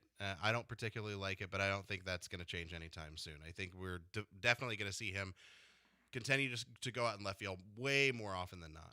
I'll see a couple other texts here before we wrap up the Astros conversation. Let's see if the pitching holds up. I can honestly see the Astros competing with the Dodgers. Excited from Imai signing with the Astros. Seems like his kind of guy. That's in reference to what Imai said on a podcast earlier in November. He said when he was asked about the Dodgers and playing with Ohtani and Yamamoto and Sasaki, he said, I want to take them down. Of course, playing with those guys sounds fun, but I think beating a team like that and becoming world champion would be the most valuable thing in my life. That's a good way to endear yourself to Astros fans before you even sign with the Major League Ball Club. All right. There's a lot of college football games that happened over the last 2 days. One was really, really good.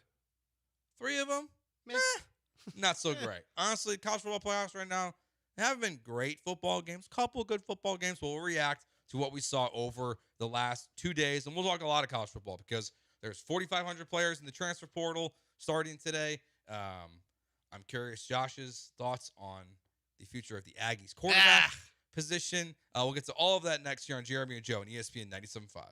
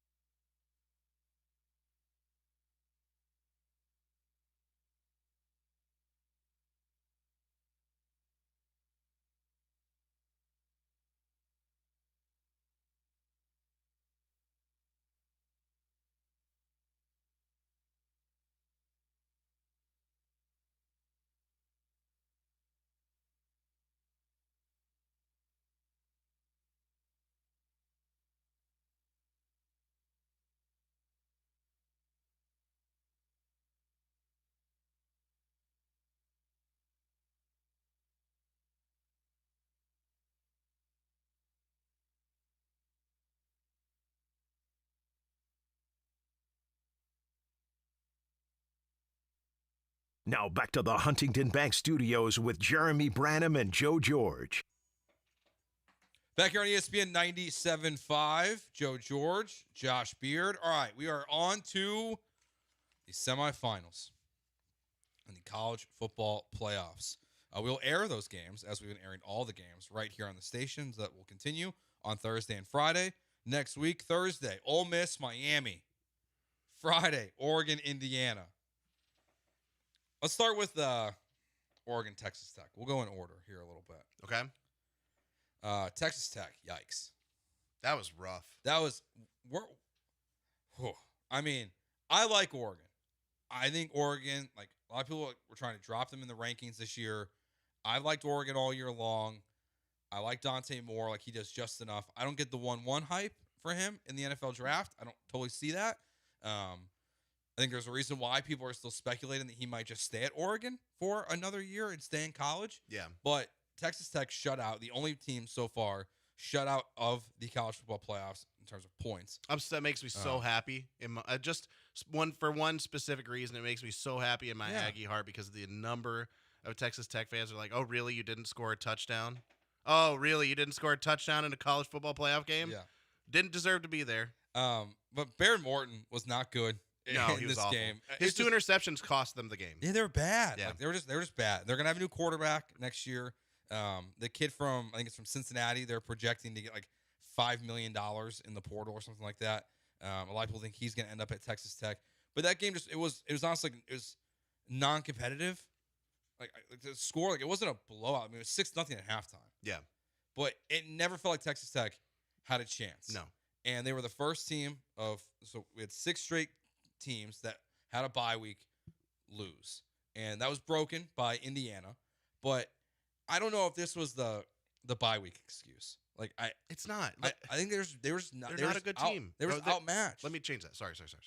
They are a good team. They were not a 4-seed team. They were not good. If you look at Texas, all the hype about Texas Tech, the money that they spent on all their players, I thought that Rodriguez deserved to be a Heisman finalist. He was awesome. He was a lot of fun to watch.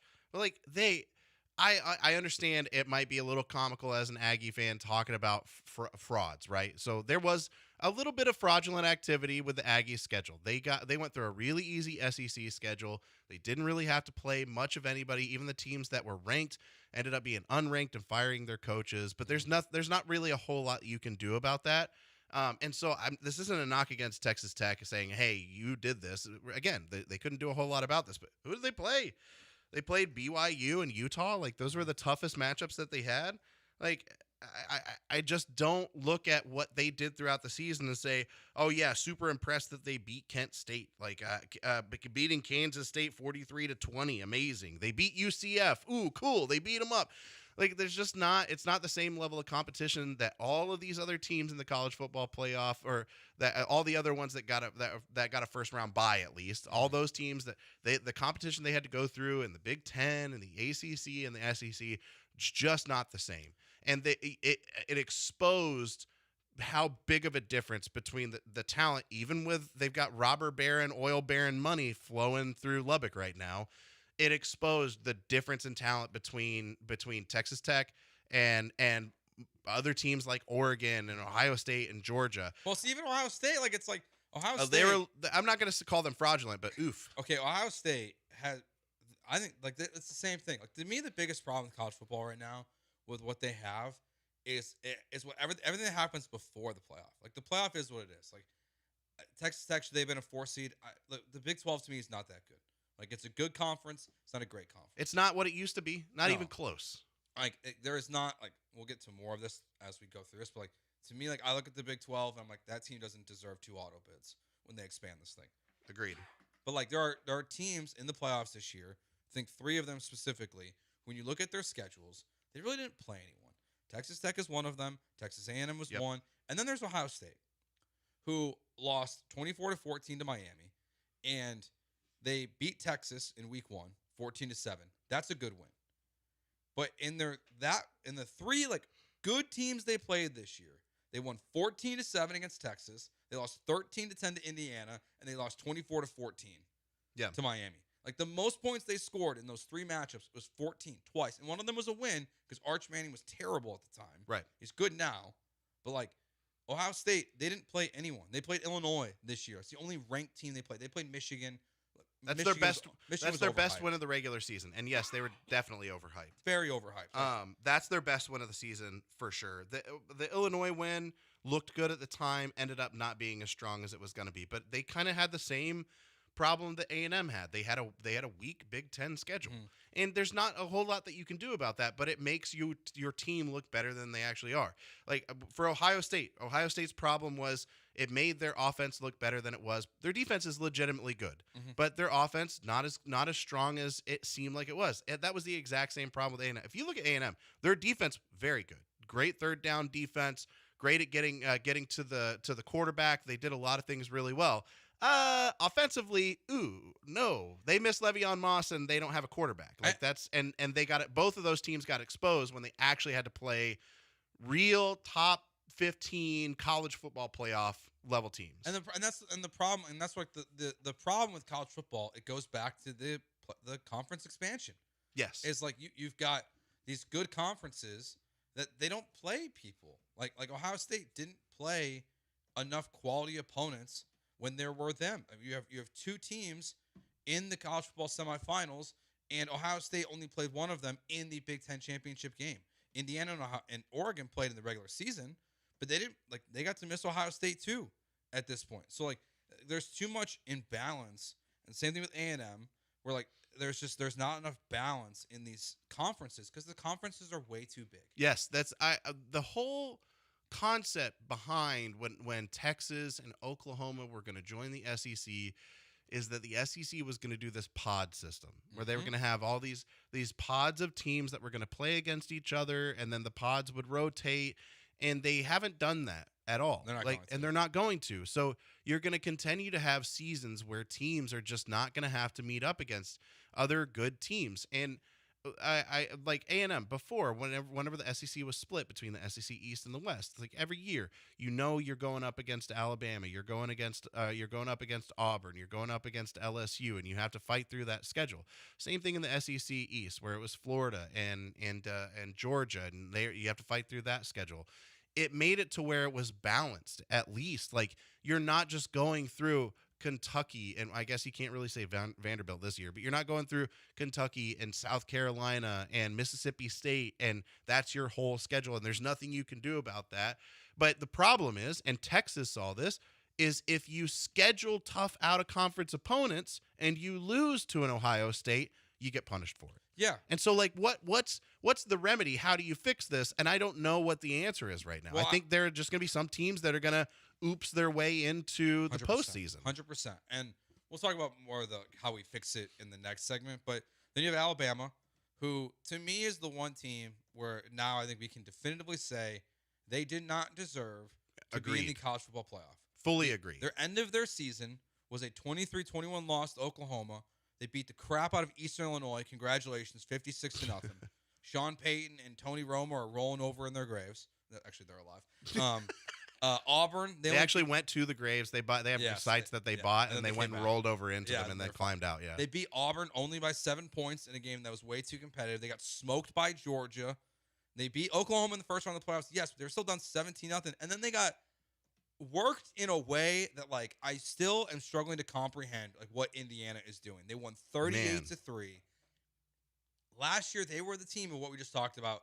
They played nobody. Indiana played nobody. They made the college football playoff. They get rocked by Notre Dame in the first round. Now they're the favorite to win the national championship. What Curt Cignetti has done with that program, it's incredible, is a masterclass that cannot be repeated. Everyone wants their Curt Cignetti. They want someone to come in at UCLA and turn them around in 2 years. They want Pat Fitzgerald to turn around Michigan State in a year even. Not 2 years. It's the year they get there. Right. Because there's 4,500 players in the portal. And Cignetti he recruits well. He knows the players he wants. They fit his system. And what he's doing it's incredible. It makes no logical sense how a team that had never beat Penn State on the road in the history of their program now has done that. and more, and just beat Alabama 38-3 in the first round, in the second round of the playoffs. And to end their go into the Big Ten championship and beat Ohio State. And then the next time you're out, it's Alabama. It's a bit, even though it's Kalen DeBoer there, it's still Alabama. It's still got Alabama talent, and even though they played poorly at the end of the season, it's still Alabama. And to embarrass them by 35 points, I mean, just shellac them by 35 points is incredible. I didn't think Indiana was going to beat Ohio State at the end of the season. Didn't think so. They did. They proved me wrong. I was curious about how the Alabama game was going to go. I thought it was going to be more like what we saw from Ole Miss and Georgia, where it was going to be just like a knockdown, drag out. Whoever has the ball last is going to be the team that wins. And Indiana proved me wrong. And it's Cignetti and Mendoza, dude. Like Fernando Mendoza, he is the corniest, cheesiest dude. And when you've seen clips of like Kirk Cousins talking, and you're just like, it's so painful. I think Fernando Mendoza took that, and it's multiplied by 1,000, dude. We're so on the same page, because I was like, he's a cornball. He is, but he's so good. I think he's one of those rare guys who's allowed to be the corniest guy in the world because he's incredible at football. Because Kirk Cousins didn't feel that way. Like when Kirk Cousins is running past everyone, saying you like that. Like, this is cheesy. This is just who Mendoza is. Yeah, and Mendoza doesn't even do that. That's the craziest part. I imagine Mendoza out there just like running past dudes, or like they're throwing like 60-yard bombs to receivers and being like, "Hey man, you did a really good job on that play. You know, it's just receiver was open, but you covered him really nicely." Like he's that guy. He's the guy that goes and tells you how well you played on defense, even though he just absolutely embarrassed you. Yeah. And then he's gonna give you like a moon pie afterwards and say, "Hey, let's go grab some coffee." Like he is the cheesiest, corniest, craziest dude, and I think I like him so much because he reminds me of the way because I'm a cheesy, corny guy. We know that. It's fine. But he is so talented. He's allowed to be however he wants to be. But I think it's endearing, and I think it's a part of the culture that Indiana has. And that's Cignetti went and got Mendoza, and Mendoza was the perfect dude to lead this team. And everybody's just fully bought into Mendoza. They're fully bought into Cignetti. And it's that perfect world in the world of, we're talking about the transfer portal players. There's 4,500 guys in the transfer portal. Indiana doesn't have all the money in the world. They don't have all the facilities that some of these other Big Ten teams have. For a very, very long time, and Indiana has been kind of like a joke.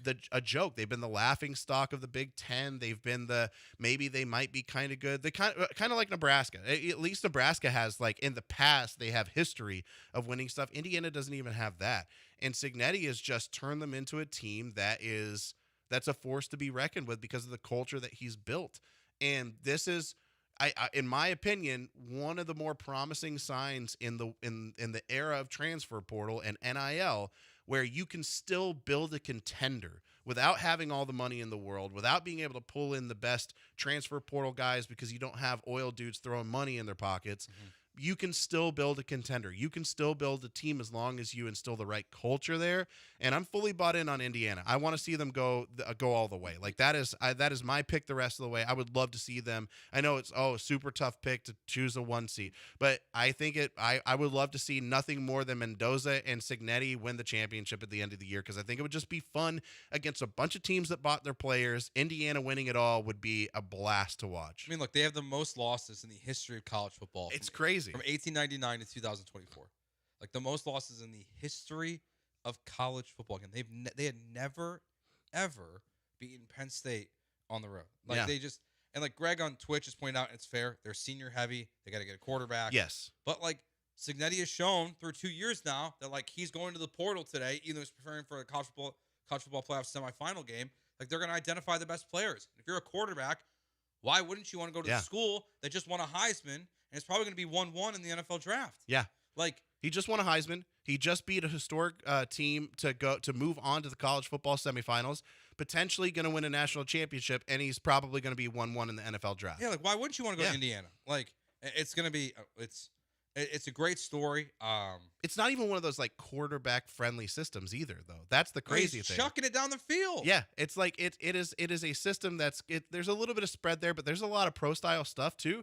So if you're a quarterback who wants to get ready to go to the NFL, you want to go there because you run kind of a pro style hybrid system. All right, we saved the best game for last. Ole Miss, Georgia. We'll talk about that next year. He's Josh Beard. I'm Joe George. Jeremy and Joe on ESPN 97.5.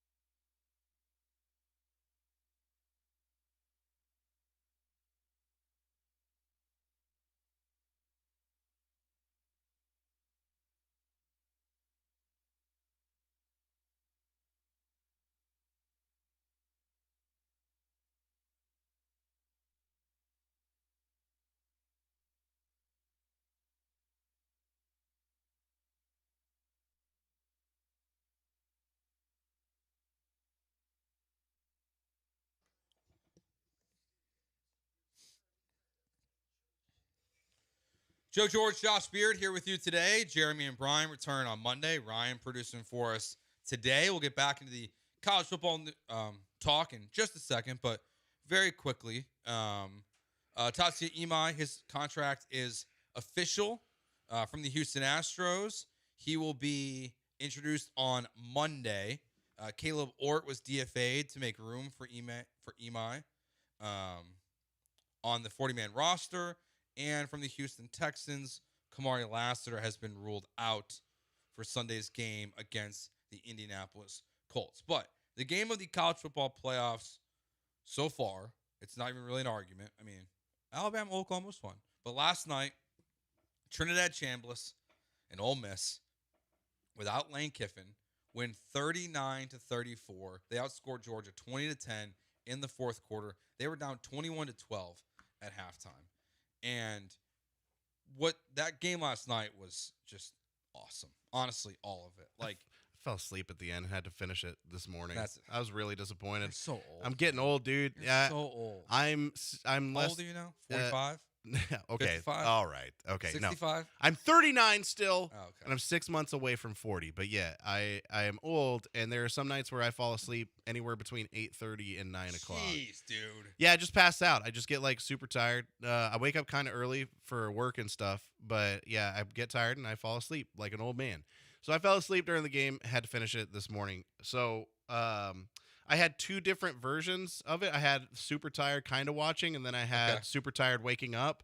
But I both times didn't matter how I was feeling. Ole Miss looked really, really good against Georgia. Yeah, and it's just I think it's like the best. The college football playoff this year, like we're set up for the first time since 2016. There's no Alabama, Georgia, Clemson, Ohio State, or LSU in the semifinals, which is so nice. So like it's a refreshing, like new group of teams, and we've got incredible stories. Like you've got Oregon, who is the only team who was a top 5 betting favorite to win the national championship this year of the 4 teams remaining. Yeah. Dan Lanning, who's one of the best coaches in college football, chasing down a championship. He's had great quarterbacks. He hasn't been able to get it done yet. You have Indiana, who we just talked about, who's gone from literally the worst program in all of college football to now a legit national championship contender. You have Miami, who many debated didn't even deserve to be in the playoff. They definitely has now won 2 games. Not even a question that they deserve to be in. It's making me less hateful as a Notre Dame fan. Yeah. I still don't want them to win. I do. But like it's still like it's like okay, at least they won. Like if they would have got dog walked by A&M, I would have been so upset. Yeah. So like this makes me feel better. Now they've won. Now they've at least beaten 2 teams. I'm like, all right. It's like at least you got left out. Now Alabama, we're not so sure. And then you have Ole Miss, whose coach abandoned them, and they've won 2 college football playoff games, and they just beat Georgia. And their quarterback is making plays where he's going like full Madden college football video game. He's nuts. Mode, running around backwards, just chucking the ball up down the field. Gunnar Stockton last night is getting lit up like he a got Christmas laid tree. out, dude. I cannot believe they did not call targeting on that play. Like, me too. I was it made me a little happy because it's like old school football again. But yeah, there probably should have been a flag thrown. He got absolutely demolished, destroyed. Yeah. The one throw where he like jumps in the air, gets hit in the gut, and like gets the wind knocked out of him on the because the next. I play, thought he was dead. Yeah, I thought he died for a second. Gunnar Stockton, kudos to him. I'd be interested to see if Georgia ever got a quarterback. How they would do feels like that should be like their number one goal this offseason. And you have the former Georgia quarterback again in Carson Beck now playing Ole Miss. Yeah, like there is a great story coming in these Final Four teams. It's great matchups. Oregon, Indiana is awesome. That was a good game. It was a 10-point game, but it was a good one earlier this season. Then you have this Ole Miss Miami game. And the biggest question mark is who's going to be there? Because Charlie Weiss Jr., the offensive coordinator for Ole Miss, said last night when he was leaving the field, he told Cole Kubiak that he's going to be there for the next round of the playoffs. But there are still people that think that Lane Kiffin's going to say, no, you're an LSU coach now. Man. And that these Ole Miss, these guys who've been going back and forth, like you can't do that. Like you have to finish the job. Yeah, agreed. I honestly to talk about another team that did that with Colin Klein getting the job at Kansas State. He was trying to do the same thing going into A&M's game against Miami. He was trying to go back and forth. He was trying to do recruiting for K-State. He was trying to do all that stuff. And when you're playing a defense like Miami, your offense, your coaches, your players, they all need to be ready to go because that defense is incredible. And so that would be my concern. I mean, depending on what's happening with these Ole Miss coaches, like, yes, you can, I don't want to say sneak past Georgia, but you snuck up on Georgia, but you're not going to do the same thing against Miami. This Miami team, I don't know what it is. I just think that I get like big time. Well, see, the thing is, I get like Team of they're Destiny super vibes. focused. I get like Team of Destiny vibes. Again, from yeah, three of agreed. these teams. Agree. Well, yeah, For Indiana, Ole Miss, and Miami. I don't get it with Ole Miss, but I get it with Miami and Indiana for sure. When they were telling the story, like Miami against A&M, they were telling the story about the running back. Can't remember his last name right now, but the running back whose dad had passed away the season before. He was originally supposed to go to Ohio State. He ended up changing his commitment to Miami because his dad was a huge Miami fan. He wanted his parents to be able to see him. Going into this game, there was like this whole thing where he was talking about how he was going to he wanted to win this game and win a national championship for his dad. I'm like, Gotcha. Ooh, yeah, okay, cool. So now we have to go against the kid with a dead dad, and he's going to try to win a game for him. Awesome. It's going to be bad. So that is still going to be a goal for this kid. He's like 225 pounds. Yeah. He's a huge bruising running back. And Ole Miss did not have to face that against Georgia. They didn't have to face off against the big physicality with the big offensive line, with a big bruising back. They still have to think about Tony, who might be one of the best freaking freshman wide receivers I've ever seen. Not necessarily in the playoffs so far yet. He's had some great moments, but he hasn't had that like a huge breakout game like he had in some of the regular season moments that he had. But I think he's poised for that against Ole Miss. So I do think that there's something about the Ole Miss losing Lane Kiffin and him leaving them for LSU that's really kind of lit a fire underneath them. Trinidad Chambliss is incredible, but man, if that Miami defensive line is on and they are on point, Chambliss is going to have a rough day. And I don't care how much he runs around if Bain is chasing after him. Miami's favored by 3.5 points in that game on Thursday. Indiana's favored by 4 on Friday against Oregon. Only 4? I felt like it would be a little higher, but the way they played in this last game, I thought there was a chance. But it was a 10-point game earlier this season, and that was at Oregon. So I'm not too surprised at where it falls. But like, it hasn't been. Now the games haven't been great. I think, unfortunately, I think this is the reality of the playoff expansion. That like it's just we're gonna have a lot of bad games. Yep. And we'll talk in the next segment about like how we want to see the college football playoff change because that's January 23rd is the date. But like I like 75 Court Jester here on Twitch is talking about like Tulane and all these teams. Yeah, being the JMUs and the I Tulanes. agree. And they shouldn't be there. Like this college football playoff with Notre Dame and Texas in instead of those two teams would have been so much better. Ryan? JMU did score 34 on Oregon. That's true. They did. They did score 34. That one wasn't a bad game. It was a lot of garbage time. Yeah, that's fair. But they scored 34. Texas Tech scored 0. Which, yikes.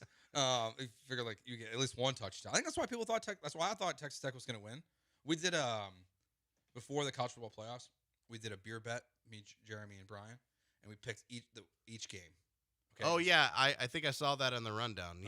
All wrong. You get 1 point if you get the first round game right, 2 points, 3, and then 5. Yeah. It's over. Yeah, because none of us have a national championship team left. A bunch of y'all had Texas Tech. Yeah, I went Texas Tech. I wanted to go outside the box, and then Jeremy and I both ended up at Tech. You never go outside the box whenever you have beer on the line. Like, you stay within the the lines. It's a beer. BMAC won, which now means it's the Jack and Coke, because he doesn't drink beer. Oh yeah, that's fair. Soft boy. But like, hold on, time out. Did you just say soft boy because the guy's gonna drink whiskey instead of beer? I don't like the taste. Wait, are we talking the canned Jack and Cokes or like actual? No, Jack? like an actual Jack and Coke. That's good. That's a fair point. That's a good follow-up question. Yeah, Ryan. that's a fair point. Honestly, it might be a can now. I might just show up. I think I lost, so I might just buy him a can and say, "Drink this on the air." Here you go. Because he probably wants a Diet Coke, and there's not enough Coke in the Jack and Coke for him because he always gets a double Coke. He gets a double Coke on a Jack. He gets a tall. He gets like extra Coke. What? Yeah, okay, never mind then. Yeah, he gets like I was trying to defend Brian. I can't. That's instead indefensible. of getting like a medium amount of Coke, he gets the large amount of Coke with the same amount of Jack. So he like dilutes it. That's crazy. I agree. That's I agree. crazy. It's soft. Okay. All right. I have issues. I'm going to text Brian after the show's over. I've got issues. I'm sure he's not listening. They're not good. I don't need him to listen. I'm just going to text him and be like, double Coke, dude? Really? Yeah, double Coke. Get out of here. But look, it's the college football playoffs. Like, they've been fun. They just haven't been great games to this point. And like, again, it's like, I wish Texas and Notre Dame were in instead. But like, it's just unfortunately, it's the rules in which we're playing by for probably the last time, because we'll talk about in the next segment, is now that we're at the semifinals, how do you want to see the college football playoffs change? We have a larger sample size, a little bit, still only 2 years, but we're down to the Final Four where we honestly probably should just be. It's just 4 teams, but then again, Tech would have been in at this point. So we'll discuss that next year on Jeremy and Joe. Josh Beard filling in for Jeremy. I'm Joe. It's ESPN 97.5.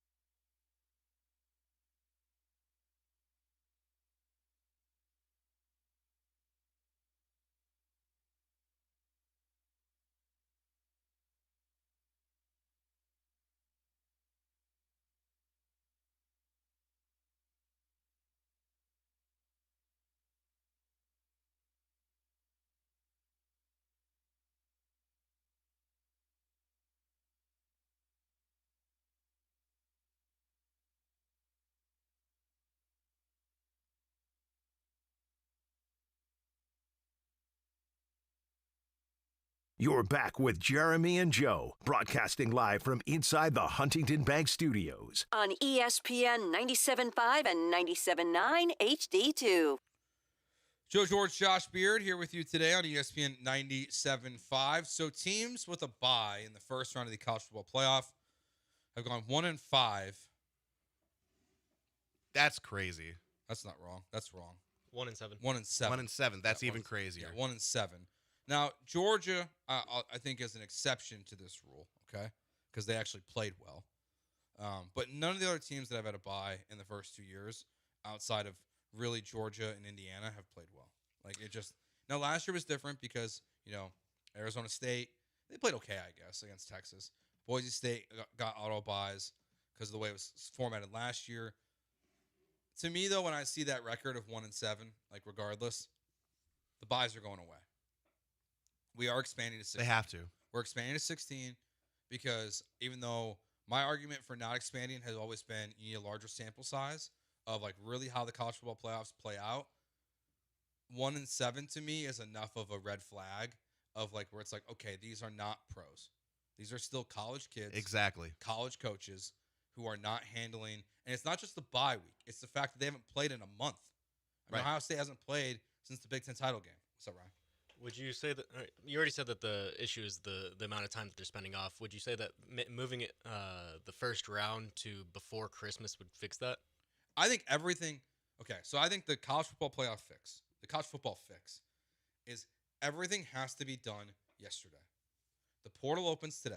Yep. Everything should have been over yesterday. The national championship included. Yes. Everything has to be off. 25 days off for these teams is too much time. Yep. There's no reason why we play a round of games. We wait, a week and a half. Then we play on New Year's Eve and New Year's Day. Next week, we're going to play on Thursday and Friday. Then we're going to play not the following Monday, the Monday after that. There's too much time off. Everything needs to get sped up. It's too much time. Yep. Teams are getting out of a rhythm. And that, to me, is where, like, to start with, like, crowning a true champion. Before you talk about Power 4 versus non-Power 4 teams, it comes down to you're not following college football the way it is. 1 week off and then play your games. Like, that to me is the way it should work, especially because the only teams that, like, for the most part, teams that play in their conference championship games, for the most part, are not having a first-round bye. I mean, like, they're playing that week. So they're also, like, taking weeks off when it's just not necessary. So, like, if you want, like, a true college football champion, everything should be moved up. And play everything with the ending January 1st. The portal opens the 2nd. You have Austin Simmons today, the backup quarterback at Ole Miss. He entered the portal. Now he's going to stay at Ole Miss. He's going in with what it's called a no contact tag and is expected to land at Mizzou. But like we saw Bo Prabula last year, he bailed on Penn State before the college football playoffs. Why? Because he had to get in the portal. He wanted to get to Mizzou, ironically the same school as Austin Simmons.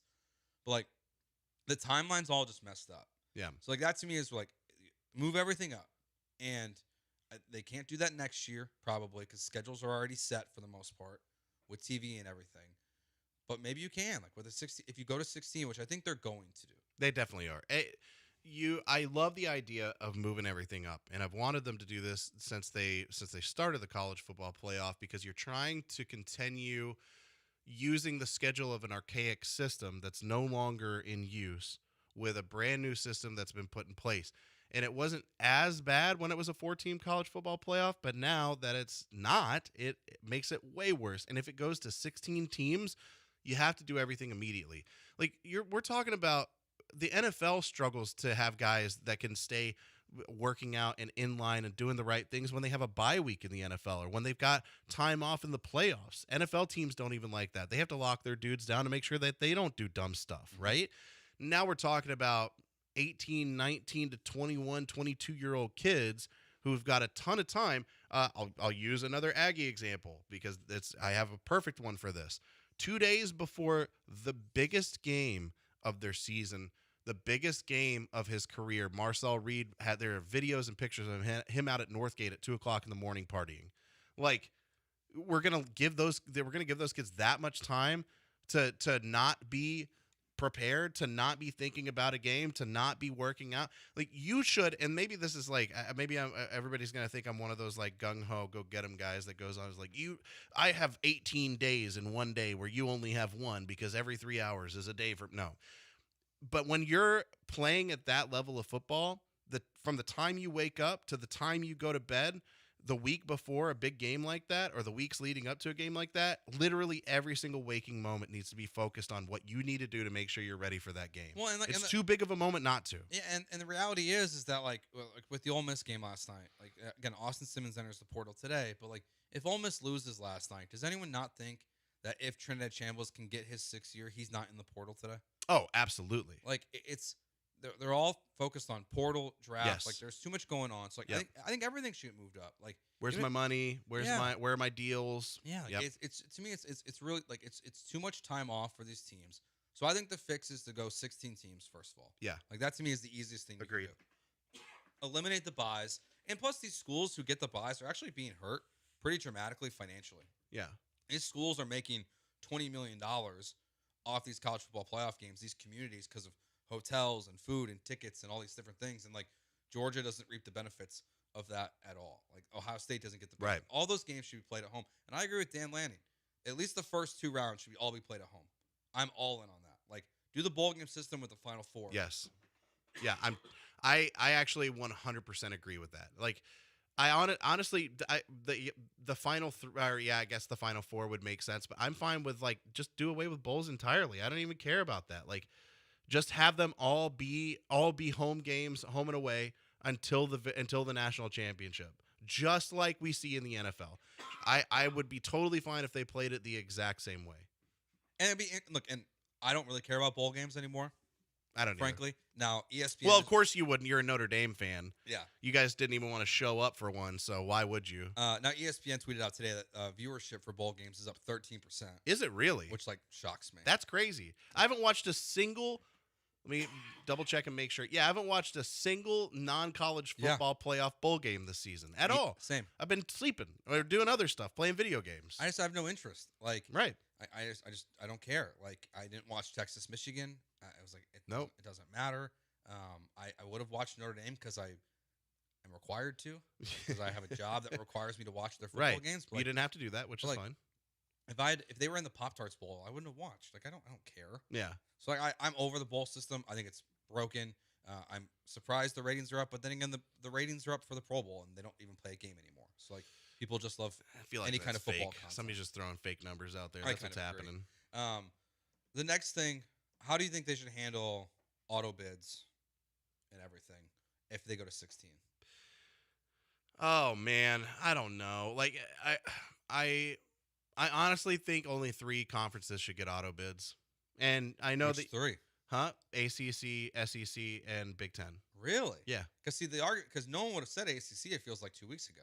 Yeah, I still think that they're good enough and the teams are competitive enough to deserve an auto bid. They're down this season for sure, but historically the ACC has still been a competitive conference. I mean, Clemson's been good for years. Florida State, I think, they weren't good this year, but I'm interested to see what direction they head in. So I think the ACC still deserves it, but really it's just those 3 conferences. I don't want anybody to talk to me about the Big 12 deserving an auto bid. No, thank you. Sorry, Cougs fans.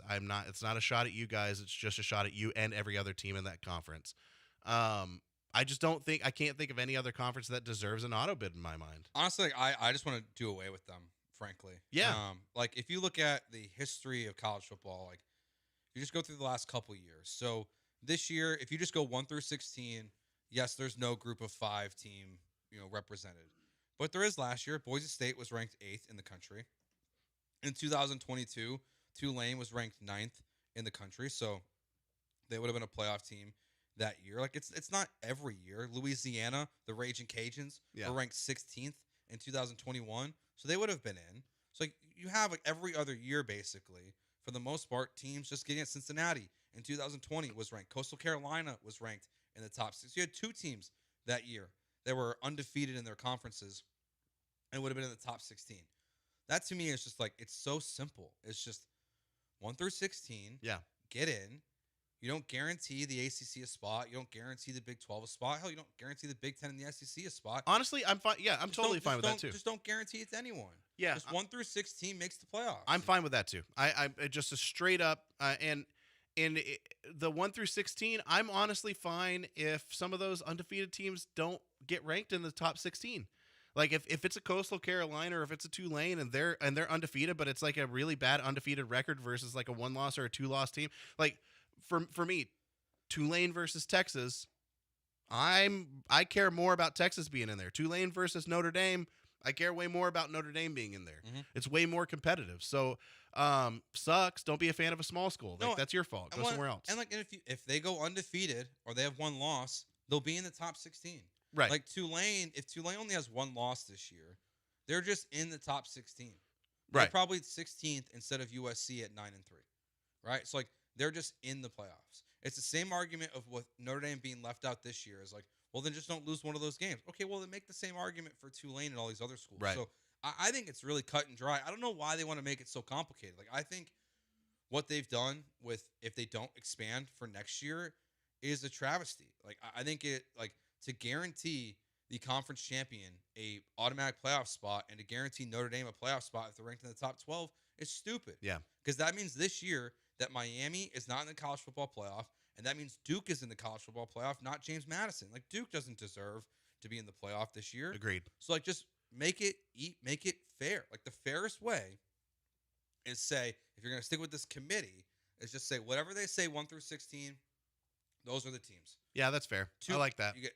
You play at home the first 2 rounds, and then everyone 1 through 16. And the other thing I would like to do, I'd like to see reseeding. A reseeding after every round? Yeah. Totally fine with that. Like I would love that. I like it in the NFL. Like, I think reseeding should just be a thing. I think it works sports. really, really well in the NFL. Like, it just works. And you know, are we going to see a major upset? I don't know. Like, do I think Utah beats Ohio State? Probably not. Do I think Vandy beats Georgia? No, but, like, do I think Texas Tech beats... I mean, do I think Texas beats Texas Tech in the first round of the playoffs? Yeah. Yeah. Yeah, absolutely. Like, I'm taking the 13th seed Texas over Texas Tech. Imagine the viewership on that. Like, old Big 12 matchup, Texas versus Texas Tech again. Especially, Texas Tech spent all this money. Let's see if Arch can just, run it down their throat. Apparently, teams don't like to spy against Arch for some reason. It doesn't make any sense to me, but whatever. And, like, it's going to be fascinating, like, how what determination they actually make on January 23rd. It'll be...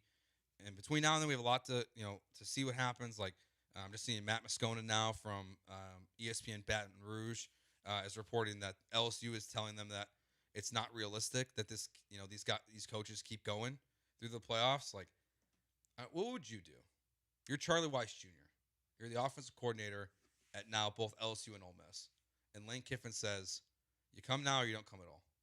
I'd tell him hire somebody else then if you can't handle it. Dude, I think I'm the same way. Yeah, I'd be like, dude, if you believe in me to be your guy, I'm ready to come over there. But I'm going to finish the job that I started here. I'm not going to leave these kids. I'm not going to leave these kids behind and leave them high and dry. I've been fighting and battling with them all season, and you're not going to sit there and tell me that I can't. And people will argue and say, you wouldn't do that if you had the LSU and that salary. Like, yeah, I would. Absolutely. Somebody else will hire me. Like, somebody else would hire him absolutely like that without blinking an eye. He would find a job. Like, instantly. Maybe he's not calling plays next year, and that sucks. But, like, we're still seeing hirings happen this week. Chip Kelly got hired this week to be the offensive coordinator at Northwestern, which I cannot believe those words just came out of my mouth. But, like, the new Heisel kid, who was, like, everyone's favorite child, basically, during UCLA's rebirth when he took over as the OC, he had to get hired as the quarterback coach under Chip Kelly at Northwestern. Like, he didn't even get a good job. So, like, I'm surprised. Like it shows to me, like, Lane Kiffin didn't believe that Ole Miss was good enough to win a championship, because now that they're having to potentially try to backtrack these coaches continuing, it shows, like, oh, well, I think they're going to lose in the first or second round. Yeah. Like, that's what he thought of his route. Like, that's what he's telling people is, like, now if he backtracks, like, I didn't think they would win 2 playoff games. Right. And that's why he left. Man, you're making me want Ole Miss to win the whole thing. I see. Like, as a Notre Dame fan, as a storyline, I would love it. Yeah, as a Notre Dame fan, I do not want to see Miami or Indiana win. Right, frankly. fair. Like, as an A&M fan, I want Miami to win everything. That way, I can claim that A&M was the second best team in the college football playoff. The Indiana thing, like, it's a really cool story, and I know I'm from Illinois, but another team from the state of Indiana winning a national championship before Notre Dame makes me sick. Like, that cannot happen. That's fair. So I'm pulling for Ole Miss at this point. Like, I want to see it. I think it'd be a fun storyline. I really like Dan Lanning too. So, like, I'm kind of in on Oregon. So yeah, I'm gonna be anti-Indiana and anti-Miami. I feel like I have to go. I have to pull for Miami and Indiana just so I can go against you. That's fine. That's fine. I disagree. We'll combine these 2 segments. We'll keep rolling here on the college football stuff. Then we'll move on to some Texans. But today is the opening of the transfer portal. It's open today through January 16th. There are 4,500 players. That's crazy. In the transfer portal. I wonder what I'd like to go back to whenever they loosened up the transfer rules and they created like the transfer portal as it is today. It's been like that for about a decade or so, something like that. I'd be really interested to see the number of people in the transfer portal, like the average number of people in the transfer portal those first few years versus the 4,500 this year. That's insane, man. I mean, it is becoming. I've always wanted the players to be able to transfer. I didn't like the whole if you transfer, you have to sit for a year, and then because there's a lot of dudes who transfer because you only get to play college football one time, and then sitting for a year is like a whole year of just wasted opportunity. It's awful. So I always wanted them to open it up, but the creation of NIL and the transfer portal the way it is has created this absolute monster beast that I don't think anybody was ready or prepared to fix. Yeah. And there's no kind of regulation on it whatsoever. And there really needs to be. Really what's going to end up happening is these people who give these NIL deals to players, if they end up transferring somewhere else after the fact, those players are going to start getting sued. And we're already starting to see that a little bit. Yeah, I'm players curious. are being sued by companies. I'm especially because like there's some breach of contract stuff that's happened. And we've seen it from the player side too. Was it UNLV last year? Their quarterback claims he never got paid. Yes. When he was promised. Yeah. So we see it on both sides of it, right? But like, to me, I think Nick Saban said it best. Like, or no, it was Calipari. You get one transfer. Yeah. And then you can transfer again if your coach leaves or gets fired. I love that. Yeah. Like I think that's perfect. One transfer, and then if like you're at Ole Miss and Lane Kiffin leaves, you can go. Yeah, jumping team to team every single year for more money. It doesn't even happen in professional sports. It absolutely shouldn't happen in college sports. I'm all for players getting paid, by the way. Yeah. I'm all for them having the freedom and the flexibility to go and do stuff. But at the end of the day, like I don't want to see I don't want to see an entire system of mercenaries jumping from team to team to team. That's awful. So this is going back to your question about numbers of the transfer portal. In 18-19, it was about 1,500. In 21-22, it was about 1950. That's crazy. 22-23, we're at 2,300. 23-24, we were at 2,700. All right, so it's just jumping up because of NIL. That's really all it is. It's like we're starting to now see the fruits of the two combining really kind of come to fruition because these players realize that they can just jump ship and go anywhere they want to at any time for money. That's crazy. I mean, yeah, that's nuts. I mean, like, and I get like the lower level guys. Like, I think James Madison right now is projected to return 2 of their 11 starters. Yeah. On offense. Same thing with North Texas because of either graduation or transfer portal. Yeah. Like, and I get that, right? Where you're at a lower level school, you have a chance to go up. So like even then, like, I almost would like the transfer portal that I suggested rule of one transfer. Then if your coach leaves, I would almost want to like regulate that to the Power 4 conferences. Yeah. Like you can go from a Big Ten team to an SEC team, but you can't leave that SEC team unless the coach gets fired. Right. Like you can go down a level. You can go to a non-Power 4 conference and then move again. Kind of like use it almost as like a JUCO school in a way where like Cam Newton could leave Florida and go play JUCO and then go to Auburn and never miss any time. But like it's like I also like the kids who play really well at the lower levels don't want to stop them from going up. If they've already moved once, it's overcomplicated. It's all overcomplicated. Yes. And there's really no fix to it. Like that's what's it's putting. I think the idea that you brought up is the only way to fix it is allow them to transfer one time, unless a coach leaves or something else. Like that makes sense to me. Yeah, there's a ton of players. The thing is too though is that the transfer portal does allow some of these other smaller schools to be competitive. It does. Whenever a 5-star or 4-star guy doesn't work out and they want to bounce somewhere else, they want to jump somewhere, they can go get picked up in the transfer portal. Now, for the most part, like the top guys are going to go make a ton of money from a bunch of different schools. But there's some guys that move on. They go to the Tulanes, they go to the JMUs, they go to some of these other schools where they can make a little bit of money in NIL, they can immediately be starters, they can make a difference, and then they can maybe transfer again. So I think I like that, and I like the transfer portal for some of the stuff that it has. I definitely loved it as an Aggie fan this last year because it got us two receivers who are incredible, and hopefully, I haven't seen anything yet, but hopefully they spend enough money and break the bank for another receiver that's in the transfer portal that they could bring in. But I think it's still a good thing. They just need to find a way to put some guardrails on it to make it not as crazy.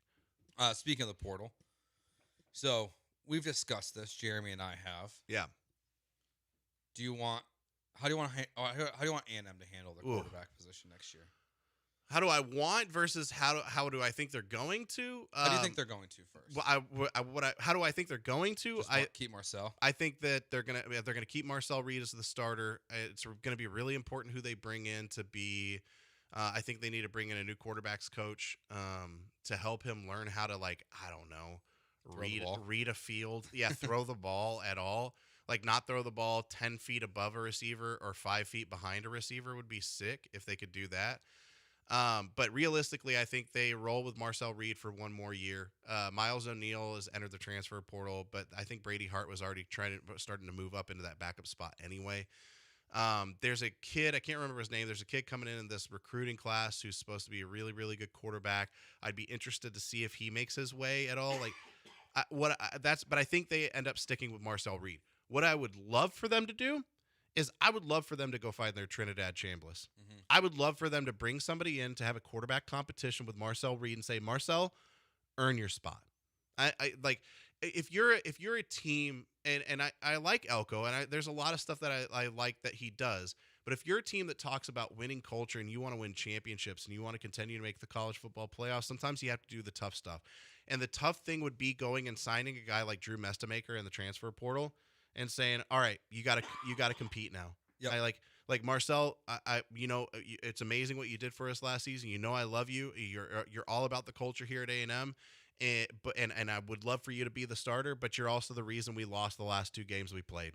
Like, you are the reason. Now, he was banged up a little bit in the Texas game, but still the reason that they lost that game.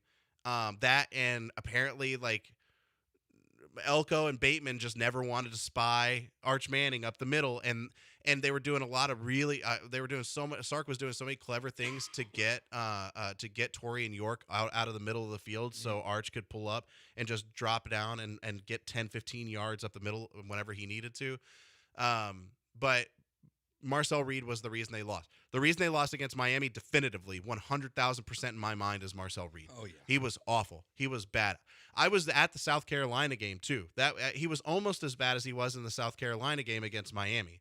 Now, he ended up coming back in the second half of one of the best sporting events I've ever been to live. It was awesome to watch the Aggies come back in that game, but he just never seemed quite the same after that. Like, he struggled the rest of the season with confidence, with his footwork, and he was never the best passer, but it's like he decided he didn't want to run anymore, but he wasn't confident enough to make the right throws. I would love for them to go find a guy in the portal, or maybe even like a guy that's coming in and just have a quarterback competition and force Marcel to earn the job. And if he doesn't earn it, guess what? He doesn't earn it. If there's a guy that you bring in, or if there's a guy on your roster that's better, then he is the starter. I don't care what Marcel Reed has done for you. I would love for Marcel Reed to take a step forward and become a better passer and get more accurate. I'll say that. Like, I don't have anything against him, but if he's not the guy, you have to make the step forward with the next guy. And I don't know, find a kicker. You got a billion students at that school. Find a kicker, okay? Yeah, kicker is the one thing for Notre Dame I'm wishing for this year. It'd be nice to have one of those things. Yeah, it'd be nice. But I think the Chambliss thing is the perfect comp for what A&M should do. Like, you have Austin Simmons there, and he's the quarterback. He's going to be the guy. You bring in Trinidad Chambliss, coming from a lower level of college football, who you really like, and he's really just there to kind of wrap up his college football career and kind of keep it going, but then he wins the job. And he's the guy, and that's what I think that's what A&M should be doing. Like, you're not going to probably go get a big-name quarterback. I think they should, but find someone that, like, you just want to take a flyer on. If he's better than Marcel, he's better than Marcel. Like, agreed. It's the right thing to do. Here's the thing too: is if the guy's in the right class, then you at least have your starter when Marcel Reed leaves potentially, right? Yep. That's why Mestamaker is the name that I throw out there. His story is amazing, by the way. But he goes out, has an incredible season with North Texas. He looks like he's a guy who could play high-level college football. He played well against some tough competition when he was playing with North Texas. We're talking about a kid who didn't even start at quarterback in high school. And if that's a guy that you want to sign as A&M, at the very least to be the backup or to be in a competition, he wins the job over Marcel, cool. If he doesn't, that's fine too. Then you have a guy who can compete for the starting job the next year, and he'll only be a junior. No, I do think Messamaker is just going to end up at Oklahoma State. Yeah, He's he gonna is. Follow his That's coach. I have no doubt in my mind he's going to end up at Oklahoma State. And Brendan Sorsby, who's the number 1 player in the portal right now, he is heavily, people think he's going to end up at Tech. Yeah. So, which would be crazy for Texas Tech. I think he's also got a visit lined up with LSU as well. He's going to go to Texas Tech. They have so much money right now because of one guy that's giving all the money in the world to all the players that they want. He'll end up at Texas Tech. Yeah, I think Sam Levitt's going to be the quarterback at LSU. Yeah. Sam Levitt's in the portal with a no contact right now. Did you know that? So he already knows where he's going. Yeah, he knows where he's going. He went to the portal with a do not contact. So he 1,000% knows where he's going, and that's why I think it's definitively LSU. All right, we got 1 game left in the regular season for the Houston Texans. Let's talk about that next. He's Josh. I'm Joe. It's ESPN 97.5.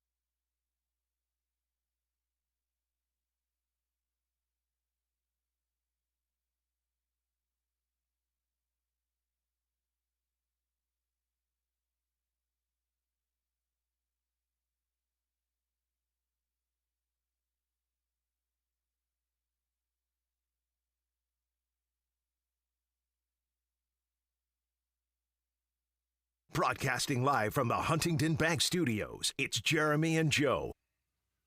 Back here on ESPN 97.5, Joe George, Josh Beard here with you today. And we have not talked about the Houston Texans at all. We've talked about the Astros, and Tatsuya Imai will be introduced on Monday at 1 o'clock. There'll be a press conference that the media can attend. Can't stream, apparently, according to the press email, but who cares? But game this weekend, we know Kamari Lassiter out for this weekend. Probably just rest. What do you want to see in terms of the players playing? Because obviously there's still something to play for. Like, there's an outside shot. You could still win the division. Seems unlikely.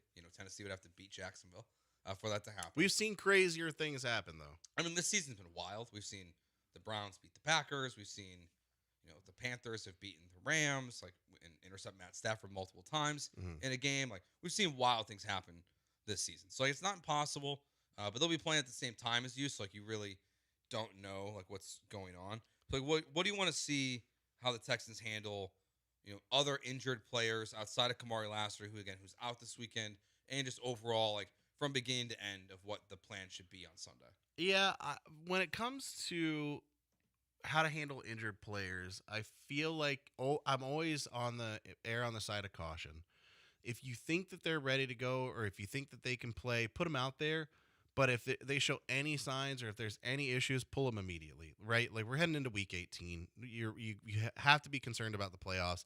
You have to be playoff minded and how this team's going to look in the playoffs, and have everybody as healthy as they can be, because everybody's going to be banged up. Every team is going to have injuries. Every team's going to have players banged up. It's all about trying to win that battle of attrition going into the playoffs, and hopefully you're as healthy as you possibly can be.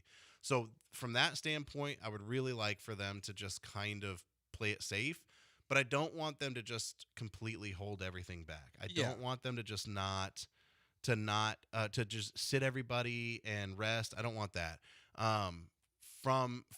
With Kamari Lassiter, I'm interested to see what the secondary looks like with Kamari Lassiter out. Probably not good. Dude, he's been so good this year. But it's Riley Leonard. Right. I'm not super worried about it. No, and like Trent Brown, he's listed as questionable. I don't think he should play. He's one of two players that are on this injury report. No, he's the only player on this injury report that they put out that is limited. I would definitely not. Everyone else is full or DNP. Yeah, and the two DNP players are Jamal Hill and Lassiter. Yeah, so I would not play Trent Brown. Ariane Theorisary, he's full participant in practice. I would play him because I want to see what he looks like with this screw in his thumb. Yeah. Just is it a limiter for him? Like are you better off having Blake Fisher at left tackle if he can't block anyone with this injury? I want to see.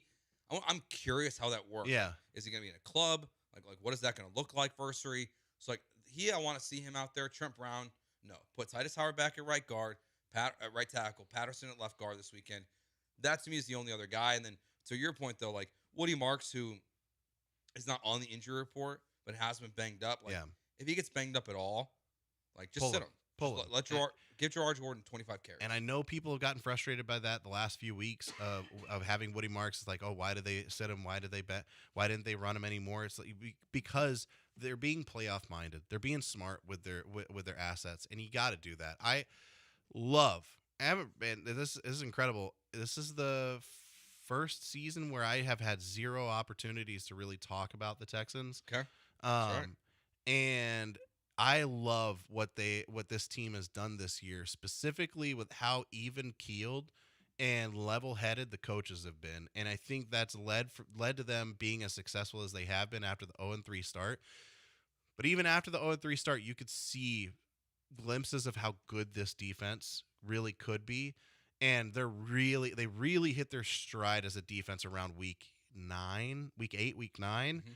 And to me, I think it was week 5 or 6. I kept telling people, I think this is the best defense in the NFL. They're like, oh, they're good, but they're good. They're not. They're maybe top 5. I'm like, no. This is the best defense in the NFL. Right? At every level, they've got a dude or more.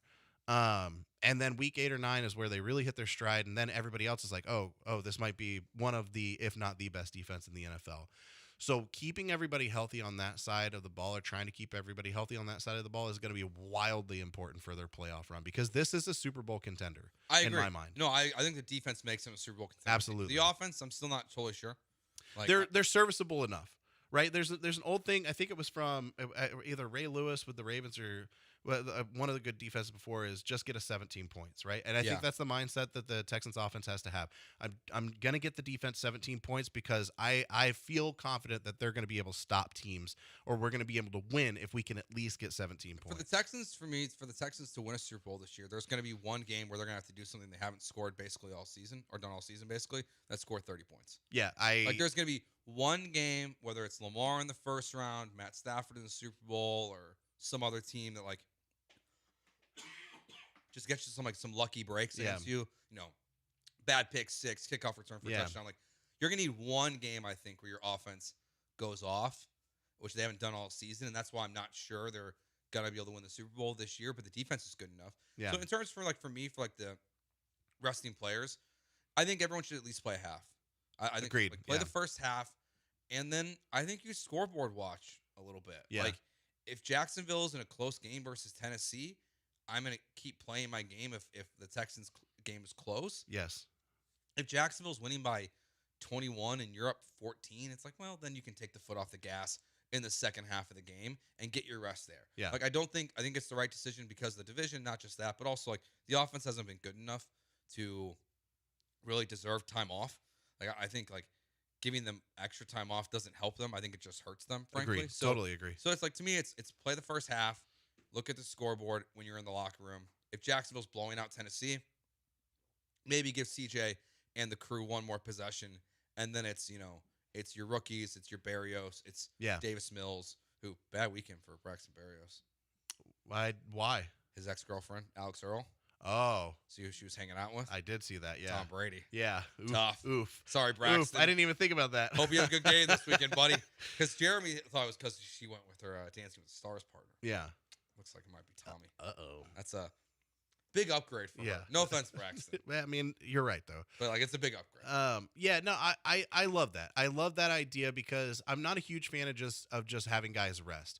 Because we talked about it earlier when we were having the college football conversation, is too much time off is not a good thing whenever it gets you out of rhythm. Your body's not used to it. So not playing a game for a week could be detrimental. I always go back to the 2008 New York Giants. Last week of the season, they had clinched the playoffs, but they were kind of like one of those on the cusp playoff teams, just like the Texans are this year. They had the defense, but the offense kind of had some issues. They decided to play everyone the last week of the season. And then they rolled through the playoffs, and they ended up beating the undefeated Patriots. I'm not saying that the Texans are that. I'm not saying they're some team of destiny. But I always go back to that when I think about resting players. It's okay, if you have the opportunity to get hot and stay on a roll while you're going into the playoffs, I think you should do that. But I like the idea of kind of doing a little bit of both. Getting the guys in there, letting them play, whatever it is, 4 or 5 different drives, play a whole half. Maybe they play a little bit in the second half, depending on how things are going. And then when things are out of hand or everything, the writing's kind of on the wall, go ahead and pull them, let other guys come in, because at least they still got the reps. At least they got out there. You didn't rest them the entire time going into the playoffs. Yeah, I think the only time you really should rest players at this point is when guys aren't healthy. Agreed. Yep. The Chargers, this weekend, they could be as high as the 5 seed, as low as the 7 seed, but Justin Herbert's not fully healthy. So you're a wild card team, right? Yeah. Does it really matter if you're going to New England, Jacksonville, or Pittsburgh, or Baltimore? Probably not. What matters is you have Justin Herbert for those games. This is not throwing arm or hand, whatever it is. But it's not worth the risk, right? That to me is like Rome Odunze this weekend. Don't play him. It doesn't matter if you're the Bears, if you're the 2 seed or the 3 seed. What matters is Rome Odunze's out there when you play either the Rams, 49ers, or Packers in the first round of the playoffs. Same thing with Trent Brown. What if CJ goes out there and he gets hurt in the first quarter? Out for the season? Yeah, hurt bad. That sucks. Was it smart? Was it smart not to rest him? Yeah. Agreed. I think you can't. Well, see, it's one of those. I hate the revisionist. It's one of those takes. You've got this take, you got to stick with it. You can't. It's same. It's the. I remember saying this with Paul when the Aziz Al-Shire, Trevor Lawrence play happened. Yes. Yeah. If you were going to be pro Aziz, you always have to be pro the linebacker against the sliding quarterback, even if the sliding quarterback is CJ Stroud. Like there are certain stances that like you can't waver from. Right. And this is one of them. Where like if CJ were to go out there or Woody Marks or anyone, Nico, whoever, and gets hurt, if your stance before the game is they should play, it has to stay the same. Now, see, my wiggle room here is that if CJ gets hurt in the second half, I can criticize Tamika. Yeah, that's fair, but because that's kind of in line with what you were saying. But anyway. like it's you have to have this one like it's pick a stance and I think it's roll with it. I think it's for the most part usually far more than not it's stupid to try to predict injuries and make decisions because an injury might happen. Yeah. When it's like it's the same. Okay, why didn't you put CJ out there in week 3? Why would you put CJ out there in week 6? Like. You don't know. You want to go out there and win a game. He needs to get the reps. He needs to throw the ball. He needs to be on the field. You didn't know he was going to get injured. It's stupid to try to go back after the fact and be like, oh, he shouldn't have been out there. Like, we still don't even know why Joe Mixon didn't play this season. Yeah, well, we never will. I don't think we ever will. I think we will. No, I hope we don't ever. I hope we will. I hope until the end of time we just never know why Joe Mixon didn't play. The second he's no longer a Houston Texan, the reports are going to come out. Oh, maybe. Because it happened when he was not with the team. And they're protecting him right now. But as soon as he walks away from the team, protection's gone. It's just like when Bill O'Brien got fired. Yeah. Like when people get fired or people leave teams, all the dirty laundry comes out. So like I think we'll find out the Joe Mixon stuff in a couple weeks. Interesting. Once the season's over. Maybe in a month after the Super Bowl. Do you know what it is? Or do you have an idea of what it is? I have a guess. Okay. I don't think it's like super nefarious. It's just something that kept him out. I think he just like dropped a weight on his foot or something. Oh, really? Like I think something like because I don't think he like got hurt like on like I don't think this is like Madison Bumgarner. Yeah. Who got hurt like on a 4-wheeler and they lied about it. I think he just got hurt, and for some reason they're being coy about it. If he dropped a weight on his foot and he was out all season, then he's. Oh, I almost said something I'm not supposed to say on the radio. Well, what if he was lifting Josh Beard level weights and shattered his foot? Well, okay, my wife works she works at our neighborhood gym and dropped a 45-pound weight on her foot, and then went to my company Christmas party the same night and danced. That's why I said Josh Beard weights. How much are you benching these days? My max the other day was 455. See, if he dropped 455 on his foot, that's a reason. He didn't drop 455 pounds on his foot. You don't know that, Josh. At most, he dropped a 45-pound weight on his foot. Don't know maybe that. 125-pound dumbbell. We got to go to break. You forgot how this works. We have certain times we got to break. All right. What do you want to see this weekend in the game for the Texans besides the injury stuff? From the offense, from the defense. We'll get to that next here on ESPN 97.5. All right. Right now, it's a great time to get into a new or used vehicle, and you don't want to be stuck in a 7-year loan when you do it, because that's what the average car loan is right now. It's 7 years because the average car price costs $48,000.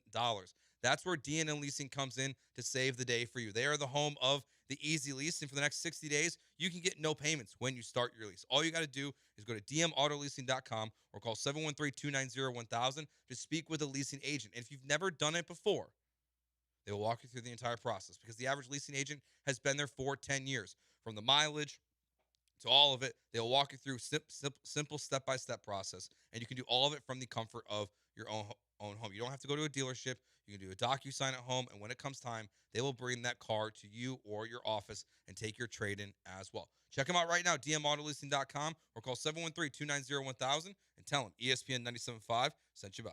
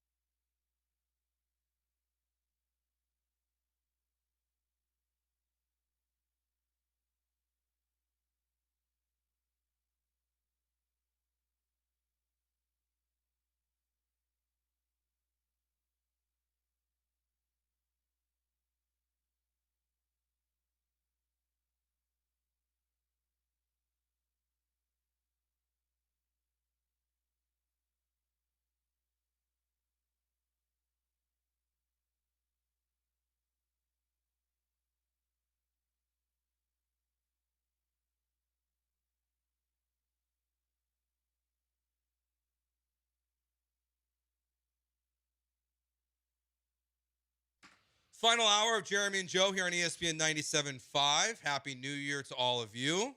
Josh Beard hanging out with me today. How long can you say Happy New Year for? What? How long can you say Happy New Year for? Happy New Year what? How long can you say it for? How long can I say it for? Yeah, when's the last time you can say it? Oh. It's like I won't see Jeremy and Brian till the 5th. But I haven't seen them yet this year. Yeah, I think you could, if it's the first time. Now, obviously there's a shelf life on this, but I think you could probably go till like January 10th if you haven't seen the person. And you know you're going to see them, I think. Yeah, you know for a fact you're going to see them. But it can't be something where it's like you don't see them until September and you're like, hey, Happy New Year. Yeah, that's weird. Granado might not be back in town till... Yeah, you're not going to say Happy New Year. The golf tournament. Right. Which might be in April. Yeah. So you wouldn't say Happy... I mean, you could say Happy New Year to him, but it'd be weird. Maybe I should. Yeah. Get it on video. Happy New Year, John. Haven't seen you since... He's all big and fancy now. It's crazy. L.A. John, man. Yeah, L.A. John. L.A. John. He'll be at the Espn. Hope you're doing well, before John. You know it. All right, B. Hannon and Court Jester on Twitch say till... B. Hannon says till Monday. Court Jester says till yesterday. 1 day window. That's stupid. That's a dumb take. No, that's stupid. This is where I'm 1 day window is a dumb take. This is where I'm going to agree with them a little bit, okay? Because if it was really that important for me to say to Jeremy and Brian, right, I would have texted them. That's true. Like, we have texting. Like, this isn't the Stone Ages here. That's we have fair. Cell phones that work. That's fair. I just think that's a really dumb take. I think 10 days. I think there's a 10-day window. See, I think I like Monday.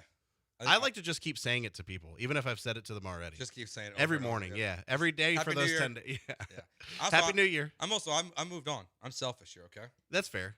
I You know what? moved That's on. I got bigger things to worry about. To each their own. It's not.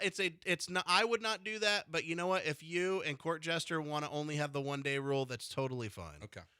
It's stupid though. All right. Next question. I have another New Year's question. When is it too late for fireworks? What time of night? On New Year's, I got a new neighborhood. Yeah. And I was a little surprised. Did you shoot off any fireworks yourself? No.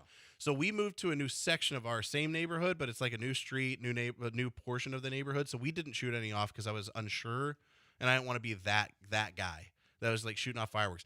For 4th of July, I think 4th of July, midnight is the cutoff. As soon as it gets dark or starts to get dark, you can start shooting off fireworks. I think midnight's the cutoff. Okay. For New Year's, because really we don't really even celebrate, or really like the best part of it is midnight. I think like 1 o'clock in the morning is the cutoff, because some people don't start shooting off their fireworks until midnight. Until midnight. Yeah, Agreed. but coming from somebody who has spent over $1,000 on fireworks before, it doesn't take you a whole hour to shoot them off. No, especially if you have multiple people helping you. So I think I'm good with 1 a.m. I was a little surprised at 2:30 in the morning. That's crazy. That they were still going off pretty heavily. And you got a young kid too. He slept through all of it. Did he really? Okay, I couldn't wonderful. believe it. Yeah. Because they were on top of us. It was awesome. I got to go outside. Yeah. It was the first time he's really seen fireworks. Because every year we've tried for 4th of July or anything, we've had to bail. Frankly. It's just been a disaster. So this was we were walking around the neighborhood and we're seeing him, and he loved it.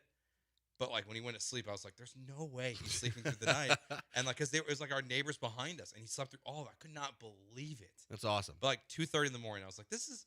Even I was like, "This is getting a little late." Yeah. I was like, "This is a little too far." We ended up shooting off a few because my brother-in-law brought some, and because he wasn't sure, so he just brought a pack. And so the kids shot off some, and Keaton thought it was a good idea to angle the mortar, so that was awesome. Where do you angle it at? He Your angled. house? So where our Someone house, else's house? where our house is right on the corner of. So it goes down. We're kind of in a cul-de-sac, but there's another street that goes down a straightaway right in front of our house. So he slightly angled it down that street because he said he didn't want to shoot it at a house, but he wanted it to go down the street a little bit, were his words. Okay. It was a freaking disaster, dude. Did it hit a car? It did not, but it went off right above it went down the middle of the street, but went off directly above the roofs of 2 houses.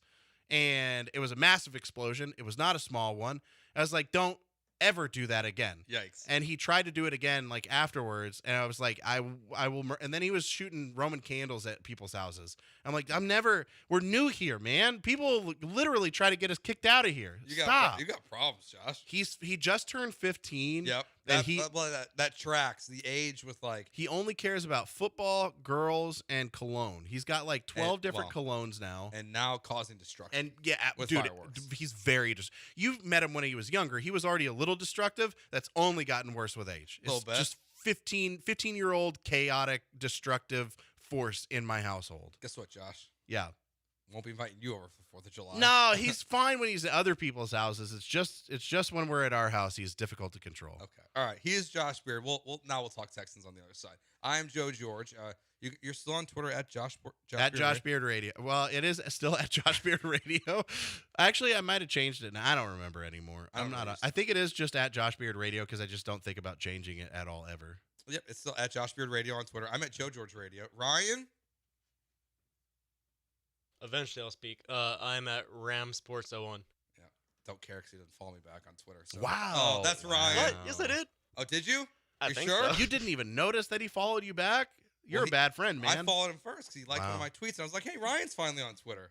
He's checking right now. He's racing. I mean, I think I followed you. He's got 45 minutes left in his shift. I'm going to make him clock out right now. I can't legally do that. All right. Well, we're going to go to break now, okay? Stop looking at your phone. All right. It's ESPN 97.5.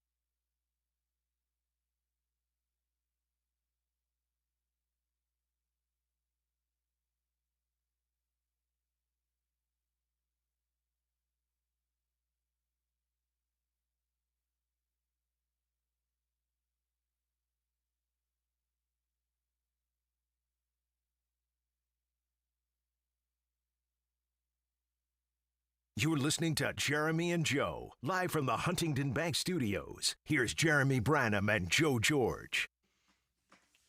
Joe George, Josh Beard here with you until 6 o'clock. We got Texas A&M basketball coming up tonight, I believe it is. Nope, I think that's from Friday. On the rundown? Is that tonight? You guys showed? Oh, it's Friday. It's Friday. Today's not Monday, guys. I thought it was Monday. Yeah, it's Friday. We're going into the weekend, man. You're right. Destination 2026 and then smoking. Your days are running together, too. Well, I worked Monday and Tuesday because I'm a hard worker. Right, yeah.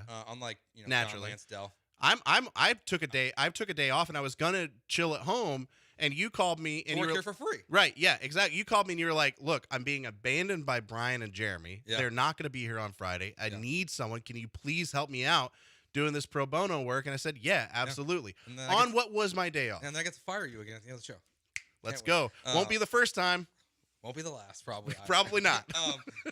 Texans game this weekend. They are, I think it's 10-point favorites against the Indianapolis Colts. Riley Leonard will be starting for the Colts.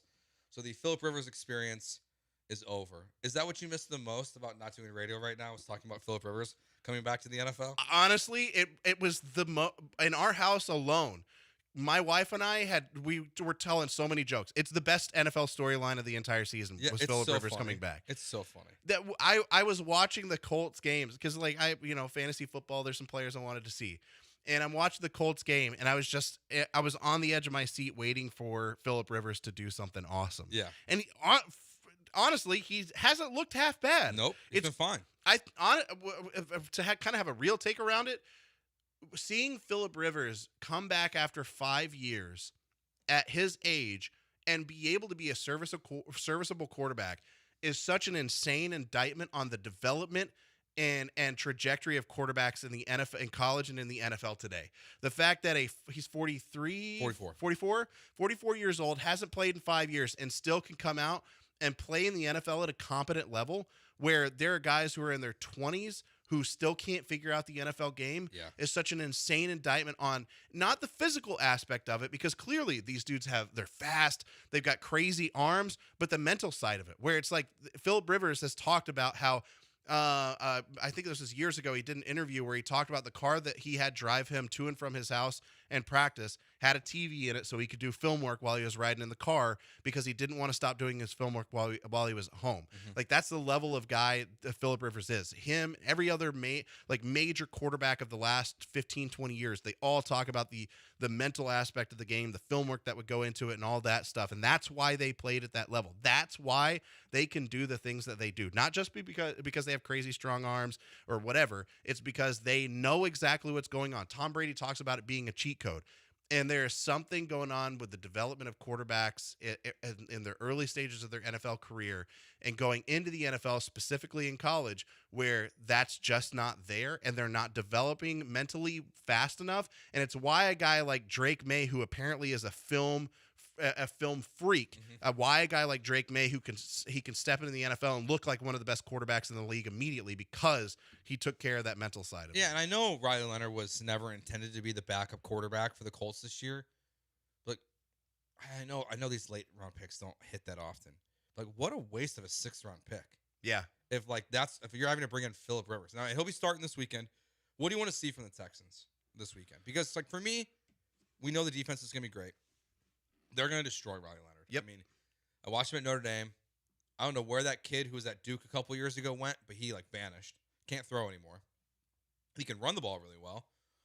But, outside of guarding Tyler Warren, potentially, there's really nothing for the defense to show me. I guess to your point what you said earlier about Lassiter, it's how does the other corners fill in for him is of intrigue. But, I don't think Riley Leonard can move the ball down the field. Right. So I don't think you're really going to learn anything. If Riley Leonard torches your backup cornerback spot, that's where it kind of really what I'm watching. It's if Riley Leonard can actually play well against your backup corner, that's a huge problem, especially looking at the NFL. Maybe you want Lassiter to give him a breather, or if these injuries linger and he has to sit. I want to see that they can still play at the same level they would have played, or close to the same level if Lassiter's out. Really what I'm looking for this weekend for the Texans, though, is just on the offensive side of the ball. Can they move the ball? Because the Colts defense has been decent. The Colts defense has been good this year. Their offense has been the reason why they're in the spot that they're in, and it really comes down to that Daniel Jones injury. If Daniel Jones has stayed healthy all throughout the season, I'd be really curious to see what the AFC South looks like right now at this point. But their defense is decent, and can you move the ball against them? Can C.J. Stroud really – what I want to see more than anything is, can C.J. Stroud continue to figure out this Nick Caley offense? Can he still make the right reads? Can he still make the right throws? How does Nick Caley call the game? Does he continue down the path that he's gone down, where if you finally realize, CJ likes to throw the ball down the field a little bit more. Let's have some more down the field throws. Let's not call 16 screens in a row for a guy who doesn't really prefer throwing screen passes. So really, I want to see 3 things. I want to see CJ Stroud move the ball well. I want to see how the offensive line looks with the injuries that they have. And I want to see if Nick Caley can continue be consistently calling the plays that fit CJ and this offense the best. I think that's why they've had so much more success lately, because Caley finally started to make adjustments. Because I will tell you, dude, from the jump of this season, I have not been a fan. No, I'm not a fan.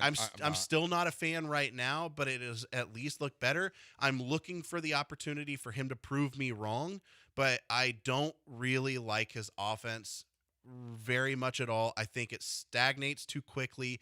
I don't think there's really we're talking about an NFL where there's a ton of creativity.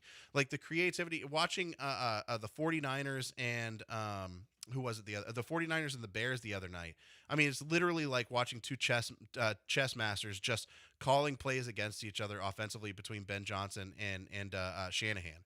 Like that's Nick Caley is not that. He is not. There's not a lot of motion to his offense. There's not a lot of option routes or anything like that. He doesn't really do a lot of levels. Like it's pretty bread and butter. What you get is what you get, and it's easy for defenses to read. Mm-hmm. But he's at least started to mix it up a little bit more for CJ and giving him some opportunities to throw the ball down the field some more. Yeah, I think it's like to your point about the defense. I mean, look, they shut down the Seahawks, who've been a really good offense this year. The Colts, they won that game. Or they lost that game 18-16. The Seahawks kicked 6 field goals. They beat Jacksonville. They lost to Jacksonville 23-17. Trevor Lawrence is probably playing his best football. So like they have a good defense. I want to see them execute in the red zone. Like that to me is like I think they're gonna be able to get the ball near the red zone, but like stop settling because that to me is what's gonna get them knocked out of the playoffs. And I agree it's looked better, but I feel like it just hasn't looked. It still hasn't looked good enough. Right. And to your point about Nick Caley starting to maybe call things for CJ more, I think the problem is, and Jeremy and I have discussed this a lot, is they have an offense that they think best fits CJ. That CJ and the offense is still not quite picking up yet. Correct. And I think there hasn't been that marriage yet, and I think that's where we're still seeing a new offensive coordinator like really find that balance of like what they want to run, the style of offense they want to run, what best benefits CJ Stroud. And I think that's what they're still working for. What would you have to see either in this game or going through the playoffs that would make either of y'all want to keep Caley going into next season as the offensive coordinator if a guy like Mike McDaniels does become available in the offseason? To be honest with you, I'm not sure I'm not sure there's anything there. Like, and because I don't really know, like, you go into next offseason, right? Like you're going to get it. I think left guard is a priority. Yeah. Right guard's a priority because Yes. Ed Ingram's a free agent. So you have to either keep him or find someone new. You have to make a financial decision about Titus Howard. So your offensive line is still not perfect. The running back room is interesting because I like Woody Marks. I like the little flashes of Jawhar Jordan, but I feel like there's still a clear upgrade there. Yeah, they still that need you to can draft make, a guy. like, whether it's through the draft or Breece Hall or Etienne or Kenneth Walker. Like there's an upgrade to be had there. Or you have your offensive coordinator that you can upgrade and I think fix some of these problems. Like I think it still starts up front with where the Texans' problems are. So for me to like feel confident about it, like they need to win a playoff game, at least one playoff game where they score over 30 points. The offense has to win a playoff They can game. save the defense. Whether that's a kick, like we mentioned this earlier, like you give up a kick return touchdown, CJ makes a tip ball, pick 6, and you're down 14-0, and your offense has to come back and save the day. Like I need to see that performance from them, or I need it to look like how it looked. Maybe even they didn't score 30 when they scored 26 against the 49ers. I think that's by far the best game of CJ Stroud's season. Statistically, you can look at the Cardinals game and say, hey, that game was better, but the 49ers game to me is the best game he's played all year long. Now, the 49ers defense is trash, so maybe like that shouldn't be a grain of salt in there. But I struggle with the idea of like being in on Caley. Yeah. Unfortunately, though, I think he's going to be back. I don't think they're going to make a change. I would be shocked at this point if they make a change. It's kind of like our Marcel Reed conversation earlier. Like what we want is not what we're going to get. I don't honestly, if we're talking about like a name like McDaniel and Caley, I really don't know that there's anything that he could do to that would convince me that we need to stick with Caley over McDaniel. But the realistic the realism is that Caley is going to be the offensive coordinator. They've made the playoffs. The offense has not looked. I mean, it scored enough whenever Davis Mills was the quarterback. It's done well enough the back half of the season, and we're starting to see some flashes of what it maybe could be moving forward. Really, for him to lose the job, the offense would have to lose really, really badly in the playoffs. I think that's the only world where that would happen. I don't think that's going to happen because of the defense. For him to make me feel comfortable with him being the offensive coordinator going into next season, I would honestly need to see the offense score I would love a 30-point game, but I would need to see consistently in the 20 pluses, like 21 plus all through the playoffs. And then you throw in a 30-point game in there, then I'm like, oh, okay, all right. There's some stuff that's coming together. I like this. If they score 20 plus in the playoffs, they're going to win the Super Bowl this year. Absolutely, yeah, absolutely. Like I really firmly believe like they are legit Super Bowl contenders, honestly. Because that defense is so good. Yeah, and you look at I can pull up the odds. I got it actually right in front of me right now. The Houston Texans right now, they're still pretty low on the list. Like there are 1, 2, so 2, 4, 6, probably like 8. 6 or 7. There are 8 teams in front of them. Really? Yeah. They're the 9th team? Yep. What was that? Why'd you do that? You didn't like me doing the 6-7 thing? Look, man, I got 2 teenagers. Leave me alone. Yeah, you do. I give you, I guess, a little bit of a pass. I have to deal with it all the time. I have to do this to somebody else to make me feel better about myself. Yeah, the ninth freaks me out, man. Though yeah, that's crazy. Texans are at plus 1,400. Who are the 3 teams ahead of them? Jags at plus 1,300, Bills at plus 1,100, and then Eagles at plus 1,000. The Bills are a joke. The Bills being ahead of them is a joke. Honestly, the Eagles being ahead of them is a joke. I'm surprised the Eagles are in front of them. The Bills, it's Josh Allen. Yeah, I get it, but they it's not like they've been great this year. Josh Allen has not been good. No, it's fascinating. Like these odds are always interesting. I love that the number 2 seed in the NFC is one of the last teams on this list. The Bears are plus 2,200. Yeah. That's crazy. But I think the top 2 are the teams. Frankly, like I think the Seahawks or the Rams are going to win the Super Bowl this year. We're going to talk about more of that in the next segment. Imagine being the Vikings right now. Imagine being the Vikings watching Sam Darnold go to another team and you just didn't believe in him and you thought J.J. McCarthy was the answer. But you know what's crazy? They could end up losing Justin Jefferson because of that decision. But like if they win this weekend, which they're going to because Clayton Tune's going to be quarterback for the Packers. Yeah. The Vikings are going to be 9-8. Yeah. Like the NFC North is going to have 4 teams that finish above 500 potentially this That's weekend. crazy. If the Lions beat the Bears. But that's what's so frustrating about if I were a Vikings fan, that's what would frustrate me the most. Oh, you're for sure. You are a playoff team. Yeah. You're a playoff team, potentially like a contending playoff team. Well, what if you just didn't? If you have Sam what if Darnold? you just didn't let Daniel Jones go? Oh, that's like fair what if too. McCarthy goes down and Daniel Jones steps in? Right. The way he played this year, he plays like that in Minnesota. Right. You might do you win, think he would have played? Do you think he would have played like that in Minnesota if he hadn't gone to Indianapolis though? I think so. Like I think Kevin O'Connell's a great coach. So I would believe that what he did. Now I'm not a Daniel Jones believer, to be honest with you. Yeah. I think the reason he played the way he played as well as he did in Indianapolis is because of his time with Kevin O'Connell. Yeah, and Jonathan Taylor helps. Yes. A little bit too. Well, yeah, that helps out. So. All right. He is Josh Beard. I'm Joe George.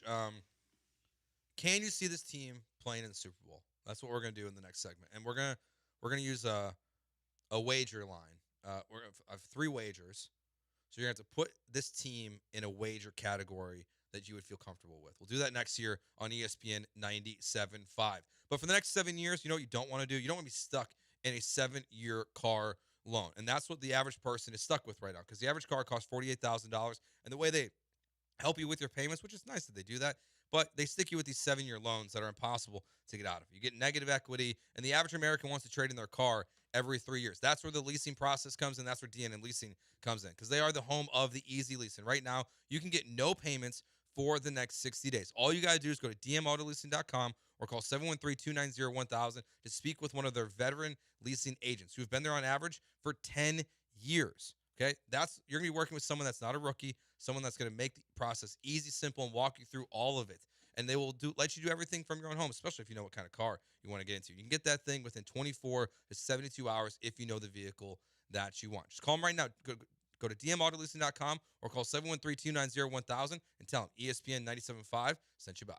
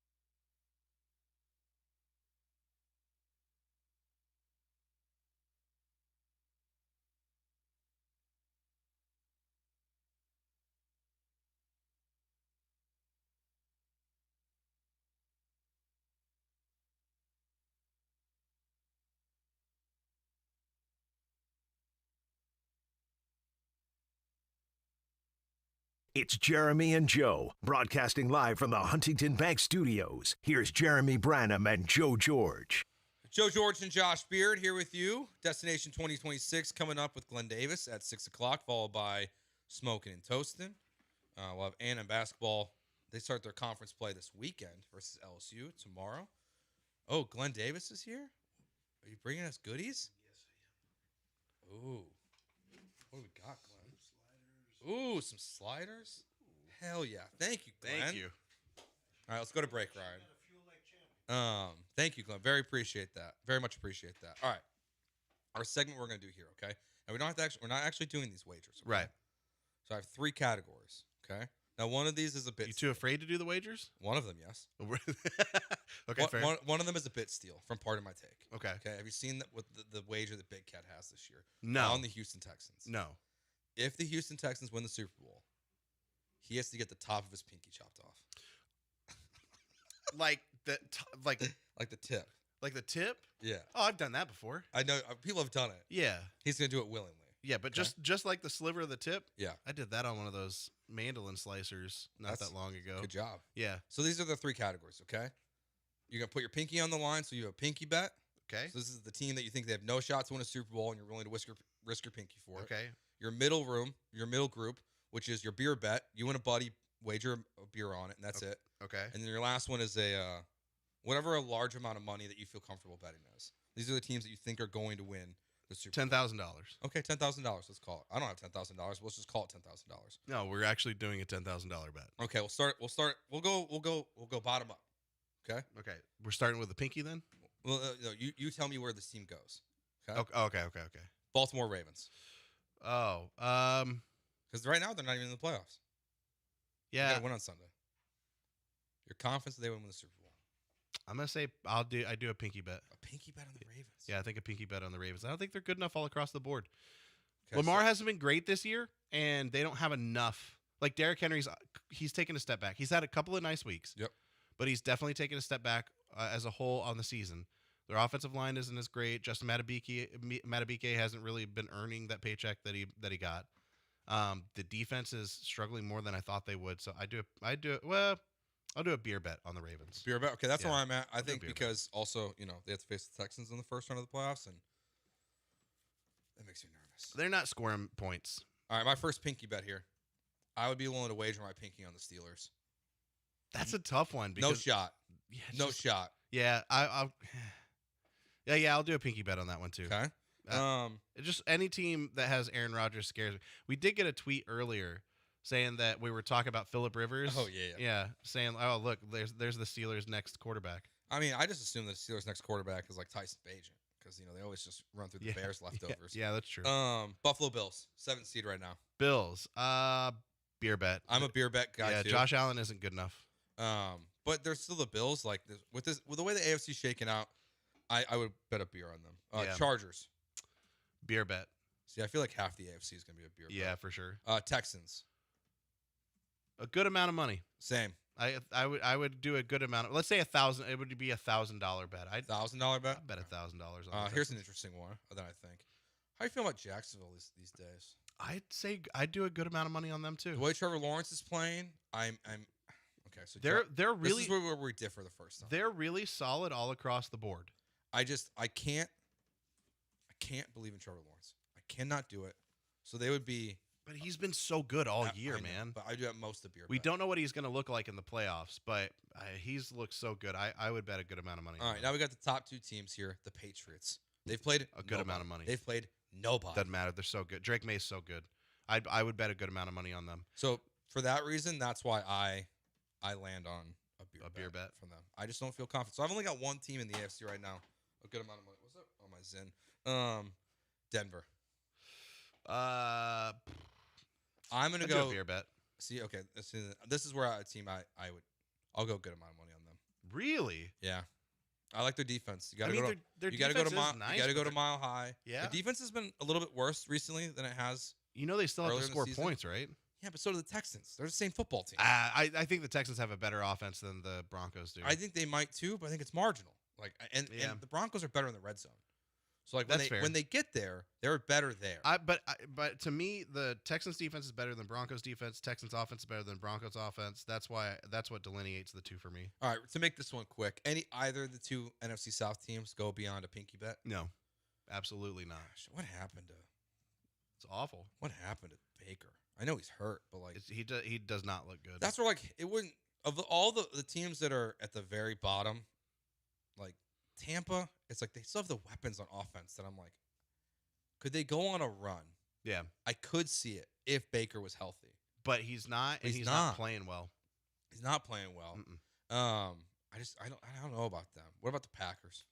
Oh, pinky bet. Good for you. Yeah, because they've tortured me half my life. Time out. Let me rephrase that. Because they've tortured me my entire life. Beer bet. I'd go. You're just too much trauma. Look, they got a chance to get out of the first round. They just ruined my life. Yeah. Like Bears Packers round 1 makes me want to vomit. So I want the Bears to play in the first round of the playoffs. But it's like I don't know, man. Yeah. The Rams. Good amount of money. Yep. They look so good. Even if they are. Even if they end up as the 6th seed, like I'm not, they're it for me. Puka Nacua has ended up being one of the craziest idiots I've ever seen in my entire life, and I've heard rumors about him just being like a real big dumb box of rocks. But he really is a dumb box of rocks. But man, he knows how to play football, and he knows how to play football at a level that it makes it okay that he's as dumb as he is. I can't believe how stupid he is and how much we found about it so quickly. I know. He went from like kind of like off the radar, just a really good football player. Like, oh, this guy has rocks for brains. Yeah, like, immediately, full admitting full conspiracy theories that are like that he believes conspiracy theories that are crazy. It's nuts. Like being swindled into like racist dances. Yeah. What are we like? Yeah, it's dummy. It's trying crazy. to get those guys into the Rams facility. I know to film content. I'm like, this guy is dumb as a box of rocks. 1-1 next year in fantasy. Absolutely, yes. I think so too. Yeah, no doubt. Like the only reason why I think you would go someone else is because of health. Do you think oh, that's true? Yeah. Like if you're like I don't trust Puka to be out there for as many games as maybe like JSN or Jamar Chase. Right. Like the real value in fantasy football next year, though, I'm telling you right now, it's gonna be Justin Jefferson. Oh, absolutely. He's not gonna be as bad as he was this year, even if JJ McCarthy's his quarterback, and he's gonna slide in fantasy next year. He is, and he's gonna be a huge value. Do you think Puka's catch was a catch? No. I hate that people are arguing that it was. I mean, the first 2 angles. Well, see, then they didn't watch the game. First 2 angles look maybe like it was. That last angle you can see it getting clear. popped like, out. Yeah. Then they only watched the highlight from the one angle and they didn't watch the next one. Yeah. All right, 49ers have one of the best offenses in the NFL right now, but maybe one of the worst defenses. I'm gonna do beer bet with them. See, that's where I'm too, because I don't know if they can win a Super Bowl with that. Agreed. Defense. Like it's just not good. Like if I'm looking at 49ers versus Rams in a playoff game, or 49ers versus Jags in a playoff game, I just don't think they have enough. This one's interesting because you've already said you don't think they should be ahead of the Texans. I agree. Their offense has been terrible this year. Yeah. It's been a little bit better. I feel like Jalen Hurts is finally starting to get the ball to, his guys. But Saquon Barkley's not been good. The Eagles. Beer bet. I'm going to go bold here. You're going to go pinky bet. I'll go pinky. What? I'll go pinky on the Eagles. That's crazy. I think the Eagles have 0 chance. I think they've got a slim chance, which is why I say beer bet. But I don't think they make it out of the first round. Yeah, but like teams like they're not beating the Rams or the Niners, right, or the Packers. The teams like the Ravens and Bills have a much better chance than they do. Bears. I'm teetering between 2. How much do I like my pinky? No, I'm just kidding. I'm gonna go ahead and go good amount of money. Okay. I think that they've got the talent. I was teetering between beer bet and good amount of money, but I'm gonna go good amount of money because I think they've got the team all across the board with Caleb Williams definitely figuring out this Ben Johnson offense. First, it starts with Ben Johnson. I trust him. He's incredible. You can see how much of a loss it's been for the Lions to not have him. Having him call plays, Caleb Williams looks really, really good. Their run game looks good. But defensively is where I've been surprised. They've looked really good on defense for the most part. 49ers game was standing. Yes. I mean, but that's a tough offense. They're very turnover, feast or famine. They're a beer bet for me because I don't want to be sad and lose a bunch of money. Fair, yeah. I don't want to be. Yeah, you just lose twice. You just have to buy someone a beer. Yeah, I'd be fine with that. I can't just do money. And then we have the Seahawks. They're a money bet, right? Yeah, they're definitely a money bet. They're a good amount of money. Who are your top team? Is it Seahawks, Rams right now for you? Because those are what the odds are. Like that to me, my Super Bowl, who I would pick to win the Super Bowl right now would be only the Seahawks or the Rams. For me, I actually think it's the Seahawks and the Patriots. Really? I can't even explain. And part of this is probably a fantasy football problem, but I can't even explain how far on the Drake May bandwagon I am. Like, he has not been flustered by really any defense. Now, granted, he hasn't played against the top defenses, but he really hasn't been very flustered by many defenses all season. And he just always makes the right play. It's crazy how good he is so early in his career. So I'm just a huge believer in him. I've watched a lot of Seahawks games though. Like, Seahawks are my number one. That's the problem, is I don't know that there's any one team that I would put at the same level as the Seahawks. Not even the Rams. For me, like, it's the game that scares me is that Colts game.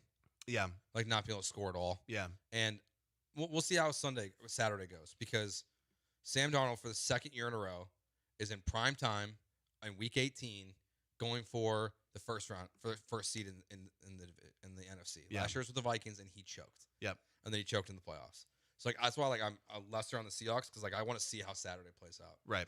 Really quickly, then we'll just go through the big games on Saturday and Sunday. I'll start here. Saints or Falcons? Oh man, because this game matters for the first. It does. I'm gonna go with the Saints. I'm So kind of a too. believer in what they're doing offensively. Yeah. So I got the Saints too. So then with that, then Saturday's game, if we both have the Saints winning, does become a true winner goes on. Because if the Buccaneers win, no matter what, the Panthers win the South. I mean, no, if the Falcons win, no matter what, the Panthers win the South. So then who do you think wins the South this weekend? Panthers or Buccaneers? Because I don't like either of these teams. I don't either. Honestly. I like the Panthers a little bit more because it seems like they're finally kind of putting some stuff together with the talent that they've got. I'm gonna go with the Buccaneers though. That's where I'm at too. Yeah. I think Baker. I'm gonna trust that. I'm taking Baker over Bryce. Yeah, agreed. At the end of the day, like it's like if it's a tie game in the fourth quarter, like do I trust Baker to make a big throw or Bryce to make a mistake? And like I would bet on. Well, those are the two things I would bet on. I bet on Bryce making a mistake and then Baker following that up with a big throw. And Chris Godwin apparently decided he's a good receiver still. Who gets the 1 seed in the NFC? Seahawks or Niners? Seahawks. I agree. Yeah, I think the Seahawks end up. I think the 49ers defense is just too bad. Yes. Like I think they're have a hard time slowing down JSN. Yep. In that he's incredible, man. Like his route running is nuts. It's so my son switched to receiver, so we've been working with like a receiver coach and I've been learning a lot more about like what they should be doing and what they shouldn't be doing and how they get in and out of their breaks. And so I've been taking that more, and I already knew that a little bit from like working in this industry and stuff, but really like breaking it down to like the finite level. And the things that he does from a route running standpoint there are like 2 or 3 other guys in the NFL that do it. It's Puka, it's Justin Jefferson, and Nico Collins is one of them. Nico Collins' route running is absolutely insane. And then the last big game this weekend for the NFC North. Lamar is going to play. TJ Watt is going to play. Yeah. So the Ravens are favored by 4.5 points. Yeah, I'm taking the Ravens on the road. I'm going to take the upset. I'm going to take the Steelers. Really? I know no DK Metcalf, but like I think Lamar, like I think he is really banged up. And yeah, he really is. Great. Like I'm gonna go take a flyer and like I'm gonna take all chalk. I don't want to agree with you on everything. Beer bet? Beer bet. Beer bet? Okay. We're going to do a beer bet. A real beer bet. Real beer bet. Steelers, Ravens. And then that means the Texans would play the Steelers in the first round of the playoffs. Yeah, which would be wonderful. Yes. Please. A lot of people think that they're not going to get the Saturday game this year. Really? Because that'd be crazy. I'll believe it when I see it. Because the 4 or 5 seed, one of them is, I guess, guaranteed the Monday night game in one of the conferences. Yeah. On ESPN. And the Panthers and Buccaneers play on Saturday. I'll believe it when I see it. So I think there's a chance that maybe the Texans don't play on Saturday. They don't play a Saturday. It's Saturday at how strange would that be? It's gonna be weird. I mean, look. I mean, is Panthers, Rams, or Steelers Texans more interesting? Steelers Texans is more interesting. That's a Monday night game. Yeah, the Rams are gonna absolutely. I think the Texans. But we thought that before. Yeah, I think 2 seasons ago we thought Texans Ravens was one of the most interesting first round games. That's true. And we were here on a Saturday at 3:30 watching the game. We did a live stream. It was not fun. Just on run. Look, Rams Panthers is going to be the more interesting game than the Steelers Texans because we know most likely the Texans would beat the Steelers.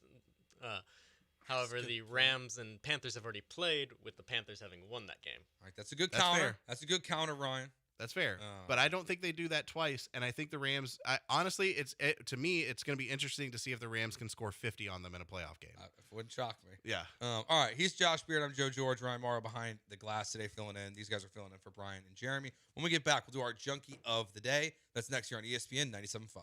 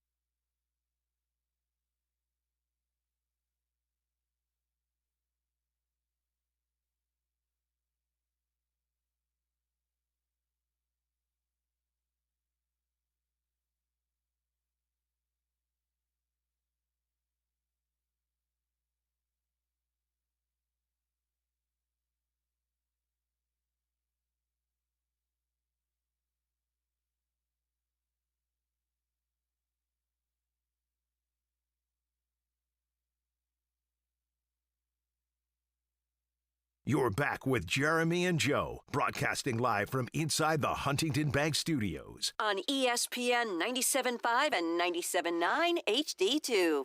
All right, final segment of Jeremy and Joe here on ESPN 97.5. The whole crew will return on Monday.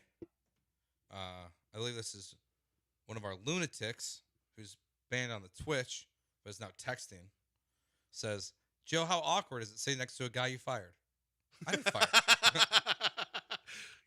Joe didn't fire me. I didn't get fired. I was a casualty of finance. Yeah, it's all right. It's one of the lunatics that is enjoying their last day texting because this number's getting blocked. So it was supposed to get blocked, but my text got unread. Well, here's by the person who can do it. So enjoy it while you can. Poor Marine, Largo, King of Twitch, whichever one you are. Here's the thing. You fired me once. Yeah. And then you got to fire me again after I was on a show with you before the football season started. That's right. And now you get to fire me again today. But before I do that, let's do our Junkie of the Day. Ryan, you got the intro? I guess. No intro. All right. Junkie of the day. I got 2 nominations today. The first one here is because I don't really understand what the Tennessee Titans are doing. So I don't know if you saw this today, Josh, but Chad Brinker, who is the president of football operations over in Tennessee, is no longer going to be in charge of the Titans 53-man roster because apparently he was.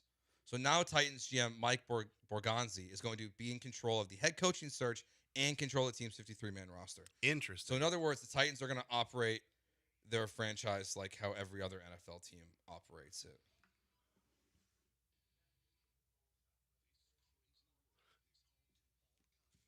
It's all right.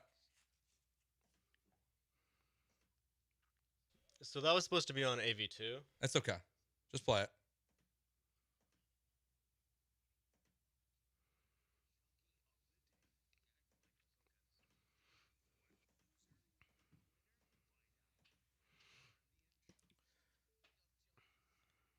Josh, my other nomination is going to be CBS Sports. Ooh.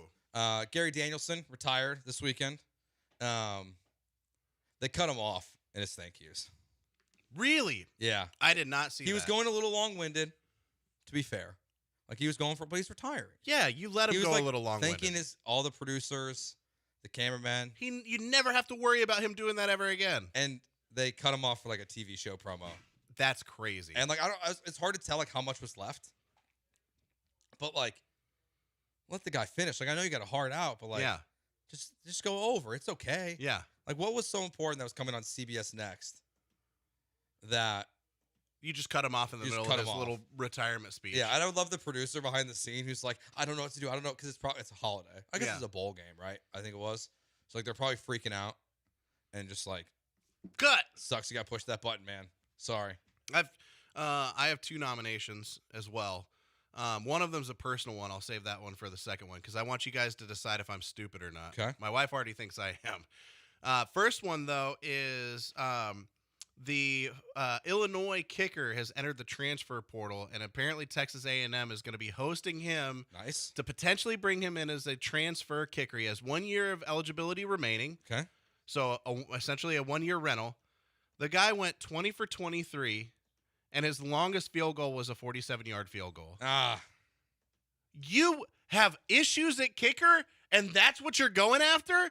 Like, of all the kickers that there's got to be other kickers in the transfer portal that have better stats than 20 for 23 for 47 yards. Does Elko just hate bad kicker or just love bad kickers? That's where I'm like, why don't they get there's like D2 kids who like make 55-yard bombs. We saw it in the college football playoffs last night. The kid from Ole Miss was cranking field goals. Now, the kid from Miami, he transferred to Miami, and he was not very good the year before. So and then he transferred in, and coaching matters. But clearly coaching kickers doesn't matter at A&M. So you got to be somebody that you got to get somebody that can beat coaching. So that's my junkie of the day. That's the first nomination. Your second one? The second one is, I already told you about this earlier, but I need the text line. I need everybody. I've talked about my lifting before back in the day, right? But it was only like kind of for fun. I have actually decided to start working towards and competing in strongman competitions. My first one's in June on June 27th. Okay.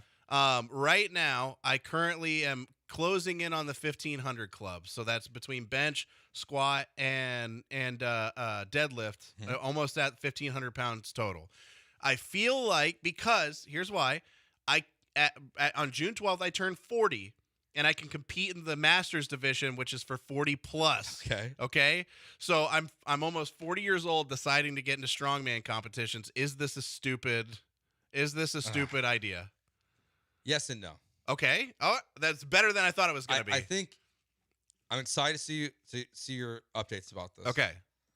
But you're gonna get hurt. That's you're gonna get hurt. My wife instantly is like, she's gonna break. She was like, you're gonna break yourself. Because like we've like played college football 26, and we're on a headset talking to each other, and you're literally like in mid play, and you're like, oh my back, I can't move. Okay, that happened one time, and it's because I stood up too fast. One time, yeah. Okay, standing up too fast. Let's lift 2,000 pounds.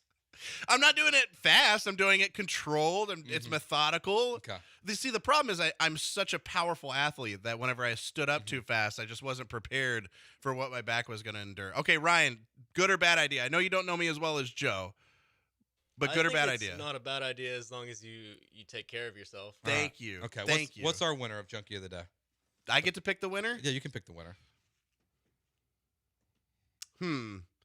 I think I got to go with A&M trying to get a bad kicker in the transfer portal. I'm fine with that. That's so stupid. Sorry to our friends at A&M listening. We are the home of the Aggies. They play tomorrow. They play I love LSU. you guys. Look, I'm an Aggie. I love the basketball team. Super excited for them. Just go tell Mike to try to get a better kicker, please. All right, that will do it for Jeremy and Joe. The whole crew will be back on Monday. Josh, thank you for coming in. Absolutely. Am I fired? You're fired. All right. Destination 2026 coming up next year on ESPN 97.5.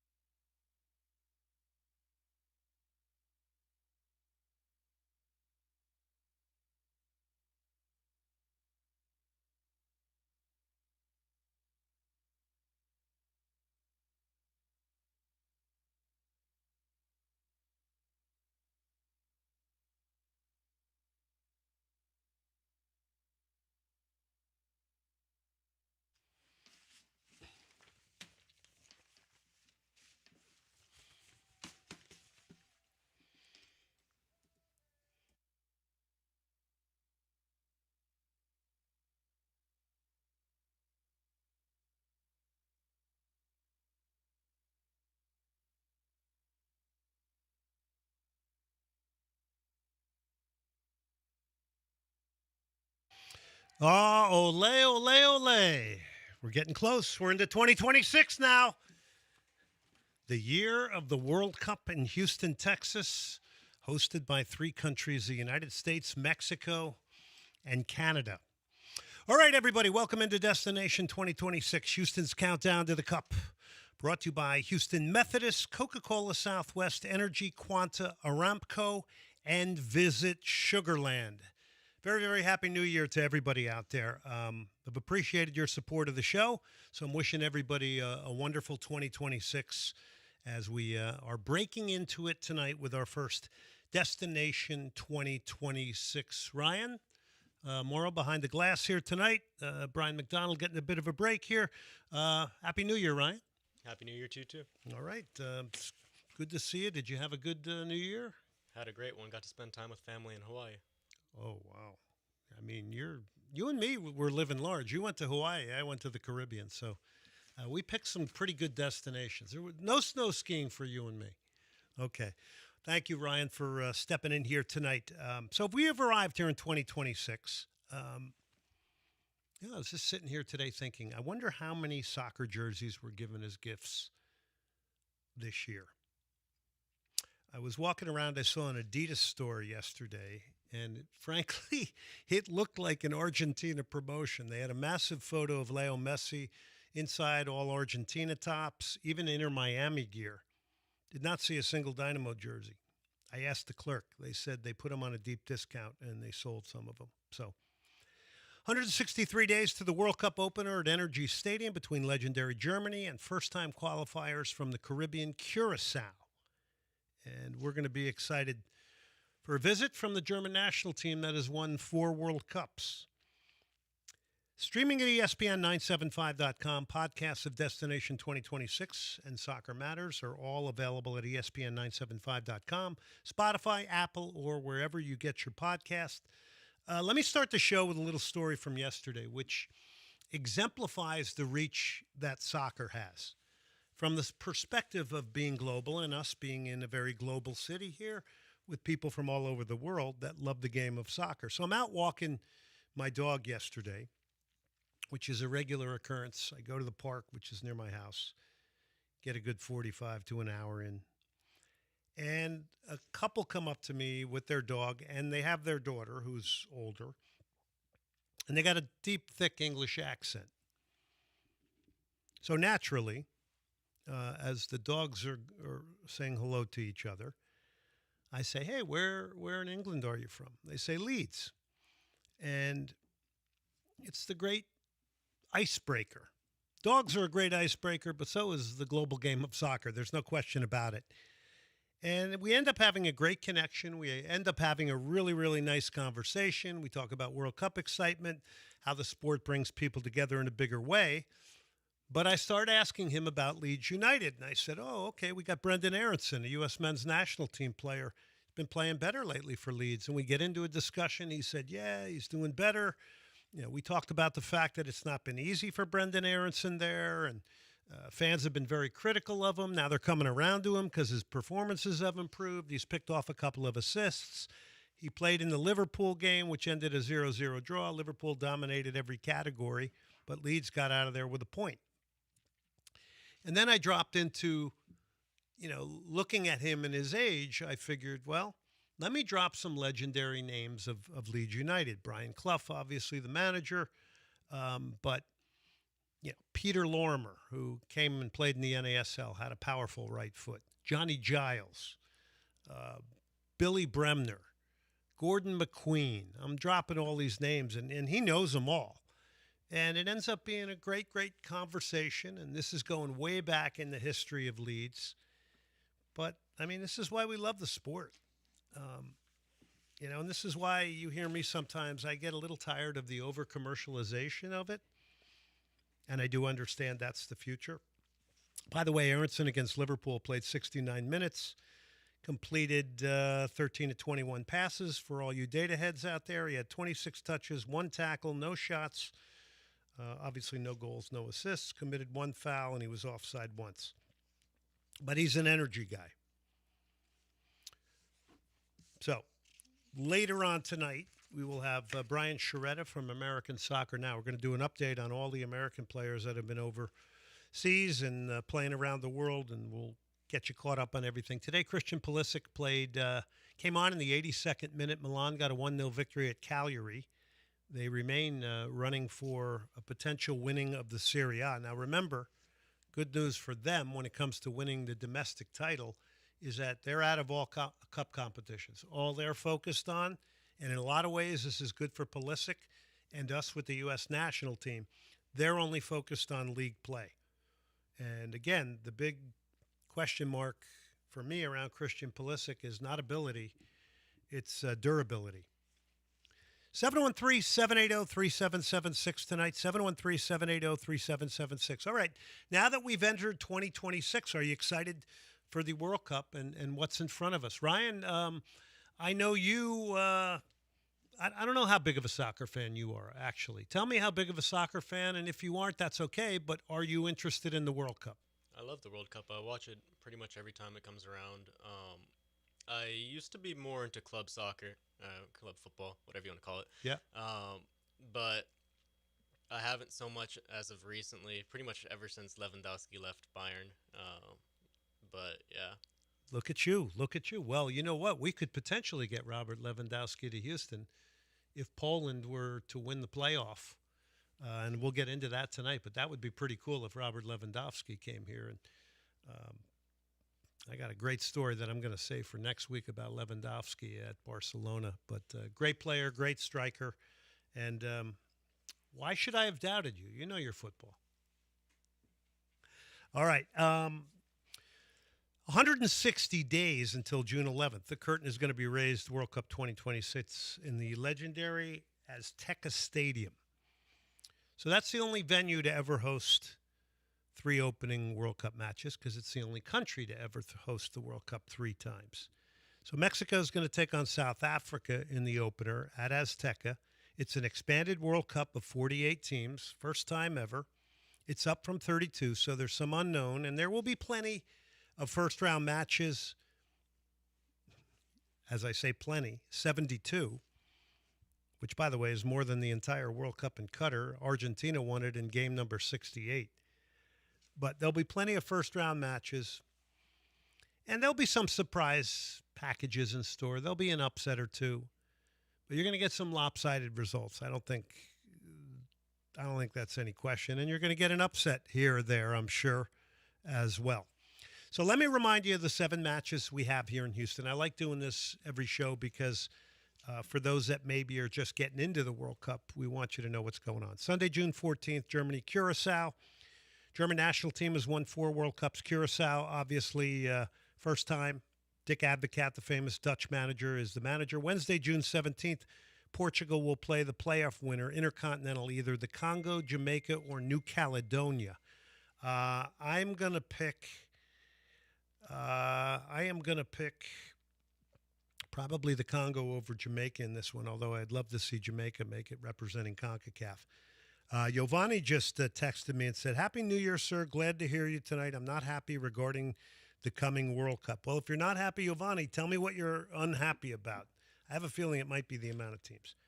All right, so then you get, by the way, New Caledonia, for those who don't know where that is, that's east of Australia in the South Pacific, and they represent the Oceanic Confederation. Saturday in June, I believe it's the 20th, you get Netherlands against the playoff winner, which I was just talking to Ryan about. That could be the Ukraine, Sweden, Poland, or Albania. That would be a ticket to get because that'll be a competitive game.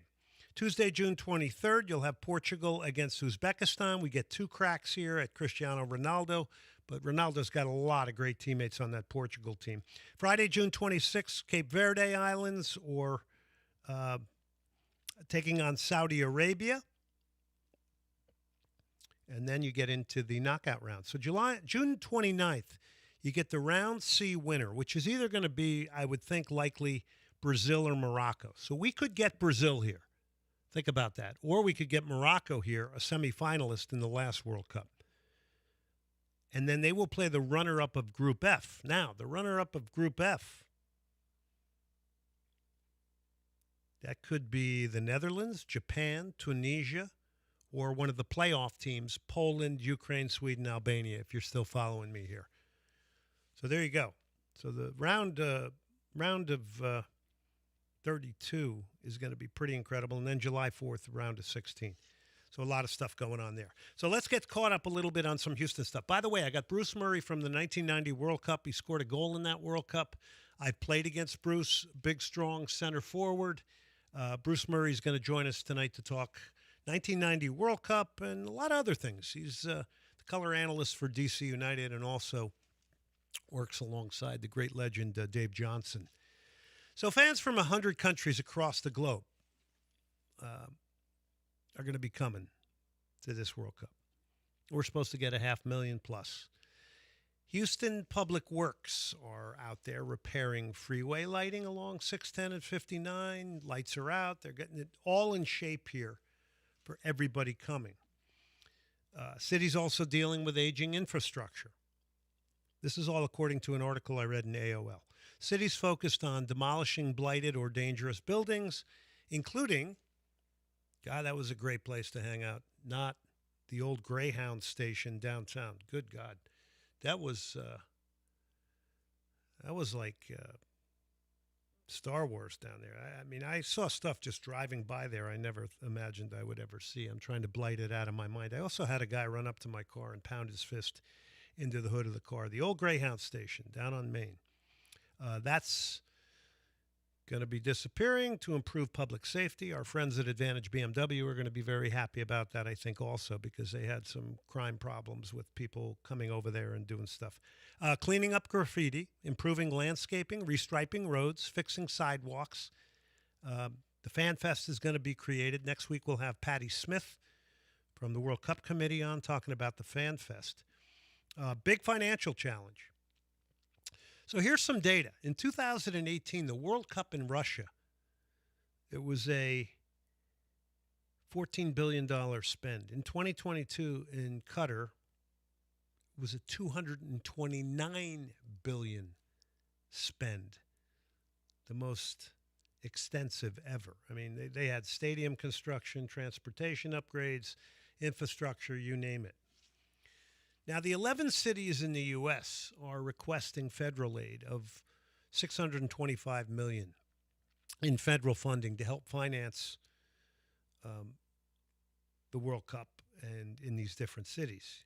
Houston, per AOL, is projected to be around 70 to 80 million in spend, which is on par with the projected costs of other cities around the country. Now, this could generate $5 billion in economic activity for North America.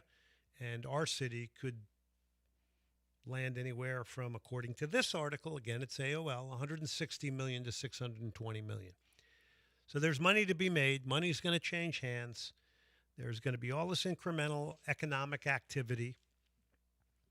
And probably, according to the article, again, it's a $90 to $480 million net benefit to the city.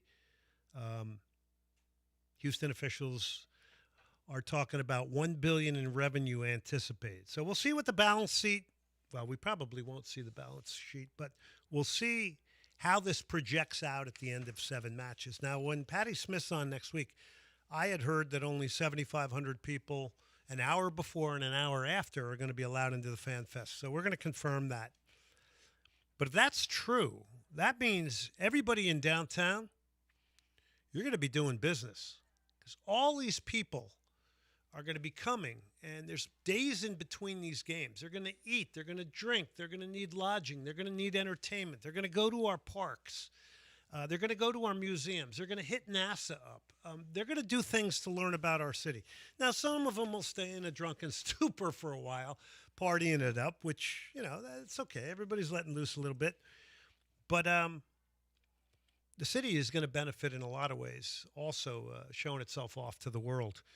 And then for me, the biggest thing will be the indelible moments that can be created for those in the soccer community here. That'll carry on forever. This is going to be a World Cup, much like the '74 World Cup to me, which was the fire starter for me falling in love with the World Cup. And we're going to ask Bruce Murray that coming up in the next segment. All right, again, a big thank you to our presenting sponsors. Houston Methodist, Coca-Cola Southwest, Energy, Quanta, Visit Sugarland, and Aramco. A big thank you to them, and a big thank you to Slip Sliders down at 1802 Bins for bringing in some food for us tonight here. Ryan, you got to hit some of that in the break here. We'll take a break. We're coming back. 1990 World Cup player for the United States, Bruce Murray, next.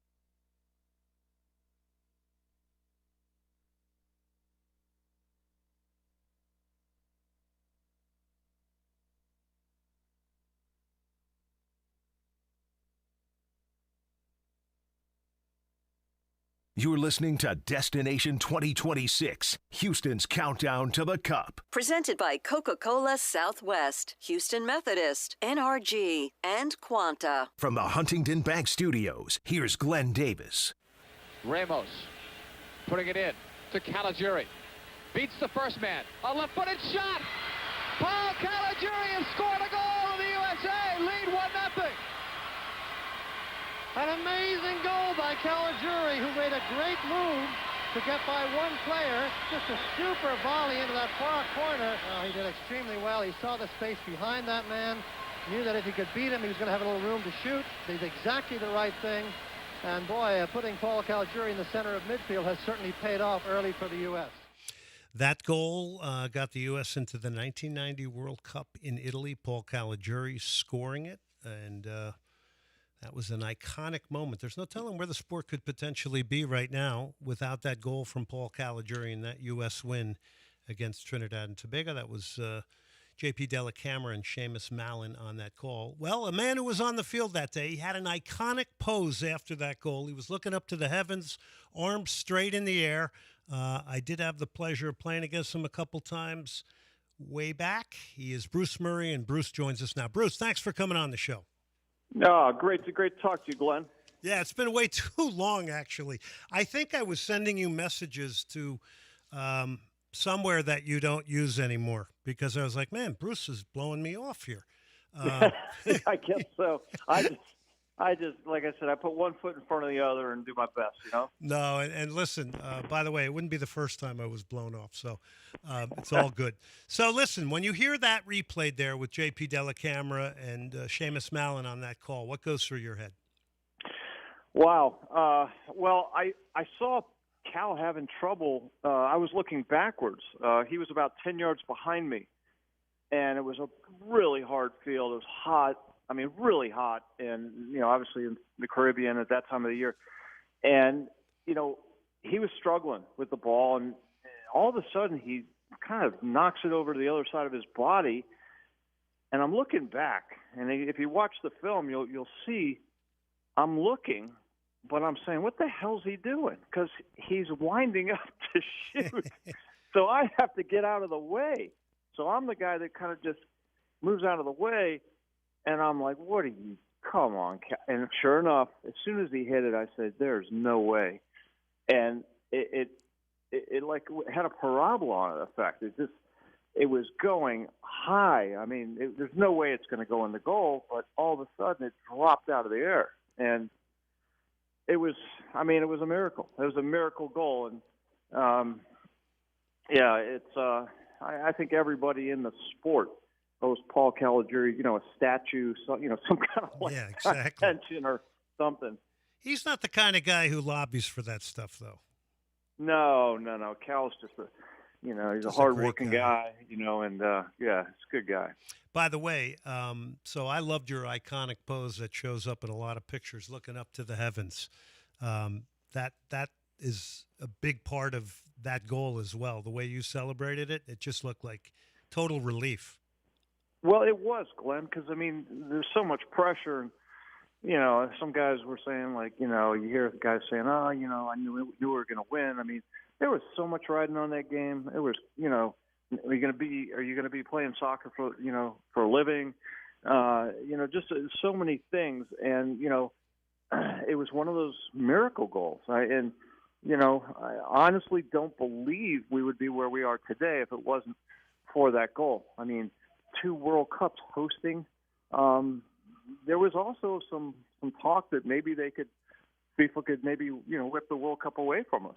A little bit of an embarrassment and, you know, not qualifying. So, I think, like I said, it's more massive than anybody's really it's almost like it could be a movie. I know. It's just some kind of, you know, movie, because it really, you know, our industry is a big industry. And, you know, that goal really set it, you know, where it needs to be. By the way, you just gave some filmmaker a great idea out there. Maybe. So just for my listeners to remind you, that goal put the U.S. in the World Cup for the first time since 1950. There was a 40-year drought. And like Bruce says, who knows where it could have went. All right. So let's go to Italy, Czechoslovakia, Italy, Austria. Bob Gansler, most of you guys are college guys. It's very different then. Just some initial thoughts on that World Cup in 1990 in Italy. And by the way, Bruce scored against Austria in a 2-1 loss, and he also had an assist. So you played a part in both of the U.S. goals in that World Cup, which puts you in pretty rarefied air. No, I appreciate that. We it was really interesting. We came out for the first game, Czechoslovakia, and I remember, Coach Joe Matchnick. He was Bob's assistant, or one of the assistants, with Ralph Perez, and his kind of, I guess he had scouted Czechoslovakia, and he said, "Well, the thing is, you guys, we'll be more physical than that." Well, hold on for a second, because in the tunnel, I'm huge. looking up at Thomas Scarabi, who's 6'5". So, then a couple more center backs come up, and I'm like, oh, my God. They didn't quite scout this one correct. Then you go on to Italy, and that was your free kick that almost went in, right? Yeah. Walter Zenga made a great save, got down and parried it. And Pete Vermees, it got knocked up, and Pete was on it, and 6 yards out, and then he smashes it. And he did exactly what he needs to do, low and hard. And Zenga got a piece of his ankle, and then the ball was bizarre. It started spinning like behind him on the line, and it literally could have spun in, but it didn't. That's Pete's, the follow-up shot, and I think it was Ricardo Ferry hooked it off the line. Would it have been a deserved, draw against the home country? I wouldn't say on the day the way we played, but we had a great game plan. We did exactly what Italy did to teams. They would shut up shop, and we did. We did a really good job of it and defended hard and looked for our chances. So it was a good game plan by Coach Gansler. He's Bruce Murray. He's joining us here tonight. 85 times he's represented the U.S., 22 goals. That's a pretty good record there. It's like 1 in every 4 games. You got to love that. Then we go to June 19th, 5 days later in Austria. You score in that game against Austria, Bruce. Tell us about the goal and, the feeling of scoring a goal in a World Cup is not one that many people get. Yeah, it's like it's like how many people do you know who've ever ridden on a Zamboni, right? Exactly. It's rarefied air, and it was amazing. But we got a kind of break. Des Armstrong got on the break, and he whipped it out to Peter Vermees. Peter took on a defender, but Tab started sprinting. So now we've got all the midfielders just saying, you know what, we got to get something on the board. And so Tab sprints in. Peter finds him with a pass, and Tab cuts it through the legs of a defender. And for those of your listeners don't know, Tab Ramos was one of the best players I've ever played against or with. And so in my career, what a player he was. But Tab cut it back to me. And then, I did exactly what Peter did in his chance in the World Cup against Italy, is I hit it low and hard, and it got a piece of the goalie's legs and bounced around and ended up in the back of the goal.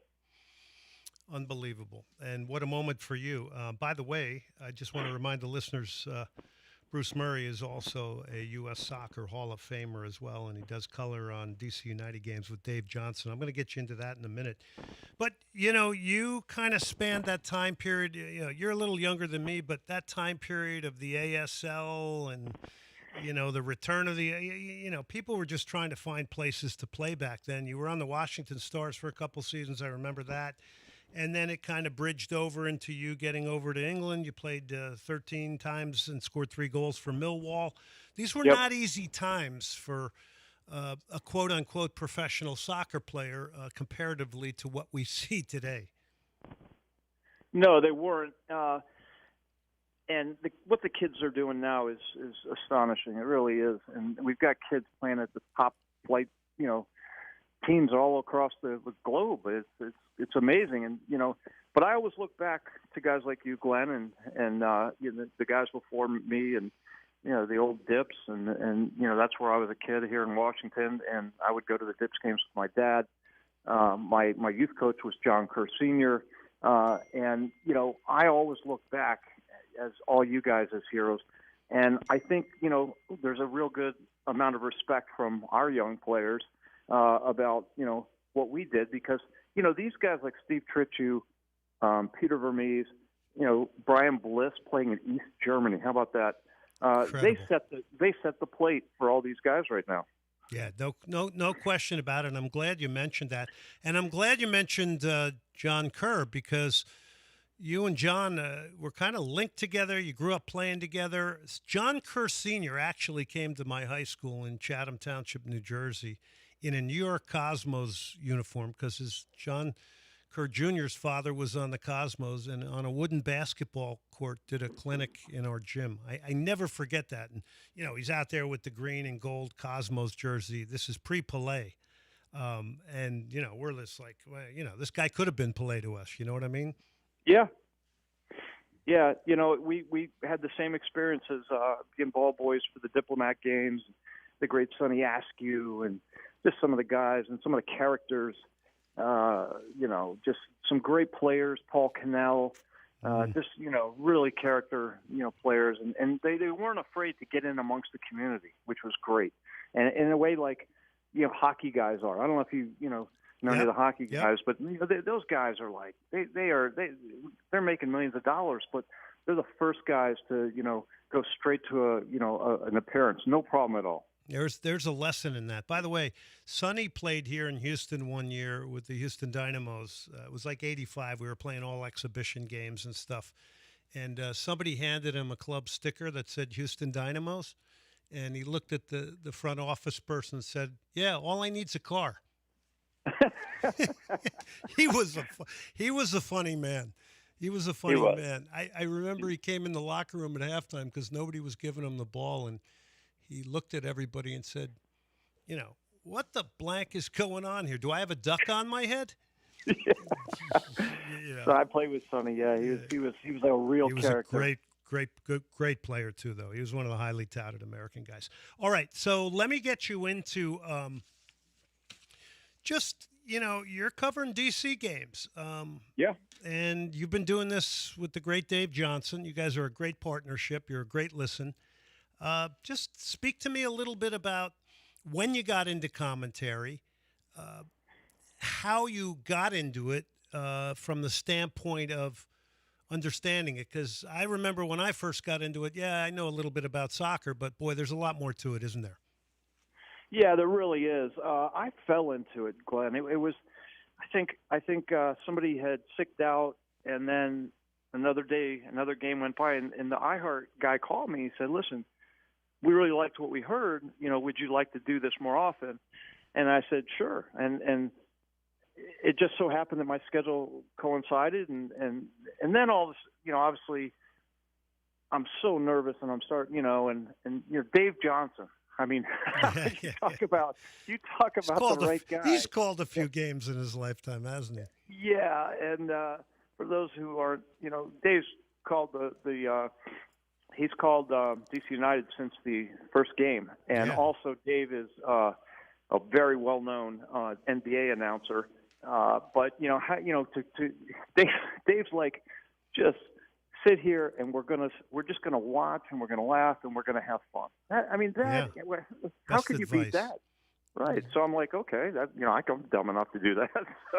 By the way, when you say he does the NBA too, that just blows me away. That how he can, just step into other sports. That can't be easy. It's not just that. It's the fact that, Dave. You imagine his schedule. I mean, it's nuts.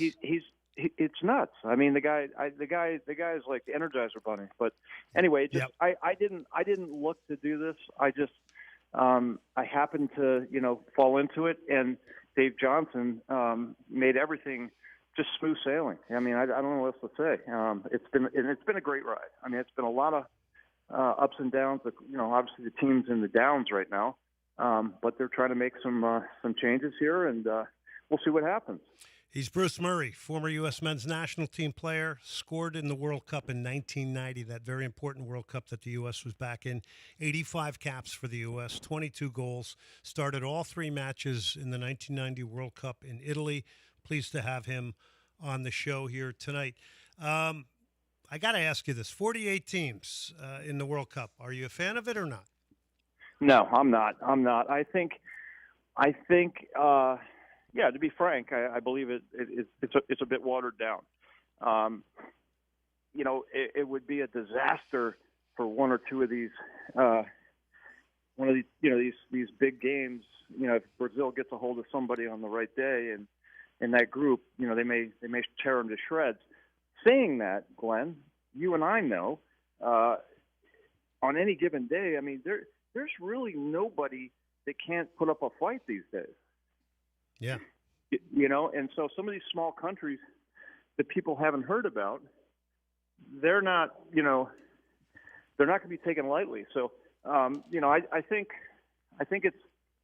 I'm rooting for some of these underdog games to be good, and we'll see what happens. But I'm also of the belief that somebody new is going to win the World Cup this time, and I am predicting. This sounds crazy. I believe, based on my playing experience and how far I've seen them come, the teams like Japan, the Koreas, somebody's going to pop out of there, and they're going to, just like Morocco, the last World Cup, I think something's going to come out, Yeah, that Morocco story was incredible, getting to the semifinals. And then you watch their youth teams, and, I mean, they all play exactly the same. They invested heavily in football in that country. It's really pretty fascinating to watch. Bruce, I'm going to ask you to come back on the show down the road. Oh, absolutely. Absolutely. And it's a pleasure speaking with you again, Glenn. And best to all my friends in Houston. Yeah, absolutely. And thank you very much for coming on tonight here and heeding the call so quickly. And, we want to get your opinion on a lot of other things. We could have kept going here. And hello to John Kerr Jr. if you see him. Will do. Thanks. All right. Thanks, Glenn. Take care. Thank you. That's Bruce Murray. 85 caps, 22 goals U.S. I think we take for granted a lot of things. You think about that. He scored in a World Cup. You go around the rest of your life scoring in a World Cup. I mean, Christian Pulisic, tearing up Italy, and he's not playing that much. He's become a poacher, and people still find something to complain about. Well, Bruce Murray went to Millwall for 13 games. I trained at Sheffield United. I mean, there was nobody going over and really playing at that time. I just was lucky to have an owner that sent me over there to help me get additional experience. But, man, you love how far it's come. You love the fact that people are making really, really good livings at the game now. Not comparative to the NBA or the NFL, no. I'll tell you what, $400,000, $500,000 goes a long way in Houston, Texas. I could make that work, no question. Beats the $2,000 a month I made. All right, we're going to take a break. We're going to come back. We're going to start talking some U.S. men's national team with Brian Sciaretta of American Soccer Now. We're munching on slip sliders tonight. We appreciate them bringing us some food. And again, Destination 2026. Houston's Countdown to the Cup is brought to you by Houston Methodist, Coca-Cola Southwest, Energy, Quanta, Visit Sugarland, and Aramco. Take a break. We're back in a flash.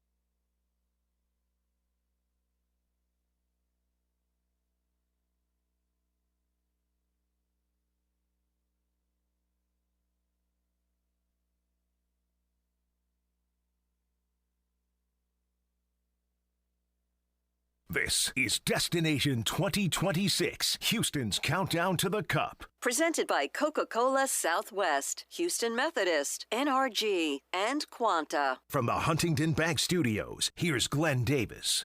You have said it's not about picking the best players, it's about picking the right players. So you're putting your team together. What does it take to get your attention? I'm wondering how many people are calling you going, Coach, my son's very good, or Coach, I'm very good. Yeah, moms and dads. And husbands amazing that the message that I receive, some people say, oh, Coach, I want to play for you, and he's playing I don't know where, in the rest of the world. But I think, yes, it's really tough. It's really tough because I think we have a pool of 70-plus players that we were using in the last year, and I think the competition is there. What are you looking for? I want to know what I'm looking for. The best of the things is to be able, the player, to let us to coach, not to think too much, respect the rules, show commitment, because I think, and the most important, like you say, that was perfect. The right player to defend our flag, our badge. Of course. It's our culture and all that represent that society, that is America, that you are a winner. Of course. I am a winner too because I come from Argentina. But I think that is the most important, is to represent in the best way our values. Yeah, and that's what we want here in the United States. We want a national team that we can be proud of, that's committed, that we can get behind, and I think that's starting to lean that way. I'm very positive about the potential of this World Cup. The only thing that you always have to be worried about is injury and things like that. But I think we see a steady sort of growth now in this national team, and of course he's built out the team. I don't think too many parents are calling. Maybe Gio Reyna's parents, but I don't think too many parents are joining or calling. Now, guys that are ex-players and know Pochettino well might be lobbying for their sons. All right, let's bring in from American Soccer now. He is Brian Sciaretta, great guest on the show regularly. Hi, Brian. How are you? Happy New Year. Happy New Year, Glenn. Thanks for having me on. Yeah, how are your holidays? Well, very good up here in New Jersey. It was beautiful but cold, but good time. All right, let's get into it here because we got a few minutes with you, and I'm very much looking forward to talking to you. So let's just take a dip into what's occurred this past week. Well, let's start with Weston McKennie. Seems to be rounding into form, seems to be leaner. This is a guy that's gone through numerous coaching changes. We've talked about this before. How about some thoughts on Weston McKennie at Juventus? I think he's trending up. I really think he's adding a lot more to his offensive game based on where he was last year and even the recent years. And you're right, the physical fitness form is a big thing with him. He looks good. He's not like usually he tires out midway through the season, heading towards the end of the season. I like everything about it right now. I mean, I guess sometimes the only thing to say is he moves around positionally, so sometimes he doesn't really have a clear role. It kind of changes, and that might stunt his growth a little bit, but that's nitpicking right now. He's getting goals, he's getting assists, he's creating things, he's fighting, he's scrapping. I like everything about it right now. He's in the best he's looked in years. Yeah, I'm excited about that because if he's going to play for Mauricio Pochettino, he's going to have a work ethic and that pressing midfield, and hopefully alongside Tyler Adams. Anything on Tyler Adams and the Bournemouth midfielder's injury that you have? Yeah, I mean, it's an MCL injury that, I think it's not going to impact him for the World Cup. I just think he's going to be back in good shape, probably who knows when. I'm not a doctor, but I think, the March friendlies he's in jeopardy for that. Maybe he's back sooner, but I think he'll be back for the World Cup lead up and the weeks that you have to prepare for that. So that's all good. I think it's more of a problem for Bournemouth than it is for the U.S. national team. Yeah, because I don't see our midfield without him. Anthony Robinson now playing 90 minutes for Fulham. Yeah, he's come back in. I thought he was going to be eased back in, but he's gone 90 minutes in 5 straight Premier League games. And he looks really, really good. It's the durability is being thrown into the fire. Again, it's always tough to talk about players and injuries because you don't have all the medical data. He's had knee injuries dating back to his microfracture surgery as a teenager at Everton on that same right knee. So, it's a long time, it comes and goes in and out of his career. Right now, he's looking good. If he's at this form, come June, the U.S. is in great shape. His return is a game changer, but you hope it holds up. I think, the fact that they're throwing him out there for 90 minutes every single game must suggest that they feel really good about where he is. He's Brian Sciaretta, American Soccer Now. All right, Fowler and Balogun had goals against Paraguay, Uruguay, and Japan in the recent national team get-togethers. He's got 7 in all competitions for Monaco. Is he in the pole position for the U.S. men's national team starting striker role at this moment? Yes, I think he's leading that charge right now. Although, look, I think all of his goals are kind of similar. Like he gets behind, he's really elite at getting behind defending back line.